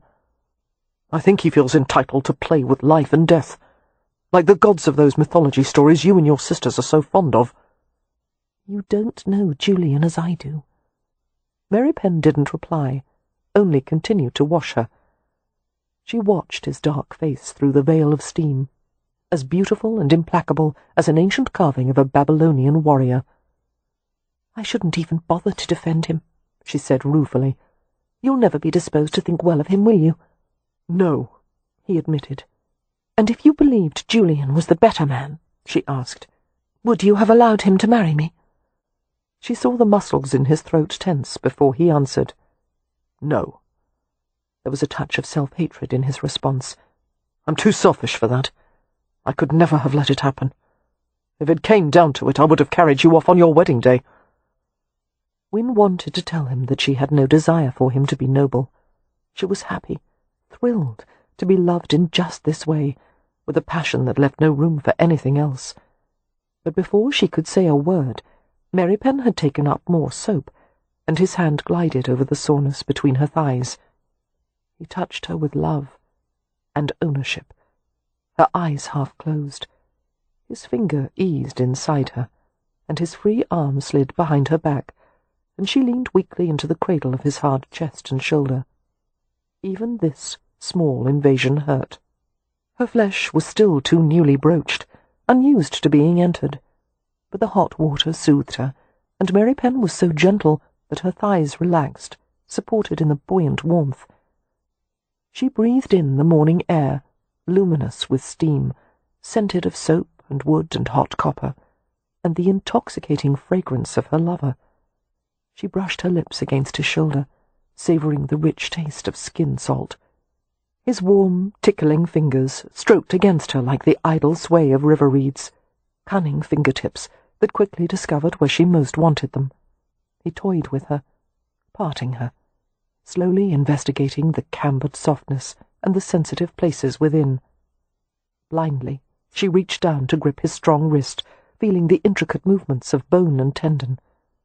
He slid 2 fingers inside her, his thumb gliding over her sex in tender circles.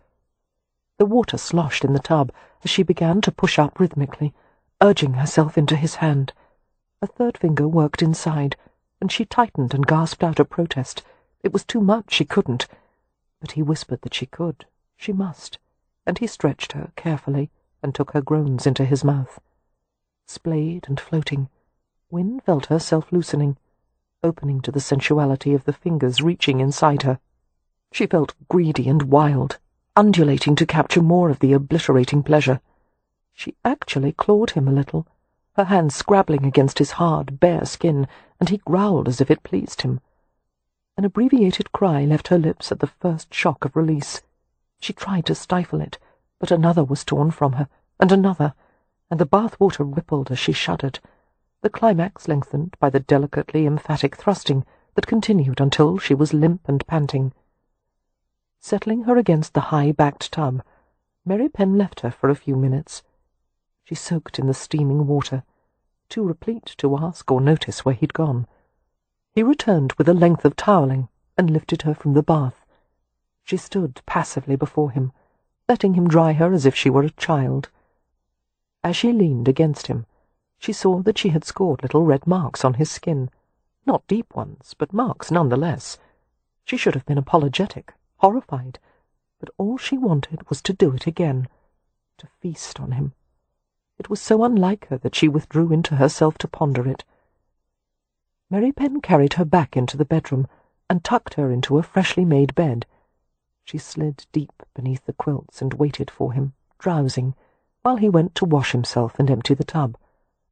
She was steeped in a feeling she hadn't experienced in years, the kind of incandescent joy she had felt as a child waking on Christmas morning. She had stayed quietly in her bed, relishing the knowledge of all the good things that would soon happen, her heart alight with anticipation. Wynn's eyes half opened as she felt him climb into bed eventually. His weight depressed the mattress, his body startlingly warm against Wynn's coolness. Snuggling into the crook of his arm and shoulder, she sighed deeply. His hand made a slow, lovely pattern over her back. "Will we have a cottage like this some day?" she murmured. Being Merripen, he had already come up with a plan. "We'll live at Ramsey House for a year. More likely 2, until the restoration is complete and Leo is on his feet. Then I'll find a suitable property for a farm, and build a house for you. A bit larger than this, I expect." His hand slid to her bottom, rubbing in slow circles. "It won't be an extravagant life, but it will be comfortable. You'll have a cook maid, and a footman and a driver, and we'll live near your family, so you can see them whenever you like." "That sounds lovely," Wynn managed to say, so filled with happiness she could scarcely breathe. "It will be heaven." She had no doubt of his ability to take care of her, nor did she doubt that she could make him happy. They would create a good life together, though she was fairly certain it would not be an ordinary one. His tone was sober. "If you marry me, you'll never be a lady of position." "There is no better position for me than being your wife." One of his big hands clasped over her skull, pressing her head against his shoulder. "I've always wanted more for you than this." "Liar," she whispered. "You always wanted me for yourself." Laughter stirred in his chest. "Yes," he admitted. They were quiet then, relishing the sensation of lying together in the morning-filled room. They had been close in so many ways before this. They had known each other so well, and yet not at all. Physical intimacy had created a new dimension to Wynn's feelings, as if she had not only taken his body inside hers, but also a part of his soul. She wondered how it was that people could engage in this act without love, how empty and pointless it must be by comparison. Her bare foot explored the hairy surface of his leg, toes nudging against hard sculpted muscle.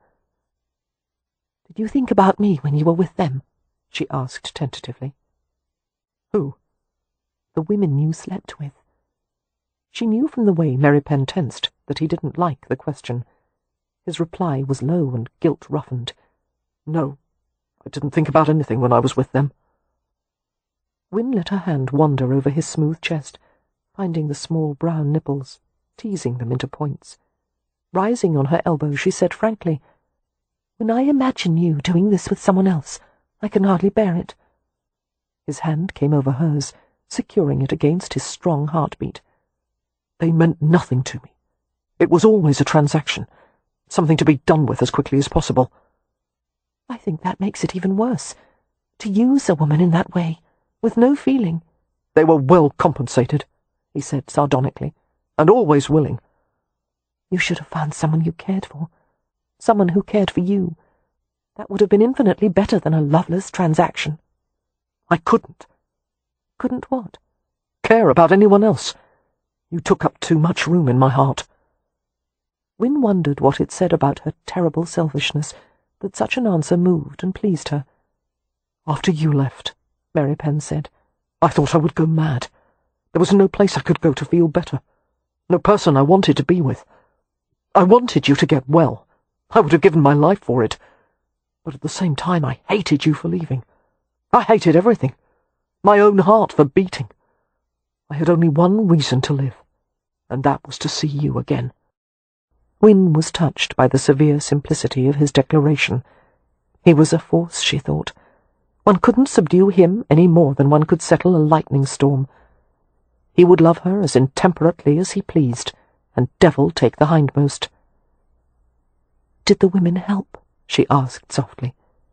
"Did it ease you to lie with them?" He shook his head. "It made it worse," came his soft reply, "because they weren't you." Wynne leaned farther over him, her hair falling in glinting light ribbons that went across his chest and throat and arms. She stared into eyes as black as sloe. "I want us to be faithful to each other," she said gravely, "from this day forward." There was a brief silence, a hesitation born not of doubt, but awareness, as if their vows were being heard and witnessed by some unseen presence. Merripen's chest rose and fell in a long, deep breath. "I'll be faithful to you," he said. "Forever." "So will I." "Promise also that you'll never leave me again." Wynne lifted her hand from the centre of his chest and pressed a kiss there. "I promise." She was entirely willing, eager to seal their vows then, but he wouldn't. He wanted her to rest, her body to have respite, and when she objected, he quieted her with gentle kisses.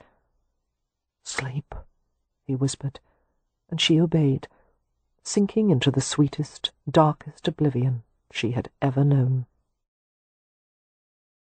Daylight canted impatiently against the unlined curtains at the windows, turning them into bright, butter-coloured rectangles. Kev had held Wynne for hours. He had not slept at all in that time. The pleasure of staring at her eclipsed the need for rest. There had been other times in his life when he had watched over her like this, especially when she'd been ill, but it was different now that she belonged to him. He had always been consumed with miserable longing, loving Wynne and knowing nothing would ever come of it. Now, holding her, he felt something unfamiliar, a bloom of euphoric heat. He let himself kiss her, unable to resist following the glinting arc of her eyebrow with his lips. He moved on to the rosy curve of her cheek, the tip of a nose so adorable that it seemed worthy of an entire sonnet. He loved every part of her. It occurred to him that he had not yet kissed the spaces between her toes, an omission that desperately needed to be corrected. Wynne slept with one of her legs hitched over him, her knee tucked between his. Feeling the intimate brush of blonde curls against his hip, he went erect, his flesh alive with a hard, precise throbbing he could feel against the linen sheet that covered him. She stirred, and moved her limbs in a trembling stretch, and her eyes half opened. He sensed her surprise at waking in his arms this way, and the slow dawning of satisfaction as she remembered what had gone before. Her hands crept over him, exploring softly. He was taut everywhere, aroused and unmoving, letting her discover him as she wished. Wynne reconnoitred his body with an innocent abandon that seduced him utterly. Her lips brushed the taut skin of his chest and side. Finding the edge of his lowest rib, she gnawed gently, like a fastidious little cannibal. One of her hands trailed over his thigh and wandered up to his groin. He said her name between fragmented breaths, reaching down to those tormenting fingers, but she swatted his hand away with an audible crack of skin against skin, and that aroused him beyond reason. Wynne cupped the mass of him below, the shifting weights heavy against her palm. She squeezed, gently rolled the roundness, while he set his teeth and endured her touch, as if he were being drawn and quartered. Moving upward, she gripped the shaft lightly. Too lightly. Kev would have begged her to do it harder had he been able to spare the breath. But he could only wait, gasping. Her head bent over him, her golden hair trapping him in a glimmering net. Despite his will to remain still, he couldn't stop the vicious twitch of his cock, the length of it jutting upward. To his shock, he felt her lean down to kiss him, and she continued, working upward along the stiff shaft, while he groaned with pleasure and disbelief. Her beautiful mouth on him. He was dying, losing his sanity. She was too inexperienced to know how to proceed. She didn't take him deep, only licked the tip as he had done to her before. But holy Christ, it was enough for now. Kev let out an anguished groan as he felt a sweet, wet tug and heard the sound of her suckling. Muttering a garbled mixture of Romany and English, he seized her hips and dragged them upward. He buried his face in her, his tongue working voraciously until she writhed like a captured mermaid. Tasting her arousal, he sank his tongue deep again and again. Her legs stiffened as if she were about to come, but he had to be inside her when it happened, had to feel her grip and clench around him. So he toppled her carefully and eased her to her front and pushed a pillow beneath her hips. She moaned and parted her knees wider. Needing no further invitation, he positioned himself, his cock slick with the moisture from her mouth. Reaching beneath her, he found the tiny, swollen bud, and he massaged slowly while he fed his shaft into her, his fingers stroking faster with every hard inch that pushed forward. And when he had finally buried his full length, she climaxed with a sobbing cry. Kev could have found his own release then, but he had to prolong it. If it were possible, he would have gone on forever. He drew one hand along the pale, elegant curve of her back. She arched into the caress, sighing his name. He lay over her, changing the angle between them, still cupping her sex as he thrust. She shuddered as a few more spasms were teased out, passion splotches rising on her shoulders and back. He put his mouth to the patches of colour, kissing every blushing place as he rocked slowly, working deeper in her, tighter, until he finally went still and came with violent spurts. Rolling off her, Kev gathered Wynne against his ribs and struggled to catch his breath. His heartbeat hammered in his ears for some minutes, which was why he was slow to notice a knock at the door. Wynne reached up to his cheeks and guided his face to hers. Her eyes were round. "Someone's here," she said. Chapter 19. Cursing beneath his breath, Kev dragged on his trousers and shirt and went barefoot to the door. Opening it, he saw Cam Rowan standing there nonchalantly, a valise in one hand and a covered basket in the other. "Hello." Cam's hazel eyes danced with mischief. "I've brought you a few things." "How did you find us?" Kev asked without heat. "I knew you hadn't gone far. None of your clothes were missing, nor any bags or trunks. And since the front gatehouse was too obvious, this was the next place I thought of. Aren't you going to invite me in?" "No," Kev said shortly, and Cam grinned. "If our positions were reversed, Frau, I suppose I'd be just as inhospitable. There's food in the basket and clothes for both of you in the valise." "Thank you." Kev took the items and set them just inside the door. Straightening, he looked at his brother, searching for any sign of censure. There was none. "Ouviez-le ici?" Cam asked. It was an old Romany phrase meaning, "Is all well here?" but it was literally translated as, "Is there heart here?" which seemed rather appropriate. "Yes," Kev said softly. "There is nothing you need." "For the first time in my life," Kev admitted, "there is nothing I need." Cam smiled. "Good." Nonchalantly tucking his hands in his coat pockets, he braced a shoulder against the doorframe. "What is the situation at Ramsey House?" Kev asked, half dreading the answer. "There were a few moments of chaos this morning, when it was discovered that you were both gone." A diplomatic pause. "Harrow's been insisting that Wynne was taken against her will. At one point he threatened to go to the parish constable. Harrow says if you don't return with Wynne by nightfall, he'll take drastic action." "What would that be?" Kev inquired darkly. "I don't know. But you might give a thought to the rest of us having to stay at Ramsey House with him, while you're out here with his fiancée. She's my fiancée now, and I'll bring her back when I damn well please." "Understood." Cam's lips twitched. "You intend to marry her soon, I hope?" "Not soon," Kev said. "Immediately." "Thank God. Even for the Hathaways this is all a bit untoward," Cam glanced over Merripen's dishevelled form and smiled. "It's good to see you at ease, finally, Merripen. If it were anyone but you, I'd say you actually looked happy." It was not easy to shed the habit of privacy, but Kev was actually tempted to confide in his brother, things he wasn't even certain he had words for, such as the discovery that the love of a woman could make the entire world seem new, or his wonder that Win, who had always seemed so fragile and in need of protection, had emerged as an even stronger presence than he. "Rowan," he asked quietly, to keep Win from overhearing, "I have a question." "Yes?" "Do you conduct your marriage the way of the Gaji or the Rome?" "Mostly the way of the Gaji," Rowan said without hesitation. "It wouldn't work otherwise. Amelia is hardly the kind of woman who could be treated as a subordinate. But as a Roma, I will always reserve the right to protect and look after her as I see fit." He smiled slightly. "You will find a middle way, just as we have." Kev scrubbed his hand through his hair and asked guardedly, "Are the Hathaways angry about what I've done?" "You mean carrying Win off?" "Yes. The only complaint I heard was that you took far too long. Do any of them know where we are?" "Not that I'm aware of." Cam's smile turned wry. "I can buy you a few more hours, Frau, but have her back by nightfall, if for no other reason than to shut Harrow up." He frowned slightly. "He's an odd one, that Gajo." Kev gave him an alert glance. "Why do you say that?" Cam shrugged.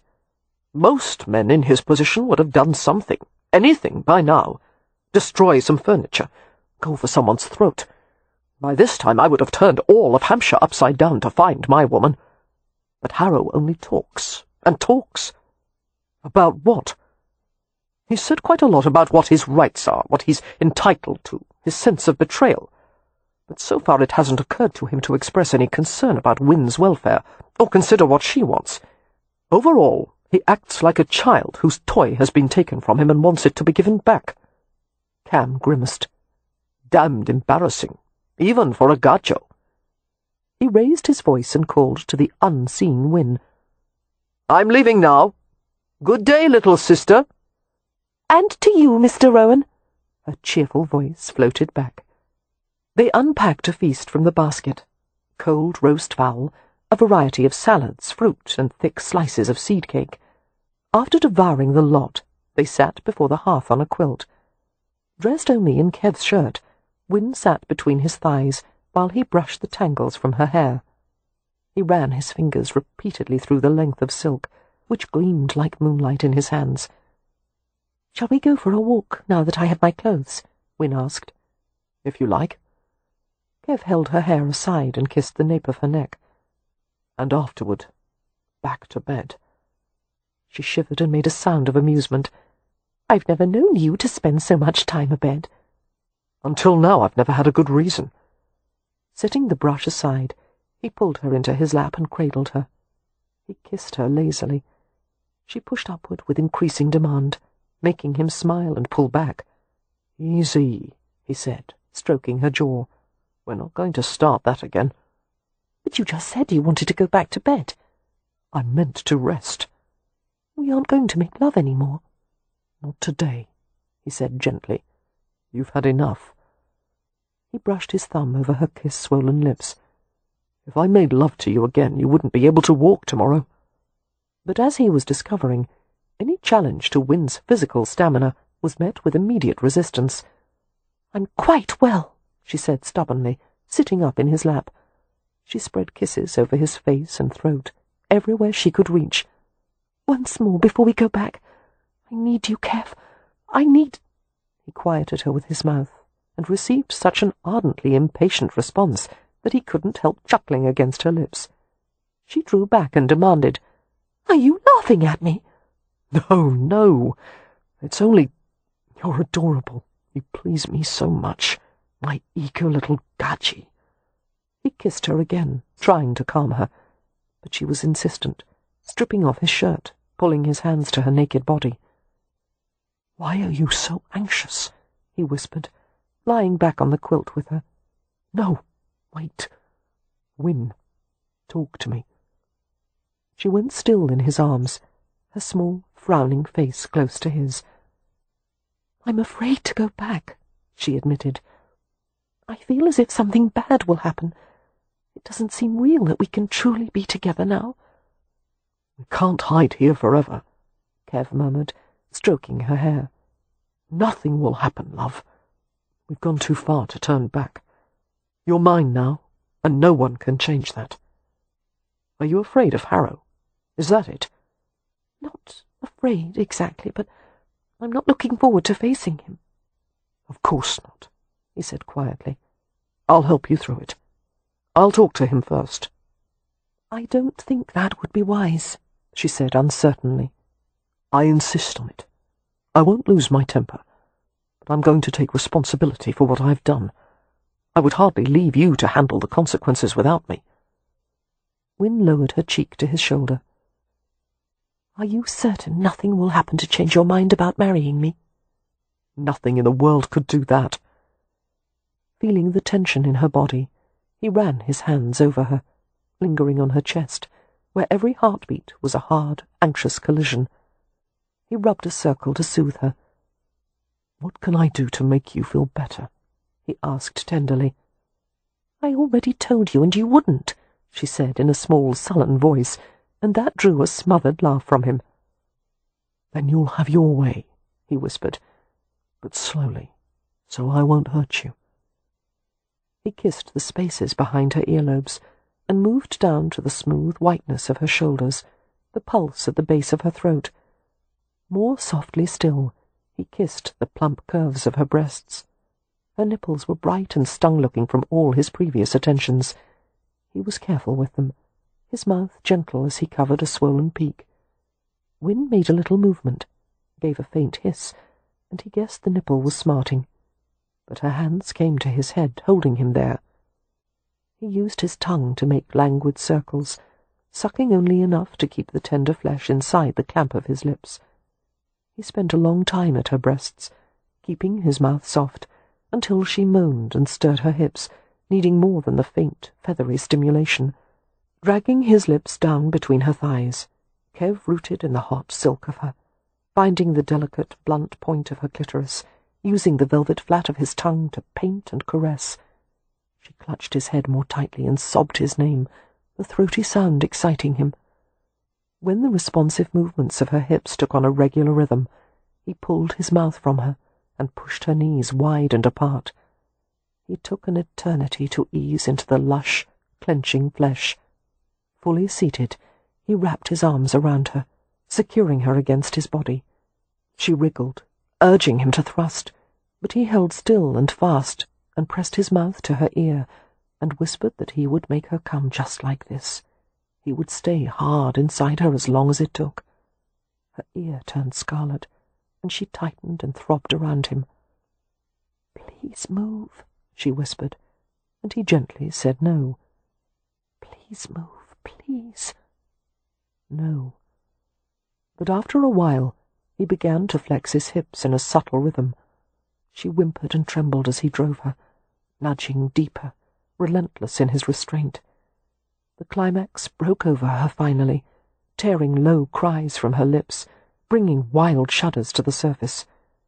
Kev was quiet, experiencing a release so acute and paralyzing that it robbed him of all sound. Her slender body pulled at him, milked him, enclosed him in delicate heat. The pleasure was so great it caused an unfamiliar stinging in his eyes and nose, and that shook him to his foundations. Bloody hell, Kev thought, realizing that something had changed in him, something that could never be put back. All his defenses had been reduced to the uncertain strength of one small woman. The sun was descending into the basin of rich wooded valleys by the time they had both dressed. The fires were extinguished, leaving the cottage cold and dark. Wynne clung to Merripen's hand anxiously as he led her to the horse. "I wonder why happiness always seems so fragile," she said. "I think the things our family has experienced, losing our parents, Leo losing Laura, the fire, my illness, have made me aware of how easily the things we value can be snatched away. Life can change from one moment to the next. Not everything changes. Some things last forever. Wynne stopped and turned to face him, wrapping her arms around his neck. He responded immediately, holding her secure and close, locking her against his powerful body. Wynne buried her face in his chest. "I hope so," she said after a moment. "Are you really mine now, Kev?" "I've always been yours," he said against her ear. Braced for the usual clamour of her sisters, Wynne was relieved when they returned to Ramsay House and found it serene and quiet, so unusually serene that it was clear everyone had agreed to behave as if nothing unusual had transpired. She found Amelia, Poppy, Miss Marks, and Beatrix in the upstairs parlour, the first three doing needlework, while Beatrix read aloud. As Wynne entered the room cautiously, Beatrix paused, and the women looked up with bright, curious gazes. "Hello, dear," Amelia said warmly. "Did you have a nice outing with Merripen?" As if it had been nothing more than a picnic or carriage drive. "Yes, thank you." Wynne smiled at Beatrix. "Do go on, Bee. Whatever you're reading sounds lovely." "It's a sensation novel," Beatrix said. "Very exciting. There's a dark and gloomy mansion, and servants who behave oddly, and a secret door behind a tapestry." She lowered her voice dramatically. "Someone's about to be murdered." While Beatrix continued, Wynne sat beside Amelia. She felt her older sister's hand reach for hers, a small but capable hand, a comforting grip. So much was expressed in Amelia's loving clasp, and in the returning pressure of Wynne's fingers. Concern, acceptance, reassurance. "Where is he?" Amelia whispered. Wynne felt a pang of worry, though she kept her expression serene. "He's gone to talk to Dr. Harrow." Amelia's grip tightened. "Well," she returned wryly, "it should be a lively conversation. I've gotten the impression that your Harrow has been saving up quite a few things to say." "You crude, stupid peasant!" Julian Harrow was white-faced but controlled as he and Kev met in the library. "You have no idea what you've done. In your haste to reach out and grab what you want, you've given no heed to the consequences. And you won't until it's too late, until you've killed her." Having a fairly good idea of what Harrow was going to say, Kev had already decided how he would deal with him. For Wynne's sake, Kev would tolerate any number of insults or accusations. The doctor would have his say, and Kev would let it all roll off his back. He had won. Wynne was his now, and nothing else mattered. It wasn't easy, however. Harrow was the perfect picture of an outraged romantic hero. Slim, elegant, his face pale and indignant. He made Kev feel like a swarthy, oafish villain by contrast. And those last words, "until you've killed her," chilled him to the marrow. So many vulnerable creatures had suffered at his hands. No one with Kev's past could ever deserve Wynne. And even though she had forgiven his history of brutality, he could never forget. "No one is going to harm her," Kev said. "It's obvious that as your wife she would have been well cared for, but it wasn't what she wanted. She's made her choice. Under duress. I didn't force her." "Of course you did," Harrow said with contempt. "You carried her off in a display of brute strength. And being a woman, of course, she thought it thrilling and romantic. Women can be dominated and persuaded into accepting nearly anything. And in the future, as she's dying in childbirth, in grotesque pain, she won't blame you for it. But you'll know that you're responsible." A harsh laugh escaped him as he saw Kev's expression. "Are you really so simple that you don't understand what I'm saying?" "You believe she's too fragile to bear children," Kev said. "But she consulted another doctor in London who—" "Yes, did Winnifred tell you the name of this doctor?" Harrow's eyes were frosty grey, his tone brittle with condescension. Kev shook his head. "I persisted in asking," Harrow said, "until she told me. And I knew at once it was an invented name. A sham. But just to make certain, I checked the registers of every legitimate physician in London. The doctor she named doesn't exist. She was lying, Merripen." Harrow raked his hands through his hair and paced back and forth. "Women are as devious as children when it comes to getting their way. My God, you're easily manipulated, aren't you?" Kev couldn't answer. He had believed Win, for the simple reason that she never lied. As far as he knew, there was only one time in her life she had ever deceived him, and that had been to trick him into taking morphine when he'd been suffering from a burn wound. Later he'd understood why she'd done it, and he had forgiven her at once. But if she had lied about this... Anguish burned like acid in his blood. Now he understood why Win had been so nervous about returning. Harrow paused at the library table and went to half sit, half lean on it. "I still want her," he said quietly. "I'm still willing to have her, on condition that she hasn't conceived." He broke off as Kev fastened a lethal glare on him. "Oh, you may glower, but you can't deny the truth. Look at you. How can you justify what you've done? You're a filthy gypsy, attracted to pretty baubles like the rest of your ilk." Harrow watched Kev closely as he continued. "I'm sure you love her, in your fashion. Not in a refined way, not in the way she truly needs, but as much as someone of your kind is capable. I find that somewhat touching and pitiable.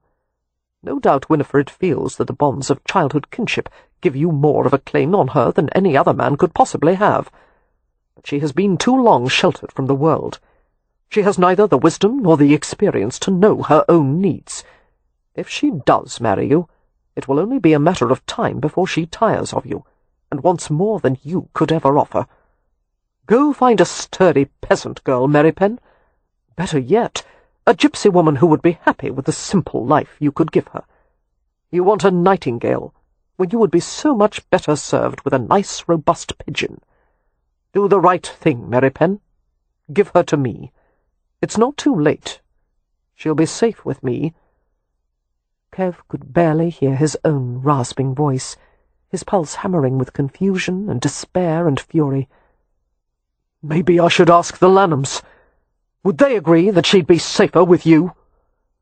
And without glancing to judge the effect of his words, Kev strode from the library. Win's sense of unease grew as evening settled over the house. She stayed in the parlour with her sisters and Miss Marks until Beatrix had tired of reading. The only relief from her growing tension was in watching the antics of Beatrix's ferret, Dodger, who seemed enamoured of Miss Marks despite, or perhaps because of, her obvious antipathy. He kept creeping up to the governess and trying to steal one of her knitting needles, while she watched him with narrowed eyes. "Don't even consider it," Miss Marks told the hopeful ferret with chilling calm, "or I'll cut off your tail with a carving knife." Beatrix grinned. "I thought that only happened to blind mice, Miss Marks." "It works on any offending rodent," Miss Marks returned darkly. "Ferrets are not rodents, actually," Beatrix said. "They're classified as Mustelidae, weasels, so one might say the ferret is a distant cousin of the mouse." "It's not a family I'd care to become closely acquainted with," Poppy said. Dodger draped himself across the arm of the settee and pinned a love-struck gaze on Miss Marks, who ignored him. Win smiled and stretched. "I'm fatigued. I'll bid everyone good night now." "I'm fatigued as well," Amelia said, covering a deep yawn. "Perhaps we should all retire," Miss Marks suggested, deftly packing away her knitting in a little basket.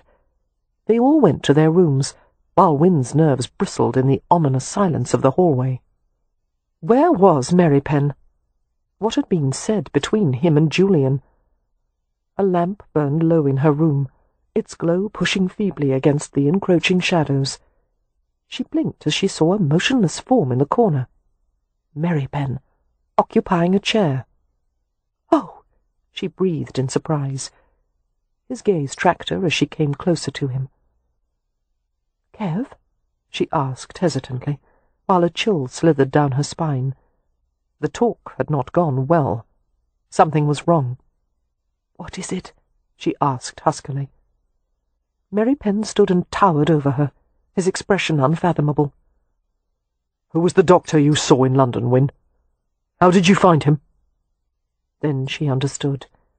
Her stomach dropped, and she took a few steadying breaths. "There was no doctor," she said. "I didn't see the need for it." "You didn't see the need?" he repeated slowly. "No, because, as Julian said later, I could go from doctor to doctor until I found one who would give me the answer I wanted." Merripen let out a breath that sounded like a scrape in his throat. He shook his head. Jesus. Win had never seen him look so devastated, beyond shouting or anger. She moved toward him with her hand outstretched. "Kev, please, let me—" "Don't, please." He was struggling visibly to control himself. "I'm sorry," she said earnestly. "I wanted you so much, and I was going to have to marry Julian, and I thought if I told you about having seen another doctor it would, well, push you a bit." He turned away from her, his hands clenched. "It makes no difference," Win said, trying to sound calm, trying to think above the desperate pounding of her heart. "It changes nothing, especially after today." "It makes a difference if you lie to me," he said in a guttural tone. Romany males could not countenance being manipulated by their women, and she had broken Merripen's trust at a time when he had been particularly vulnerable.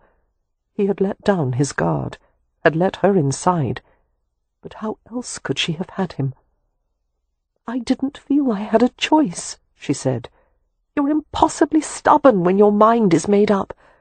I didn't know how to change it." "Then you've just lied again, because you're not sorry."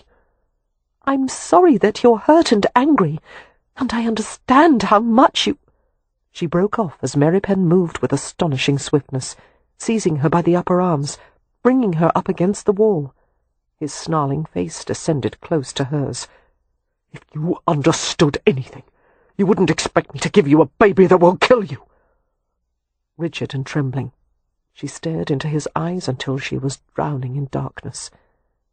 She gulped a deep breath before managing to say stubbornly, "I'll see as many doctors as you like. We'll gather a full variety of opinions, and you can calculate the odds. But no one can predict of a certainty what will happen, and none of it will change how I intend to spend the rest of my life. I will live it on my terms, and you can have all of me or nothing. I won't be an invalid any longer, not even if it means losing you." "I don't take ultimatums," he said, giving her a little shake. "Least of all from a woman." Win's eyes went blurry, and she damned the rising tears. She wondered in furious despair why fate seemed determined to withhold from her the ordinary life that other people took for granted. "You arrogant Roma," she said hoarsely. "It's not your choice, it's mine. My body, my risk. And it may already be too late. I may have already conceived." "No!" He gripped her head and pressed his forehead to hers, his breath striking her lips in bursts of heat. "I can't do this," he said raggedly. "I won't be forced into hurting you." "Just love me." Win wasn't aware that she was crying until she felt his mouth on her face, his throat vibrating with low growls as he licked at her tears. He kissed her desperately, savaging her mouth with a wildness that made her quiver from head to toe. As he crushed his body against hers, she felt the prodding of his arousal, even through the bunched layers of their clothes. It sent a shock of response through all her veins, and she felt her intimate flesh prickling, turning wet. She wanted him inside her, to pull him deep and close, to pleasure him until his ferocity was soothed. She reached down to the stiff length of him, kneading and gripping until he moaned into her mouth. She pulled her lips free long enough to gasp, "Take me to bed, Kev! Take me!" But he shoved away from her with a vicious curse. "Kev!" A scalding glance, and he left the room, the door trembling on its hinges from the abrupt slam. Chapter 20. The early morning air was fresh and heavy with the promise of rain, a cool breeze sweeping through the half-open window of Cam and Amelia's room. Cam awakened slowly as he felt his wife's voluptuous body snuggling close to his. She always slept in a nightgown made of modest white cambric, with infinite numbers of tucks and tiny ruffles. It never failed to stir him, knowing what splendid curves were concealed beneath the demure garment. The nightgown had ridden up to her knees during the night. One of her bare legs was hooked over his, her knee resting near his groin. The slight roundness of her stomach pressed against his side. Pregnancy had made her feminine form more ample and delicious. There was a glow about her these days, a burgeoning vulnerability that filled him with an overwhelming urge to protect her. And knowing that the changes in her were caused by his seed, a part of him growing inside her, that was undeniably arousing. He wouldn't have expected to be this enthralled by Amelia's condition.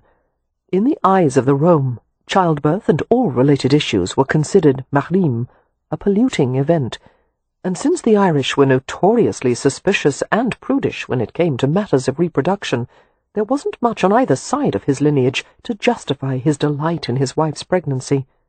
But he couldn't help it. She was the most beautiful and fascinating creature he had ever encountered. As he patted her hip drowsily, the urge to make love to her was too much to resist. He inched her gown upward and caressed her bare bottom. He kissed her lips, her chin, savouring the fine texture of her skin. Amelia stirred. "Cam," she murmured sleepily. Her legs parted, inviting more of the gentle exploration. Cam smiled against her cheek. "What a good little wife you are," he whispered in Romany. She stretched and gave a pleasured sigh as his hand slipped over her warm body. He arranged her limbs carefully, stroking and praising her, kissing her breasts. His fingers played between her thighs, teasing wickedly, until she began to breathe in quiet moans. Her hands clutched at his back as he mounted her, his body hungry for the warm, wet welcome of her. A tap at the door. A muffled voice. "Amelia?" They both froze. The soft, feminine voice tried again. "Amelia?" "One of my sisters," Amelia whispered. Cam muttered a curse that explicitly described what he had been about to do, and was apparently not going to be able to finish. "Your family," he began in a dark tone. "I know." She flipped back the bedclothes. "I'm sorry, She broke off as she saw the extent of his arousal and said weakly, "Oh dear." Although he was usually tolerant when it came to the Hathaways' multitude of quirks and issues, Cam was currently in no mood to be understanding. "Get rid of whoever it is," he said, "and come back here." "Yes, I'll try." She pulled a dressing robe over her nightgown and hastily fastened the top 3 buttons. As she hurried into the adjoining sitting room, the thin white dressing robe flapped behind her like the mainsail of a schooner. Cam remained on his side, listening intently. There was the sound of the door to the hallway opening, and someone coming into the little sitting room. There was also the calm lilt of Amelia's questioning voice, and the anxious response of one of her sisters. Win, he guessed, since Poppy and Beatrix would only awaken this early in the event of some major catastrophe. One of the things Cam adored about Amelia was her tender and unflagging interest in all the concerns, large and small, of her siblings. She was a little mother hen, valuing family as much as any Romany wife. That felt good to him. It harkened back to his early childhood, when he'd still been allowed to live with the tribe. Family was equally important to them, but it also meant having to share Amelia, which at times like this was damned annoying. After a few minutes, the feminine chatter still hadn't stopped. Gathering that Amelia wasn't going to return to bed any time soon, Cam sighed and left the bed. He dragged on some clothes, went into the sitting room, and saw Amelia sitting on a small settee with Win, who looked wretched. They were so intent on their conversation that Cam's appearance was barely heeded. Sitting in a nearby chair, Cam listened until he comprehended that Win had lied to Merripen about having seen a doctor, that Merripen had been furious, and that the relationship between the two was in a shambles. Amelia turned to Cam, her forehead puckered with concern. Perhaps Win shouldn't have deceived him, but it is her right to make this decision for herself. She retained Win's hand in hers as she spoke. You know that I would love nothing better than to keep Win safe from harm, always, but even I have to acknowledge that it isn't possible. Merripen must accept that Win wants to have a normal married life with him. Cam rubbed his face and stifled a yawn. Yes, but the way to get him to accept that is not to manipulate him. He looked at Win directly. Little sister, you should know that ultimatums never work with Romany men. It goes completely against a Roma's grain, being told what to do by his woman. I didn't tell him what to do, Win protested miserably.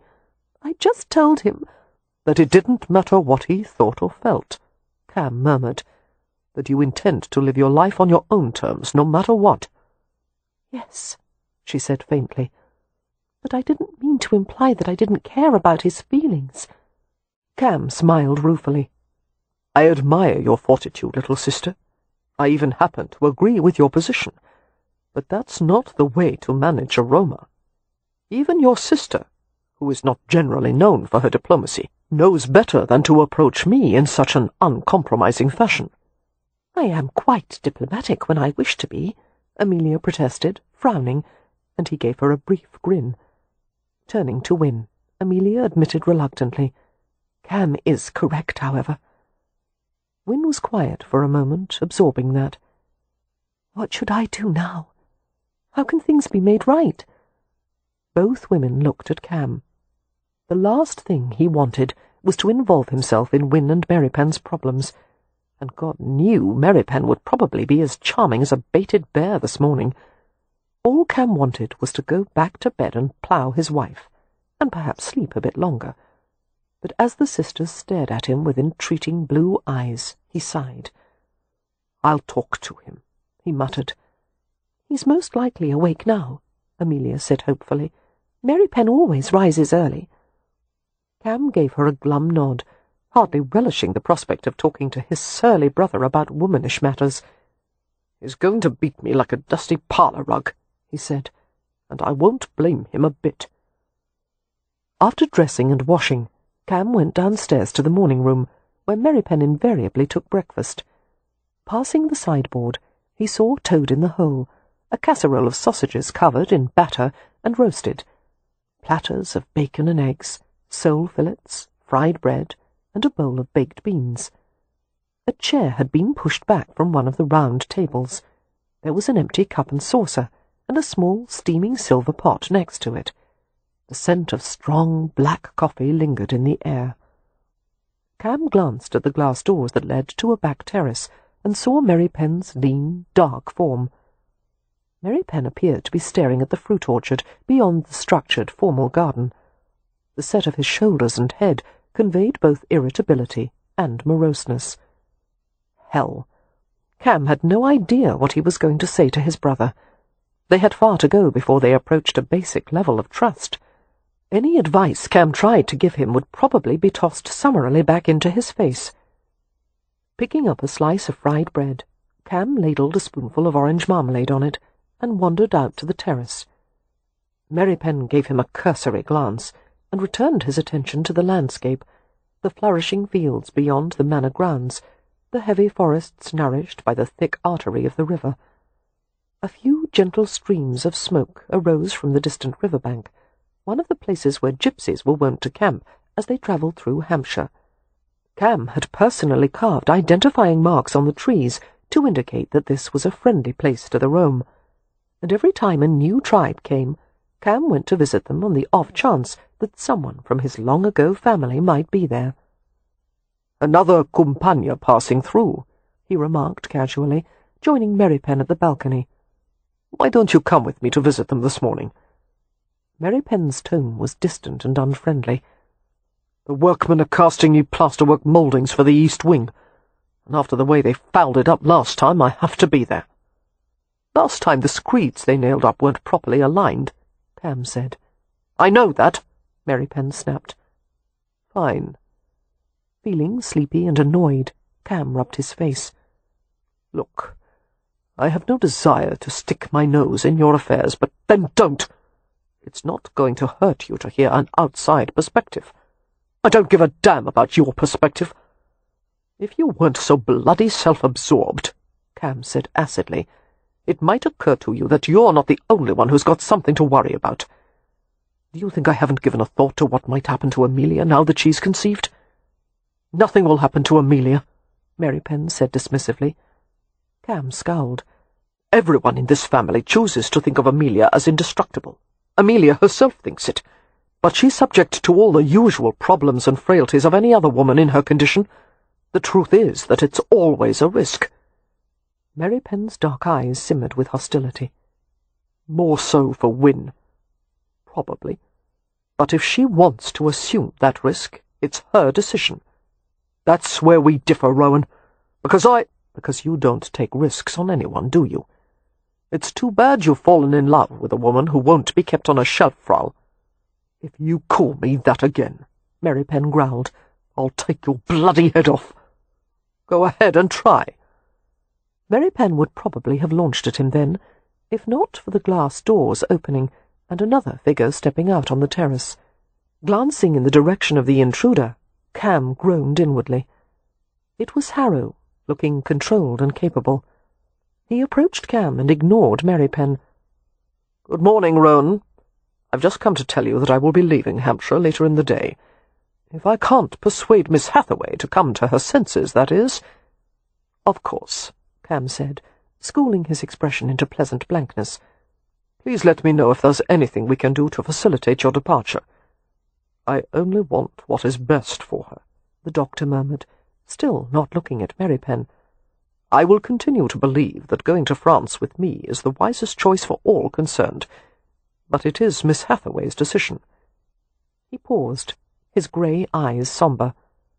"I hope you will exert any influence you have to make certain all parties concerned understand what is at stake. I think we all have a reasonably good grasp of the situation," Cam said, with a gentleness that masked the sting of sarcasm. Harrow stared at him suspiciously and gave a short nod.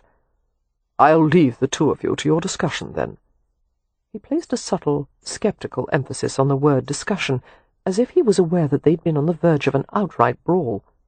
He left the terrace, closing the glass door behind him. "I hate that bastard," Merripen said beneath his breath. "He's not my favourite either," Cam admitted. Wearily, he gripped the back of his own neck, trying to ease the stiffness of the pinching muscles. "I'm going down to the Romany campsite, and if you don't mind, I'll take a cup of that evil brew you drink. I despise the stuff, but I need something to help me stay awake." "Have whatever's left in the pot," Merripen muttered. "I'm more awake than I care to be." Cam nodded and went to the French doors, but he paused at the threshold and smoothed the hair at the back of his neck and spoke quietly. "The worst part about loving someone, Merripen, is that there will always be things you can't protect her from, things beyond your control. You finally realize there is something worse than dying, and that is having something happen to her. You have to live with that fear always, but you have to take the bad part if you want the good part." Kev looked at him bleakly. "What's the good part?" A smile touched Cam's lips. "All the rest of it is the good part," he said, and went inside.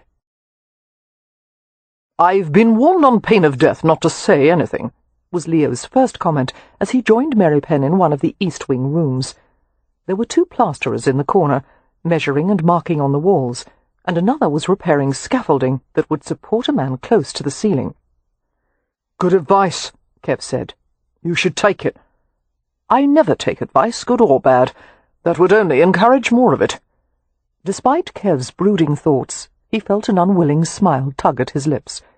He gestured to a nearby bucket filled with light grey ooze. "Why don't you pick up a stick and stir the lumps out of that?" "What is it?" "A lime plaster and hairy clay mix." "Hairy clay? Lovely." But Leo obediently picked up a discarded stick and began to poke around in the bucket of plaster. "The women are gone for the morning," he remarked. "They went to Stonycross Manor to visit Lady Westcliff. Beatrix warned me to be on the lookout for her ferret, which seems to be missing, and Miss Marks stayed here." A reflective pause. "An odd little creature, wouldn't you say? The ferret or Miss Marks?" Kev carefully positioned a strip of wood on the wall and nailed it into place. "Marks? I've been wondering. Is she a misandrist, or does she hate everyone in general?" "What's a misandrist?" "A man-hater." "She doesn't hate men. She's always been pleasant to me and Rowan." Leo looked genuinely puzzled. "Then she merely hates me?" "It would seem so. But she has no reason." "What about being arrogant and dismissive?" "That's part of my aristocratic charm," Leo protested. "It would appear your aristocratic charm is lost on Miss Marks." Kev arched a brow as he saw Leo's scowl. "Why should it matter? You have no personal interest in her, do you?" "Of course not," Leo said indignantly. "I'd sooner climb into bed with Bee's pet hedgehog. Imagine those pointy little elbows and knees, all those sharp angles. A man could do fatal harm to himself, tangling with Marks." He stirred the plaster with new vigour, evidently preoccupied with the myriad of dangers in bedding the governess. A bit too preoccupied, Kev thought.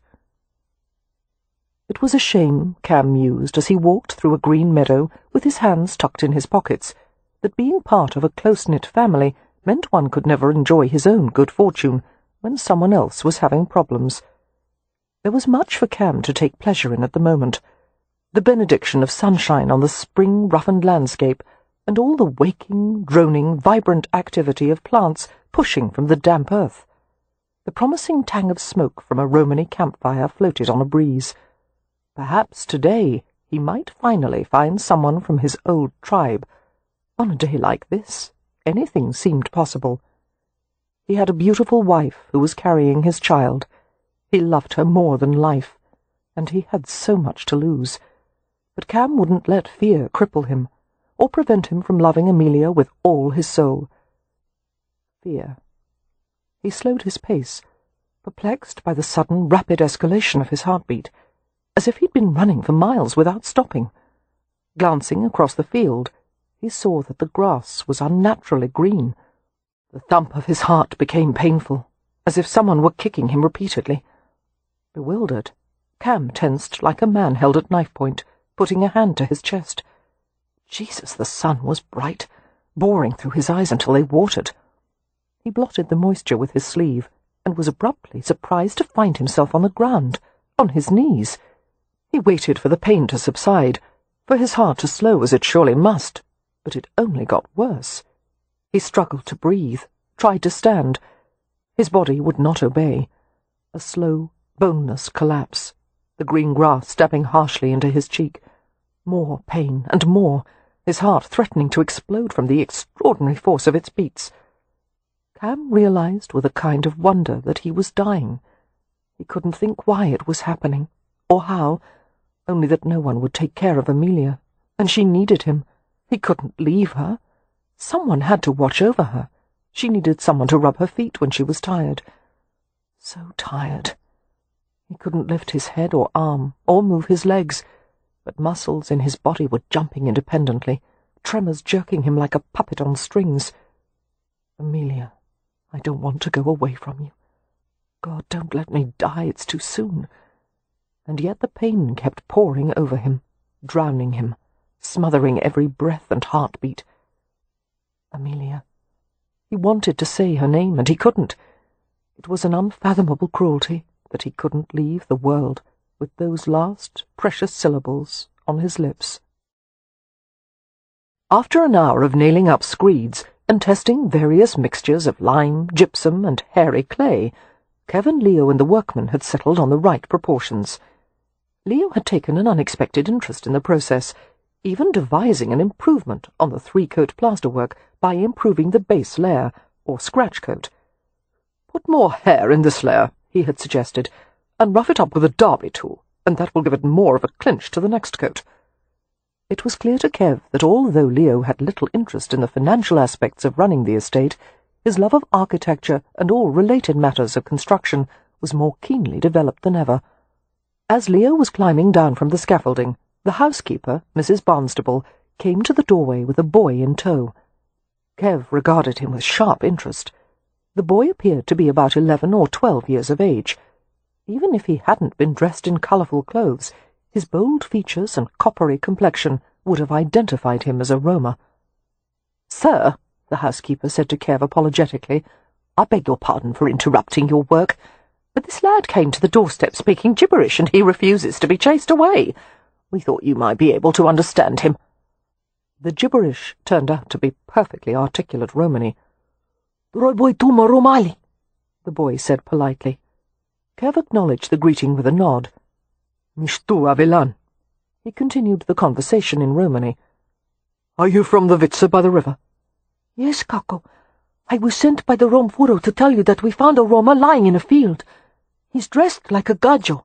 We thought he might belong to someone here." "Lying in the field," Kev repeated, while a cold, biting urgency rose inside him. He knew at once that something very bad had happened. With an effort, he kept his tone patient. "Was he resting?" The boy shook his head. "He is ill and out of his head, and he shakes like this." He mimicked a tremor with his hands. "Did he tell you his name?" Kev asked. "Did he say anything?" Although they were still speaking in Romany, Leo and Mrs. Barnstable stared at him intently, gathering that some emergency was taking place. "What is it?" Leo asked, frowning. The boy answered Kev. "No, Kako. He can't say much of anything. And his heart—" The boy hit his own chest with a small fist in a few emphatic thumps. "Take me to him." There was no doubt in Kev's mind that the situation was dire. Cam Rowan was never ill, and he was in superb physical condition. Whatever had befallen him, it was outside the category of ordinary maladies. Switching to English, Kev spoke to Leo and the housekeeper. "Rowan has been taken ill. He's at the Romany campsite. My lord, I would suggest that you dispense a footman and driver to Stony Cross Manor to collect Amelia at once. Mrs. Barnstable, send for the doctor. I'll bring Rowan here as soon as I can." "Sir," the housekeeper asked in bewilderment, "are you referring to Dr. Harrow?" "No," Kev said instantly. All his instincts warned him to keep Harrow out of this. "In fact, don't let him know what's going on. For the time being, keep this as quiet as possible." "Yes, sir." Although the housekeeper didn't understand his reasons, she was too well trained to question his authority. "Mr. Rowan seemed perfectly well earlier this morning," she said. "What could have happened to him?" "We'll find out." Without waiting for further questions or reactions, Kev gripped the boy's shoulder and steered him toward the doorway. "Let's go." The Vitsa appeared to be a small and prosperous family tribe. They had set up a well-organized camp, with 2 vardos and some healthy-looking horses and donkeys. The leader of the tribe, whom the boy identified as the Rom Furo, was an attractive man with long black hair and warm dark eyes. Although he was not tall, he was fit and lean, with an air of steady authority. Kev was surprised by the leader's relative youth. The word Furo usually referred to a man of advanced age and wisdom. For a man who appeared to be in his late 30s, it signified that he was an unusually respected leader. They exchanged cursory greetings, and the Rom Furo led Kev to his own vardo. "Is he your friend?" the leader asked with obvious concern. "My brother." For some reason, Kev's comment earned an arrested glance. "It is good that you're here. It may be your last chance to see him this side of the veil." Kev was astonished by his own visceral reaction to the comment, the rush of outrage and grief. "He's not going to die," he said harshly, quickening his stride and fairly leaping into the vardo. The interior of the gypsy caravan was approximately 12 feet long and 6 feet broad, with the typical stove and metal chimney pipe located to the side of the door. A pair of transverse berths was located at the other end of the vardo, one upper and one lower. Cam Rowan's long body was stretched out on the lower berth, his booted feet dangling over the end. He was twitching and juddering, his head rolling ceaselessly on the pillow. "Holy hell!" Kev said thickly. unable to believe such a change had been wrought in the man in such a short amount of time. The healthy colour had been leached out of Rowan's face until it was as white as paper, and his lips were cracked and grey. He moaned in pain, panting like a dog. Kev sat on the edge of the berth and put his hand on Rowan's icy forehead. "Cam," he said urgently. "Cam, it's Merripen. Open your eyes. Tell me what happened." Rowan struggled to control the tremors, to focus his gaze, but it was clearly impossible. He tried to form a word, but all he could produce was an incoherent sound. Flattening a hand on Rowan's chest, Kev felt a ferocious and irregular heartbeat. He swore, recognizing that no man's heart, no matter how strong, could go on at that manic pace for long. "He must have eaten some herb without knowing it was harmful," the Romfuro commented, looking troubled. Kev shook his head. "My brother is very familiar with medicinal plants. He would never make that kind of mistake." Staring down at Rowan's drawn face, Kev felt a mixture of fury and compassion. He wished his own heart could take over the work for his brothers. "Someone poisoned him." "Tell me what I can do," the tribe leader said quietly. "First, we need to get rid of as much of the poison as possible. His stomach emptied before we brought him into the Vardo." That was good, but for the reaction to be this bad, even after expelling the poison, meant it was a highly toxic substance. The heart beneath Kev's hand seemed ready to burst from his chest. Rowan would go into convulsions soon. "Something must be done to slow his pulse and ease the tremors," Kev said curtly. "Do you have laudanum?" "No, but we have raw opium." "Even better, bring it quickly."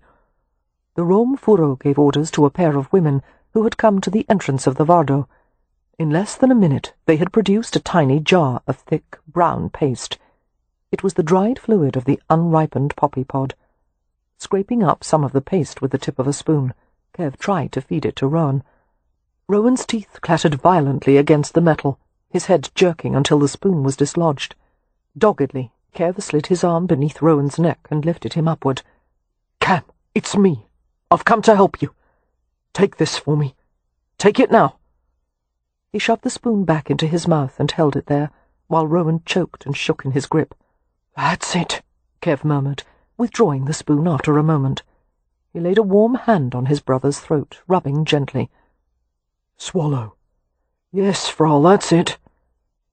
The opium worked with miraculous speed. Soon the tremors began to subside, and the frantic gasping eased. Kev wasn't aware of holding his breath until he let it out in a relieved sigh. He put his palm over Rowan's heart, feeling the jerking rhythm slow. "Try giving him some water," the tribe leader suggested, handing a carved wooden cup to him. Kev pressed the edge of the cup against Rowan's lips and coaxed him to take a sip. The heavy lashes lifted, and Rowan focused on him with effort. "Kev, I'm here, little brother." Rowan stared and blinked. He reached up and clutched the placket of Kev's open-necked shirt like a drowning man. "Blue," he whispered raggedly. "Everything. Blue." Kev slid his arm around Rowan's back and gripped him firmly. He glanced at the Romfuro and tried desperately to think. He'd heard of such a symptom before, a blue haze over the vision. It was caused by taking too much of a potent heart medicine. "It could be digitalis," he murmured, "but I don't know what that derives from." "Foxglove," the Romfuro said. His tone was matter-of-fact, but his face was taut with anxiety. "Quite lethal. Kills livestock." "What's the antidote?" Kev asked sharply. The leader's reply was soft. "I don't know. I don't even know if there is one." Chapter 21. After dispatching a footman for the village doctor, Leo decided to go to the Gypsy camp and see how Rowan was faring.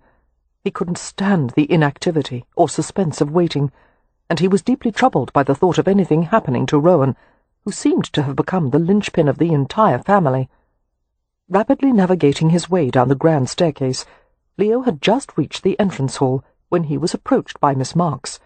She had a housemaid in tow, holding the hapless girl by the wrist. The maid was pale and red-eyed. "My lord," Miss Marks said tersely. "I bid you to come with us to the parlour immediately. There is something you should—" "In your supposed knowledge of etiquette, Marks, you should know that no one bids the master of the house to do anything." The governess's stern mouth twisted impatiently. "Devil take etiquette! This is important." "Very well. Apparently you must be humoured. But tell me here and now, as I've no time for parlour chit-chat." "The parlour," she insisted. After a brief glance heavenward, Leo followed the governess and housemaid through the entrance hall. "I warn you, if this is about some trivial household matter, I'll have your head. I've got a pressing issue to deal with right now, and—" "Yes," Marks cut him off as they walked swiftly to the parlour. "I know about that." "You do?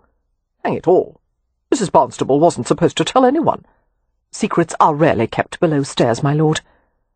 As they went into the parlour, Leo stared at the governess's straight spine and experienced the same sting of irritation he always felt in her presence. She was like one of those unreachable itches on one's back. It had something to do with the coil of light brown hair pinned so tightly at her nape, and the narrow torso and tiny corseted waist, and the dry, pristine paleness of her skin. He couldn't help thinking about what it would be like to unlace, unpin, and unloosen her, remove her spectacles, do things that would make her all pink and steamy and profoundly bothered. Yes, that was it. He wanted to bother her, repeatedly. Good God, what the bloody hell was wrong with him? Once they were in the parlour, Miss Marks closed the door and patted the housemaid's arm with a slender white hand. "This is Sylvia," she told Leo. "She saw something untoward this morning, and was afraid to tell anyone. But after learning of Mr. Rowan's illness, she came to me with this information." "Why wait until now?" Leo asked impatiently. "Surely anything untoward should be reported at once." Miss Marks answered with annoying calmness. "There are no protections for a servant who inadvertently sees something she shouldn't, and being a sensible girl, Sylvia doesn't want to be made a scapegoat. Do we have your assurance that Sylvia will suffer no ill consequences from what she is about to divulge?" "You have my word," Leo said, "no matter what it is. Tell me, Sylvia." The housemaid nodded and leaned against Miss Marks for support. She was so much heavier than the frail governess, it was a wonder they didn't both topple over. "My lord," the maid faltered, "I polished the fish forks this morning and brought them to the breakfast sideboard for the sole fillets. But as I came into the morning room, I saw Mr. Merripen and Mr. Rowan out on the terrace talking, and Dr. Harrow was in the room watching them." "And?" Leo prompted as the girl's lips trembled. "And I thought I saw Dr. Harrow put something into Mr. Merripen's coffee pot. He reached for something in his pocket.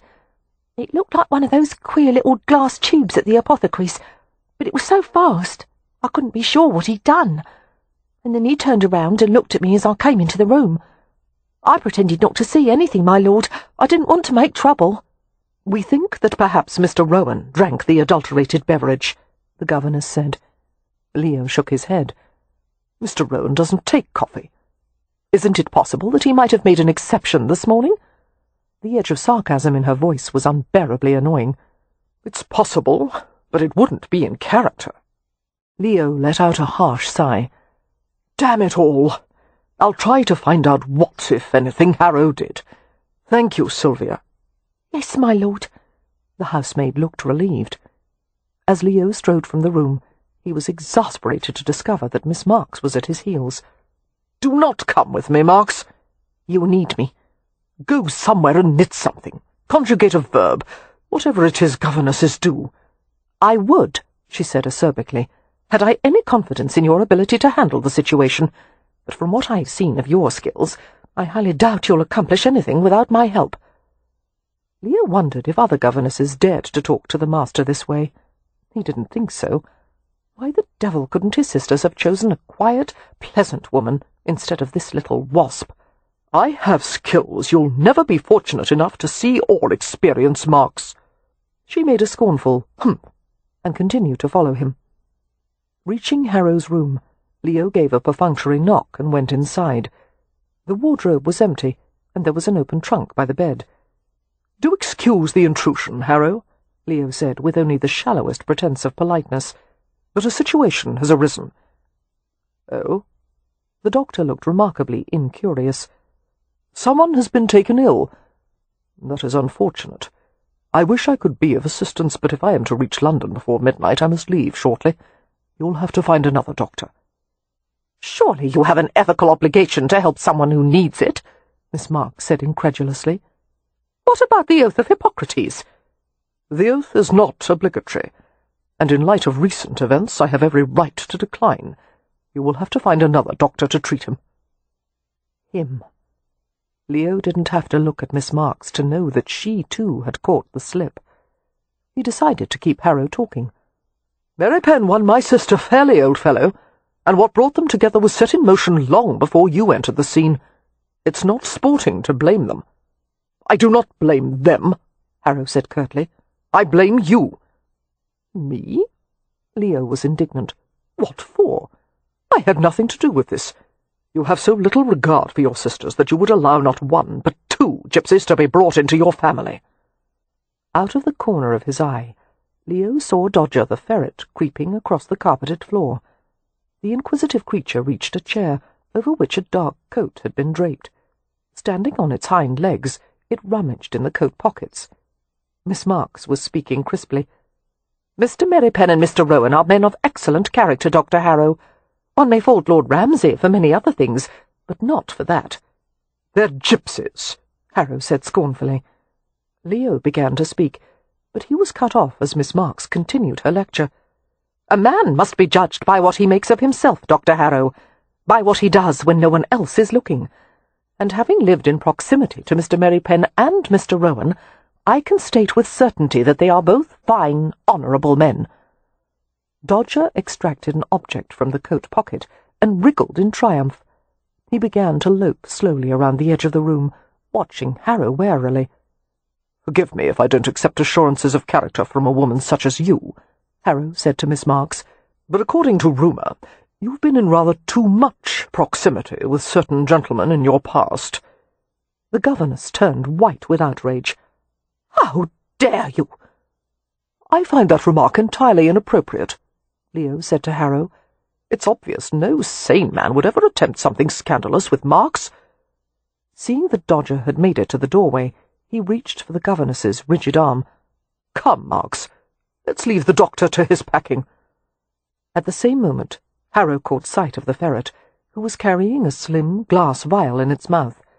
Harrow's eyes bulged, and he went pale. "Give that to me!" he cried, and launched toward the ferret. "That's mine!" Leo leaped on the doctor and brought him to the floor. Harrow surprised him with a sharp right hook, but Leo's jaw had been hardened from many a tavern fight. He traded blow for blow, rolling across the floor with the doctor as they struggled for supremacy.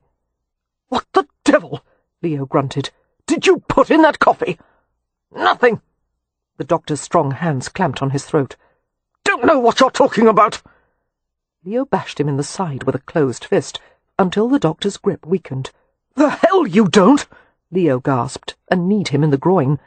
It was a dirty trick he'd picked up from one of his more colourful escapades in London. Harrow collapsed to his side, groaning. "Gentlemen wouldn't do that. Gentlemen don't poison people either." Leo seized him. "Tell me what it was, damn you!" Despite his pain, Harrow's lips curved in an evil grin. "Merripen will get no help from me." "Merripen didn't drink the filthy stuff, you idiot! Rowan did! Now tell me what you put in that coffee or I'll rip your throat out." The doctor looked stunned. He clamped his mouth shut and refused to speak. Leo struck him with a right and then a left, but the bastard remained silent. Miss Marks's voice broke through the boiling fury. "My lord, stop it! This instant! I need your assistance in retrieving the vial." Hauling Harrow upward, Leo dragged him to the empty wardrobe and closed him inside. He locked the door and turned to face Miss Marks, his face sweating and his chest heaving. Their gazes locked for a split second. Her eyes turned as round as her spectacle lenses, but the peculiar awareness between them was immediately punctured by Dodger's triumphant chatter. The blasted ferret waited at the threshold, doing a happy war dance that consisted of a series of sideways hops. Clearly he was delighted by his new acquisition, and even more by the fact that Miss Marks seemed to want it. "Let me out!" Harrow cried in a smothered voice, and there was a violent pounding from inside the wardrobe. "That blasted weasel," Miss Marks muttered. "This is a game to him. He'll spend hours teasing us with that vial and keeping it just out of reach." Staring at the ferret, Leo sat on the carpet and relaxed his voice. "Come here, you flea-ridden harewad. You'll have all the sugar biscuits you want, if you'll give your new toy to me." He whistled softly and clicked, but the blandishments did not work. Dodger merely regarded him with bright eyes and stayed at the threshold, clutching the vial in his tiny paws. "Give him one of your garters," Leo said, still staring at the ferret. "I beg your pardon?" Miss Marks asked frostily. "You heard me. Take off a garter and offer it to him as a trade. Otherwise we'll be chasing this damned animal all through the house, and I doubt Rowan will appreciate the delay." The governess gave him a long-suffering glance. "Only for Mr. Rowan's sake would I consent to this. Turn your back." "For God's sake, Marks, do you think anyone really wants a glance at those dried-up matchsticks you call legs?" But Leo complied, facing the opposite direction. He heard a great deal of rustling as Miss Marks sat on a bedroom chair and lifted her skirts. It just so happened that Leo was positioned near a full-length looking-glass, the oval cheval style that tilted up or down to adjust one's reflection, and he had an excellent view of Miss Marks in the chair, and the oddest thing happened. He got a flash of an astonishingly pretty leg. He blinked in bemusement, and then the skirts were dropped. "Here," Miss Marks said gruffly, and tossed it in Leo's direction. Turning, he managed to catch it in mid-air. Dodger surveyed them both with beady-eyed interest. Leo twirled the garter enticingly on his finger. "Have a look, Dodger. Blue silk with lace trim. Do all governesses anchor their stockings in such a delightful fashion? Perhaps those rumours about your unseemly past are true, Marks." "I'll thank you to keep a civil tongue in your head, my lord." Dodger's little head bobbed as it followed every movement of the garter. Fitting the vial in his mouth, the ferret carried it like a miniature dog, loping up to Leo with maddening slowness. "This is a trade, old fellow," Leo told him. "You can't have something for nothing." Carefully, Dodger set down the vial and reached for the garter. Leo simultaneously gave him the frilly circlet and snatched the vial. It was half filled with a fine, dull green powder. He stared down at it intently, rolling it in his fingers. Miss Marks was at his side in an instant, crouching on her hands and knees. "Is it labelled?" she asked breathlessly. "No, damn it all!" Leo was gripped with volcanic fury. "Let me have it," Miss Marks said, prying the vial from him. Leo jumped to his feet immediately, hurling himself at the wardrobe. He slammed it with both his fists. "Damn you, Harrow! What is it? What is the stuff? Tell me, or you'll stay in there until you rot!" There was nothing but silence from the wardrobe. "By God, I'm going to—" Leo began, but Miss Marks interrupted. "It's digitalin powder." Leo threw her a distracted glance. She had opened the vial and was sniffing it cautiously. "How do you know?" "My grandmother used to take it for her heart. The scent is like tea, and the colour is unmistakable." "What's the antidote?" "I have no idea," Miss Marks said, looking more distressed by the moment. "But it's a powerful substance. A large dose could very well stop a man's heart." Leo turned back to the wardrobe. "Harrow," he bit out, "if you want to live, you'll tell me the antidote now." "Let me out first," came the muffled reply. "No negotiating. Tell me what counteracts the poison, damn you!" "Never." "Leo!" A new voice entered the fray. He turned swiftly to see Amelia, Wynne, and Beatrix at the threshold. They were staring at him as if he'd gone mad. Amelia spoke with admirable composure. "I have 2 questions, Leo. Why did you send for me? And why are you having an argument with the wardrobe?" "Harrow's in there," he told her. Her expression changed. "Why?" "I'm trying to make him tell me how to counteract an overdose of digitalin powder." He glared vengefully at the wardrobe. "And I'll kill him if he doesn't." "Who's taken an overdose?" Amelia demanded, her face draining of colour. "Is someone ill? Who is it?" "It was meant for Merripen," Leo said in a low voice, reaching out to steady her before he continued. "But Cam took it by mistake. A strangled cry escaped her. "Oh, God, where is he?" "The Gypsy campsite. Merripen's with him." Tears sprang to Amelia's eyes. "I must go to him." "You won't do him any good without the antidote." Wynne brushed by them, striding to the bedside table. Moving with swift deliberation, she picked up an oil lamp and a tin matchbox and brought them to the wardrobe. "What are you doing?" Leo demanded, wondering if she had lost her wits entirely. "He doesn't need a lamp, Wynne." Ignoring him, Wynne removed the glass fount and tossed it to the bed. She did the same with a brass wick burner, exposing the oil reservoir. Without hesitation, she poured the lamp oil over the front of the wardrobe. The pungent odour of highly flammable paraffin spread through the room. "Have you lost your mind?" Leo demanded, astonished not only by her actions, but by her calm demeanour. "I have a matchbox, Julian," she said. "Tell me what to give Mr. Rowan, or I'll set the wardrobe on fire." "You wouldn't dare!" Harrow cried. "Wynne," Leo said, "you'll burn the entire damned house down, just after it's been rebuilt. Give me the bloody matchbox." She shook her head resolutely. "Are we starting a new springtime ritual?" Leo demanded. "The annual burning of the manse? Come to your senses, Wynne." Wynne turned from him and glared at the wardrobe door. "I was told, Julian, that you killed your first wife, possibly by poison. And now, knowing what you have done to my brother-in-law, I believe it. And if you don't help us, I'm going to roast you like a piece of Welsh rabbit." She opened the matchbox. Realizing she couldn't possibly be serious, Leo decided to back her bluff. "I'm begging you, Wynne," he said theatrically.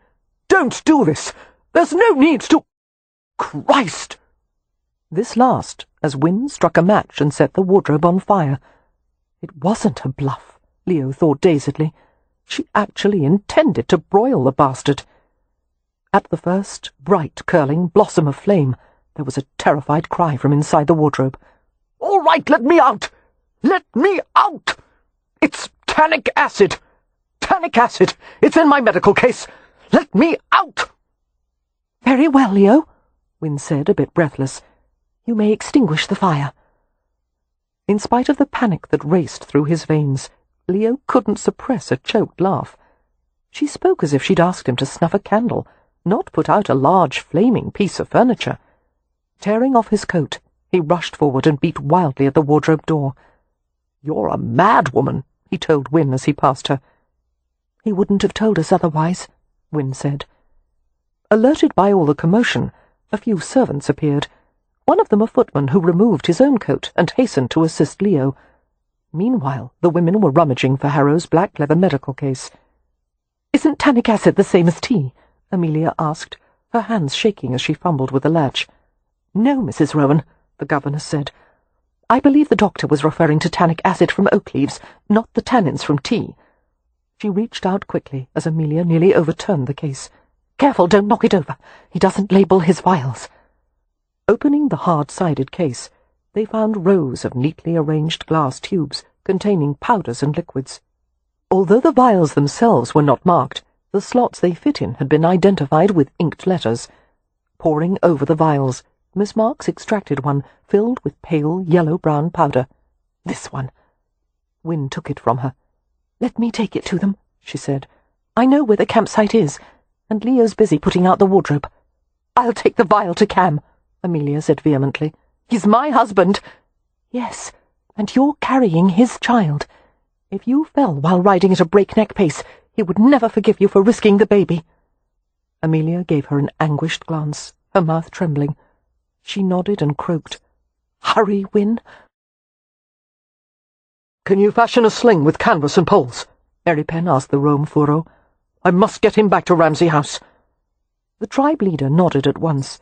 He called out to a small group waiting near the entrance of the Vado, gave a few instructions, and they disappeared instantly. Turning back to Merripen, he murmured, "We'll have something put together in a few minutes." Kev nodded, staring down at Cam's ashen face. He wasn't well by any means, but at least the threat of convulsions and heart failure had been temporarily staved off. Robbed of his usual expressiveness, Cam looked young and defenceless. It was peculiar to think that they were brothers, and yet had spent their lives never knowing about each other.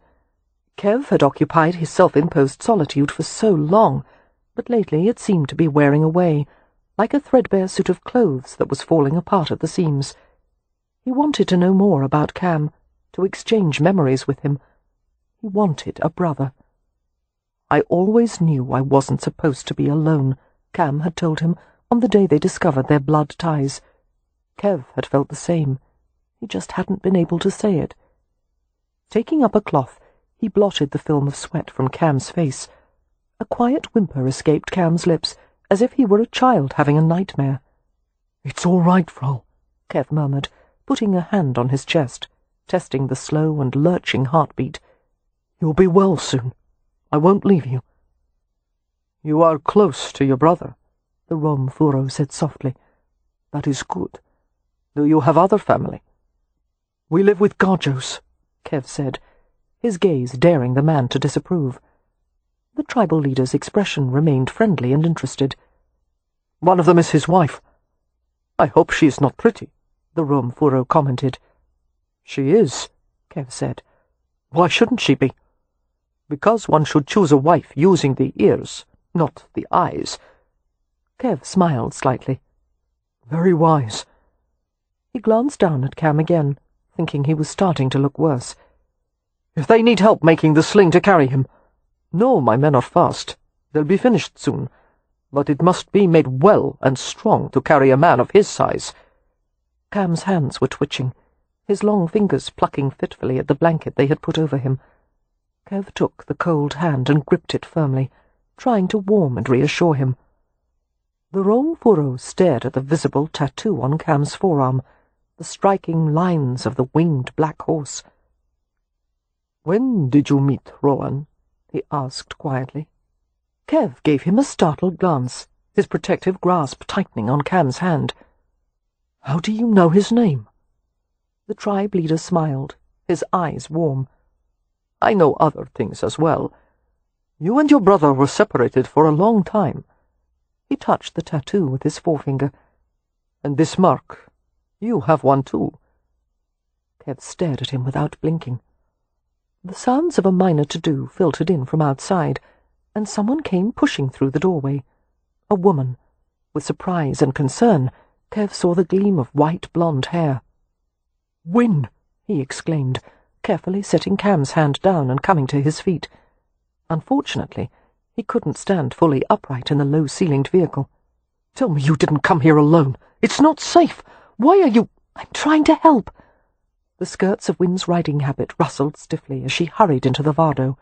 One of her hands was ungloved, and she was holding something in it. She didn't spare a glance for the Rom Furo. She was so intent on reaching Kev. "Here! Here!" She was breathing hard from riding to the camp at a breakneck pace, her cheeks flushed. "What is it?" Kev murmured, gently taking the object from her, his free hand coming to rub her back. He looked down at a small vial filled with powder. "The antidote," she said. "Give it to him quickly." "How do you know it's the right medicine?" "I made Dr. Harrow tell me." "He might have been lying." "No, I'm sure he wasn't, because at that moment he was nearly on he was under duress." His fingers closed around the vial. There wasn't much choice. They could wait until they consulted a trustworthy doctor, but from the look of it, Cam didn't have much time to spare, and doing nothing was not an option either. Kev proceeded to dissolve 10 grains in a small quantity of water, reasoning that it was better to start with a weak solution rather than overdose Cam with yet another poison. He eased Cam to a sitting position, supporting him against his chest. Delirious and unsteady, Cam made a protesting noise as the movement sent new pain through his cramping muscles. Although Kev couldn't see Cam's face, he saw Win's compassionate expression as she reached out to grip Cam's jaw. She rubbed the frozen muscles and pried his mouth open. After tilting the liquid from a spoon into his mouth, she massaged his cheeks and throat, coaxing him to swallow. Cam downed the medicine and shuddered, and rested heavily against Kev. "Thank you," Win whispered, stroking back Cam's damp hair, flattening her palm against the side of his cold face. "You'll be better now. Lie easy. and let it take effect. Kev thought she had never looked as lovely as she did at that moment, her face soft with tender gravity. After a few minutes, Wynne said quietly, "His colour is improving." And so was his breathing, the jagged rhythm lengthening and slowing. Kev felt Cam's body relax, the clenched muscles softening as the active principles of the digitalis were neutralized. Cam stirred as if he were waking from a long sleep. "Amelia," he said in an opium-slurred voice. Wynne took one of his hands in hers. "She's quite well, and waiting for you at home, dear." "Home," he repeated with an exhausted nod. Kev lowered Cam carefully to the berth and looked over him in sharp assessment. The mask-like pallor was vanishing second by second, healthy colour returning to his face. The rapidity of the transformation was no less than astonishing. The amber eyes cracked open, and Cam focused on Kev. "Merripen," he said, in a tone so lucid that Kev was overcome with relief. "Yes, Frau." "Am I dead?" "No. I must be." "Why?" Kev asked, amused. "Because—" Cam paused to moisten his dry lips. "Because you're smiling. And I just saw my cousin Noah over there." Chapter 22. The Rome furrow came forward and knelt beside the berth. "Hello, Camlo," he murmured. Cam regarded him with puzzled wonder. "Noah, you're older." His cousin chuckled. "Indeed. The last time I saw you, you barely came up to my chest, and now you look as if you could be nearly a head taller than me." "You never came back for me," Kev broke in tautly.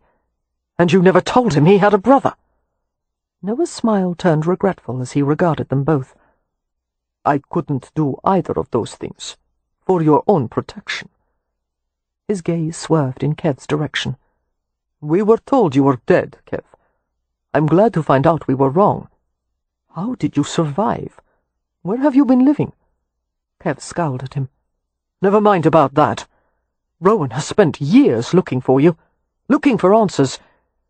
You tell him the truth now, about why he was sent away from the tribe, and what that cursed tattoo means, and don't leave anything out."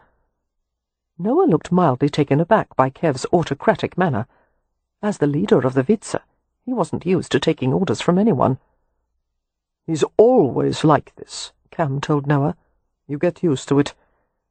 Reaching beneath the berth, Noah pulled out a wooden box and began to rummage through its contents. "What do you know about our Irish blood?" Kev demanded. "What was our father's name?" "There is much I don't know," Noah admitted. Finding what he had evidently been looking for, he pulled it from the box and looked at Cam. "But our grandmother told me as much as she could on her deathbed, and she gave me this." He raised a tarnished silver knife. In a lightning-swift reflex, Kev seized his cousin's wrist in a crushing grip. Wynne gave a startled cry, while Cam tried unsuccessfully to lift up on his elbows. Noah stared hard into Kev's eyes. "Peace, cousin. I would never harm Camlo." He let his hand open. "Take it from me. It belongs to you. It was your father's. His name was Brian Cole." Kev took the knife and slowly released Noah's wrist. He stared at the object, a boot knife with a double-edged fixed blade, approximately 4 inches long. The handle was silver, with engraving on the bolsters.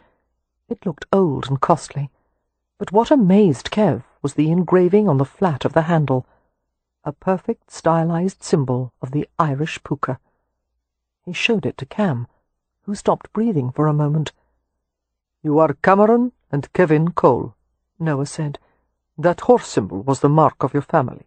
It was in their crest. When we separated the two of you, it was decided to put the mark on both of you, not only to identify you, but also as an appeal to the second son of Moshto, to preserve and protect you." "Who is Moshto?" Wynne asked softly. "A Roman deity," Kev said. hearing his own dazed voice as if it belonged to someone else. "The God of all things good." "I looked," Cam began, still staring at the knife, and shook his head as if the effort to explain were too much. Kev spoke for him. "My brother hired heraldic experts and researchers to go through books of Irish family crests, and they never found this symbol. I believe the Coles removed the puka from the crest about 300 years ago, when the English king declared himself the head of the Church of Ireland. The puka was a pagan symbol. No doubt they thought it might threaten their standing in the Reformed Church, but the Coles still had a fondness for it. I remember your father wore a big silver ring engraved with the puka." Glancing at his brother, Kev sensed that Cam felt just as he did, that it was like having been in a closed room all his life, and suddenly having a door opened. "Your father, Brian," Noah continued, "was the son of Lord Cavan, an Irish representative peer in the British House of Lords. Brian was his only heir. But your father made a mistake. He fell in love with a Romany girl named Sonia. Quite beautiful. He married her in defiance of his family, and hers. They lived away from everyone long enough for Sonia to have 2 sons. She died in her childbed when Cam was born." "I always thought my mother died having me," Kev said softly. "No, it was after the 2nd son that she went to God." Noah looked pensive.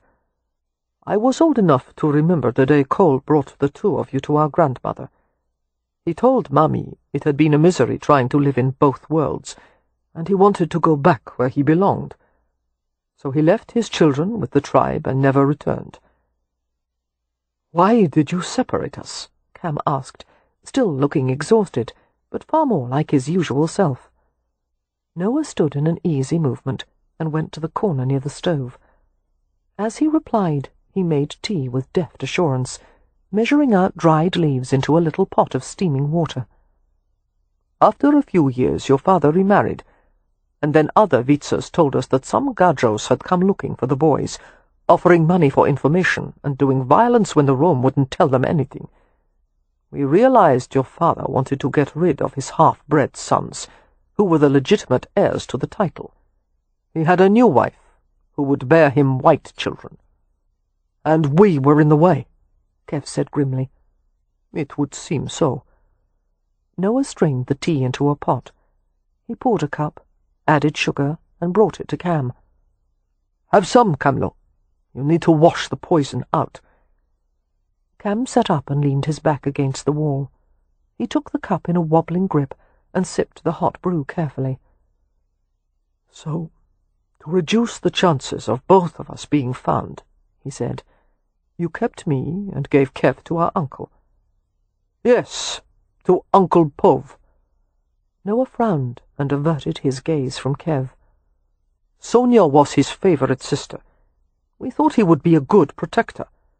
No one expected that he would blame her children for her death." "He hated the Gaji," Kev said in a low voice. "That was something else he held against me."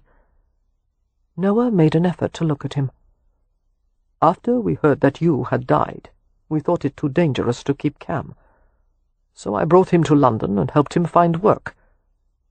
"In a gaming club," Cam said, a note of questioning skepticism in his voice. "Sometimes the best hiding places are in plain sight," came Noah's prosaic reply. Cam was shaking his head ruefully. "I'll bet half of London has seen my tattoo. It's a wonder Lord Cavan never caught wind of it." Noah frowned. "I told you to keep it covered." "No, you didn't." "I did," Noah insisted, and put his hand on his forehead. "Oh, Moshto, you were never good at listening." Wynne sat quietly beside Merripen. She listened as the men talked, but she was also busy taking in her surroundings. The Vardo was old, but scrupulously maintained, the interior clean and tidy. A faint, crisp scent of smoke seemed to emanate from the walls, the boards seasoned by thousands of meals that had been prepared in the vehicle. Children played outside, laughing and quarrelling. It was odd to think that this caravan was a family's only refuge from the outside world. The lack of sheltered space compelled the tribe to live mostly out of doors. As foreign as that idea was, there was a kind of freedom in it. It was possible to imagine Cam taking to this way of life, adapting to it, but not Kev. There would always be something in him that would drive him to control and master his surroundings, to build, to organize. Having lived with her kind for so long, he had come to understand them, and in understanding them, he had become more like them. She wondered how he felt at having his Romany past finally uncovered, the mysteries explained. He seemed perfectly calm and controlled, but it would be unsettling for anyone to experience this. "With all the time that has passed," Cam was saying, "I wonder if there's still danger to us. And is our father still alive?" "It would be easy enough to find out," Merripen replied, and added darkly, "He probably wouldn't be happy to find out that we were still alive." "You're more or less safe as long as you remain Romas," Noah said. "But if Kev reveals himself as the Coven heir and tries to claim the title, there could be trouble." Merripen looked scornful. "Why would I do that?" Noah shrugged. "No Roma would. But you are half Gajo. I don't want the title or what comes with it," Merripen said firmly. "And I want nothing to do with the Coles, Lord Cavan or anything Irish." "And ignore half of yourself?" Cam asked.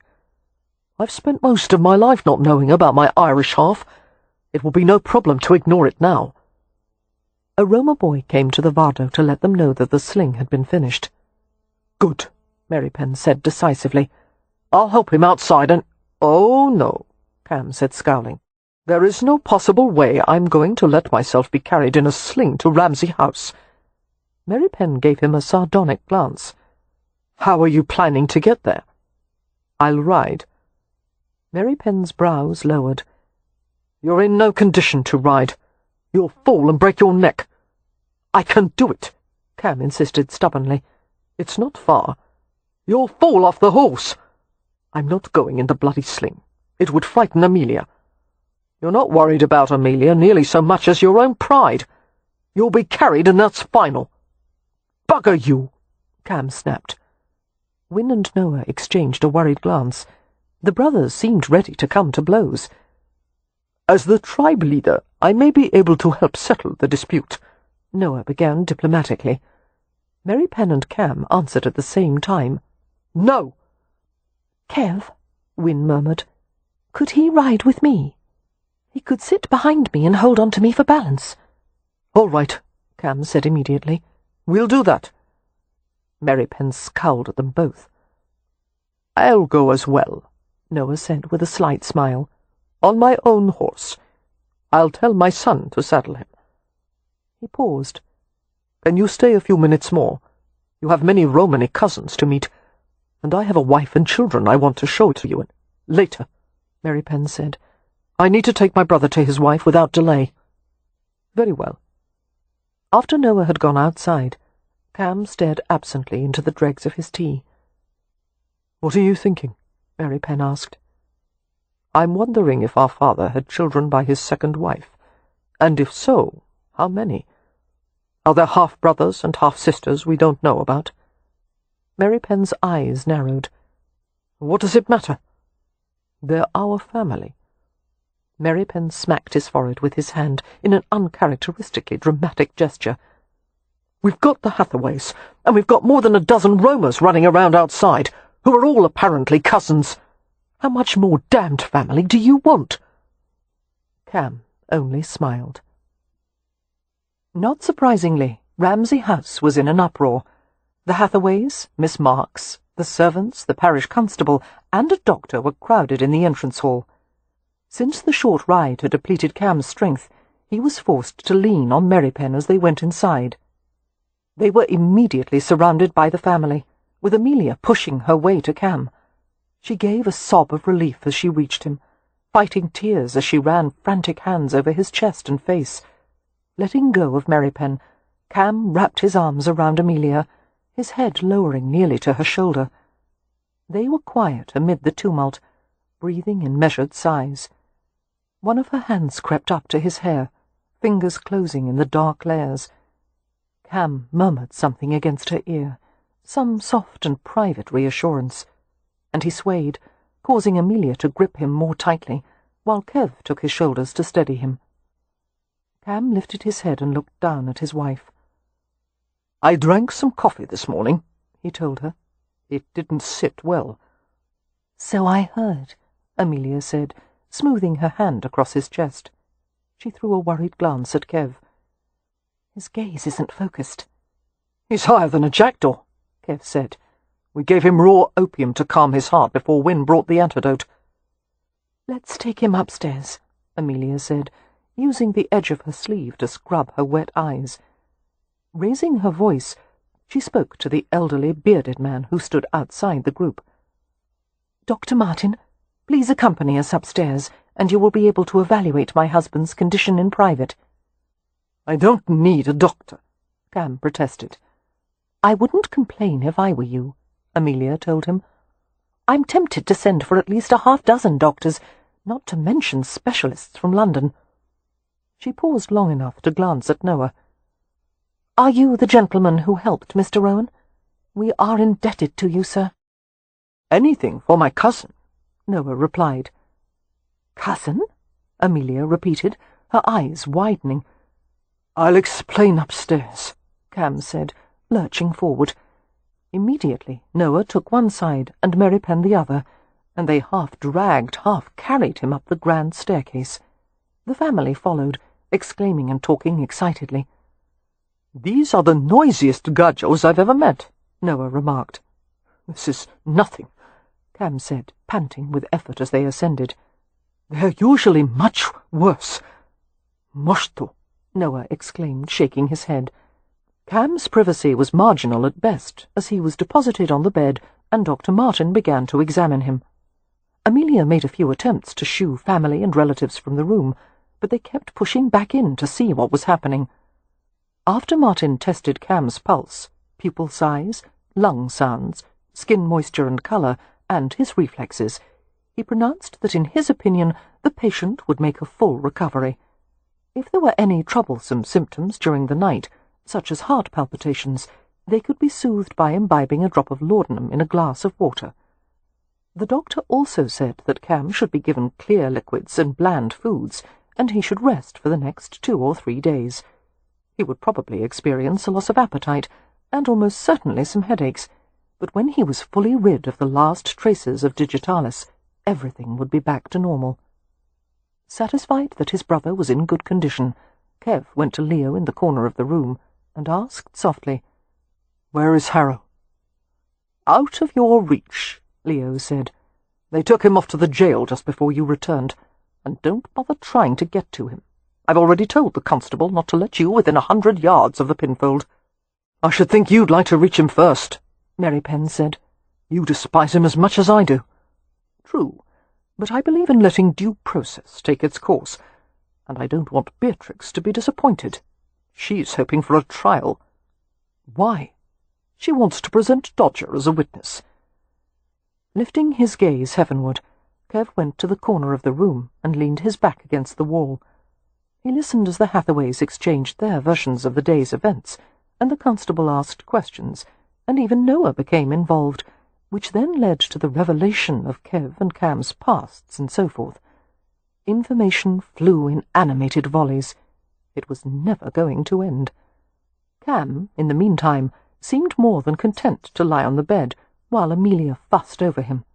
She smoothed his hair, gave him water, straightened the covers, and caressed him repeatedly.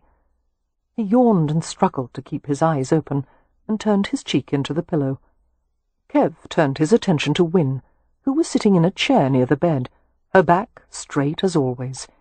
She looked serene and proper, except for the loose strands of hair that had slipped from their pins. One would never guess that she was capable of setting a wardrobe on fire, with Dr. Harrow in it. As Leo had put it, the deed may not have reflected well on her intelligence, but one had to give her points for ruthlessness, and it had gotten the job done. Kev had been rather sorry to hear that Leo had pulled Harrow out, smoky but unharmed. Eventually, Amelia announced that the visit must soon come to an end, as Cam needed to rest. The constable departed, as did Noah and the servants, until the only ones left were immediate family. "I think Dodger's under the bed." Beatrix dropped to the floor and peered under it.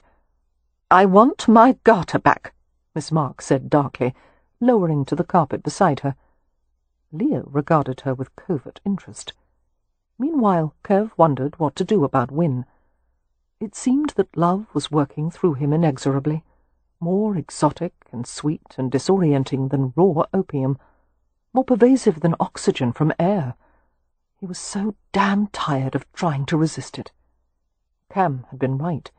You could never predict what would happen. All you could do was love her. Very well. He would give in to it, to her, without trying to qualify or control anything. He would surrender. He would come out of the shadows for good. He took a long, slow breath and let it out. "I love you," he thought, looking at Win. "I love every part of you, every thought and word, the entire complex, fascinating bundle of all the things you are. I want you with 10 different kinds of need at once. I love all the seasons of you, the way you are now, the thought of how much more beautiful you'll be in the decades to come. I love you for being the answer to every question my heart could ask." And it seemed so easy, once he capitulated. It seemed natural and right. Kev wasn't certain if he was surrendering to Win or to his own passion for her, only that there was no more holding back. He would take her, and he would give her everything he had, every part of his soul, even the broken pieces. He stared at her without blinking, half fearing that the slightest movement on his part might precipitate actions he wouldn't be able to control. He might simply launch toward her and drag her from the room. The anticipation was delicious, knowing he was going to have her soon. Drawn by his gaze, Win glanced at him. Whatever she saw in his face caused her to blink and colour. Her fingers fluttered to her throat as if to soothe her own racing pulse. That made it worse, his desperate need to hold her. He wanted to taste the blush on her skin, absorb the heat with his lips and tongue. His most primitive impulses began firing, and he stared intently at her, willing her to move. "Excuse me," Win murmured, standing in a graceful motion that impassioned him beyond sanity. Her fingers made that little flutter again, this time near her hip, as if her nerves were jumping, and he wanted to seize her hand and bring it to his mouth. "I will leave you to rest, dear Mr. Rowan," she said unsteadily. "Thank you," Cam mumbled from the bed. "Little sister, thank you for—" As he hesitated, Win said with a little grin, "I understand. Sleep well." The grin faded as she risked a glance at Kev. Seeming inspired by a healthy sense of self-preservation, she left the room hastily. Before another second had passed, Kev was at her heels. "Where are they going in such a hurry?" Beatrix asked from beneath the bed. "Backgammon," Miss Marks said hastily. "I'm sure I heard them planning to play a round or two of backgammon."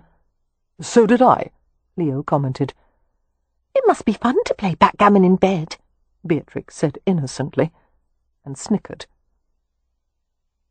It immediately became clear that it would not be an arbitration of words, but of something far more primal.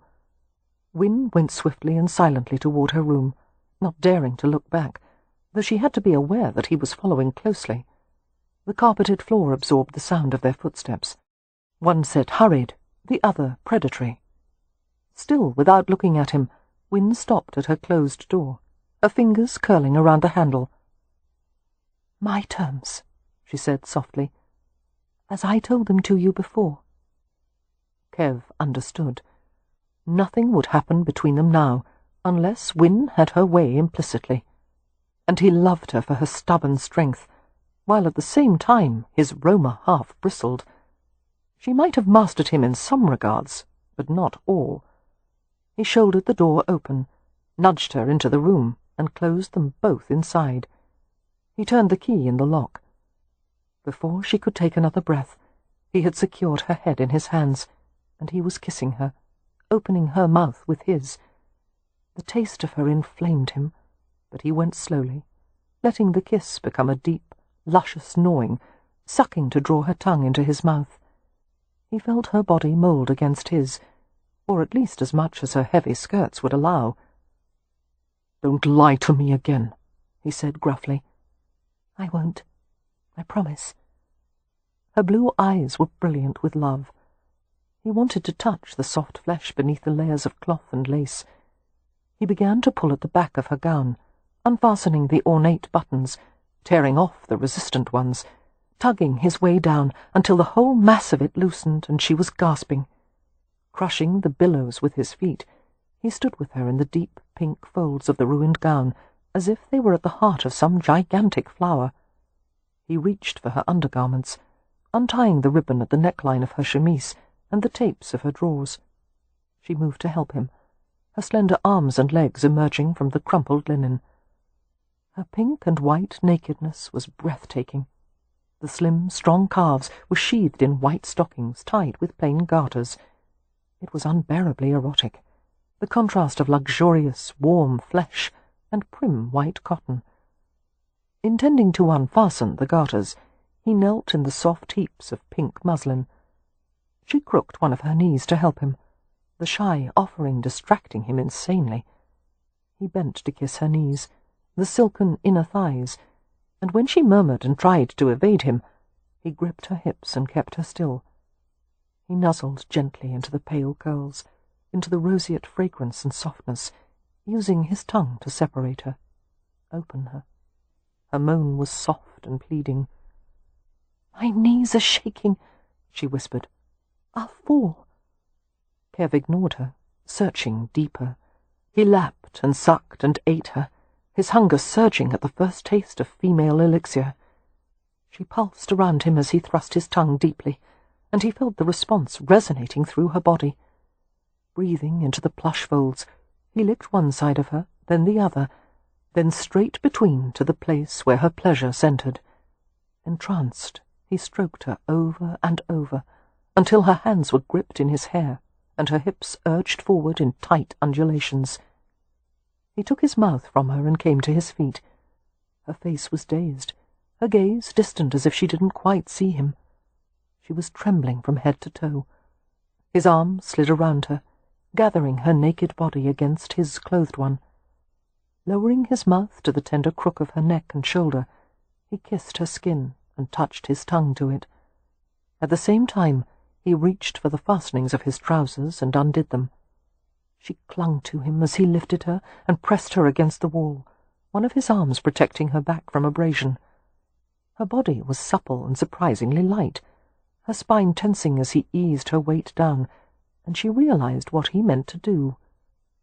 He settled her fully, watching her mouth draw into a soft O of surprise as she was impaled in a slow, sure glide. The stockinged legs clamped around his waist, and she held on to him desperately, as if they were on the tossing deck of a storm-ravaged ship. But Kev kept her pinned and secure, letting his hips do the work.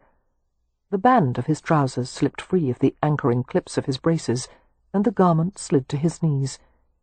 He averted his face to hide a brief grin, momentarily considering the idea of stopping to take his clothes off, but it felt too good, the lust rising until it eclipsed every trace of amusement. Wynne let out a little breath with each wet, rolling drive, feeling herself being filled, ransacked. He paused to kiss her hungrily, while he reached down with gentle fingers and teased the swollen lips apart. When the rhythm resumed, his thrusts grazed the little peak with each firm inward plunge. Her eyes closed as if in sleep, her intimate flesh working on him in frantic pulses. In and in, rooting deeper, driving her farther to the edge. Her legs went tight around his waist. She stiffened and cried out against his mouth, and he sealed the kiss to keep her quiet. But little moans slipped through, her pleasure shuddering and overrunning. As Kev buried himself in the lovely, milking softness, ecstasy shot through him, spilling hotly, gradually easing into helpless throbs. Gasping, Kev lowered her legs to the floor. They stood, their bodies moistly locked, their mouths rubbing in soothing kisses and sighs. Winn's hand slipped beneath his shirt and moved over his sides and back in gentle benediction. He withdrew from her carefully and stripped the clothes from his steaming body. Somehow they made it to the bed. Kev dragged them both into the cocoon of wool and linen and nestled Winn against him. The scents of her, of both of them, rose in a light, saline perfume to his nose. He breathed it in, stirred by the mingled fragrance. "Mi volev tu," he whispered, and brushed her smiling lips with his. "When a Roma tells his woman, 'I love you,' the meaning of the word is never chaste. It expresses desire, lust." That pleased Winn. "Mi volev tu," she whispered back. "Kev." "Yes, love?" "How does one marry the Romany way?" "Join hands in front of witnesses and make a vow. But we'll do it the way of the Gaji, too, and every other way I can think of." He took off her garters and unrolled her stockings one by one, and wiggled her toes individually until she made a little purring sound. Reaching for him, she guided his head to her breasts, arching upward invitingly. He obliged her, taking a pink tip into his mouth and circling it with his tongue until it contracted into a tender hard bud. "I don't know what to do now," Winn said, her voice languid. "Just lie there. I'll take care of the rest." She chuckled. "No, what I meant was, what do people do when they finally reach their happy ever after?" "They make it a long one." He fondled her other breast, gently shaping the roundness with his fingers. "Do you believe in happy ever after?" she persisted, gasping a little as he gave her a playful nip. "As in the children's tales?" "No." "You don't?" He shook his head. "I believe in two people loving each other." A smile curved his lips. "Finding pleasure in ordinary moments, walking together, arguing over things like the timing of an egg, or how to manage the servants, or the size of the butcher's bill, going to bed each night, and waking up together each morning." Lifting his head, he cradled the side of her face in his hand. "I've always started every day by going to the window for a glimpse of the sky, but now I won't have to." "Why not?" she asked softly. "Because I'll see the blue of your eyes instead."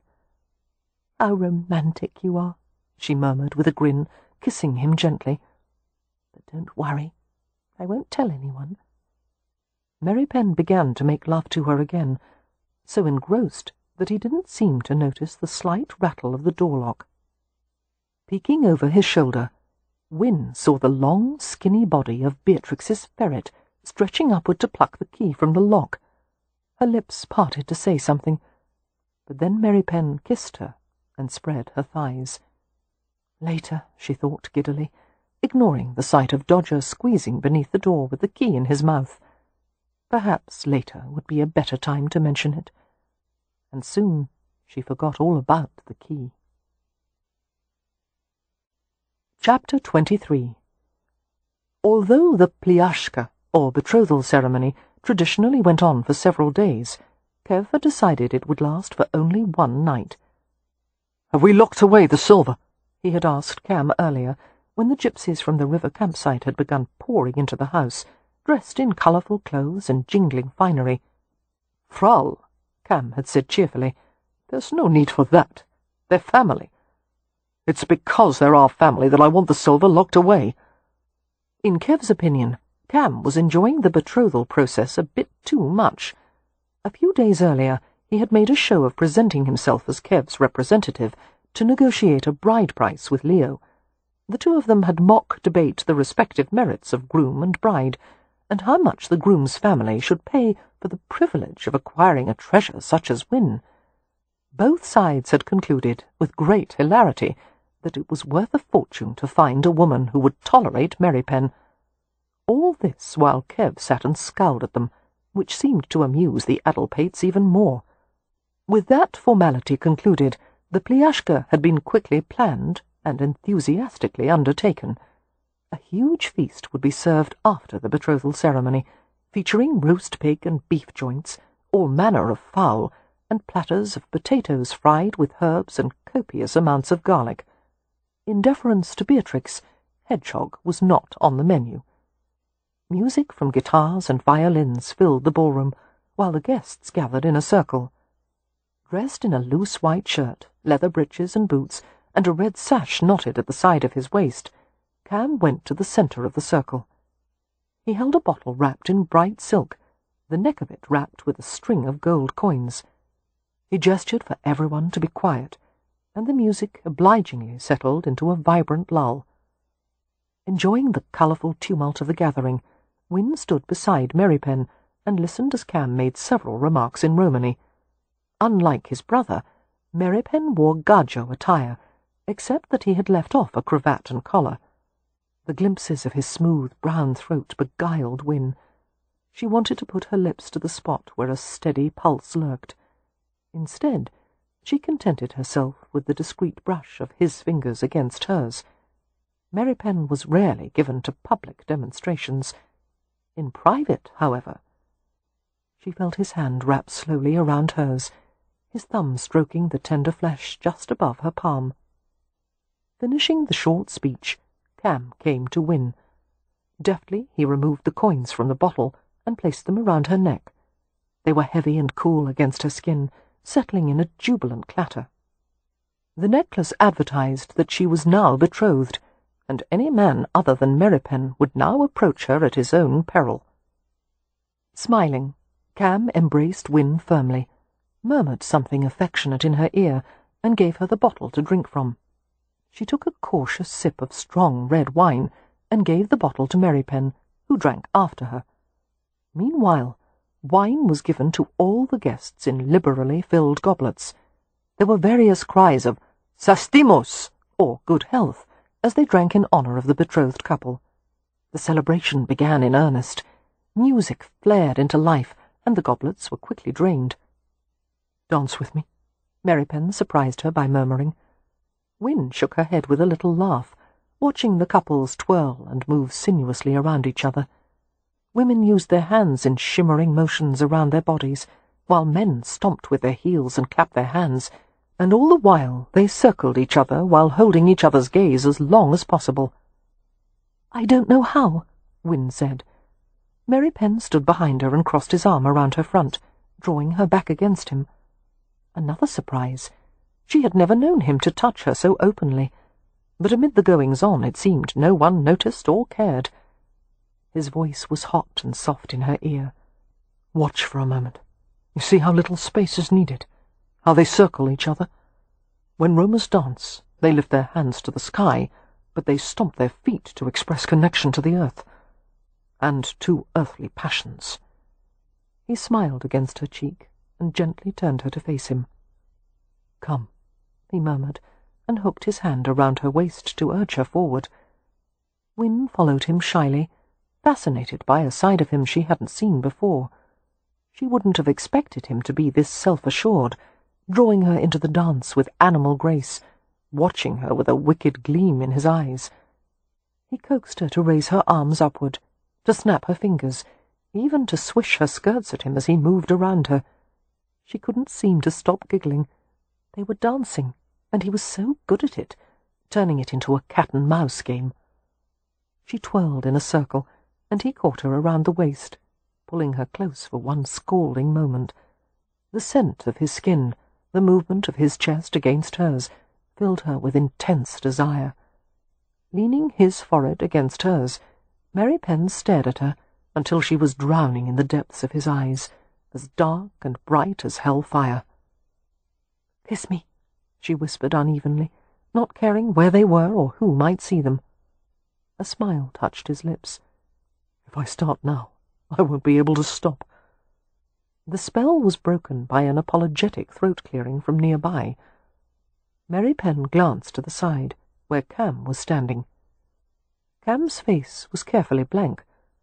"My apologies for interrupting, but Mrs. Barnstable just came to me with the news that an unexpected guest has arrived." "More family?" "Yes, but not from the Romany side." Merripen shook his head, perplexed. "Who is it?" Cam swallowed visibly. "Lord Cavan, our grandfather." It was decided that Cam and Kev would meet Cavan with no other family members present. While the pliashka continued in full vigour, the brothers withdrew to the library and waited. 2 footmen dashed back and forth, bringing in objects from a carriage outside: cushions, a velvet-covered footstool, a lap blanket, a foot-warmer, a silver tray bearing a cup. After a multitude of preparations were made, Cavan was announced by one of the footmen, and he entered the room. The old Irish Earl was physically unimposing, old and small and slight, but Cavan had the presence of a deposed monarch, a faded grandeur textured with weary pride. A frill of white hair had been cut to lie against his ruddy scalp, and a goatee framed his chin like a lion's whiskers. His shrewd brown eyes assessed the young men dispassionately. "You are Kevin and Cameron Cole," he said, rather than asked, in flowing Anglo-Irish accent, the syllables graceful and lightly arid. Neither of them replied. "Who is the elder?" Cavan asked, seating himself in an upholstered chair. A footman immediately arranged a footstool beneath his heels. "He is," Cam said helpfully, pointing at Kev, while Kev gave him a sideways glare. Ignoring the look, Cam spoke casually. "How did you find us, my lord?" "A heraldic master recently approached me in London with the information that you had hired him to research a particular design. He had identified it as the Coles' ancient mark. When he showed me the sketch he'd made of the tattoo on your arm, I knew at once who you were, and why you wanted the design researched." "And why is that?" Cam asked softly. "You want social and financial gain. You wish to be recognized as a Cole." Cam smiled without amusement. "Believe me, my lord, I wish for neither gain nor recognition. I merely wanted to know who I was." His eyes flashed with annoyance. "And I paid that bloody researcher to give the information to me, not to take it to you first. I'll take a strip out of his hide for that." "Why do you want to see us?" Kev asked brusquely. "We want nothing from you, and you'll get nothing from us."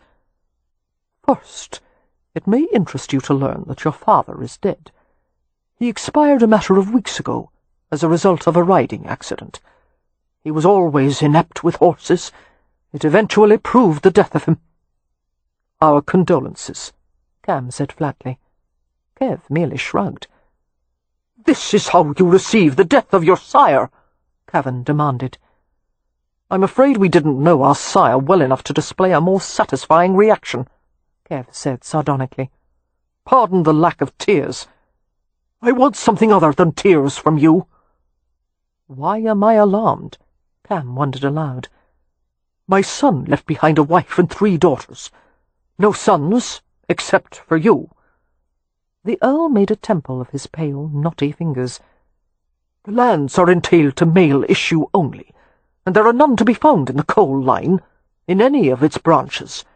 As things stand at present, the Cavan title and all that is attached to it will become extinct upon my death."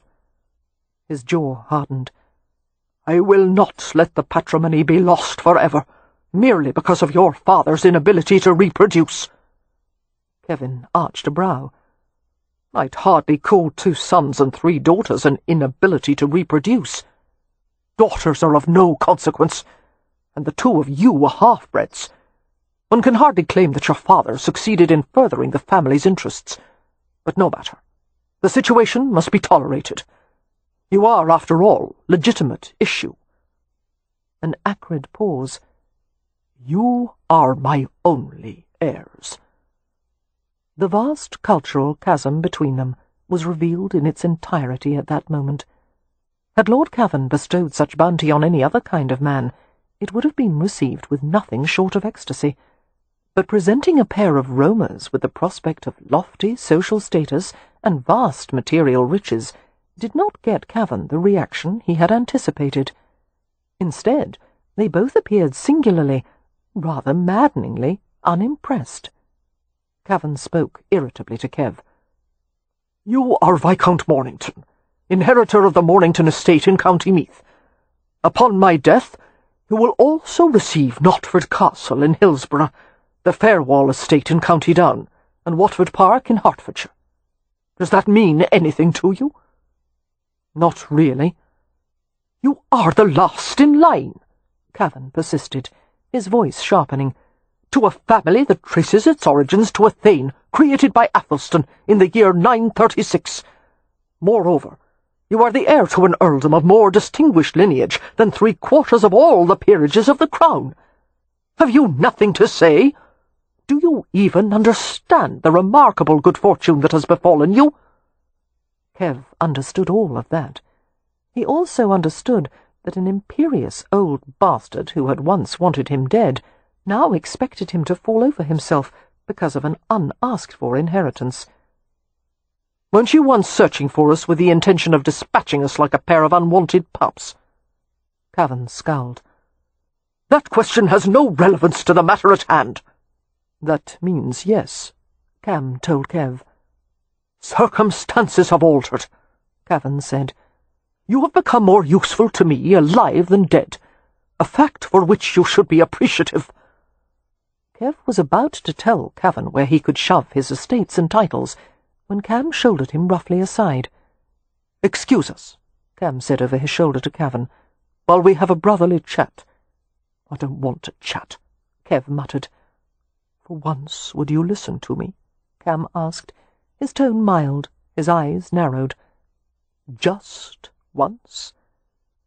Folding his arms over his chest, Kev inclined his head. "Before you toss him out on his withered old arse," Cam said softly, "you may want to consider a few points. First, he's not going to live long. Second, the tenants on the Cavan lands are probably in desperate need of decent management and help. There is much you could do for them, even if you choose to reside in England and oversee the Irish portion of the entailment from afar. Third, think about Win. She would have wealth and position. No one would dare slight a countess. Fourthly, we apparently have a stepmother and 3 half-sisters with no one to care for them after the old man turns up his toes. Fifthly, there's no need for fifthly," Kev said. "I'll do it." "What?" Cam raised his brows. "You agree with me?" "Yes." All the points had been well taken, but the mere mention of Win would have been enough. She would live better and be treated with far more respect as a countess than a gypsy's wife. The old man regarded Kev with a sour expression. "You seem to be under the misapprehension that I was giving you a choice. I wasn't asking you for anything. I was informing you of your good fortune and your duty. Furthermore—" "Well, it's all settled," Cam interrupted hastily. "Lord Cavan, you now have an heir and a spare. I propose that we all take leave of each other to contemplate our new circumstances. If it pleases you, my lord, we will meet again on the morrow to discuss the particulars." "Agreed." "May we offer you and your servants lodging for the night?" "I have already arranged to bestow my company on Lord and Lady Westcliff. No doubt you have heard of the Earl, a most distinguished gentleman. I was acquainted with his father." "Yes," Cam said gravely. "We've heard of Westcliff." Cavan's lips thinned. "I suppose it will fall to me to introduce you to him some day." He slid a disdainful glance over both of them. "If we can do something about your manner of dress and personal deportment, and your education, God help us all." He snapped his fingers, and the 2 footmen swiftly collected the items they had brought in. Rising from the chair, Cavan allowed his coat to be draped over his narrow shoulders. With a morose shake of his head, he looked at Kev and muttered, "As I frequently remind myself, you're better than nothing. Until tomorrow." The moment he left the parlour, Cam went to the sideboard and poured 2 generous brandies. Looking bemused, he gave one to Kev. "What are you thinking?" he asked. "He seems like the kind of grandfather we'd have," Kev said, and Cam nearly choked on his brandy as he laughed. Much later that evening, Win lay draped across Kev's chest, her hair streaming over him like trickles of moonlight. She was naked, except for the coin necklace. Gently disentangling it from her hair, Kev pulled the necklace off and set it on the nightstand. "Don't," she protested. "Why?" "I like wearing it. It reminds me that I'm betrothed." "I'll remind you," he murmured, rolling until she lay in the crook of his arm. "As often as you need." She smiled up at him, touching the edges of his lips with exploring fingertips. "Are you sorry that Lord Cavan found you, Kev?" He kissed the delicate pads of her fingers as he pondered the question. "No," he said eventually. "He's a bitter old cretin, and I wouldn't care to spend a great deal of time in his company. But now I have the answers to things I wondered about for my entire life. And—" he hesitated before admitting sheepishly, "I wouldn't mind being the Earl of Cavan some day." "You wouldn't?" She regarded him with a quizzical grin. Kev nodded. "I think I might be good at it," he confessed. "So do I," Win said in a conspiratorial whisper. "In fact, I think a great many people will be surprised by your absolute brilliance at telling them what to do." Kev grinned and kissed her forehead. "Did I tell you the last thing Cavan said before he left this evening? He said he frequently reminds himself that I'm better than nothing." "What a silly old windbag," Win said, slipping her hand behind his neck. "And he's utterly wrong," she added, just before their lips met. "Because, my love, you're better than everything." For a long time afterward, there were no words. Epilogue. According to the doctor, it had been the first delivery during which she had more concerns for the expectant father than the mother and infant. Kev had conducted himself quite well during the majority of Win's confinement, though he had tended to overreact at times. The commonplace aches and twinges of pregnancy had caused nothing short of alarm, and there had been many a time that he had insisted on sending for the doctor for no good reason at all, despite Win's exasperated refusal. But parts of it had been marvellous. The quiet evenings when Kev had rested beside her, with his hands flattened on her stomach to feel the baby kicking. The summer afternoons when they had walked through Hampshire, feeling at one with nature and the life teeming everywhere. The unexpected discovery that marriage, rather than weighting their relationship with seriousness, had somehow given life a sense of lightness, of buoyancy. Kev laughed often now. He was far more apt to tease, to play, to show his affection openly, except during the last few weeks of her pregnancy, when he hadn't been able to conceal his growing dread, and when Win's labour had begun in the middle of the night, he had gone into a state of subdued terror that apparently nothing would soothe. Every birthing pain, every sharp gasp she took, had caused Kev to turn ashen, until Win had realized she was faring far better than he. "Please," Win had whispered to Amelia privately, "do something with him." And so Cam and Leo had dragged Kev from the bedroom down to the library, plying him with good Irish whiskey for most of the day. When the future Earl of Cavan was born, the doctor said he was perfectly healthy, and that he wished all births could go so well. Amelia and Poppy bathed Win and dressed her in a fresh nightgown, and cleaned and swaddled the baby in soft cotton. Only then was Kev allowed to come up to see them. After ascertaining for himself that his wife and child were both in good condition, Kev wept in unashamed relief, and promptly fell asleep on the bed beside Win. She glanced from her handsome, slumbering husband to the baby in her arms. Her son was small but perfectly formed, fair-skinned, with a remarkable quantity of black hair. His eye colour was indeterminate at the moment, but Win thought they would eventually turn out to be blue. She lifted him higher against her chest, until her lips were close to his miniature ear, and in accordance with Romany tradition, she told him his secret name. "You are Andre," she whispered. It was a name for a warrior. A son of Kev Merripen could be no less. "Your Gajo name is Jason Cole, and your tribal name—" She paused thoughtfully. "Yado," came her husband's drowsy voice from beside her. Wynne looked down at Kev and reached out to stroke his thick, dark hair.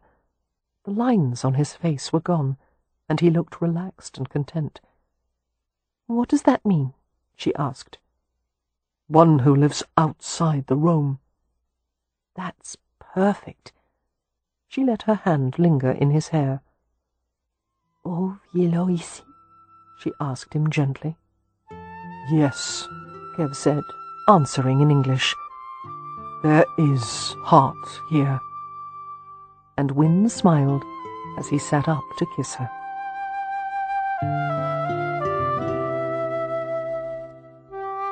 We hope you have enjoyed our presentation of Seduce Me at Sunrise by Lisa Kleypas. Copyright 2008 by Lisa Kleypas. Read by Rosalind Landor. Directed by John Baker. Performance copyright 2009 by Brilliance Audio. All rights reserved. For further information concerning this program or other Brilliance Audio titles, please call the following toll-free number: 1-800-222-3225, or visit our website at www.brillianceaudio.com. No part of this recording may be played for an audience or reproduced in any form. It may not be streamed, downloaded, broadcast, or copied without written permission. Address all inquiries to Brilliance Audio, P.O. Box 887, Grand Haven, Michigan 49417.